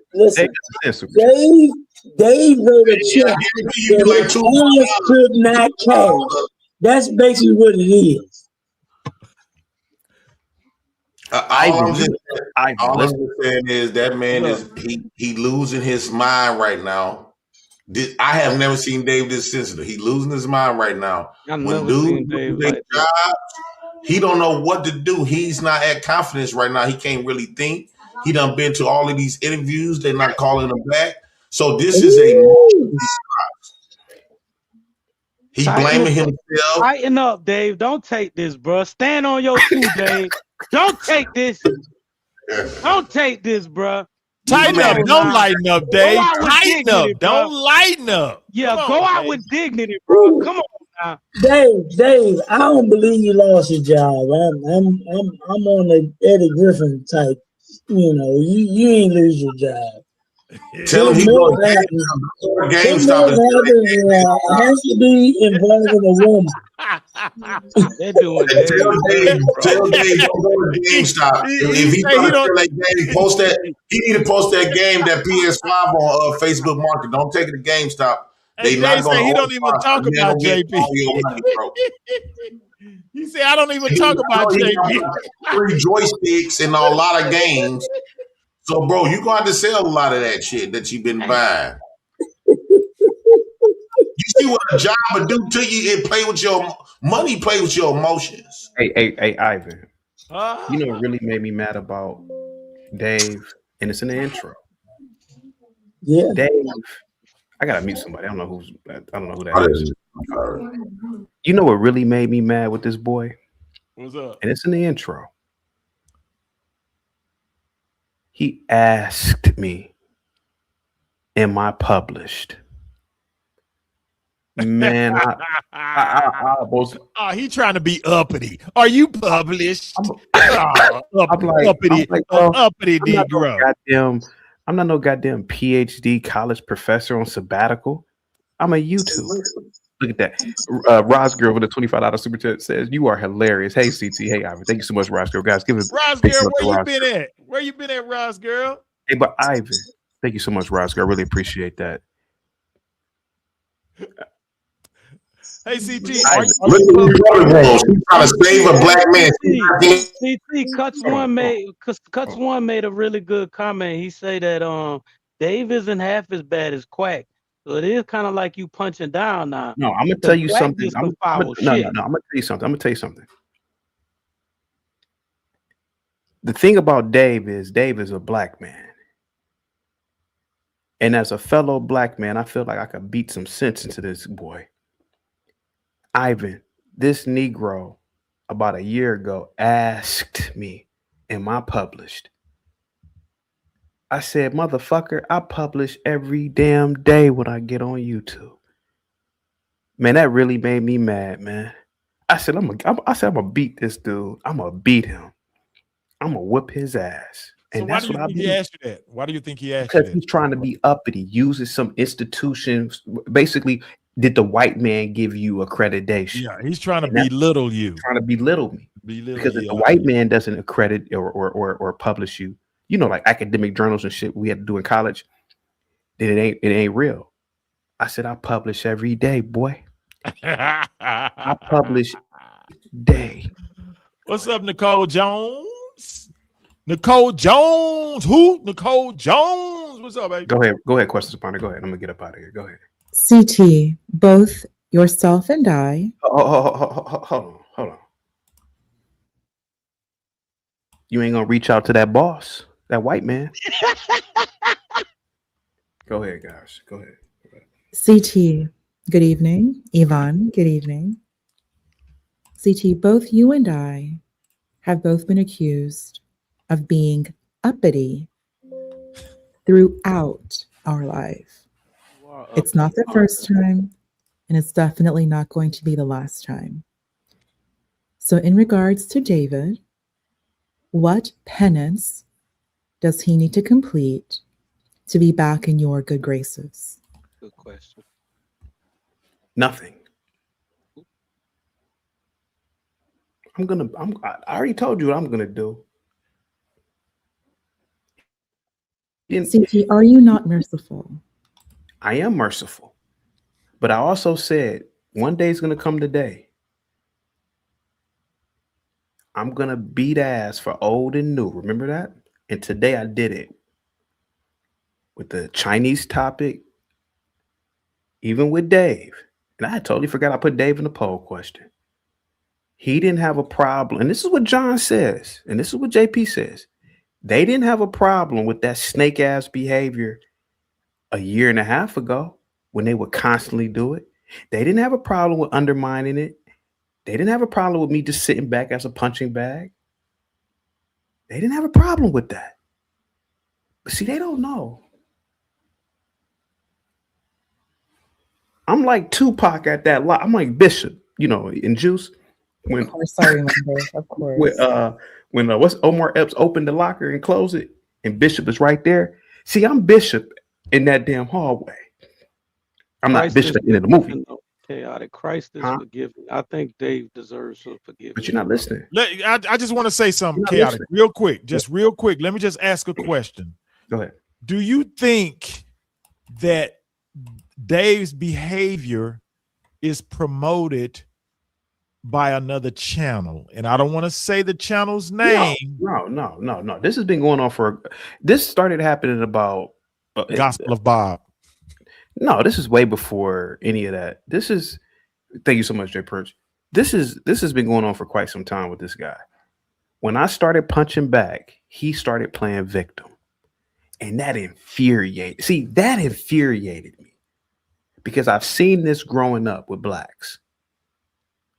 When you punch a black person back, they always play victim. That's why that boy is in that intro. Yeah, I know that. See, I'm gonna constantly remind you of what you did. And see, John points this out. He points this out about this snake ass behavior. I'm doing it because I have hope for him. This is a teaching moment. Every time he watches that intro, he's constantly reminded of how stupid he sounded and how he was undermining me. But he never will forget that reverse Uno card that I did on him. I am publishing right now. I just want to say something. And here's a lesson. Because people tell me, hey, how can you get back in your graces and all this? This is a truth that you need to live by. sometimes, a lot of times, when they're down, you have to kick them. You have to. When they're down, you don't let them get up and feel like they got a chance. No. Sometimes when they're down, a lot of times when they're down, you do have to kick them. Sometimes you do have to pour more salt in the wound. And people all this what is it called? Forgiveness and benevolence and all that. No. Sometimes you have to stomp them out entirely. That's that, and I hate to say this word, but that's what's behind genocide. It's like if you give them room to breathe, they will continuously start up some more stuff. So stomp them out entirely. Kick them when they're down. All gas, no brakes. That's what you have to do. And it gets to that. And some people need to learn that in order to live a more fruitful life. And I'm going to leave it at that. It's a lot. It is a lot. It's a lot. CT, if I may please be honest, do you feel particular because Dave brought up or he assumed that you are not published? That bothered me. And it still bothers me to this day because I went to a silly little liberal college and all I ever heard was professors, oh, such and such isn't published. Oh, are you published? Yeah, I heard this little stupid shit amongst professors. CT, you have a master's degree, and I'm assuming that you did present a master's thesis. Yes. CT, can I ask a personal question when Panda done? CT, keep in mind when you're entering higher education, yes, we do have to be published. It's just part of the game. I'm actually working on that right now again. So do you think that maybe you can let that go? Because when he's bringing this up, some people are not going to understand what that means. You and Dave, myself and others, a few other people in live chat, we understand what that means. The importance of being published. It does matter. So maybe let this go. Just let it go for the holiday season to be in the cheerful spirit. Yvonne, look at you shaking your head. Yes. Naughty Yvonne, so messy. But for CT yourself, just to let this one go. And also keep in mind that he is under the influence, probably Keisha and ENJ. Do you remember the movie? Yes, sir. It's one of the greatest movies of. It's called Godfather 2. The best. Better than Godfather Part 1. Do you remember? Also, Godfather Part 3 wasn't that bad. I don't think that's the same universe as the other Godfathers. Oh, CT, you're too rough. Too rough. Do you remember Michael? When Fredo lied and said he didn't know. I trusted you, Fredo. Remember when he lied? You're really going to compare him to Fredo when they were in Cuba. I think. And then he was drunk in the club and slipped up, and Michael overheard him. Right. And remember the hurt that Michael had? Yes. Yes. What Dave did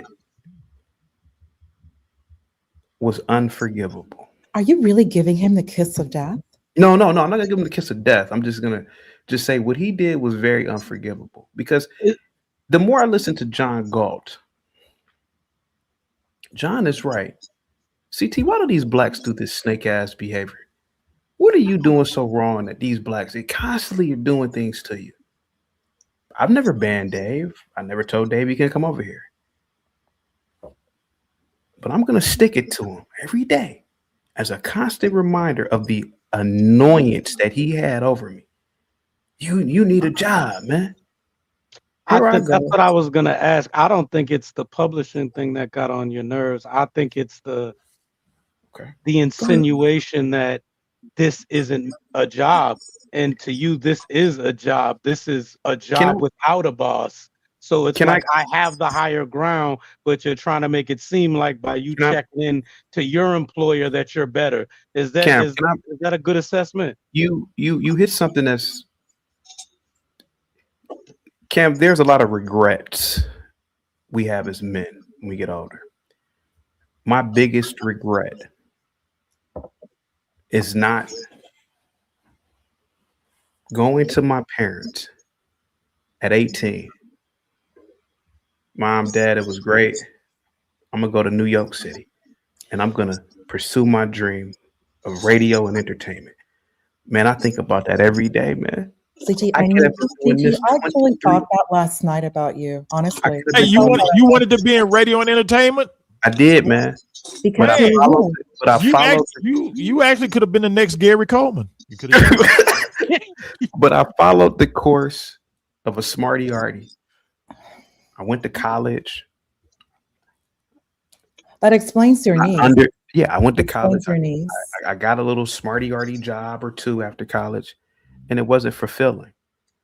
But here I have a smarty arty who's pretty much doing exactly what I never wanted to do, undermining the very goal or dream that I didn't pursue as a teenager. It's not about the money. Hold on, give me a second. It's not about the money, dog. That's not fair to yourself. It's about me wanting to be heard by the entire planet one day. Real quick, before you go, questions to ponder. Yes, sir. Are you guys fans of The Wire? Of course. It's terrifying. Do you remember the scene? Now, this was the downfall of Omar. We knew it was coming. Do you remember when he ran up on Marlowe's stash and he burnt the van? Do you remember? Anybody remember that scene? Yeah. No. Remember, he was over the dope guy. He said, "It ain't about the money, dog. It's about me hurting his people and messing with his world." Yeah. You tell him that. That's how I feel about Dave. That's how I feel about him. So CT, so it appears that you have a personal vendetta against the smarty arties. Only in the confines of content. Yeah. So you're there, bringing it back to Godfather Part 2, Hyman Roth, basically cutting that cake, which was a map of Cuba. Yeah. So you are attempting to take control because you at one time, maybe 20 years ago, allowed others to take control over you and your destiny. Yeah. First, CT, always remember the journey is just as important as the destination. I agree. So you shouldn't have doubt or guilt because that you did not pursue what you wanted to do. What would have been the discussion if you had moved in that direction of like a Howard Stern at 18, 19? Remember, Howard Stern did not become really big until the late 80s, early 90s. And he was struggling for a while before he really, at K-Rock. At K-Rock. Yeah. And then eventually, he moved on to NBC and things blew up for him. Moved into syndication and then everything else. The journey is important, CT. So don't hold it against Dave and the rest of the smarty arties that you did not make a decision 20 some odd years ago, which would not have made sense. You were 18. You had to go through what you went through. Yeah. Would you have had the same gift of gab that you had right now, without the life experiences? That's a good question. I don't know. I mean, that's a good question. I don't know. I would argue that I've gotten the gift of gab with more experiences, not taking that path. So you could be right. CT, you know what the definition of a wit is. You are a wit, but do you understand what that definition is? Wit, those who profess their intelligence through comedy, and those who are comedians who profess their intelligence. So it's both ways. You share your intelligence through the cover of comedy, and those who are comedic, their work is their intelligence. But you still have to have material and life experience. Question to ponder. Dave is not a bad guy. He's not a great guy either. He's certainly not a Jay Prince. who's a holy man. But even the way Dave leaves comments, how does he leave his comments in the chat? In all caps, and he's pissed off. You see, it's things like that that drive me He just to ain't play learned. that intro every day. Every day I think about the way he even leaves a comment. Why is he doing it in all caps? That's a psychological thing. Do you agree with that?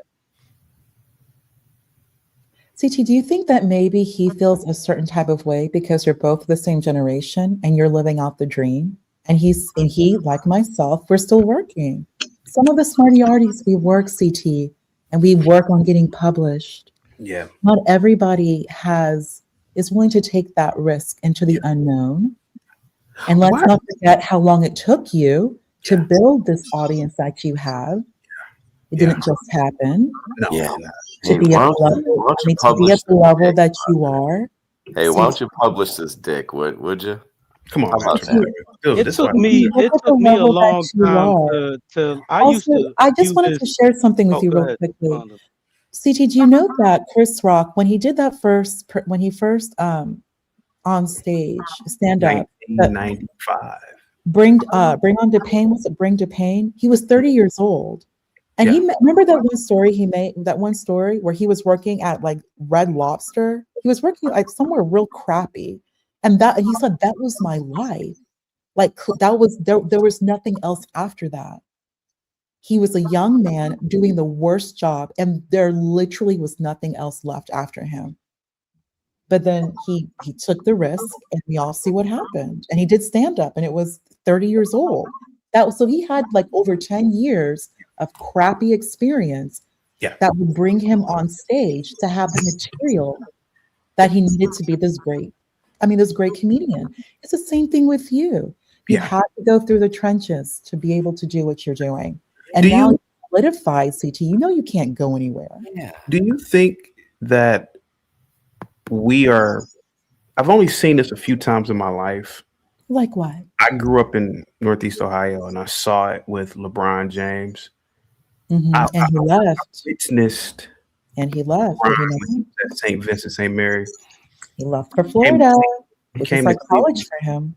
Yeah, he came to Cleveland a few times and he was at Zelma George and it's like, wow, this dude is magical. I'm gonna say this, man. Please let me know what you think. I see it in JP. What do you see? Hold on. Entertainment wise, are you speaking from an entertainment level, chaotic? Strictly like an entertainment level? I'm speaking from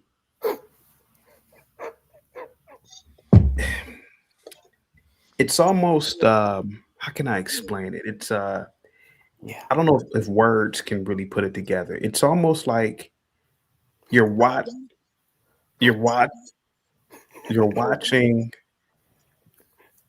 something that is beyond human capability. I'm having so much trouble. Hold on, guys, please. It's called a plane crash. Okay, let's get you. Hold on. Oh, I thought it was a train wreck. Yeah, please. Since you blew. I see a guy. Hold on. As an outsider looking at people, right? As an outsider looking at people. And I've seen this a handful of times in my life as the observer, right? Questions to ponder. Here goes a man. I got to put you on mute, Kung Fu Teacher. You got a background noise. Here goes a man. Questions to ponder. He has no degree in mass communication. But look at videos of him communicating with people. Man, you have people who went to college. They can't go up to people and talk like the way JP does.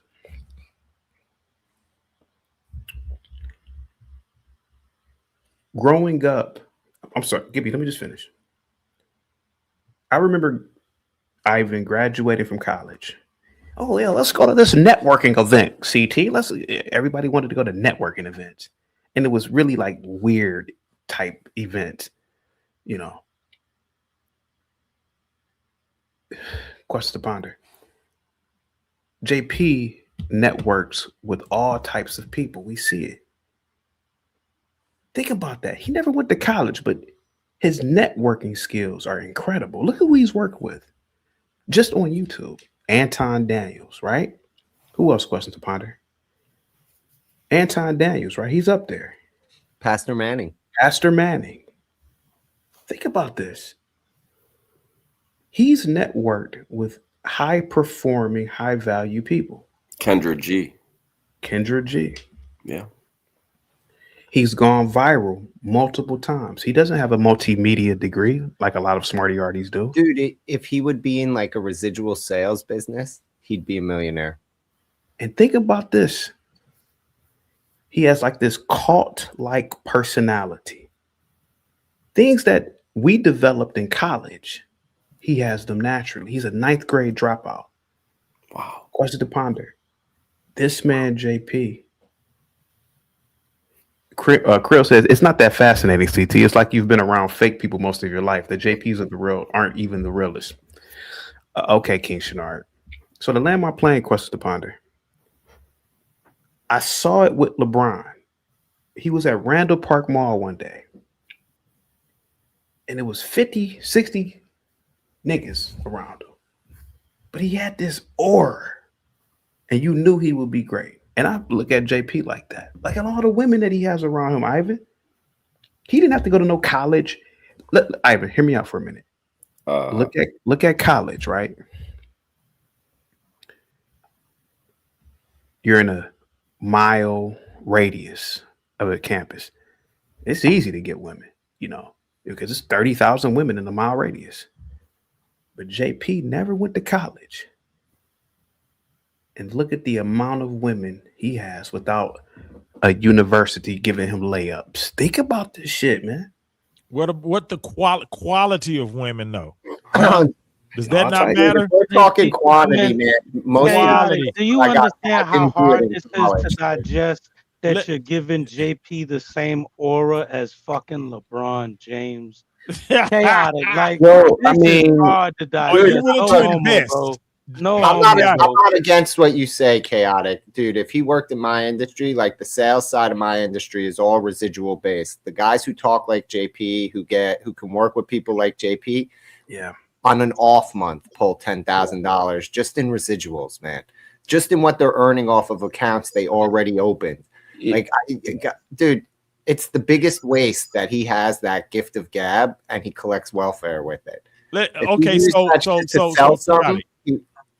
I can get with that though. Are you willing to financially invest in JP heavily? Moses, that's what it comes down to. Moses, you being Dude, you can sell for my company with a zero investment in it. Sorry, I'm sorry, CT. Zero investment. Just hear me out. Ivan, I can't even talk to you, man. You are intoxicated. You're not even in your right state of mind. I'm not intoxicated. You know that. Knock it off. Okay, we saw you. We saw you chug 3 or 4 beers, but okay, yeah, okay. But anyway, JP doesn't need my investment because everybody invests in JP. Think about it. JP right now, hold on. JP right now, he can call 5 white women, church women, that'll get up out their beds. Oh, honey, JP needs me to go do something for him. He can do it right now. Your black ass can't do it. Ooh, your black ass right now. Hold on, let me finish. That's a fact, though, Moses. That's a fact. I don't know why he called me black. Let me finish.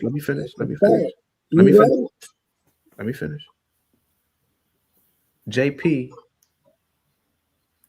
he can't rely on no black, but he could walk up to a white man. Excuse me, sir. I need about $100. White man. Oh, okay. Yeah, I got you. Hold on. He has this magnetic appeal, this aura. And what I'm saying is this, man. Jesus was a man of poverty. The Catholic Church preaches if I'm not mistaken, priests and monks.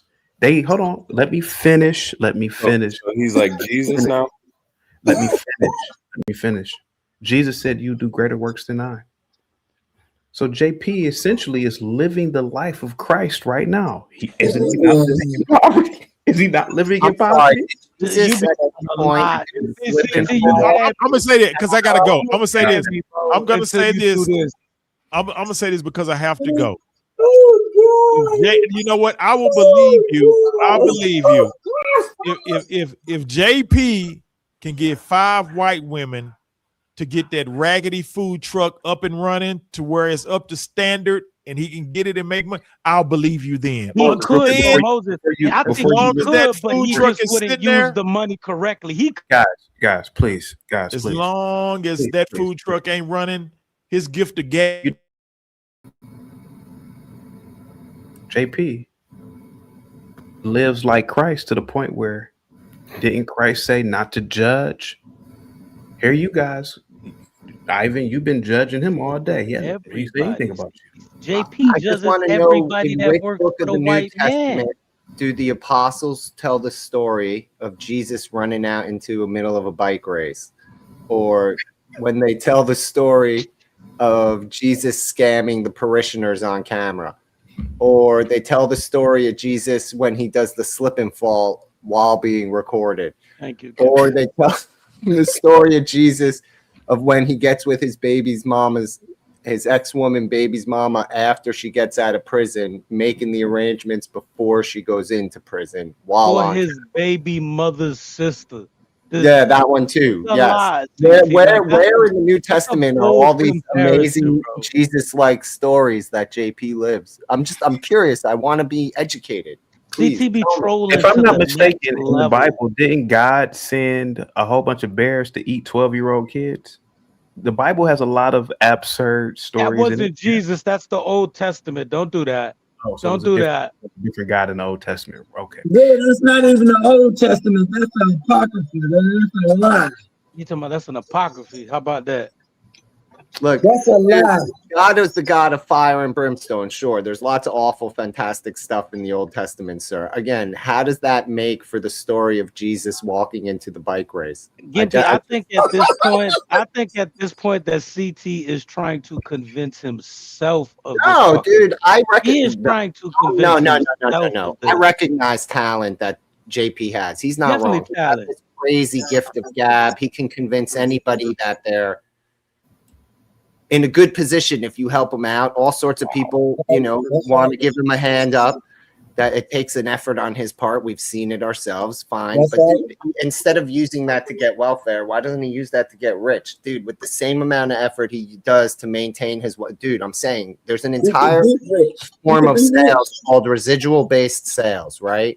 That you get accounts you've already closed, but they're still using the product that you sold them, and it's a subscription basis or something, or there's a service fee, depending on whatever you're hawking. If he worked for my company, he'd get paid because they're running transactions. So he gets a piece of every transaction they run. Yeah.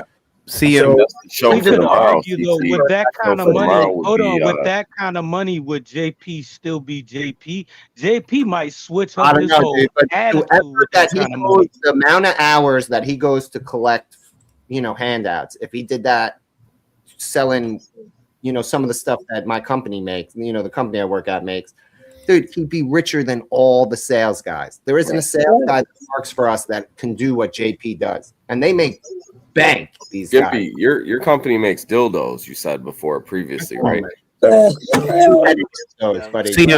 See him two-headed.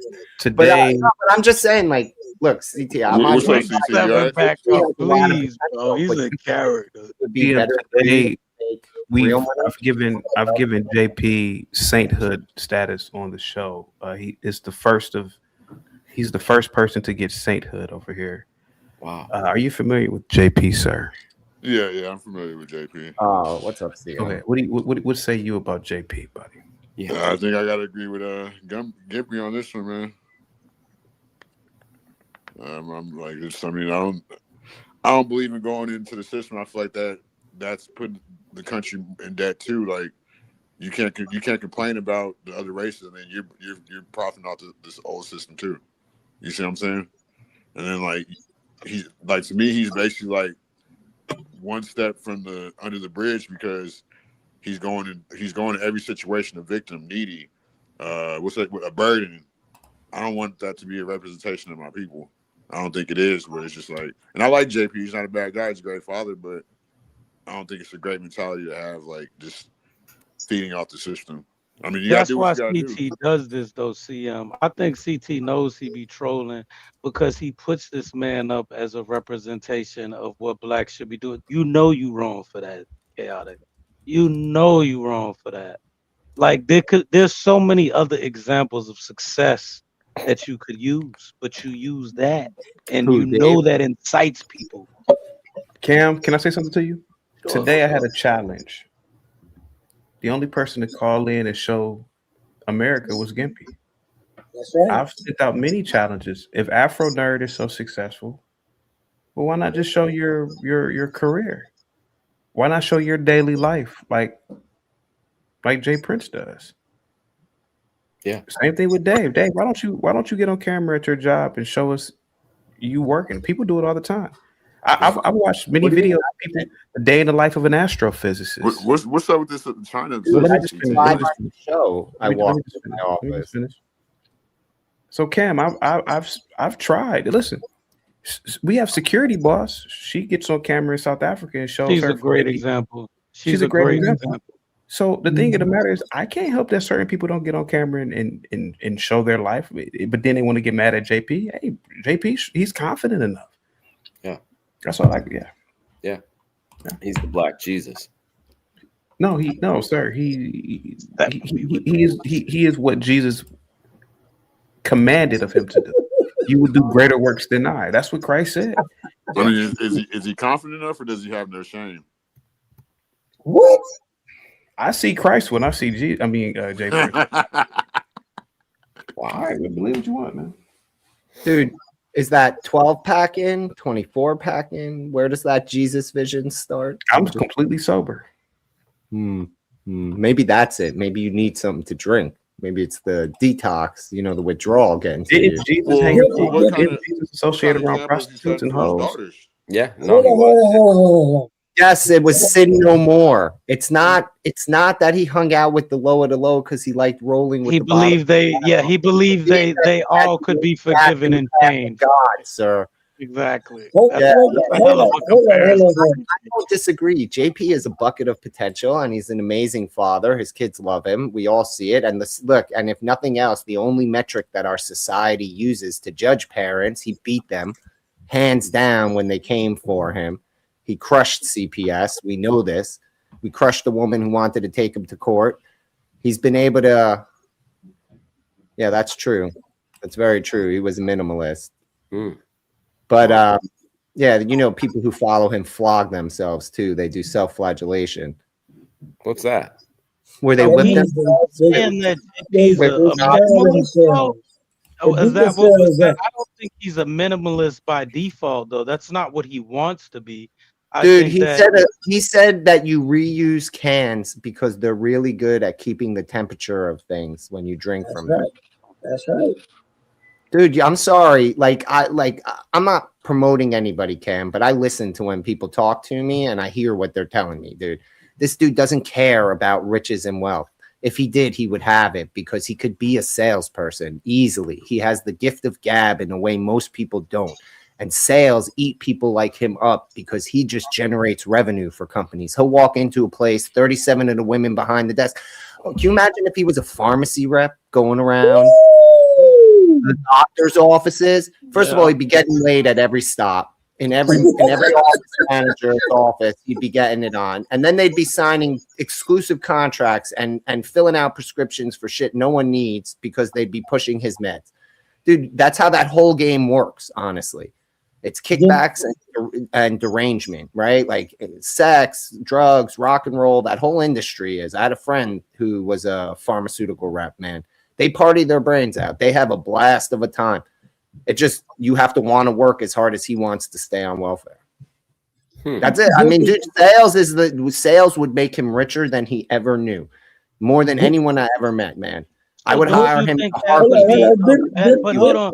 Gimpy, wouldn't that be a better use of JP's Of talent? course, but dude, he wants So to do why it aren't together. we trying to do that, CT? That's what I'm trying to say. Like, Yeah, but CT's not saying let's change JP. He's saying let's just say let's highlight all the things we think are better about JP's style of living.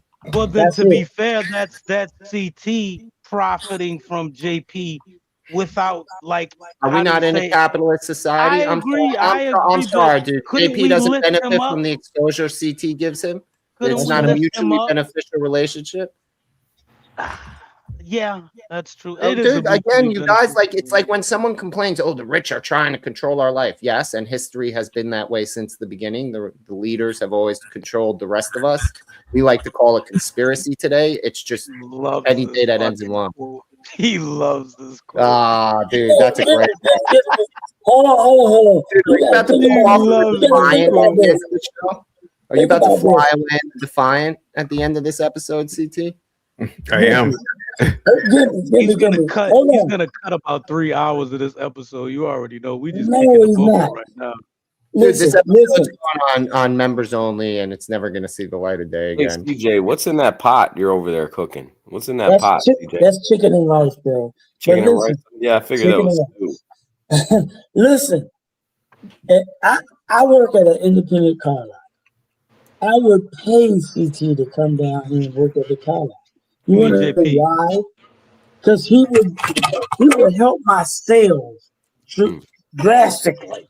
If I was at a franchise dealership, I would pay CT to come from where he is to where I'm at.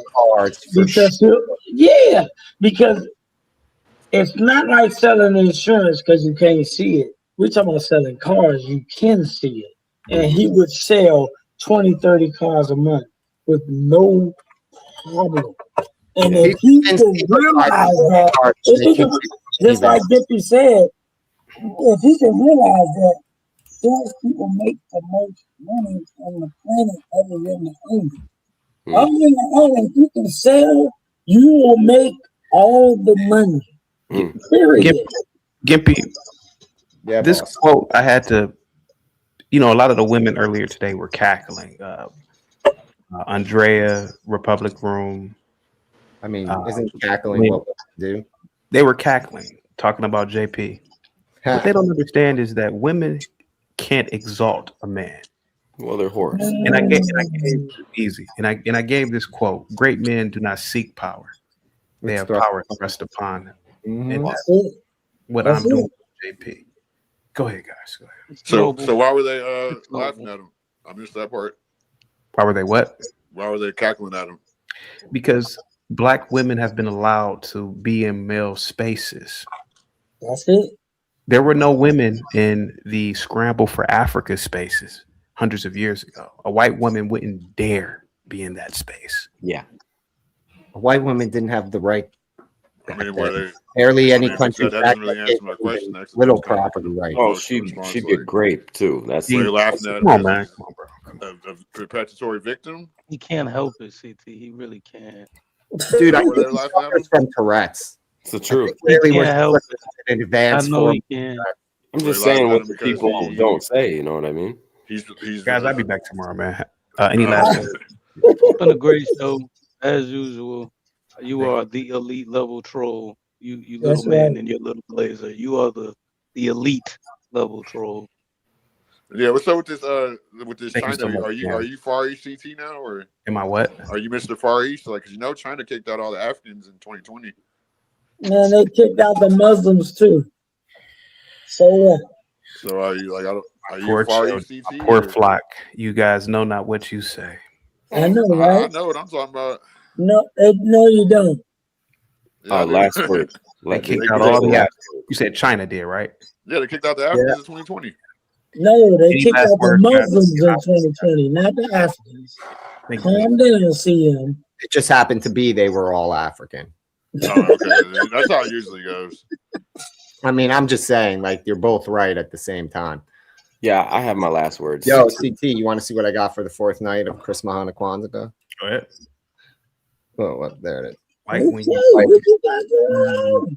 Naked. Oh, okay. There we have it. Did you hear about that professor at MIT? Yeah, you know Israel is trying to say it's Iran. I don't believe that. Yeah. I think it's just some crazy lunatic, part of the craze wave. But yeah, dude, Zach said tonight Trump was going to announce running for a third term. How'd that work out for him? It didn't. He's an idiot. Oh, I'm just pointing out that's what is he 0 for 9,000 on predictions on your show? He'd come up with an excuse. All right, guys, I'll be back tomorrow, man. Thank you so much. CJ, the other day you said you were going to football practice. Do you play football? Yes, I do. Contact? Yes. For an elderly league? Hold on for a second. Wait a minute. Shut up, 777. No, I play with people 19, 20 years old. And you guys put on pads? Yes. Jesus Christ, man. Yeah, we get down hard in Maryland. They're gonna kill you one day, CJ. Shut the. No, unfortunately, I noticed that the younger generation they didn't condition themselves like we did. I played tackle football in cement. I always was out playing football all the time. So as I got older, even though I played in high school and I played in the Navy, I'm talking about full contact. When I got older and I moved to Georgia, I was like, I know they got semi-pro teams down here. For 4 years, they never told me anything. And then when I found out where practice was, I went there. And then, I mean, as a youth, yes, I was very, very quick. I boxed, I wrestled.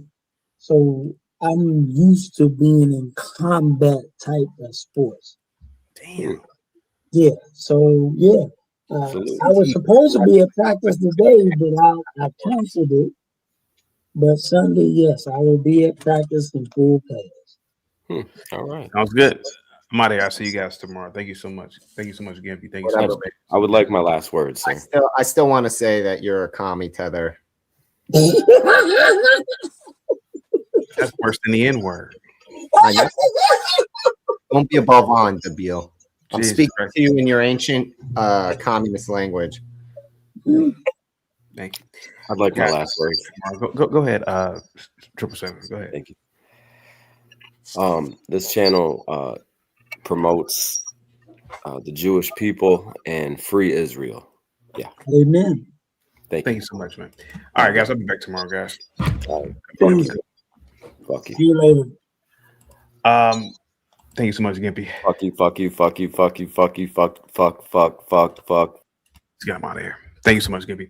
Unique says, "Oh, on the cement, they was trying to kill y'all, sir. We play football on the cement. Football on the cement. I fractured my skull doing that. Yeah. I was generally the quarterback a lot of times. Yeah. Defense was brutal on the pavement. Yeah. I'm not gonna. Dave is mad at me. So. That's the way I look at it too, because he didn't have a problem doing what he was doing when he first came to the channel. He didn't have a problem. So why should he called in? Why you got me in the poll, bitch? I'm gonna knock your ass out. Well, how do you think I felt when you called in to undermine the show? You stop. So what? The day he doesn't take the bait, the next day you'll just stop doing it. It's that he takes the bait every single time. He does. Dude, I don't understand. You should be proud that you upset him. Yeah. He has nothing but awfulness to say to you. He does. I'm just saying, man, some people are worth having in the enemy category. All right, Gimpy, I'll be back tomorrow. Thank you guys so much. You're the hardest working man on YouTube. Thank you so much, sir. Oh, wait, what? Zach? Oh, dude. All right, guys, I will be back tomorrow. Salute to you all, man. Positivity is definitely coming your way. Guys, I will be back tomorrow. Have a good one, guys. Salute to you all.